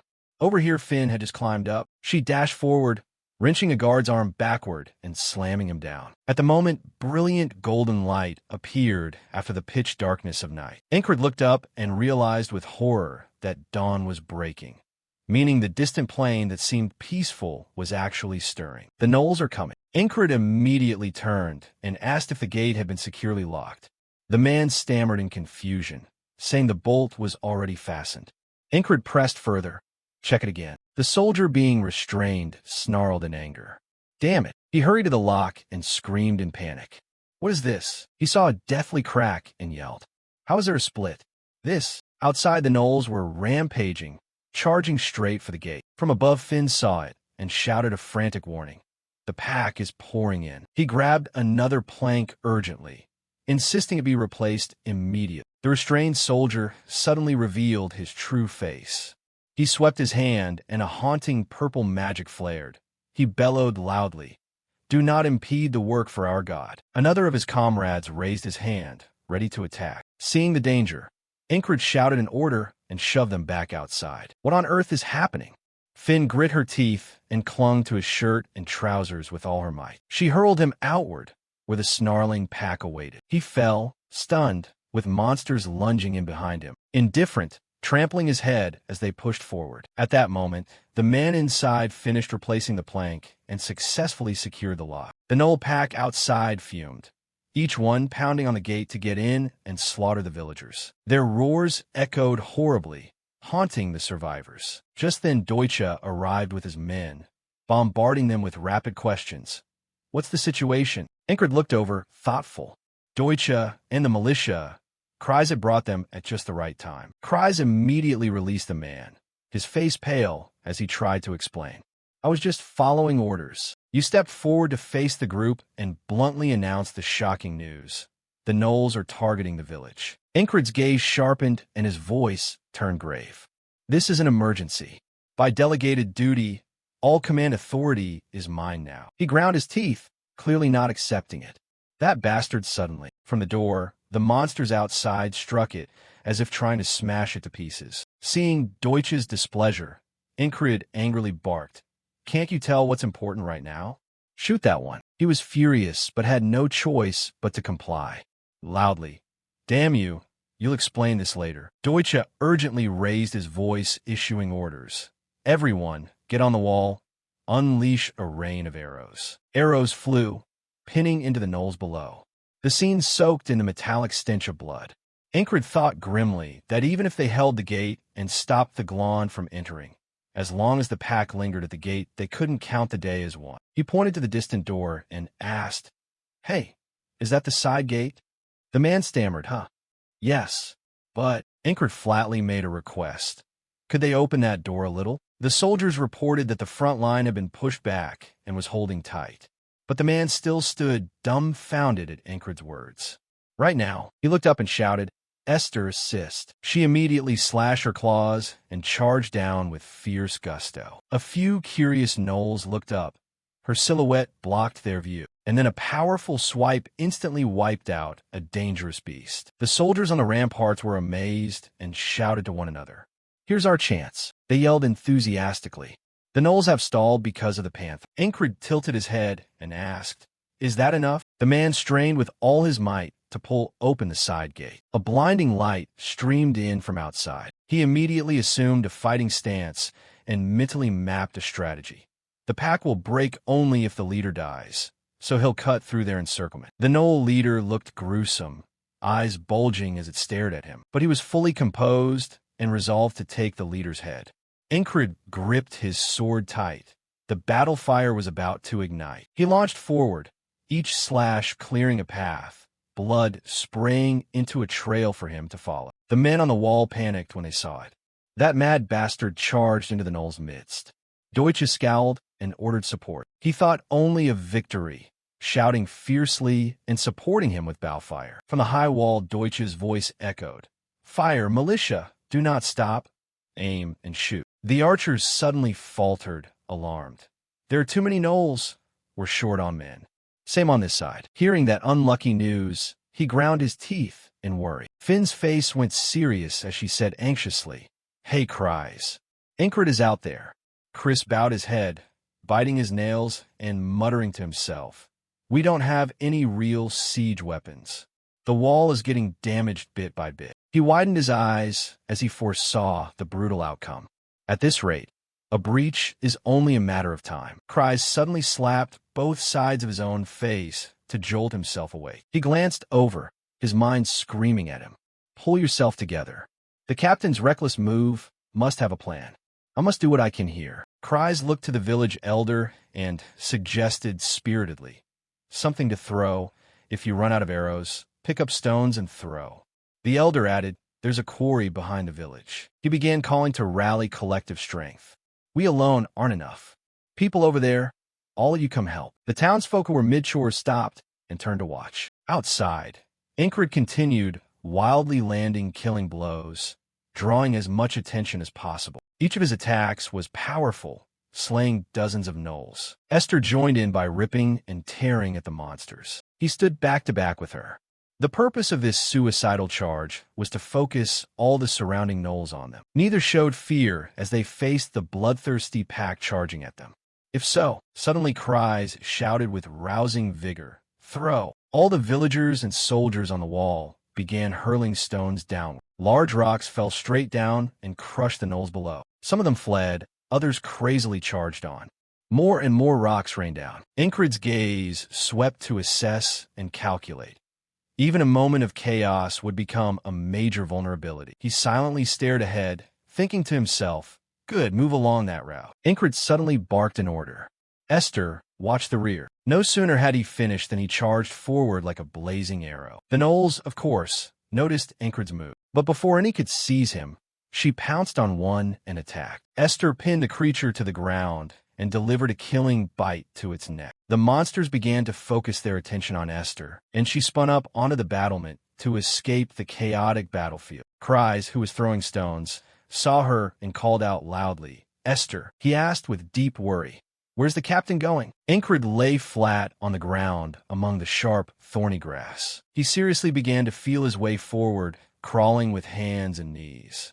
He'd bathe in the gnoll's blood to mask his scent. There was a deeper reason for Incred's actions, using the terrain to hide and advance, minimizing injury and fatigue. Remembering past lives, he realized something crucial. The wall the Red Rider wanted to build required killing the leader while dodging the poison-bladed sword even when gravely wounded. Once you grasp the feel of evasion, it's not impossible. But the cruel truth was worse. If they did that, innocent villagers would suffer enormous casualties. His comrades would be slaughtered too. The gnolls would gain momentum, drowning the village in blood. Once he reached sufficient cover, Incred sprang up and ran forward. He drew a sharp, throwing dart with grim determination. He never wanted to witness any of that again. Incred moved right beneath the cliff where the gnoll leader stood. He looked up and hurled the dart straight at the key figure atop the summit. The one target he'd come all this way for was clear. The dart flew up, drawing the leader's attention. In a flash, Incred reappeared behind him, twin blades ready. Without any mortal wound, he killed the leader. Sensing the killing intent, the leader whipped its head around to look. He swung a razor strike, but the leader quickly ducked to evade. The gnolls, as if instinctively, immediately redirected their attack toward Incred. The leader glanced down. An awful killing aura surged through the air, making them hesitate and tremble, unwilling to come closer. From behind him, a blade shot forward. Just as expected, Incred aimed straight for the leader's throat, inwardly confirming a truth. The leader appears when it feels victory is secure, forcing its foes to kneel before everyone, as if to assert its dominance. The leader dodged as fast as a lightning flash. Then the leader leapt to the side. Incred changed his slash, sweeping that spot, but the leader quickly shifted direction to avoid it. Then it began to attack, its eyes blazing with fierce killing intent. He glanced over, having analyzed most of what stood before him. A human dared to sneak behind and shame it, so it would want to punish him personally, without other gnolls interfering. The beast seized its blade and lunged boldly to finish Incred off. The spear of its attack shot forward, aimed squarely at him. But immediately the creature's hands came off its body. And this was the moment the match shifted. This was the mistaken move it had set up. Even the leader stood stunned at his two mangled arms. A flash of orange hatred lit Incred's eyes as he charged forward with his sword. The clash rang out violently, freezing the gnolls in place. Cries on the rampart also stopped throwing stones. He went pale and stammered, "Captain." At the fateful cliff, Incred's blade slashed down the length of the creature's body. A shockingly beautiful finishing blow. Cries trembled in disbelief. He killed the pack leader. He remained solemn even though the creature was dead, thinking that even if it was a nimble, poisoned leaf-wielding leader, against his current unexhausted state, it was still just a gnoll. The gnolls below screamed in fury when they saw their leader taken out. They rioted and surged forward to climb up. "Want revenge?" Cries yelled at you. The gnolls were in chaos. Finn beside him shouted loudly, "The pack's leader is dead, and they've lost control. Run before you're surrounded." Incred, he slowly crouched, his red heart activated, and launched himself in a straight burst through the air, leaving only a haze of smoke. Incred dove down at full speed, flying past the wide-eyed gnolls below. He raised his knees high while still airborne. Then Incred landed spectacularly after his glorious victory. The gnolls kept charging madly, swarming like fire ants, dangerous little buggers. They all converged straight on him to surround him. Suddenly the main gate flew open and a familiar voice shouted, "Open the gate." Deutsche appeared, waving and directing his troops, shouting, "We'll make a way. Get inside now." Incred understood immediately, bent low, and sprinted forward. His heart hammered in his chest. He gripped the sword's hilt and charged ahead. His slashes, astonishingly precise, cut down dozens of gnolls. Incred held his blades in fighting stance with both hands, slicing without hesitation. Suddenly 2 arrows flew out of nowhere, pinning several through the head. A squad of soldiers had arrived in time to provide extremely effective support. Seeing the situation turn in their favor, Deutsche shouted the signal. At that moment, he got the cue and immediately spun and sprinted toward the gate. The gnoll pack was held back and couldn't pursue. The steadfast soldiers thrust and killed the bloodthirsty fiends. Cries and Finn up on high panted, anxiously following each tense beat below. Incred's footsteps were steady, stamping down the ground in a sure rhythmic pace. And finally, he succeeded in getting back inside the walls. Deutsche, seeing this, turned and loudly ordered a full withdrawal. He began herding the soldiers back to the hiding places. Inside the gate, the gnolls of course didn't relent, chasing all the way up to the gate. But Incred was faster. The gate slammed shut immediately, letting nothing through. The villagers on the ramparts kept hurling stones, flinging all their hatred. Get lost. The rocks smashed into those monsters' heads, picking them off one by one. The village elder threw stones and shouted in indignation, "Crush them!" The gnolls, slaughtered and terrified, tucked their tails and fled in disarray. The soldiers inside the walls were exhausted from the fight, panting and spent. Many villagers atop the walls still hefted large stones and kept throwing. Then they saw the scene cleared. Only a few monster corpses remained. The survivors had all fled. Cries raised his fist to the sky and cheered loudly. The gnoll pack was retreating. The villagers, hearing the news, hugged each other and celebrated. "We're alive." Everyone was so overjoyed they shouted, "We did it!" Meanwhile, Incred sat silently, his body covered in blood and scratches. Deutsche stood beside him, breathing hard, thinking that though everything happened in a blink, it was enough to show the village had been on the brink of annihilation, and this squad leader had saved it. He was also resting, catching his breath after the exertion, standing there and thinking to himself that for a man who came only to fulfill a contract and bet his life, this place meant nothing to him. Incred tilted his head and spoke up. He says we owe him an explanation. Suddenly Deutsche changed his mind and said, "I'll go fetch the village healer." He didn't look at him, but his words were full of concern. "First we need to check your condition." That evening, as the familiar sunset fell, there was no more death or poison today. In a sturdily built wooden house in the village, Deutsche was stunned by the shocking news. "One of my subordinates is a cultist." Cry seemed to have it all make sense now. There's no way such a large pack formed naturally. He rubbed his chin and added that even large packs usually number only a few hundred, but this one was near 1,000, and every gnoll was armed.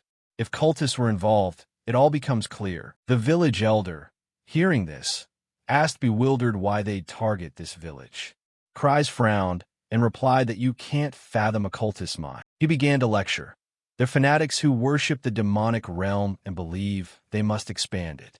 I assume they plan to use this village as a base to build a Gnoll kingdom. Hearing that, Deutsche clutched his head in horror. A Gnoll kingdom. He trembled while trying to stay positive. But we defeated them, so shouldn't we be safe now? But Incred bluntly cut off that hope. Not yet. He pondered silently that killing the pack leader had broken today's loop. Then he added, Frog is still chasing the cultist who fled. He was very alarmed. So there are still 2 guards alive? The village elder remembered a detail. Wait, the man is still missing, right? Hugo. The image of that man popped into everyone's minds, and suspicion grew. Incred agreed. He could be the mastermind behind this chaos. Finn, sitting behind, added that if they don't catch him, the village will still be in danger. Hearing this, he turned and said, Frog is still after him. We'll wait here. On a vast plain, Lugergarn was still chasing Hugo. He angrily fired a beam of energy at her. You damned frog, surrender now. She dodged that clumsy attack with blade-quick speed. Lugergarn reached out and grabbed Hugo's wrist. He immediately unleashed power that made it hard for her to hold on. She frowned in irritation and snarled. Again, silently cursing the cult's power. Why does that damned cult, the Demon Temple, keep recruiting new followers? Lugergarn had long understood it's because anyone can cheaply gain power and change their life. Hugo was thrown back with a fully defensive posture. Then he turned and ran off. She told herself, looking at the amount of power he could wield, he's a priest who's long since sold out. He used that power to dodge me. Lugergarn immediately cracked her whip toward him, and it snapped tight around Hugo, completely cutting off any chance of escape. She lunged forward and gritted. Your stamina's about gone. A powerful punch shot true for his face, but suddenly the thunder of gnolls running came from afar. Lugergarn spun her head around, unable to hide her annoyance. Gnolls! While she was momentarily off guard, Hugo struck her in the gut, sending her stumbling back. The gnolls were still charging ever closer. Lugergarn couldn't handle fighting on. Damn it. So she had to miss this chance and returned to the village. The village had fallen silent again. The three looked toward Lugargarn as she appeared. Incred was the first to speak. "You're finally back. How about the cultist?" She sighed and admitted he got away. Finn couldn't hide his alarm. Frog let the cultist escape? Cries raised an eyebrow in near disbelief. Frog failed? That pisses her off. Don't bring it up again. Lugargarn snapped over in frustration. "Hey, Incred, your subordinate is getting out of hand." Unexpectedly, you tossed in a harsh line. "That hybrid frog makes her even angrier. You're the biggest bastard here." She crossed her arms and sighed. If that mob hadn't shown up at the last minute, he would have used his power to control the pack leader and escape. Cries added, "That cultist is a stubborn bastard. They'll surely come back to the village." Finn frowned and said wearily, "So we'll be facing another Knoll pack." He dropped the heavy stone to the ground and declared, "No problem." Incred rolled his wrist and said, "Those scattered packs are dangerous. We can't just ignore them. Better to take out that cultist and deal with everything at once." She propped her chin and challenged, "How can we defeat 1,000 gnolls? Especially if that cultist is their new leader." Cries beside her sighed. Things were getting worse. But then a corner of his mouth curved with meaning. "Monsters are unpredictable, but people? We can read their thoughts." Incred draped a towel over his shoulder, turned his back, and said, "Let's go back. We'll make a plan." Deutsch's group was beginning to investigate the cultists more thoroughly. "Before dawn, we will be ready." The stretch of plain was now bathed in a blood-red moon, and Hugo, who was hiding in the night. The villagers sprang into action. A carrier pigeon bearing an intelligence message flew off. Its silhouette blended with the blood-tinted sky. When the news was announced, everyone was frightened and anxious. Another Knoll pack is coming? They couldn't hide their outrage. Are they fanatics? Demons are coming. There's no way to stand against them. The village elder spoke with a grim face. "We sent for reinforcements to the nearest Baron Bantra's domain.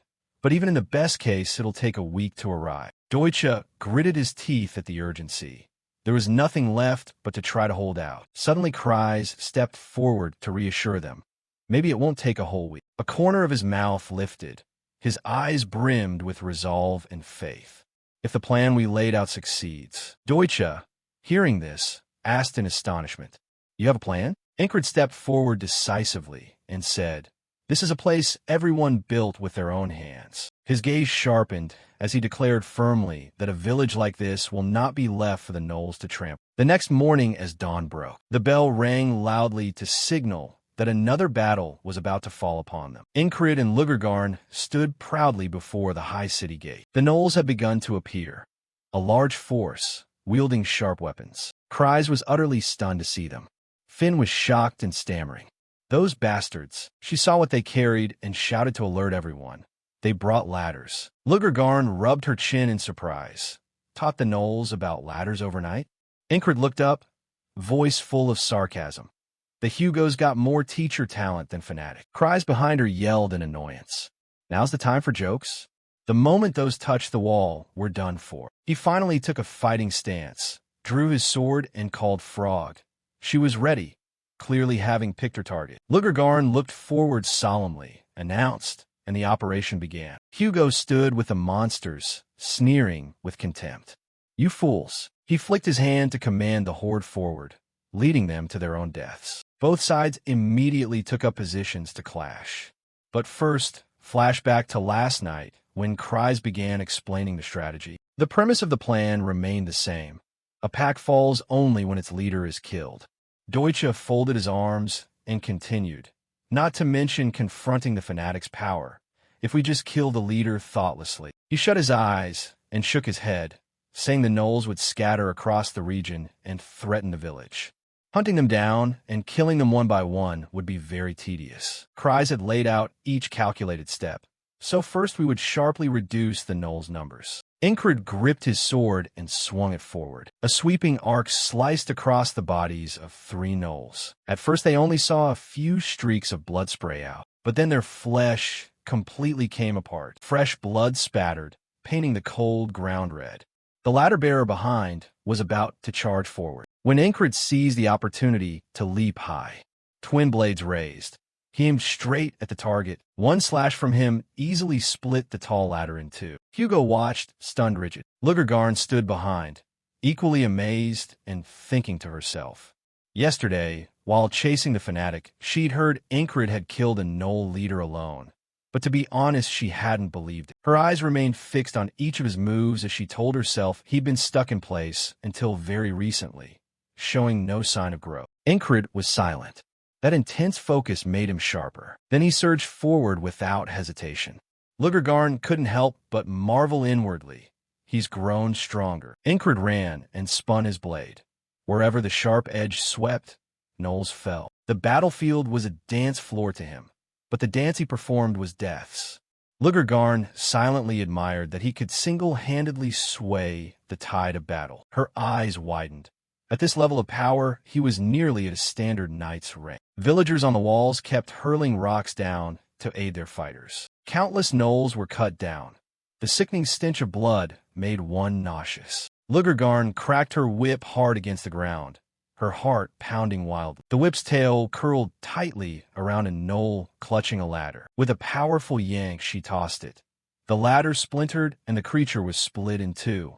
Ingrid witnessed that hidden talent of his, and I felt like I'd turned into a young maid. On his side, he kept tearing through the swarming monsters like a man possessed. Seeing their numbers dwindle, Hugo thought to himself, what the hell is that madman?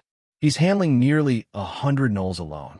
At this rate, we'll be pushed back. He turned his back to flee, shouting orders to temporarily withdraw. Suddenly, Ingrid let out a deep breath, exhausted. Frog! And at that moment, Hugo spun around as if he'd struck gold. Lugergarn rushed over anxiously to support him, calling loudly, Squad leader, he's overexerted himself fighting Knolls. Go fetch a medic now. The corner of his mouth curled into a sinister, vile smile. Back last night, Deutsche had wondered, even if everyone combined forces and let the squad leader hold the front against the Knolls, how were they supposed to kill that fanatic? He said sternly, Hugo won't reveal himself easily. He's cautious and uses his head. Cries tilted and smiled knowingly. People like that, once they smell victory, won't turn back. In reality, Hugo changed his mind and swung his hand to drive the horde forward because he already had a plan. He's very strong. The squad leader is too strong. As long as he's there, taking the village is impossible. His gaze locked onto Ingrid's weary back. But the fact he fought like a standard knight was only temporary. Hugo grinned crafty and said, let's see. We need to wear him down a bit first. He grew pleased and believed what he saw. Day 1, 2, 3, 4, day after day they attacked, then retreated in succession. He looked at Ingrid's darkened, exhausted face and felt quietly confident. We must stop the Knoll assaults. That guy must be drained by now. A Knoll leapt at him, trying to bite and tear him apart. Luckily, Lugergarn quickly lunged forward to protect him. Ingrid dropped to one knee, panting. Hugo, of course, didn't miss the chance and acted decisively. He lunged from behind, assuming his opponent was exhausted. His hand unleashed a powerful spell. With my power, I'll finish this. Then Hugo attacked without any hesitation. In the blink of an eye, one of his arms was suddenly severed, flying up into the air. His eyes went wide, bewildered and speechless. Ingrid tilted his head, brushing at the dark circle under his eye. Acting isn't exactly easy, is it? He returned with a clear, unshakable composure. Cries, who had been watching, spoke up. First we display overwhelming strength, and so the idea that the squad leader is unstoppable. Then we start to slowly reveal signs of fatigue. He went on to explain that a cautious man would use the Knolls to wear the squad leader down to secure victory. And remember, we've already taken out most of the pack. Cries' mouth curved with certainty. And at the decisive moment, when the fanatic revealed himself, he walked right into the trap. Hugo clutched his severed arm, shouting in rage, You rotten scum, you dare trick me? Ingrid calmly looked down and said sarcastically, Isn't the guilty one the one who walked into the trap? Taking advantage of the turning tide, Deutsche pointed straight ahead and shouted the firing order. Arrows rained down, leaving Hugo stunned. Lugergarn spoke coldly, abandoning any thought of fleeing. He clenched his teeth, angry and panicked, thinking to himself, This is a disaster. This madman's power far exceeds my estimates, leaving my plans completely exposed. But in his heart, he still refused to yield. I've come this far. The grand mission of the holy demonic cult. Hugo raised his other hand, magic erupting as he demanded. Did you think I'd let things in like this? Beneath him, sticky trails began to form, writhing like living creatures. A wicked energy wrapped around Hugo as he shouted, "Even if I must sacrifice this life, I will complete the holy demonic cult's mission." Ingrid stared and muttered. This is Lugergarn immediately stepped forward to shield and warned, "Careful, Ingrid." She seriously explained that it was summoning magic, and suddenly something horrifying formed behind him, swirling with dark sorcery. Hugo's eyes snapped open as he ordered, "Tear them apart, our hellhounds." Warrens heard the command, roared, and charged straight forward. Warrens opened its huge jaws and snapped at Lugergarn, but she nimbly dodged. She lashed its body directly with her whip, and indeed it was split in two by that strike. But within minutes, it recovered exactly as before. Lugergarn widened her eyes, utterly astonished to witness it, deliberately raising the whip, her tone turning serious. A body could be seen but not touched. Through it all, this cultist was summoning an evil spirit. She flicked her hand slightly. The whip's tail was now brimming with potent magic. Physical attacks were useless against an evil spirit. Ingrid, witnessing this, couldn't help but be amazed. Was that whip a magical item? Lugergarn showed no fear facing Warrens, gripping the whip ready to strike. I've been hunting cultists for a long time. Just as it lunged, she controlled the whip so the tail coiled tightly around Warren's limb. Her voice rang out. I prepared for situations like this. Lugergarn lashed with full force, immediately severing its limb in two. A pained roar split the air as if tearing the space itself. Hugo stood silently behind, thinking, "Go on and run, you lousy frog." Warren's hellhound was only bait to draw your attention. He raised his hand high, dark magic surging with intent. The true summon entity I poured all my power into is this. The arm that had been severed a moment ago was reconnected to the disrupted nerves by dark magic. That arm began to sprout and multiply with the aid of the dark power. Hugo mused anxiously. Rather than attacking, then vanishing, an evil spirit would surely tear the target's heart out. A headless entity wielding a sword appeared. He was ecstatic, the warrior arm. But then Hugo clutched his chest and spat a mouthful of blood, thinking, damn, this is too much. Summoning two entities at once is truly overloading my body. His eyes glinted red with eager expectation. Even so, the entity raised its sword right behind Ingrid and prepared to strike down. He immediately sensed the malicious aura and turned around at once. Lugergarn panicked and shouted loudly, "Dodge, Ingrid!" Hugo laughed with glee. Too late to dodge now. The evil spirit will strike through every layer of defense. It only needs to kill each of you. He was supremely smug at the result. I've won. On the other side, you raised your sword to block. The moment the two sharp blades met, Esther's eyes immediately flared with meaning. Then your slash decisively pinned the opponent's arm. A single strike severed that entity's arm clean off. So shockingly easy.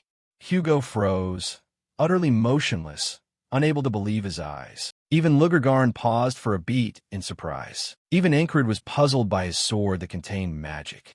Light, Esther looked down from above, thinking to herself that you always throw yourself into reckless acts, so facing a cultist would be dangerous. She recalled last night's events, so she had secretly infused magic into his sword overnight. Esther glanced down, saying nothing. Consider my contribution. Hugo was so shocked he jabbed a finger and babbled.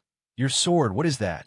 That sword. Ingrid took a deep breath to steady himself. He lifted the sword to inspect it, replying calmly, I don't know either. The man stood rooted, his throat choking as if someone had squeezed it. Then Hugo exploded in rage, roaring, after all that, this is all I get? He screamed like a madman, collapsing to his knees and writhing in pain. His hands clutched his chest as he gasped. Damn it. The backlash from canceling the summon hit my heart. Then Hugo fell, his red-rimmed eyes growing increasingly vacant. He gradually lost consciousness like a corpse whose soul had been extinguished. Ingrid stood silently, watching Hugo's collapse. Warren's also slowly dissipated, much to Lugargarn's surprise. She murmured. The summoned evil spirits suddenly vanished.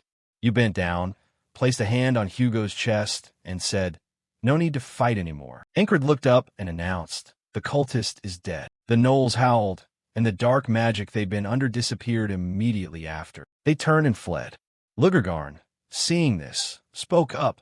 "The remnants freed from the brainwashing are running away." Deutsche immediately shouted, "Militia, this is the last time." He loudly ordered, "Root them out so they never dare glance at this village again." Deutsche stepped behind Ingrid and called softly, "Lieutenant Ingrid." He bowed his head sincerely. "Thank you for protecting our village. Please forgive my rudeness on the first day." You turned and replied calmly, "I was only doing my duty." "You were too, weren't you?" Ingrid gripped his sword, took a step forward, and urged, "Let's finish off the remaining gnolls." Left behind, Deutsche still looked dazed. The man, turns out the village chief, continued. He really survived? He turned back anxiously and said, "The village chief still has gnolls." He waved a hand gently. "Enough, they're no longer a threat now." He turned his head toward the rear, where large stakes had been connected to form a wall surrounding the village. He looked up and sighed. The wall had been badly damaged. Deutsche spoke up. "Anyway, this wooden palisade is only temporary. If we want this place to grow into a real town, we'll have to rebuild the sturdy wall." The village head wholeheartedly agreed. That's true. In the distance, columns of soldiers were still persistently wiping out the gnolls. He pondered for a few seconds and then added, "And for that rebuilt wall, what if we give a name?" Ingrid fought without pause, each decisive strike exquisitely delivered. Deutsche here smiled in agreement. "Sounds good. There couldn't be a better name than that." He asked in surprise, "You think so too?"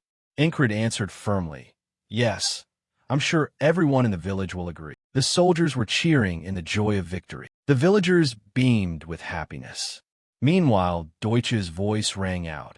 A wall named after the hero who defended the village. The two stood quietly, taking in that peaceful scene. Ingrid raised his sword high as a triumphant symbol. Everyone shouted in unison. From then on, Deutsche resolved to build a monument, Ingrid's Wall. The victory feast took place in high spirits. People raised their cups and cheered. Villagers gathered and chatted. "One more cup. Try my cheese." Finn called out loudly, "No going home yet. Let us properly treat the village hero to a feast." She laughed. "They're having more fun than we are." Ingrid sat at the table, a bit helpless. They'd all come over to congratulate him in a row. Kreis arrived and was astonished at the piled table. "What's with this mountain of food?" You explained. "People said to bring their secret weapons from home. The cider is precious. The whole village has only 2 bottles." He picked up a cup to sample it. "Paste." His eyes lit up with delight. If the night market sold this, the militia would make a fortune. As Ingrid poured cider for Esther, he worried aloud. "I really appreciate the hospitality, but I'm afraid I'm depleting the village's food stores." Lugargarn smiled reassuringly beside him. "It's fine. This is the villagers' way of repaying the one who saved them." She tilted her head and advised, "You should enjoy yourself a bit more." The two sat and chatted a little longer. The village head, thoroughly drunk, seriously made a plan. "It's decided. I'll marry my daughter to Lieutenant Ingrid." The old man beside him agreed. "Right? Who could be a better son-in-law?" The woman snapped angrily. "She's only 5 years old. What are you talking about?" A child in the village enthusiastically volunteered. "I'll join the hero's ranks to train," and was teased by the townsfolk. "Come on, what can a kid like you do?" A soldier laughed and teased. "Right, Commander Deutsche." He, pleasantly drunk, mumbled, "Joining the ranks sounds good." He laughed loudly, teasing, "Commander, is this treason?" Kreis eagerly chimed in. "You're the cider brewer, right? Let's talk business." The villagers' chatter filled the night of celebration. "Should we commemorate this day every year? Call it Ingrid Day, what do you think?" The corner of his mouth twitched into a smile. Ingrid looked up and softly said, "Sounds good. It seems merry." You fell silent, recalling the long road you'd fought bravely along. For days had passed, juggling deception of the cult and fighting the gnolls, and you could feel your martial power surpassing its former limits, an understanding growing ever deeper, that without will this strength wouldn't have stabilized. even using skills like the monster heart to patch the gap. It truly was. Suddenly, Lugergarn questioned, "How does one obtain will?" She turned to interrogate. "Aren't you curious?" Ingrid looked over. His warm, low voice rang out. "Didn't you once say that when the time came I would know?" Lugergarn propped her chin and replied, "I did say that, but for you as you are now, that moment might not be far off." Hearing that, you fell silent for a long moment, as if waiting for her to continue. She didn't leave you waiting long, explaining that standard knights can trigger will in 1 or 2 moves, or use it instinctively. Ingrid gave an example. Like the standard knight, Aja, channeling moon energy into her presence to create pressure. You remembered that battle. Every motion was vivid. She concentrated moon into her legs to gain a high-speed thrust. Ingrid nodded in agreement. Those were will activated in specific moves. Lugergarn intertwined her fingers and spoke slowly. Being able to use will in some moves makes one a standard knight. A knight goes further. They can wield will freely in any situation to unleash extraordinary power. There are many cases where people can use will in certain strikes, but still can't become knights. No, in fact, most are like that. Then she asked, "So you still think you can become a knight?" Ingrid looked up at the star-filled sky, his voice soft and firm. "A dream. It's a dream I've long held." The space around them still buzzed with laughter from the celebrants. But at their table, it was strangely quiet. You stared straight up, eyes resolute and determined. "I will do it. Become a knight." Lugergarn was nearly speechless. Her thoughts were full of understanding. She seemed bashful, yet she sensed the blazing fire in his heart. She placed a hand over her chest, thinking that such great passion could enchant those around her. Lugergarn then announced that upon leaving the village, she had to return to her duties. For the Frog Clan, there is a pact above personal desire. She could not be gone any longer. Ingrid understood her position. "Let's part ways here. You've stayed longer than you intended anyway." Suddenly she suggested, "Hey, don't use formal speech with me anymore. It makes you a bit stiff." "It's fine." "Then why stop?" Lugergarn smiled and explained that accepting courtesy from someone she cared for felt awkward. She squinted slightly and continued, "If you become a knight, I'll fall for you." To the frog, she told herself, spiritual love is separate from procreation, a deepest giving of the heart. It doesn't matter if the object of that spiritual love has another partner. It doesn't affect us. We even inform that other person of our feelings in hopes of understanding. A human who receives a frog's love is rare. It's something special, yet Ingrid remained calm, as if nothing had happened. "Suit yourself." Lugergarn found it amusing, thinking to herself, "Do you understand how weighty that is? Even that indifferent look makes me like you. It's hopeless." And so they sat together, gazing at the blood-red moon, the last lively scene in that place. The next morning the space returned to its usual calm. Then a voice rang out, "Is this that village?" The newcomers were soldiers of Baron Vintra. He spoke up. The outpost that sent the report was besieged by a large gnoll brood. Inside the wall, everyone was still helping each other dig and rebuild the ramparts. A loud voice rang out like the village's rallying cry. Boom! When single-handedly cut down 500 of them. Name the wall. Ingrid, Deutsche shouted. Flesh and blood from those beasts make good fertilizer. We've buried almost all of them. Keep it up. He frowned in confusion. Weren't there supposed to be gnolls attacking? The other replied, Attack? They look more like they're plowing the fields with the corpses. The village head, seeing unfamiliar guests, stepped out to speak. Are you soldiers of Baron Vintra? He awkwardly rubbed his neck and explained, Sorry to trouble you on this trip. The gnoll brood has been dealt with smoothly, sir. The Baron asked by what means. The village head continued. It was an unprecedentedly large gnoll brood, and a cult interfered too. Thousands in total. We thought we were done for. But an extraordinary hero single-handedly cut down 500 of them, defeated the cult, and saved the village. Someone behind asked, Is that hero the Ingrid from a song? They probed further. Is he some legendary knight? Or a mercenary king? The village head replied, No, he's the sergeant of the militia. He found it hard to believe. Just a mere sergeant? He was very curious. I want to meet that sergeant. The village head answered, He has already left, sir.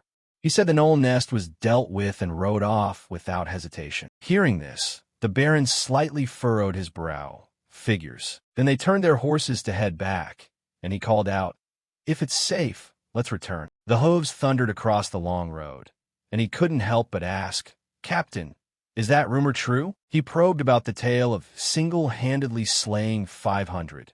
The captain replied firmly that it was certainly exaggerated. It was just the villagers testifying to Enkrid's deed. But people's memories blur when pushed to the limit. That's how it is. All the Knoll bodies have been buried, so it was hard to verify, but surely he only killed around 50, and they inflated it into 500. He sneered, just the bragging of Sergeant. He admitted the man saved the village, but he's an arrogant fellow who likes to embellish his own fame. If I meet him again, I'll teach him some manners. Meanwhile, Enkrid's group had gone some distance. Cries gripped the map, his voice trembling. Finally, he shouted excitedly that their hard work was about to pay off. Finn wiped his brow helplessly. Having come this far, he's curious. What exactly is the treasure? Enkrid suddenly mocked. Lugargarn is parting ways here. She heard that and said, thoughtfully, "Having decided to leave, there's no reason to hesitate." But Kry's face brightened strangely. Then Lugargarn turned the cart. "I helped decode the map, so I want to see the result for myself," making him scowl. He grimaced and complained, thinking one less person to split the loot would be better. Finn sneered from behind. "Is there something wrong with your morals?" Lugargarn turned and reminded them. "The treasure site is about a day's travel from the village, right? After years, traps may have rusted, but if any still work, it'll be troublesome." Cries scoffed arrogantly, typical clueless treasure hunters. Enkrid bluntly fired back. "Aren't you clueless too?"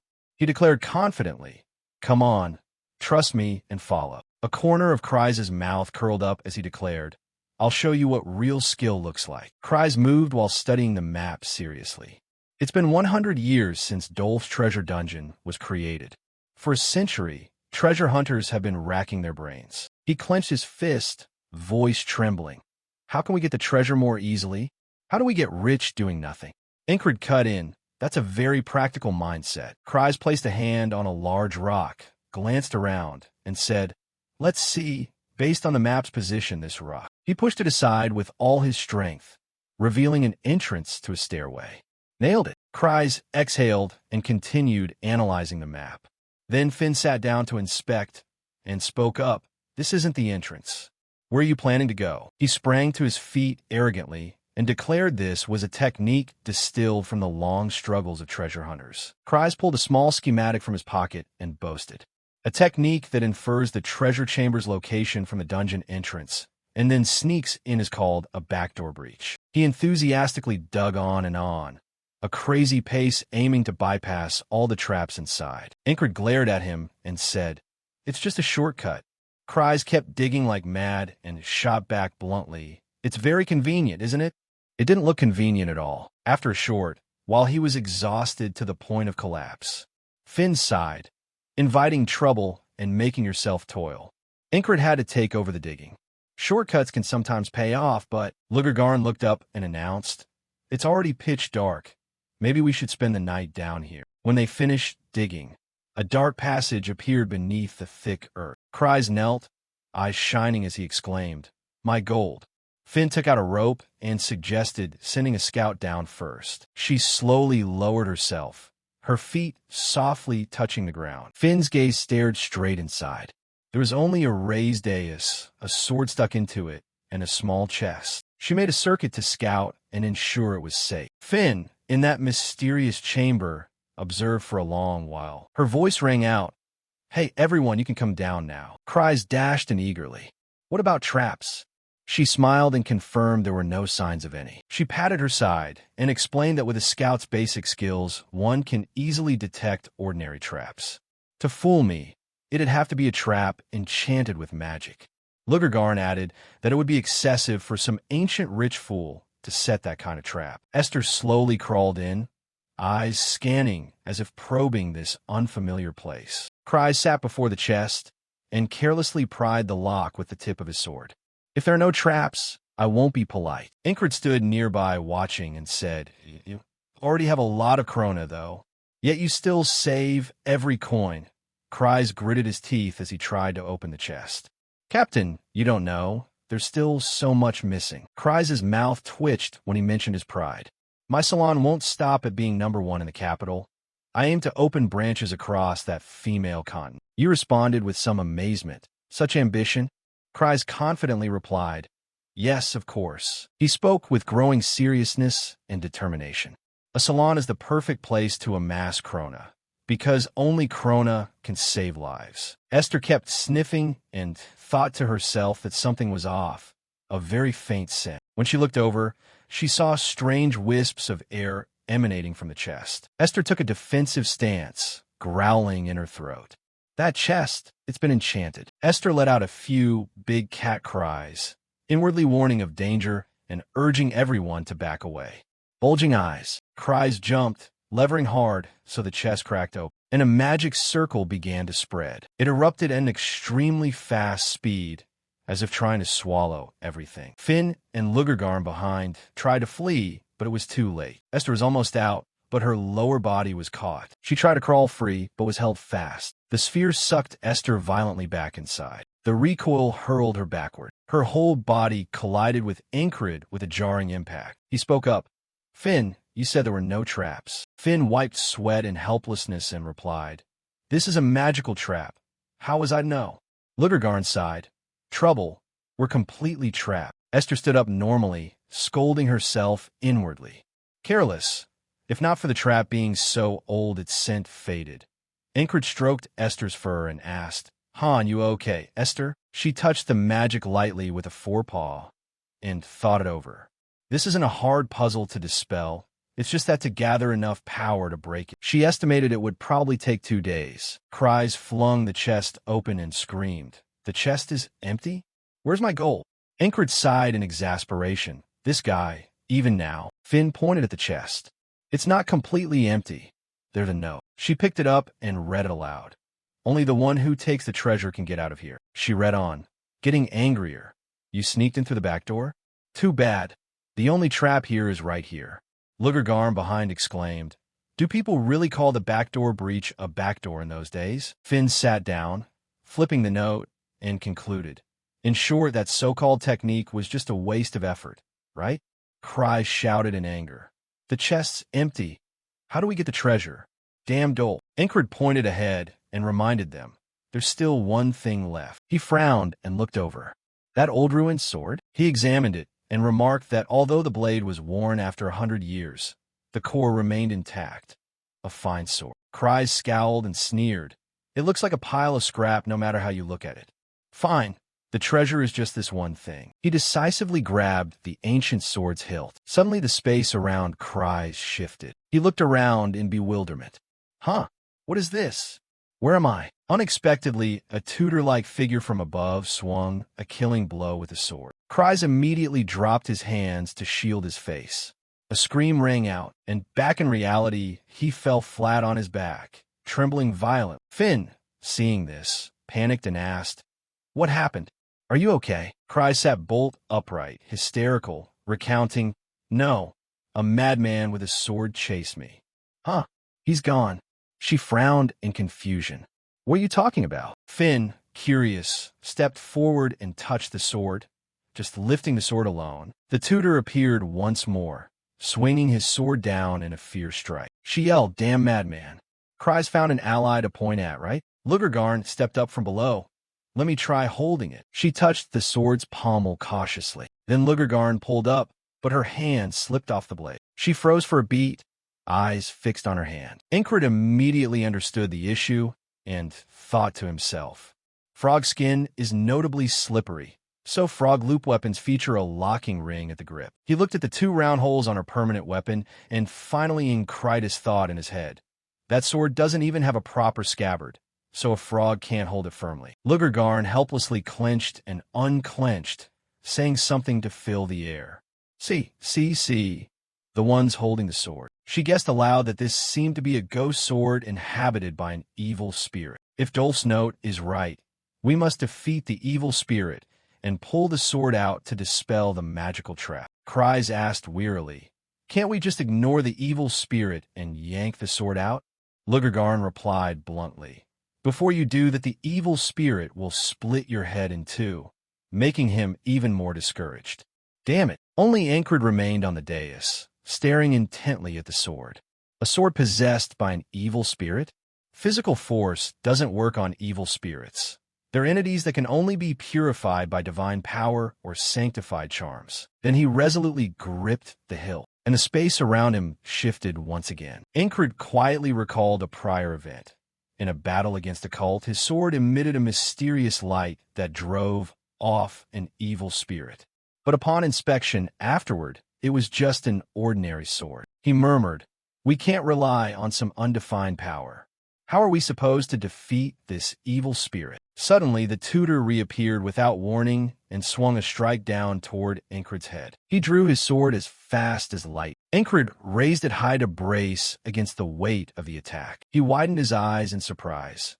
Why would a physical strike have any effect? The tutor was silent, his power fierce, pressing the sword down. Incred hurled the blade, forcing distance between them. He stumbled back, bracing himself with his hands, then thought inwardly that the evil spirit was affected by physical force.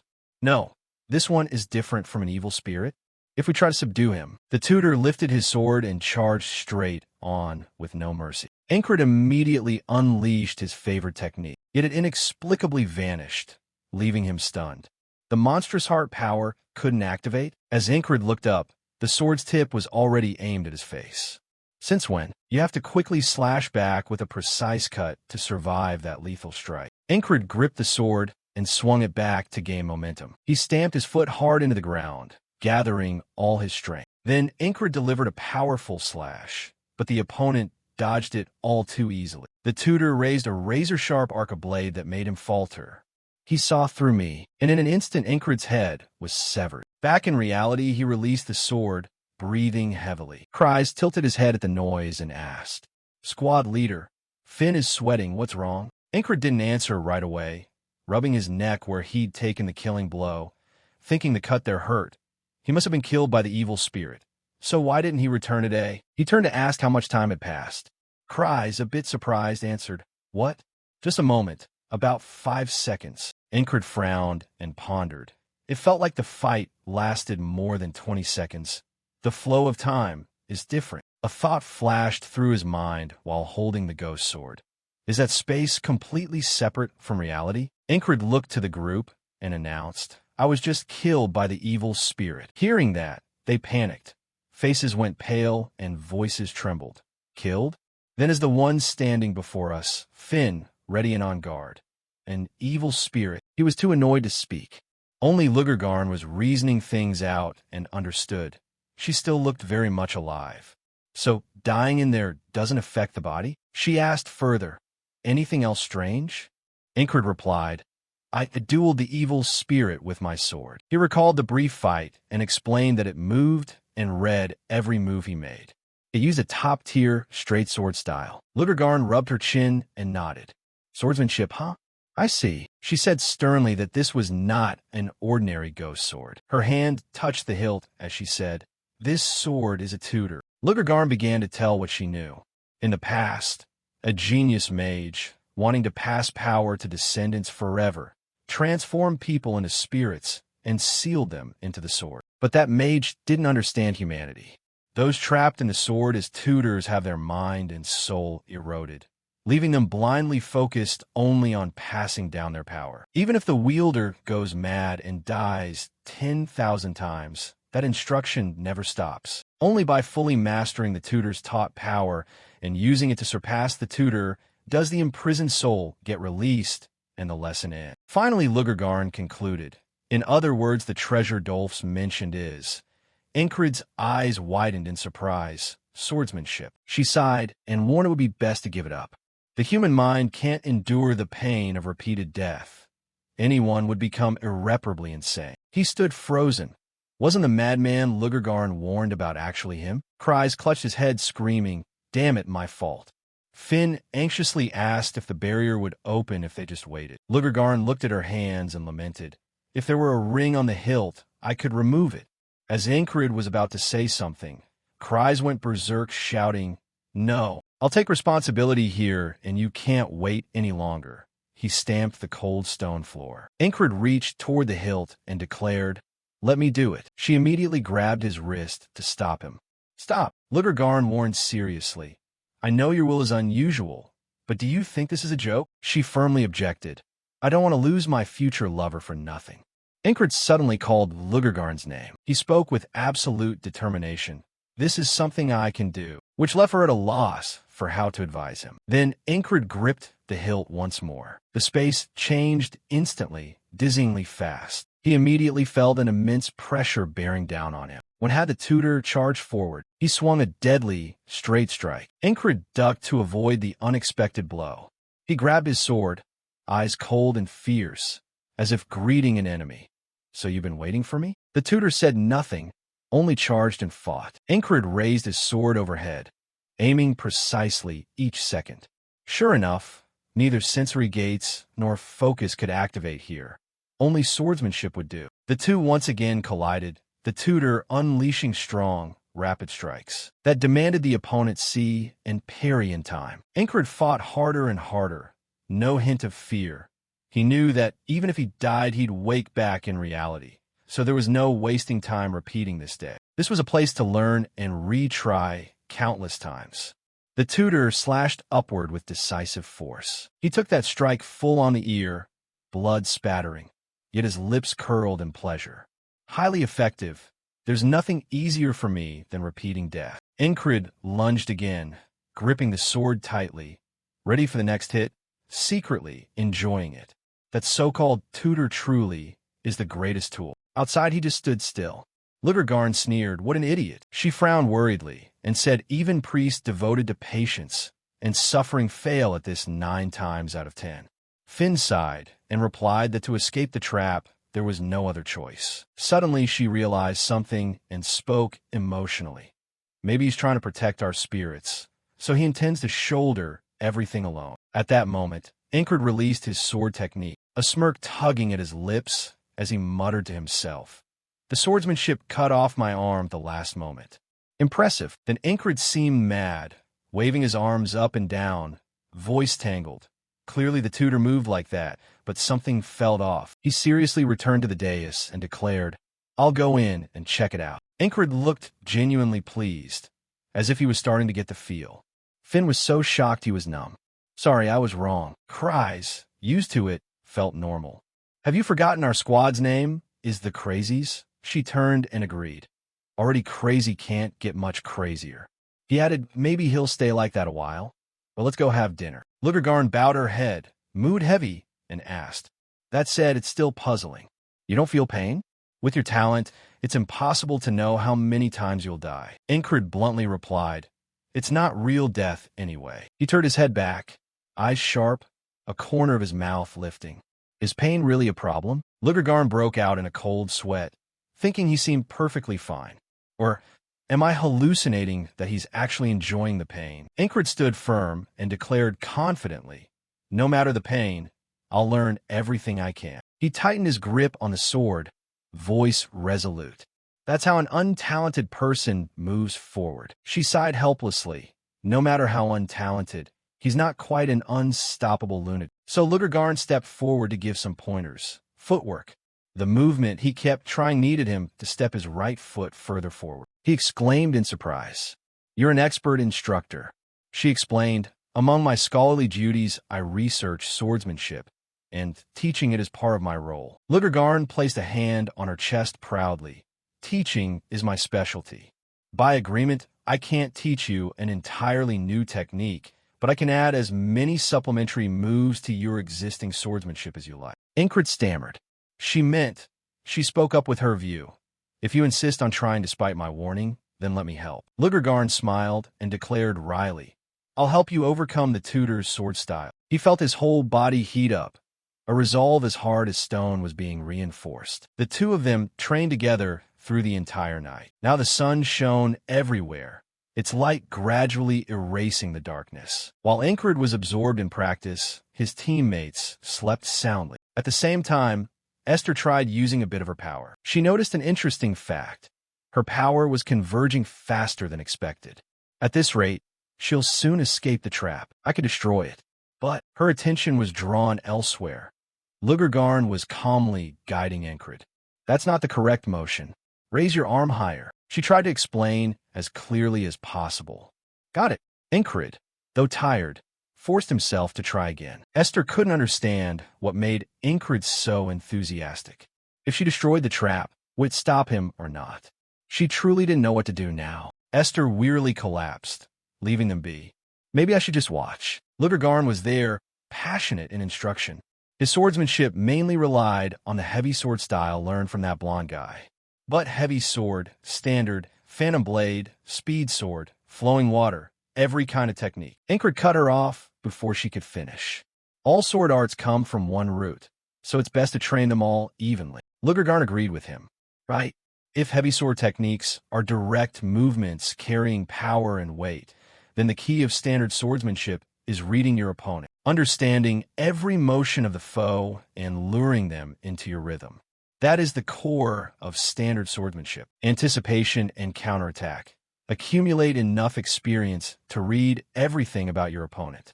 Once you can perfectly copy the tutor's movements, you can surpass him. Her words shook him. Ingrid began again. The tutor wouldn't let up. He charged forward and attacked fiercely. Of course, Ingrid couldn't just stand idly by. Ingrid quickly parried one of the tutor's strikes. The tutor didn't stop and swung his sword again. He easily remembered the tutor's moves, slashing diagonally upward. If I step back now to create distance, I'll get caught by the next blow. In that brief instant, Ingrid made a swift decision, so he advanced in close to block the sword's path. He acted immediately as anticipated, but the tutor seemed to have noticed his thought. He prepared to change his approach to deal with him. The tutor brought down a heavy strike, but Ingrid had predicted it. He successfully stopped that blow before it could make him fail again. Lugergarn noticed Ingrid's rapid progress. Good test, but trying to block is too defensive a reflex. Her advice gave him a new direction. Ingrid followed Lugergarn's guidance. Keep closing in like you did. But instead of blocking the blade, aim for his ankle. Everything went according to his prediction. The stance had been broken. This time I'll seize the rhythm. Ingrid refocused and tried again. The tutor moved at the same moment to respond. He succeeded in wresting away the means of Ingrid's thought. Ingrid failed and had to think of another way, cutting horizontally at mid-level. Then, he considered carefully before acting. The tutor's reaction speed to variables was also very quick. Standard swordsmanship was sharp and flawless. While Ingrid was momentarily distracted, the tutor closed in successfully. That strike came so unexpectedly, he had no way to dodge it. Ingrid tried to rally himself to keep fighting, a living textbook being demonstrated right before his eyes. He seemed to have a wonderful epiphany. Ingrid would try to make the most of this chance, and he had a perfect instructor to boot. How exciting! Is learning swordsmanship this easily really okay? Good thing I listened to Kreis's whining and went treasure hunting. Hours passed, and dusk fell. Kreis and Finn had grown bored of watching. They'd been observing the two since early morning until now. Kreis had several times been so bored he nearly fell asleep, but their noises kept waking him. Finn watched and felt tired for them. He really had been training nonstop all day. Not to mention, he hadn't even slept.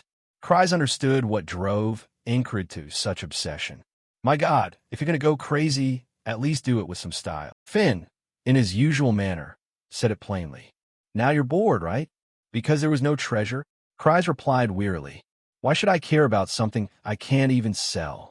I don't get what being stronger is so great for. Finn surprised them with a different thought. Is that so? I think I understand Ingrid's feeling. If he could take a step forward, he surely will. He never accepts the limits others place on it. Looking at Ingrid reminds me, even Lugergarn sees him differently.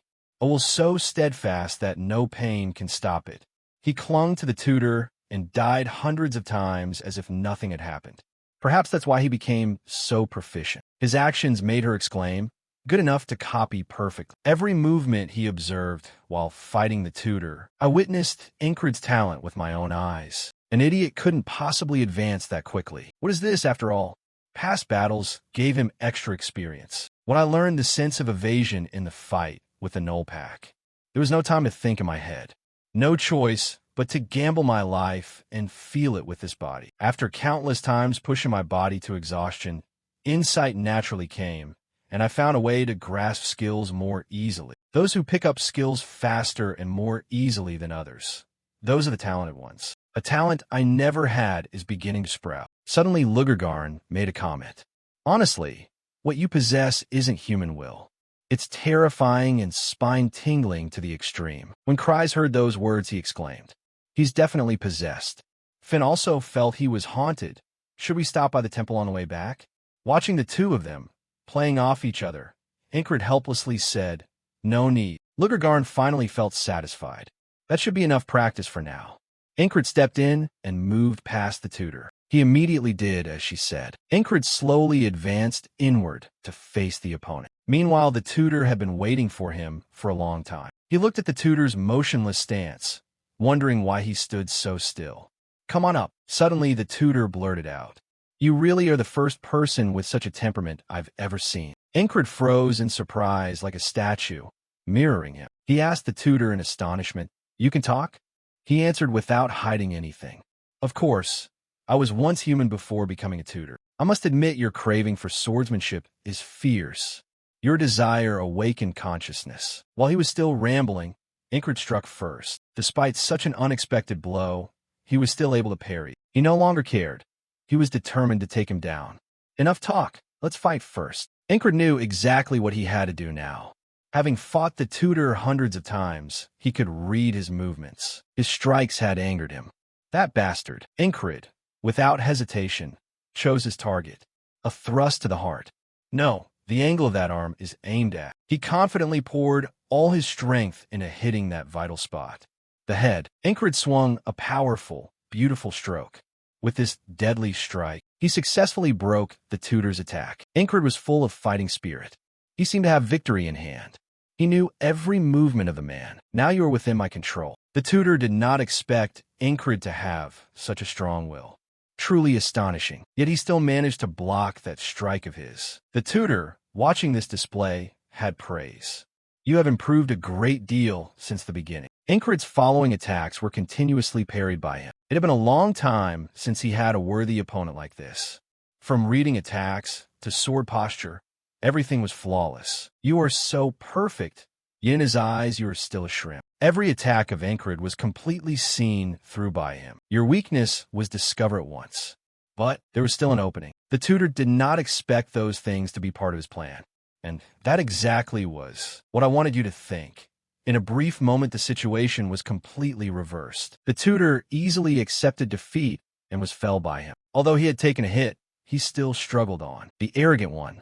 Suddenly, his sword was seized. Ingrid successfully left the tutor with no way out. He looked at the tutor's urgent expression and said, "You fight pretty well." The tutor now lay like a fish on a hook, at Ingrid's mercy. He showed no mercy and finished him off decisively. The tutor was thus easily defeated by Ingrid. The soul that had been trapped for so long was finally freed. The tutor had completed his task after a long wait. Ingrid couldn't believe he had done it. He had defeated the tutor. How strong had he become, I wonder? To find out, he needed to return there as quickly as possible and verify it. When suddenly a strange voice rang out. "Thank you. Before becoming a tutor, my spirit was shattered. My dream was to perfect the clan's lost sword technique. I studied it until my dying breath." Ingrid was very tired and didn't want to hear him ramble. "Here we go with the stories again?" The tutor looked at Ingrid's haste with urgency. "Is that so?" But he really didn't want to get involved with him. "Time's almost up," so the tutor pleaded. "Wait, give me a minute." "No, just 30 seconds. Ingrid, with no patience at all, told him to summarize. The tutor was granted free rein. "Through fighting you, I regained inspiration and completed the unfinished sword form. My life's wish has finally come true, and now it will be passed down to you. At last, everything is over." I was terrified by that strange smile you kept returning with. "I don't want to see you ever again." "Really? Never?" Ingrid couldn't agree with him. "You're the one who tortured and slowly killed me." A major change also occurred on this side. Finn immediately realized the veil had lifted. Did Lugergar understand what that meant? "You did it, Ingrid. You felt happy and confirmed the soul inside the tutor was gone." Now, Ingrid was ready for the next task. He easily drew the sword out. Ingrid looked it over for a moment and marveled that the blade had returned to its normal state. Kreis was even happier to hear that. "Finally, we can head out." Finn wasn't as impatient as him. It's already midnight. Shall we stay here another day? Suddenly, Incred told everyone. That tutor was deliberately stalling. Lugergarn couldn't grasp the intent behind his words. What happened to the tutor? Even Esther couldn't figure out how he was. It seemed Incred made her view him differently. After that, they decided to rest here together. Esther unexpectedly sneaked closer to where Incred was resting. She suddenly became interested in him. Esther gently touched Incred so as not to wake him. Immediately after, Incred found himself in another space. He was slowly awakened by that mystical light. Incred recognized the place as extremely familiar. This was a garden he once knew. At that moment, Esther's voice sounded, "Purify the tutor by strength alone, without using magic." Even the most outstanding among them might not be able to do that. She suddenly appeared in that strange space. Incred answered without emotion, "Is that really so rare?" Esther hadn't expected him to be so naive. He didn't even know the value of what he'd just done. Still, thanks to that, I was able to preserve my strength. Immediately after, he suddenly woke up. Her words kept circling in his head. Incred slowly noticed Esther had appeared beside him without his realizing. She hadn't expected him to be looking at her so closely. Incred kept staring for a long while. Outside, the sky was beginning to brighten. Sunlight gradually fell on where they lay. He decided to get up before everyone else and go outside to think. Cries was roused by his movement. "What's up, squad leader?" Incred ignored his question. After a moment, he finally spoke. "Morning practice." Cries and Finn couldn't comprehend the wiring in his brain. They hadn't expected Incred to be so diligent. My goodness, this guy is really persistent. Once it was daylight, they would set out again. "Let's depart now." Incred, slightly displeased, ordered, "Cries, stop dawdling and come here." He protested like a scorned maiden. "Captain, how heartless. You've already got the sword technique. My overnight dream of a changed life was trampled without mercy." But Incred paid no mind to his feelings and instead asked about the chest beside them. "When did that chest crack?" "It looks like it split from the shock when a magic trap was Jichu." Suddenly a blinding light shone from inside. Seeing that, Cries excitedly flung open the chest. There it is, a heap of ancient gold coins. "Looks like this trip will yield a decent haul." Cries hopped about like a puppy at the sight of gold. "Seems Dolph's not such a bad chap after all." Lugergarn, unlike him, said calmly, "I'm not very interested in riches." Cries replied happily, "Then curse be upon it." Suddenly Incred stepped in with advice. "Take it. Spoil should be shared fairly." Cries pointed slyly and said, "So the captain took an extra piece, huh? As a tutor, it would fetch a good price if sold. You're not selling it, right?" Immediately he answered, "Not selling." Cries still didn't want to let Incred have his way. "Why not sell? Because you're a sword fanatic? You won't dally, so stop teasing. Has this money-crazed guy broken his reins? The swords I used against the Knoll Pack are also damaged. I heard they can be repaired and still work." Lugergarn's farewell suddenly rang out. "Then let's part ways here." Incred and the others replied politely, "See you." Cries cheerfully bade her farewell. "Take care." After that, they each went their separate ways to continue their plans. Suddenly, Lugergarn stopped and didn't move. Even from a distance, Incred noticed her odd behavior. Lugergarn's voice sounded slowly. "If your goal is to become a knight, it doesn't have to be for this kingdom, right?" Her words left him unable to digest them immediately. Incred simply watched Lugergarn's solitary back as she walked away. Cries noticed him standing there like a statue and reminded him, "Why aren't you leaving yet, Captain?" Incred heard his voice and replied, "I'm going." He sighed softly. When he first dreamed this dream, he still didn't understand the concept of a nation. Only after growing up did he realize that a knight bound to a nation by an oath of fealty is very different from what Incred once fantasized. Is there any other path left for him? Cut to the training ground. A rather intense match was taking place there. Earlier, Zem had issued a challenge, a duel to the death, more or less. He didn't hesitate to launch an attack at his opponent. Zem had vast combat experience, so each strike was potentially lethal. He could easily take down anyone who came near. People watched from afar, terrified. Not actual monsters, are they? Nobody dared approach them. It was frightening enough that no one entered the arena. Zem's blows made everyone panic. No matter how hard I try, what will I get out of it? Among that crowd, you probably can't accomplish anything. Even Pole had to sneakily observe those faint-hearted fellows. Surely from such fierce battles, there's much to learn. After finding joy in training, Pol was reborn as a soldier full of zeal. Who would have thought his enjoyment would be disrupted by Auden? Soon it was Zem's turn to spoil Pol's hiding place. He stared at that terrifying power in horror. Pol didn't want any part of them and ran off to hide again. Meanwhile, in his room, Marcus recalled that proposal. Create a training ground just for maniacs? I've heard rumors in the barracks. They say watching those matches saps the soldiers' morale. Separating them out might be a good idea. Proceed. Yang obediently complied without delay.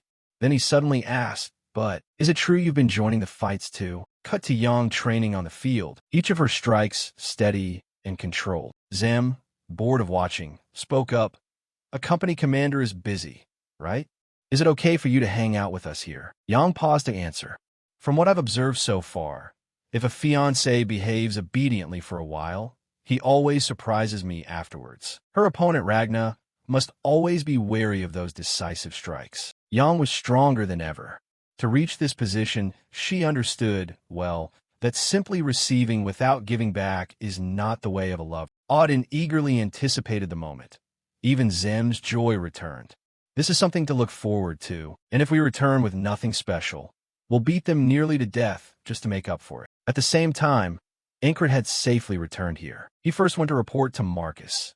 Squad leader, Incred and 3 others have returned. Lugergarn had returned to her previous position. Marcus listened without much emotion and replied, Fine, I already received reports that the mission ended smoothly. It's just that there are conflicting accounts. The settler village says you eradicated the cult and hailed you as the hero who slaughtered thousands of gnolls. Another report from the Count Ventra's military commander warns you not to exaggerate to make it seem like you cleared 50 gnolls. Which one is the truth? Say it yourself out loud. Faced with Marcus's questioning, Incred fell silent. Then he neither denied nor confirmed. He said, Believe whatever you want. Incred knew his place here very well. What weight does a lowly squad leader's word carry? Someone at the battalion command level would surely know the answer. Suddenly, Marcus broke into a strange smile. Marcus made a most unexpected decision. From this moment on, the squad is promoted to a company. Continue to do your duties well from now on. Company commander. Incred hadn't expected such a sudden promotion. He could hardly believe it as he repeated to Marcus, My squad members. Marcus quickly corrected him.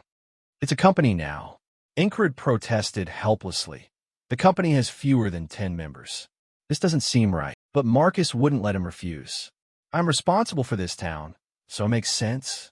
I hope you will cherish this town. Incred was moved by Marcus's words. As soon as he stepped onto the training ground, Cries, who had been waiting a long time, called out, Captain, did you see?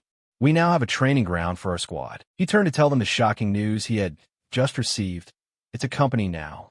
Cries couldn't believe his ears. What? Zem, having just seen Incred arrive, hurried over to ask about the mission. He'd heard they were quite active out there. Cries, like him, couldn't understand. No, what do you mean a company? Ragna skeptically asked.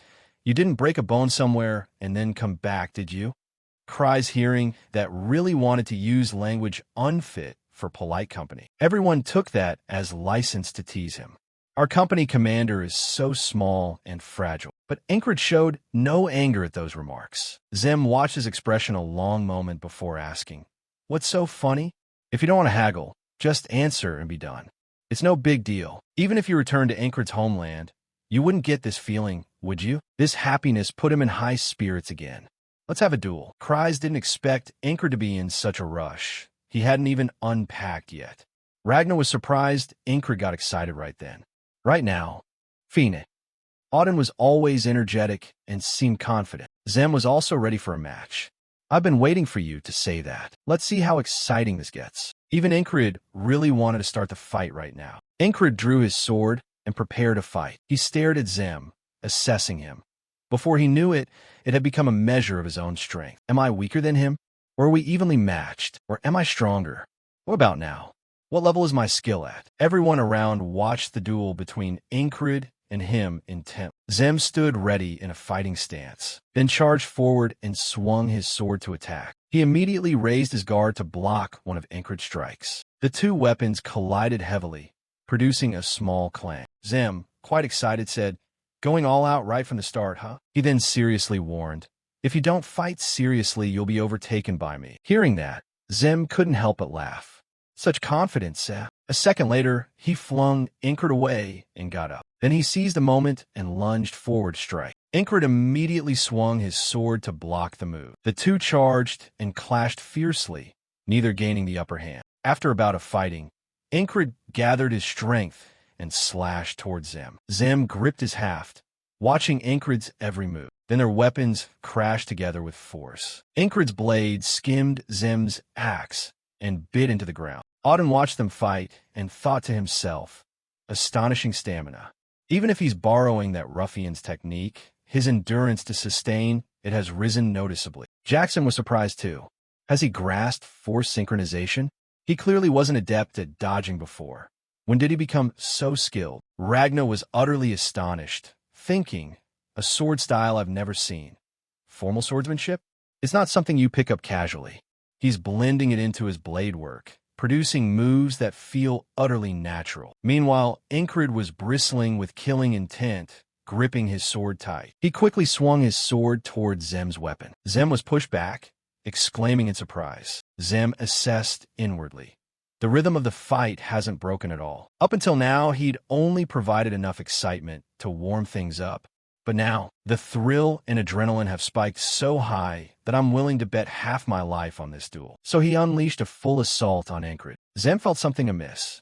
If this didn't stop now, it wouldn't be a training session anymore, because Incred's current momentum was unusual. He dodged Incred's strike while thinking, I still want more. Zem tried to defend as best he could, just a little longer. He swiftly swung his sword to strike Incred, but in turn he took a wound. Zem smiled to himself, reminding himself that even if he were betting his life, he was determined to land moves so he wouldn't lose this fight. In an instant, the axe blade closed in on Incred's face. Zem's maneuver was so fast, Incred couldn't react in time. Only then did he realize something was wrong.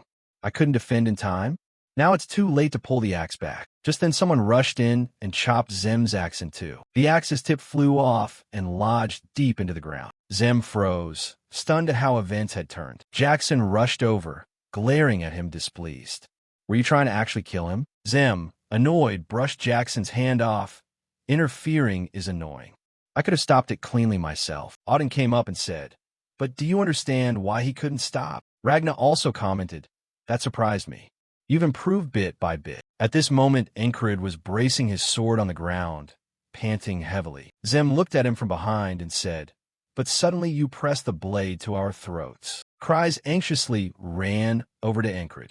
I think you've pushed yourself too hard. You should rest, he said, but Incred wouldn't accept that. It's far too early to collapse from just this much. Then Incred lifted his head and asked who was next. He saw Auden, Jackson, and Ragna all call out in unison that they wanted to fight. Seeing three people eager to duel, he warned, decide quickly. Zem watched this with displeasure. What did you get this far? On the first day I met you, I never imagined this scene. He recalled the past when he felt a young man, to everyone's shock. Don't butt in. Mocking sounds rose around them. It's the trash squad.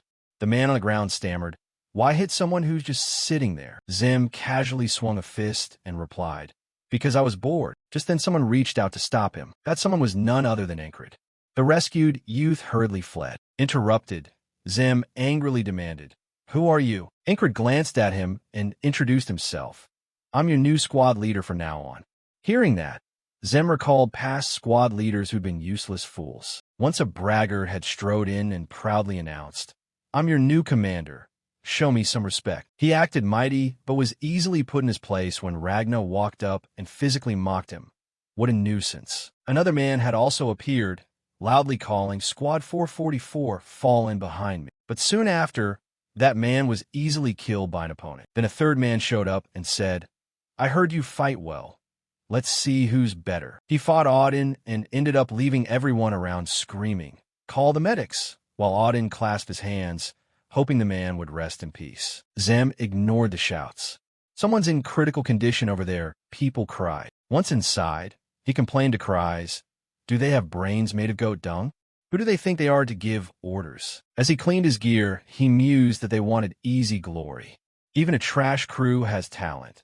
control them, and you can exploit them effortlessly. Useful, right? Zim bluntly mocked. So weak and still dreaming big. What followed exceeded his expectations. I thought that Incred, who just arrived, was no different. Just another fool bossing people without knowing his place. When Zim started causing trouble, someone shouted, "What are you doing?"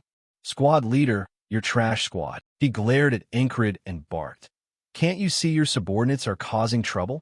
If you're the squad leader, manage them properly." After being scolded, he calmly replied that he understood. But Incred shot him a sidelong look and said, "They already said that." He didn't intervene further and instead returned to focusing on sword training. He was quite surprised by Incred's behavior. What on earth is that guy doing? Time passed. On the harsh battlefield, the metallic stench of blood hung everywhere. A soldier charged in, attempting to kill Incred. Incred raised his sword, gritted his teeth, and resolutely fought back. At that moment, a comrade arrived to help Incred remove the danger. He muttered in a fury, "You're in the way, you idiot. Get out of here now." The image of Incred collapsed, and gasping caught Zem's eye. He silently judged Incred as he watched. Incred was someone wasting his time on hopeless things. He spent most of his time training. Zem could tell he wasn't naturally talented. Incred had been training like mad without resting. Seeing that, he couldn't help but ask why he pushed himself so hard. Lying on the ground, gasping, Incred looked up at the question. Zem kept asking himself, "What if he dies like this?" Incred calmly answered, "Then it's over." He pointed out the key. "If it's the end, then it makes this even more meaningless." "You don't care about that. Do you really need a reason? I just do what I can." Incred's attitude surprised Zem.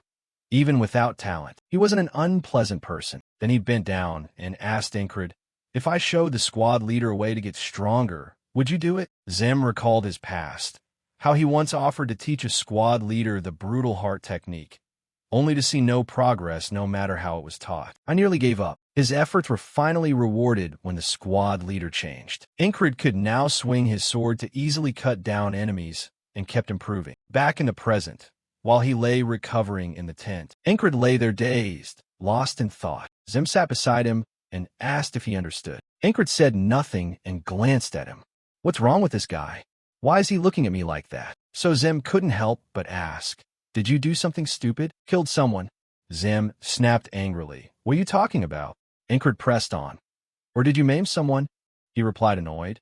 "What kind of person do you think I am to say that?" Incred fell silent and stared at Zem. Being stared at, Zem blurted, "You just looked at me like you wanted to tear me apart." Only then did Incred look away.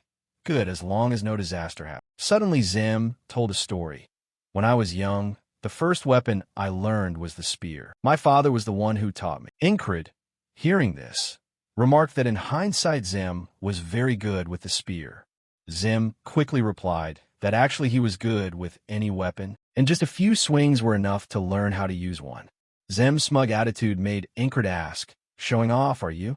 He sneered at Incred, "Shut up and listen. When I was about 15, the Western War broke out, and I performed very well." You were surprised to hear Zem mention the Western War. Incred knew that war fairly well.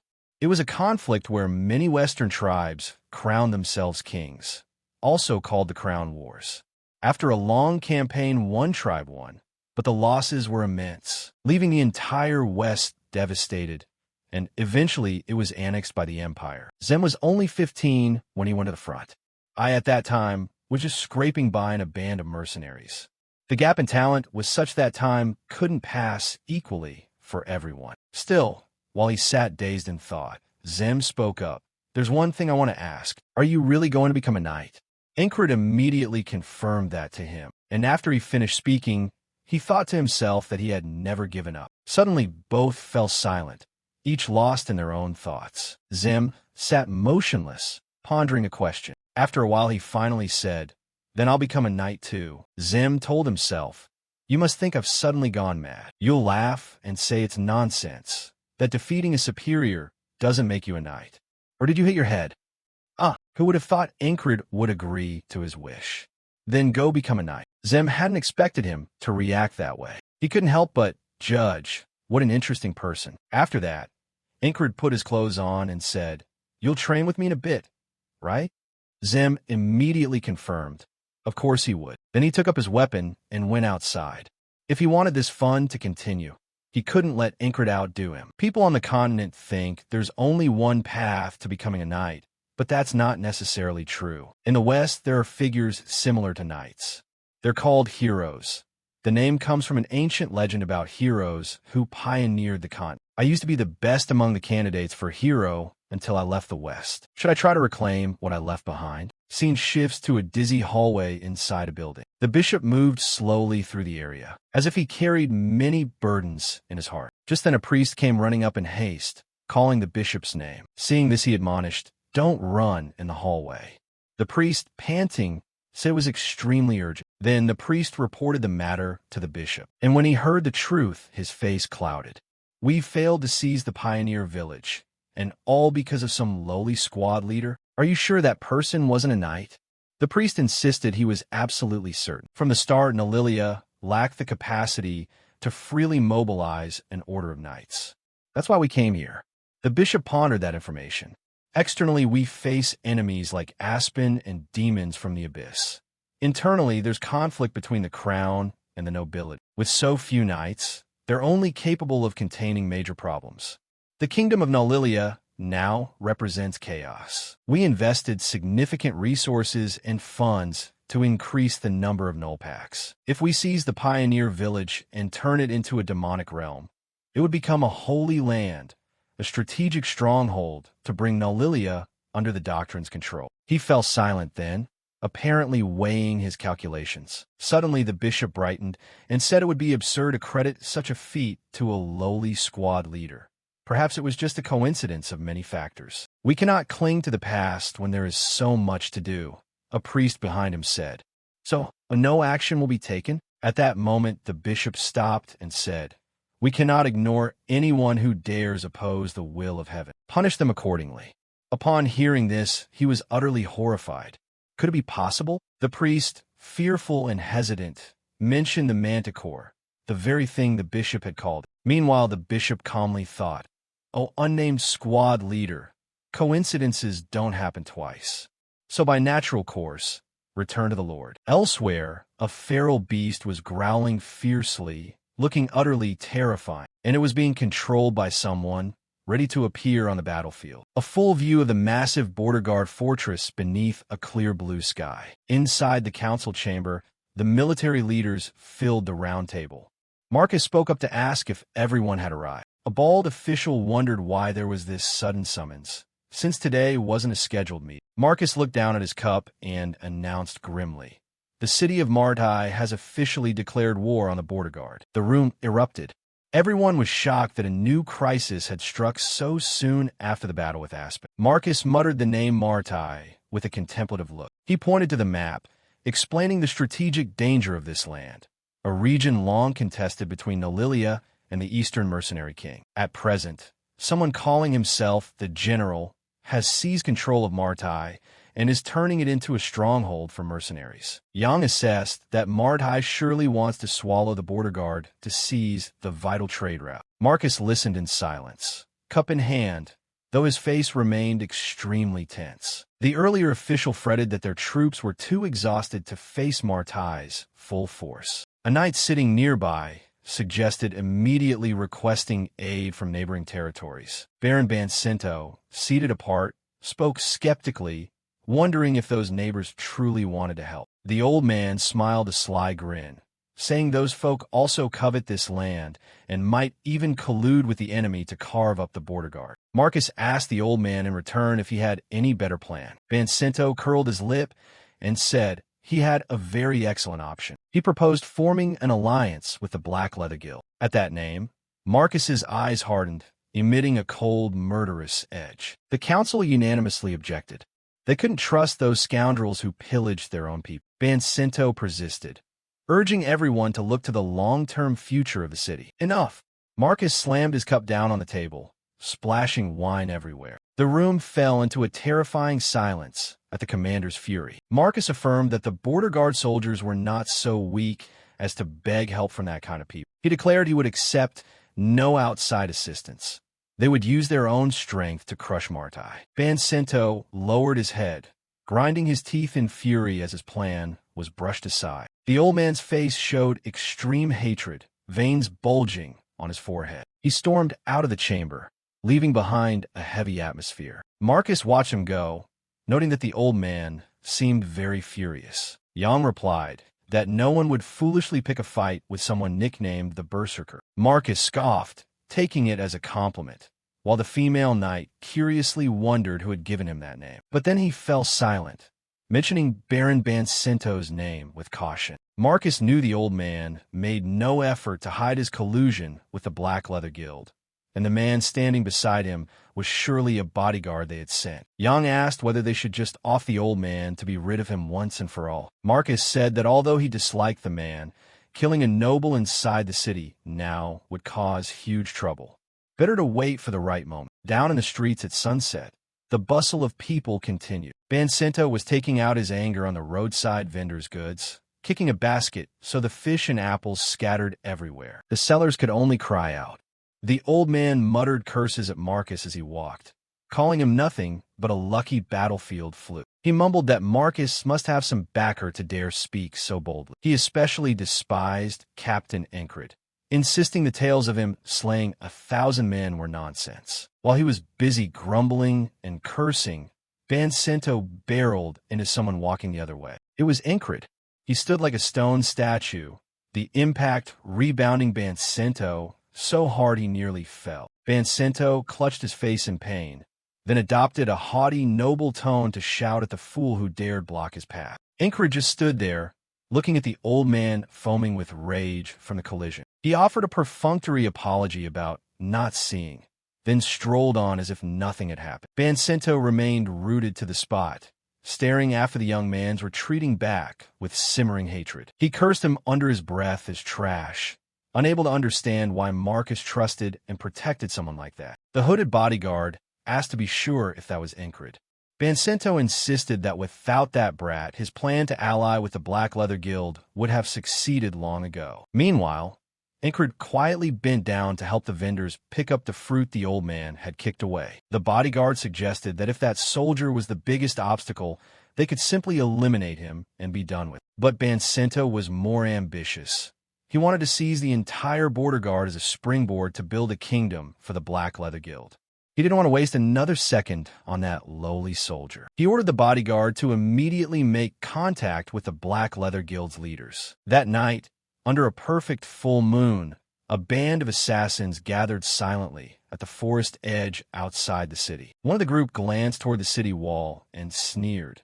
So this is the border guard's place. He was confident that killing one man would be child's play for the guild's elite, and wondered why bother hiring extra mercenaries for the trouble. He cast a look at the beast folk mercenary leaning against a distant tree. The killer said the noble wanted to make sure the target truly died, hence the caution, and that the beast folk didn't look threatening at all. Yet she was actually a notorious name in the world of mercenaries. Suddenly, the beast folk mercenary froze.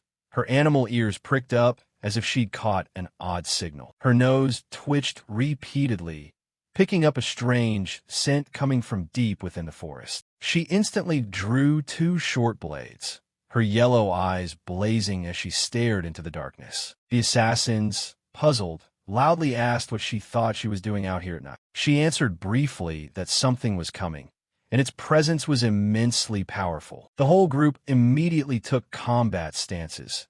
The air in the forest suddenly thickened. Everyone held their breath, watching the bushes that were shaking violently. A giant foot with razor claws crushed the undergrowth, emitting dry, cracking sounds. A manticore growled into view, a thick iron chain around its neck held by a mysterious man. The assassins were horrified to realize this was a high-level tamed beast, and they guessed the man before them must be a cultist. The heretic leader, eyes glowing purple, swept his gaze over them and asked who they were. The Black Leather Guild leader calmly stepped forward, gave his name, and asked the cleric what he wanted here. The cleric said that was none of their concern.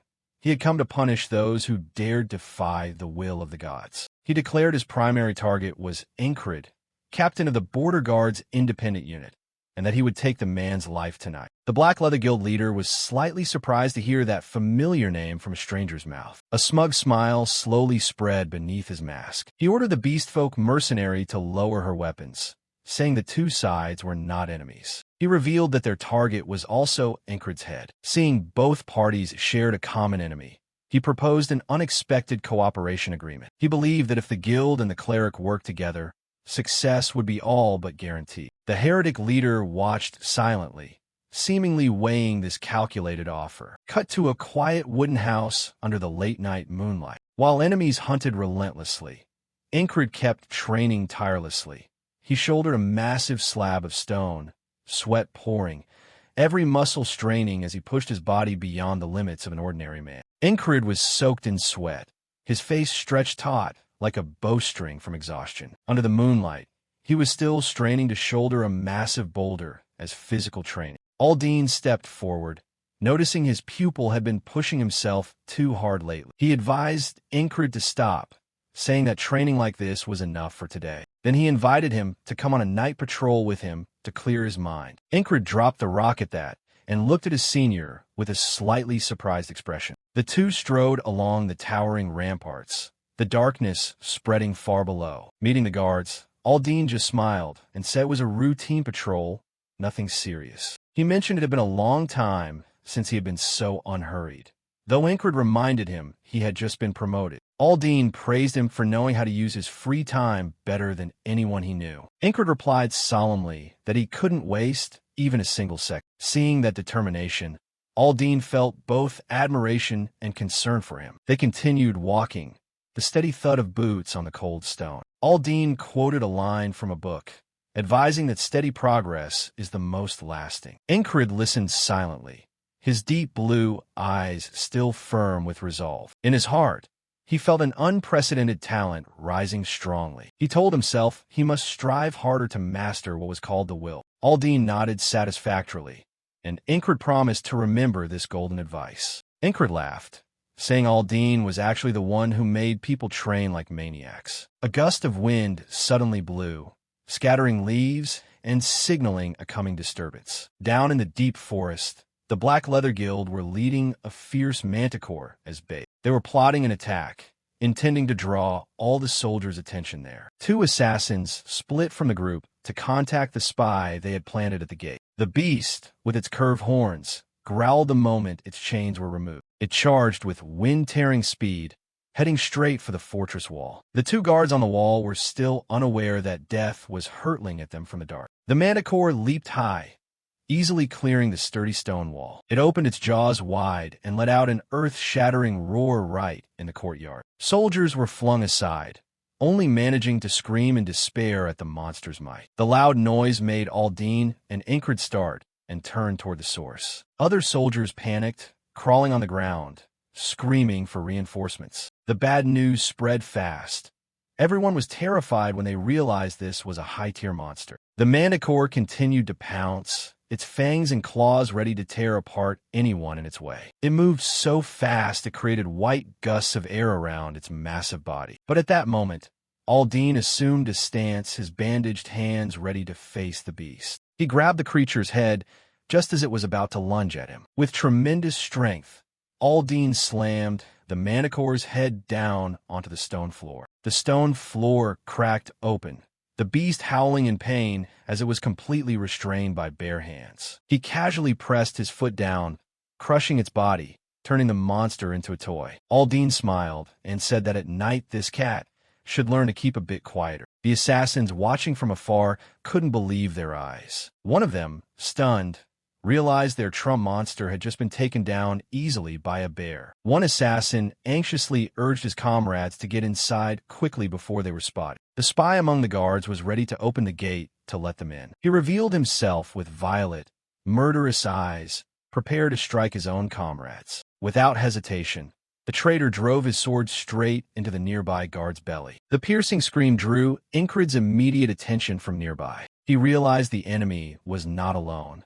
The situation was becoming utterly chaotic. Aldine decided to stay and hold the manticore back, telling Incred to go assist the others. Incred set off at once, launching himself like an arrow toward the gate. The stabbed guard collapsed in pain, still not understanding why his comrade had betrayed him. The traitor coldly said that his death would be a stepping stone for the Black Leather Guild. Before he could relish it, Incred appeared and unleashed a lightning-fast strike. A precise blow sent the traitor tumbling, blood spraying everywhere. Incred stepped closer to check on the wounded guard's condition. Thanks to experience from countless near-death encounters, he could assess the wound's severity with a single glance. Seeing the guard clutching his wound and groaning, Incred concluded that he would be fine. He told him to make his own way to the med bay, ignoring the man's wailing about the belly wound. The desperate soldier, on his deathbed, begged him to deliver a final message to his sister. Incred coldly assured him he wouldn't die, then turned to look at the traitor. The traitor tried to run to save himself, but Incred wouldn't let him get away so easily. He thrust his sword through the man's leg, pinning the traitor to the stone floor. The man screamed in agonized terror and collapsed with a thud. Incred told the wounded guard to keep an eye on him and not let the man escape. He looked back toward the gate and realized about 10 enemies were waiting outside. Rather than hold the line, Incred made a bold decision. He'd open the gate himself to meet them. The heavy gate began to move, emitting a jarring creak. A cold blade was drawn from its sheath, reflecting the dim moonlight. The assassins outside were stunned to see the gate open by itself, revealing Incred standing alone. Incred stepped out, exuding murderous intent, ready to face them all. They hadn't expected the target to walk out and surrender himself like that. The assassins cheered in delight, intending to finish him quickly and claim their reward. Incred calmly scanned them, noting that these people were all fairly skilled, especially the beastkin standing at the back, who radiated the strongest pressure of the group. Incred told himself she was very strong, definitely the leader of this group. On the other side, the beastfolk mercenary froze, her face revealing utter shock. With her keen sense of smell, she shuddered at the terrifying scent coming from Incred. Sensing danger, she screamed a command for her underlings to kill him immediately. Incred moved at once. His sword strikes were so fast the eye couldn't follow. Almost rude, really. In the blink of an eye, the vanguard's blood splattered across the ground. He dashed into the ring like a grim reaper, cutting down each man with brutal efficiency. The beast woman stood rooted, horrified to realize this guy was on an entirely different level. Under the blood-red moonlight of murderous intent, Incred's eyes burned as if they could incinerate every enemy before him. A massive impact tore through the night air. The guards erupted into chaos, shouting that a manticore had appeared and urging each other to climb the fortress at once. Debris and energy sprayed everywhere under the terrible pressure of the battle. A soldier ran like mad, shouting for everyone to take their positions because this was a high-tier monster. A 1,000-pound punch struck the beast's face, leaving it dazed. Auden, with long white hair and bulging muscles, grabbed the manticore and tossed it like a stuffed toy. The guard stood frozen, staring as the monster, once a terror, lay flattened before that man. The manticore growled in pain, blood seeping from its mouth full of sharp teeth. The soldiers still couldn't believe their eyes. They wondered if the beast was truly dead. Auden strode forward, mumbling scripture about straying from the path and divergent fate. But the creature hadn't given up.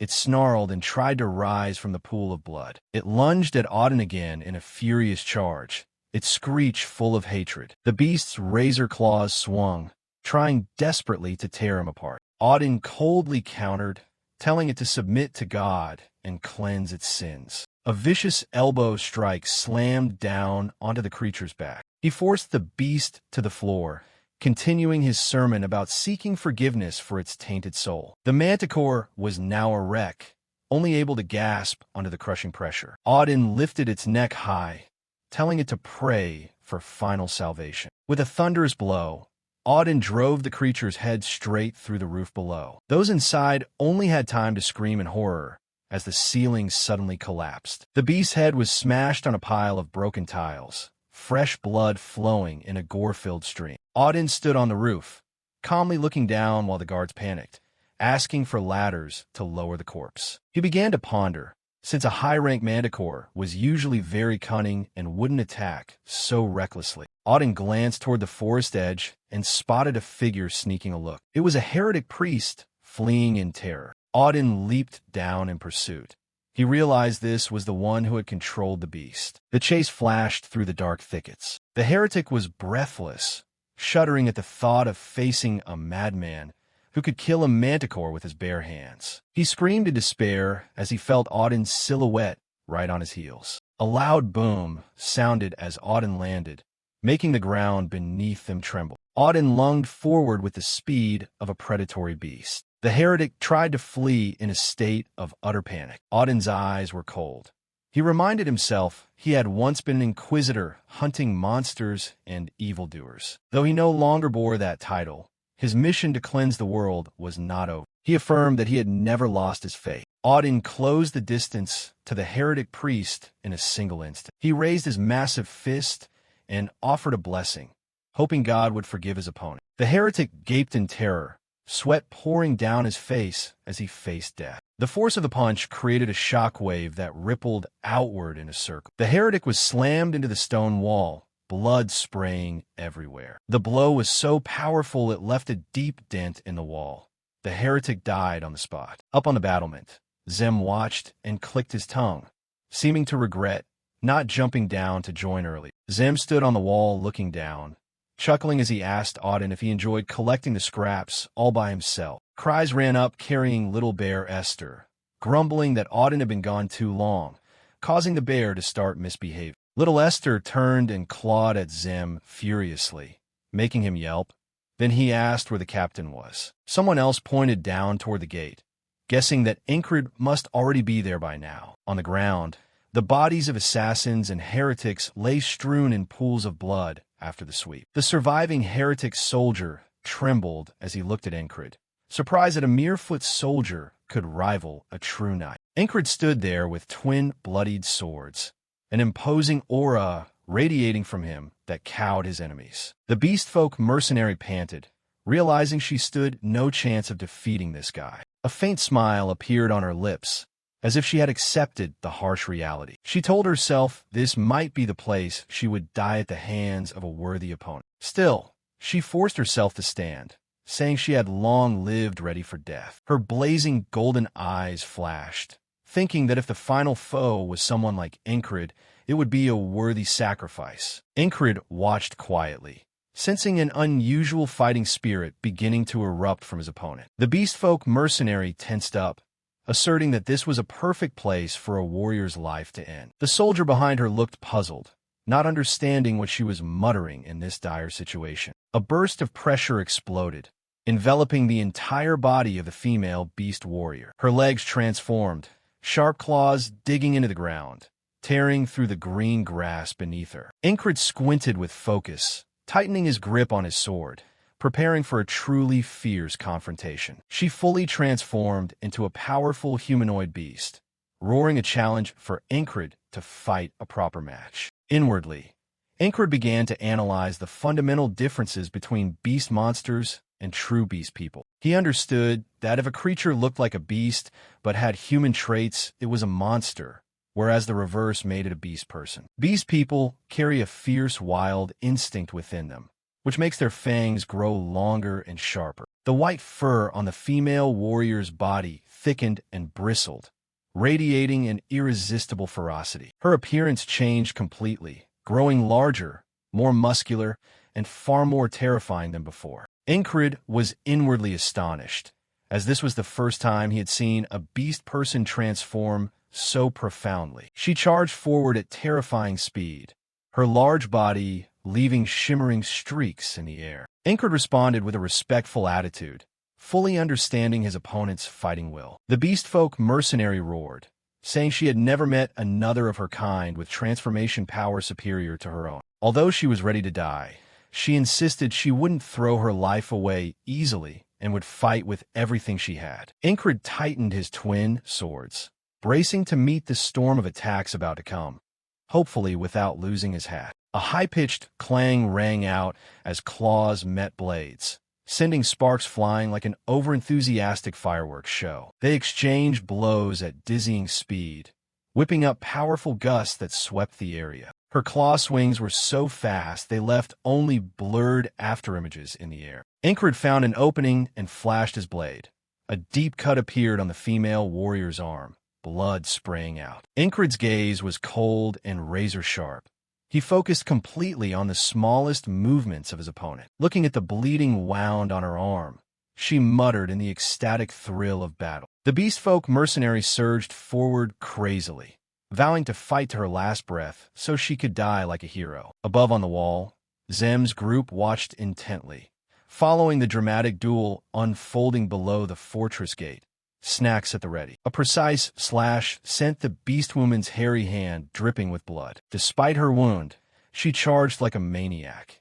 Incred swung his sword, aiming straight at the beastfolk mercenary's head, and struck down. Incred remained the same, face cold as money, his blue eyes scanning for the tiniest opening. The beastwoman raised her injured hand, muttering as if swearing something to herself. She howled that she would die like a warrior, then lunged forward with terrifying speed. A fiery clash erupted, the force of the blow sending dirt and rock flying everywhere. Incred calmly dodged the strike, the mercenary's golden eyes blazing with frenzied excitement. Mid-fight, she suddenly ducked low and rammed forward with her head. An unexpected headbutt aimed straight at Incred's face made him flinch back. The beastwoman snarled viciously, spit flying everywhere in her rage. Immediately, Incred launched a kick straight at her.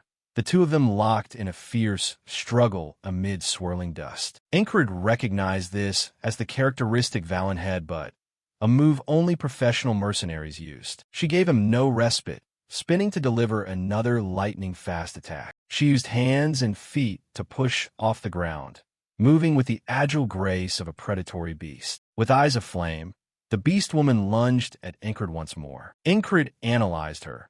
She combined professional combat technique with wild instincts exceptionally well. Those who have decided they will die often fight recklessly. They discard all defense and rush forward. Her face contorted with effort, droplets of blood from the wound spraying backward as she charged. A roar echoed across the battlefield, showing the mercenary's extreme resolve. Looking into those eyes, Incred wondered what had obsessed her with dying a glorious death. He launched a powerful counterattack, knocking the beastwoman back. The two continued to clash without pause. Incred clearly saw the despair in those eyes, a will seeking death as release. The beastwoman surged again, this time more reckless and ferocious than before. Sword struck with a loud clang, sparks flying between them. The name Krimhalt flashed through Incred's mind, the supreme god who governs the life of the beastfolk. He swung his sword, carving a brilliant blue arc that tore through the surrounding gloom. According to legend, all beastfolk yearn to enter Krimhalt's sanctuary after death. And to achieve that, she believed she had to die gloriously as a true warrior. The beastwoman gritted her teeth, pouring all her remaining strength into this decisive strike. A vicious kick aimed straight at Incred showed she was fighting with her life on the line. Incred used the sword's hilt to block the kick.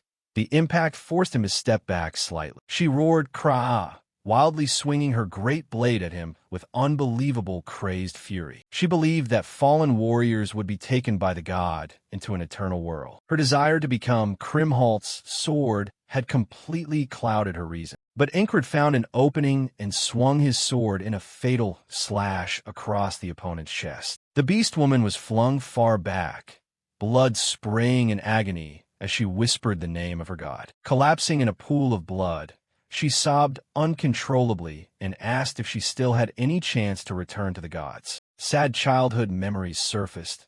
She had been driven out by her own kin since she was little. She had tried to become a mercenary to prove her worth, but in the end, nothing came of it. Tears rolled down her furry face as she wailed about the cruel injustice of her fate. She cried out in pain, blaming fate for birthing her in this cursed beastly form. She sobbed that she hadn't even had the chance to have a child, a real family. In utter despair, she could only ask why all the bad things always targeted her. She collapsed, utterly spent after a disastrously failed fight. Incred looked straight into her tear-filled eyes, his gaze cold yet contemplative. The beastwoman lay helpless on the ground, breathing raggedly, tears running down her white fur. The battle ended. Both were exhausted, only heavy gasps echoing through the castle yard. She muttered under her breath, unable to accept this painful outcome. She questioned herself.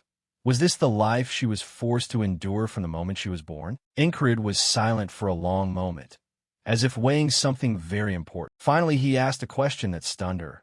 Do you want to live? The beast woman looked up at Ingrid in astonishment, tears still streaming down. Soldiers from afar approached, surprised to see Kian hadn't finished off the enemy. Zim and the others had been watching the duel since it began. They buzzed with guesses about the loser's identity. Monster or beast folk, unclear. Zim stepped forward and kicked the weeping beast woman hard, mocking her. She howled in pain and shame at being treated like an animal. She glared at Zim, shouting in fury at his vicious insults. Zim delivered another kick to shut her up. He barked threats, saying he'd send her to the afterlife immediately if she kept growling. Ingrid intervened at once, ordering Zim to stop that senseless behavior. He explained that these were elite soldiers and they needed at least one survivor to extract information. Ingrid commanded the beast woman to reveal everything she knew if she wanted to keep her life. She looked at Ingrid, bitterly realizing she was now merely a pawn to be used. She bowed her head in acceptance,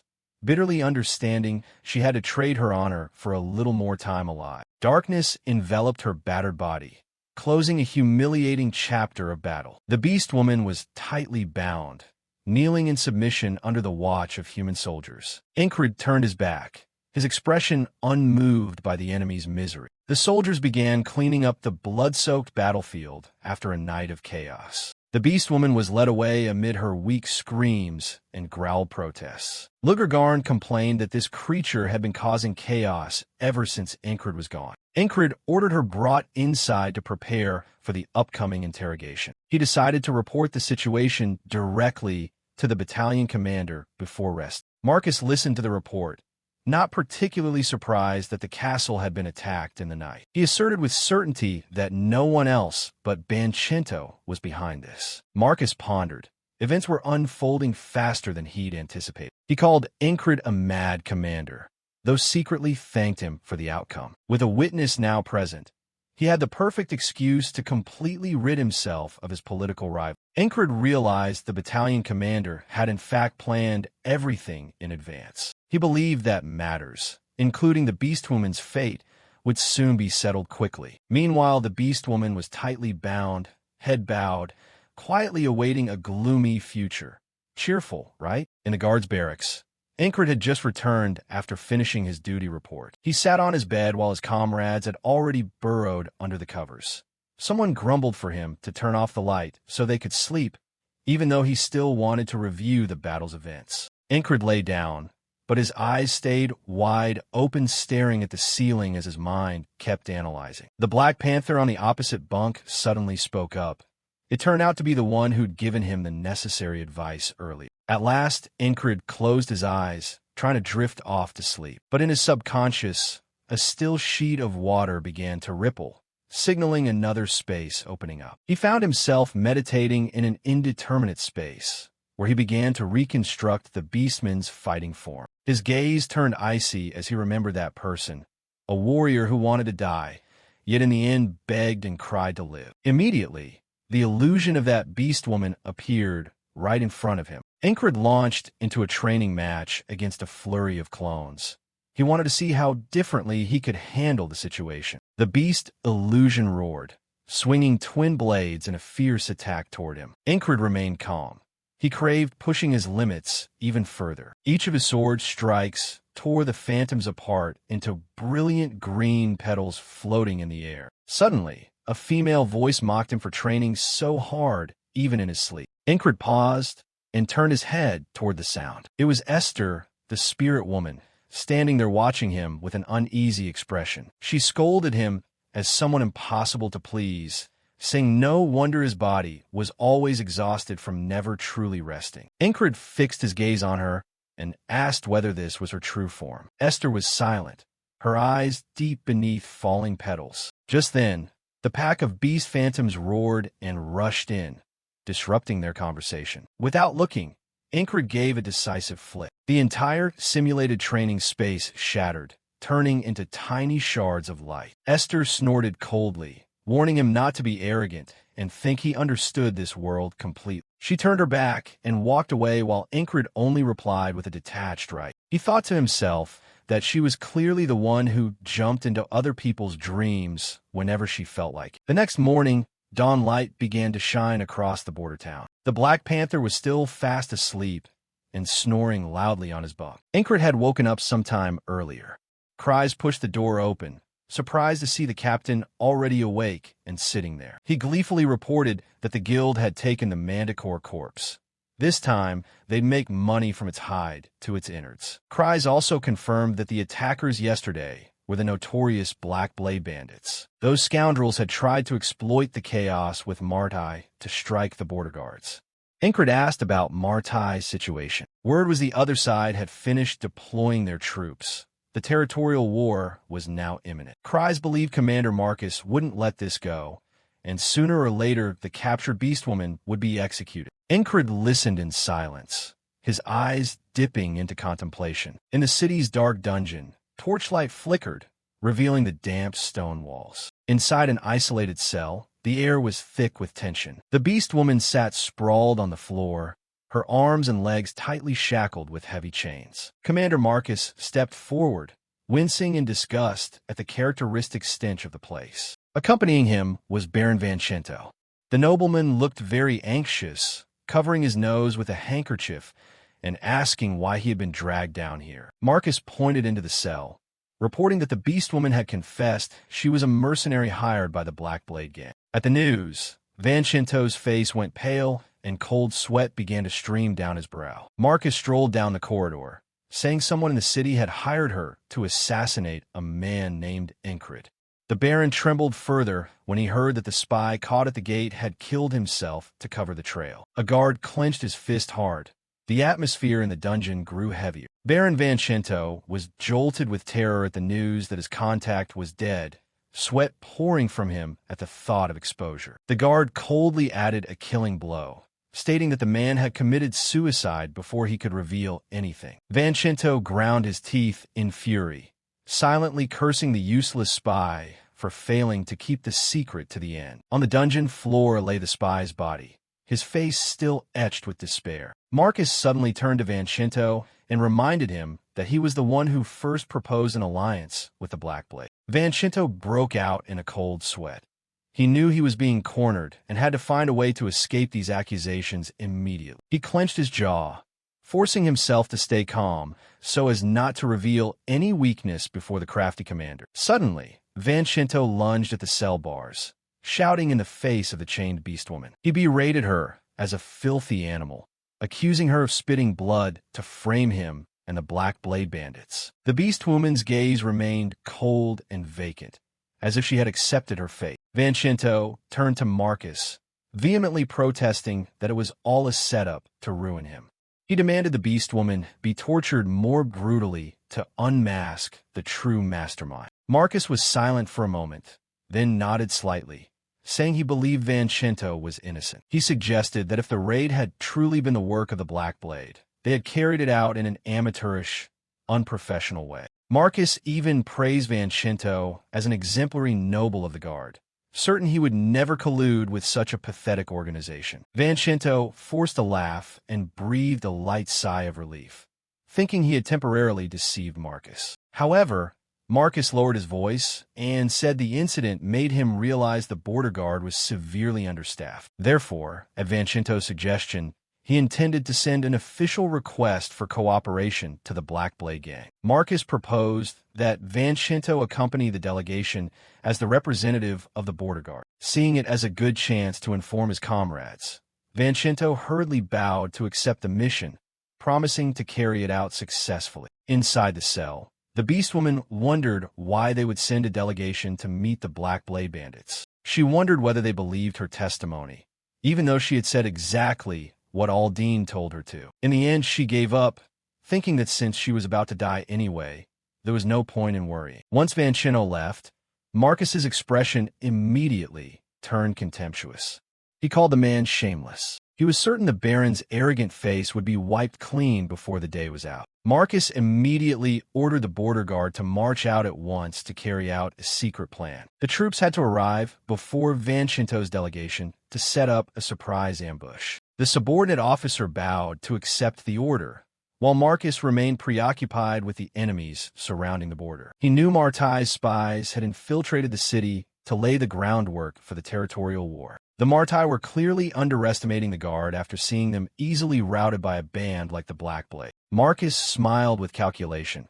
He intended to use the enemy's contempt against them. He decided to let them savor a brief taste of victory before they got a rude surprise. His gaze turned to Incred training in the distance. Marcus privately resolved to hide this trump card until the last moment to pull off an unexpected reversal.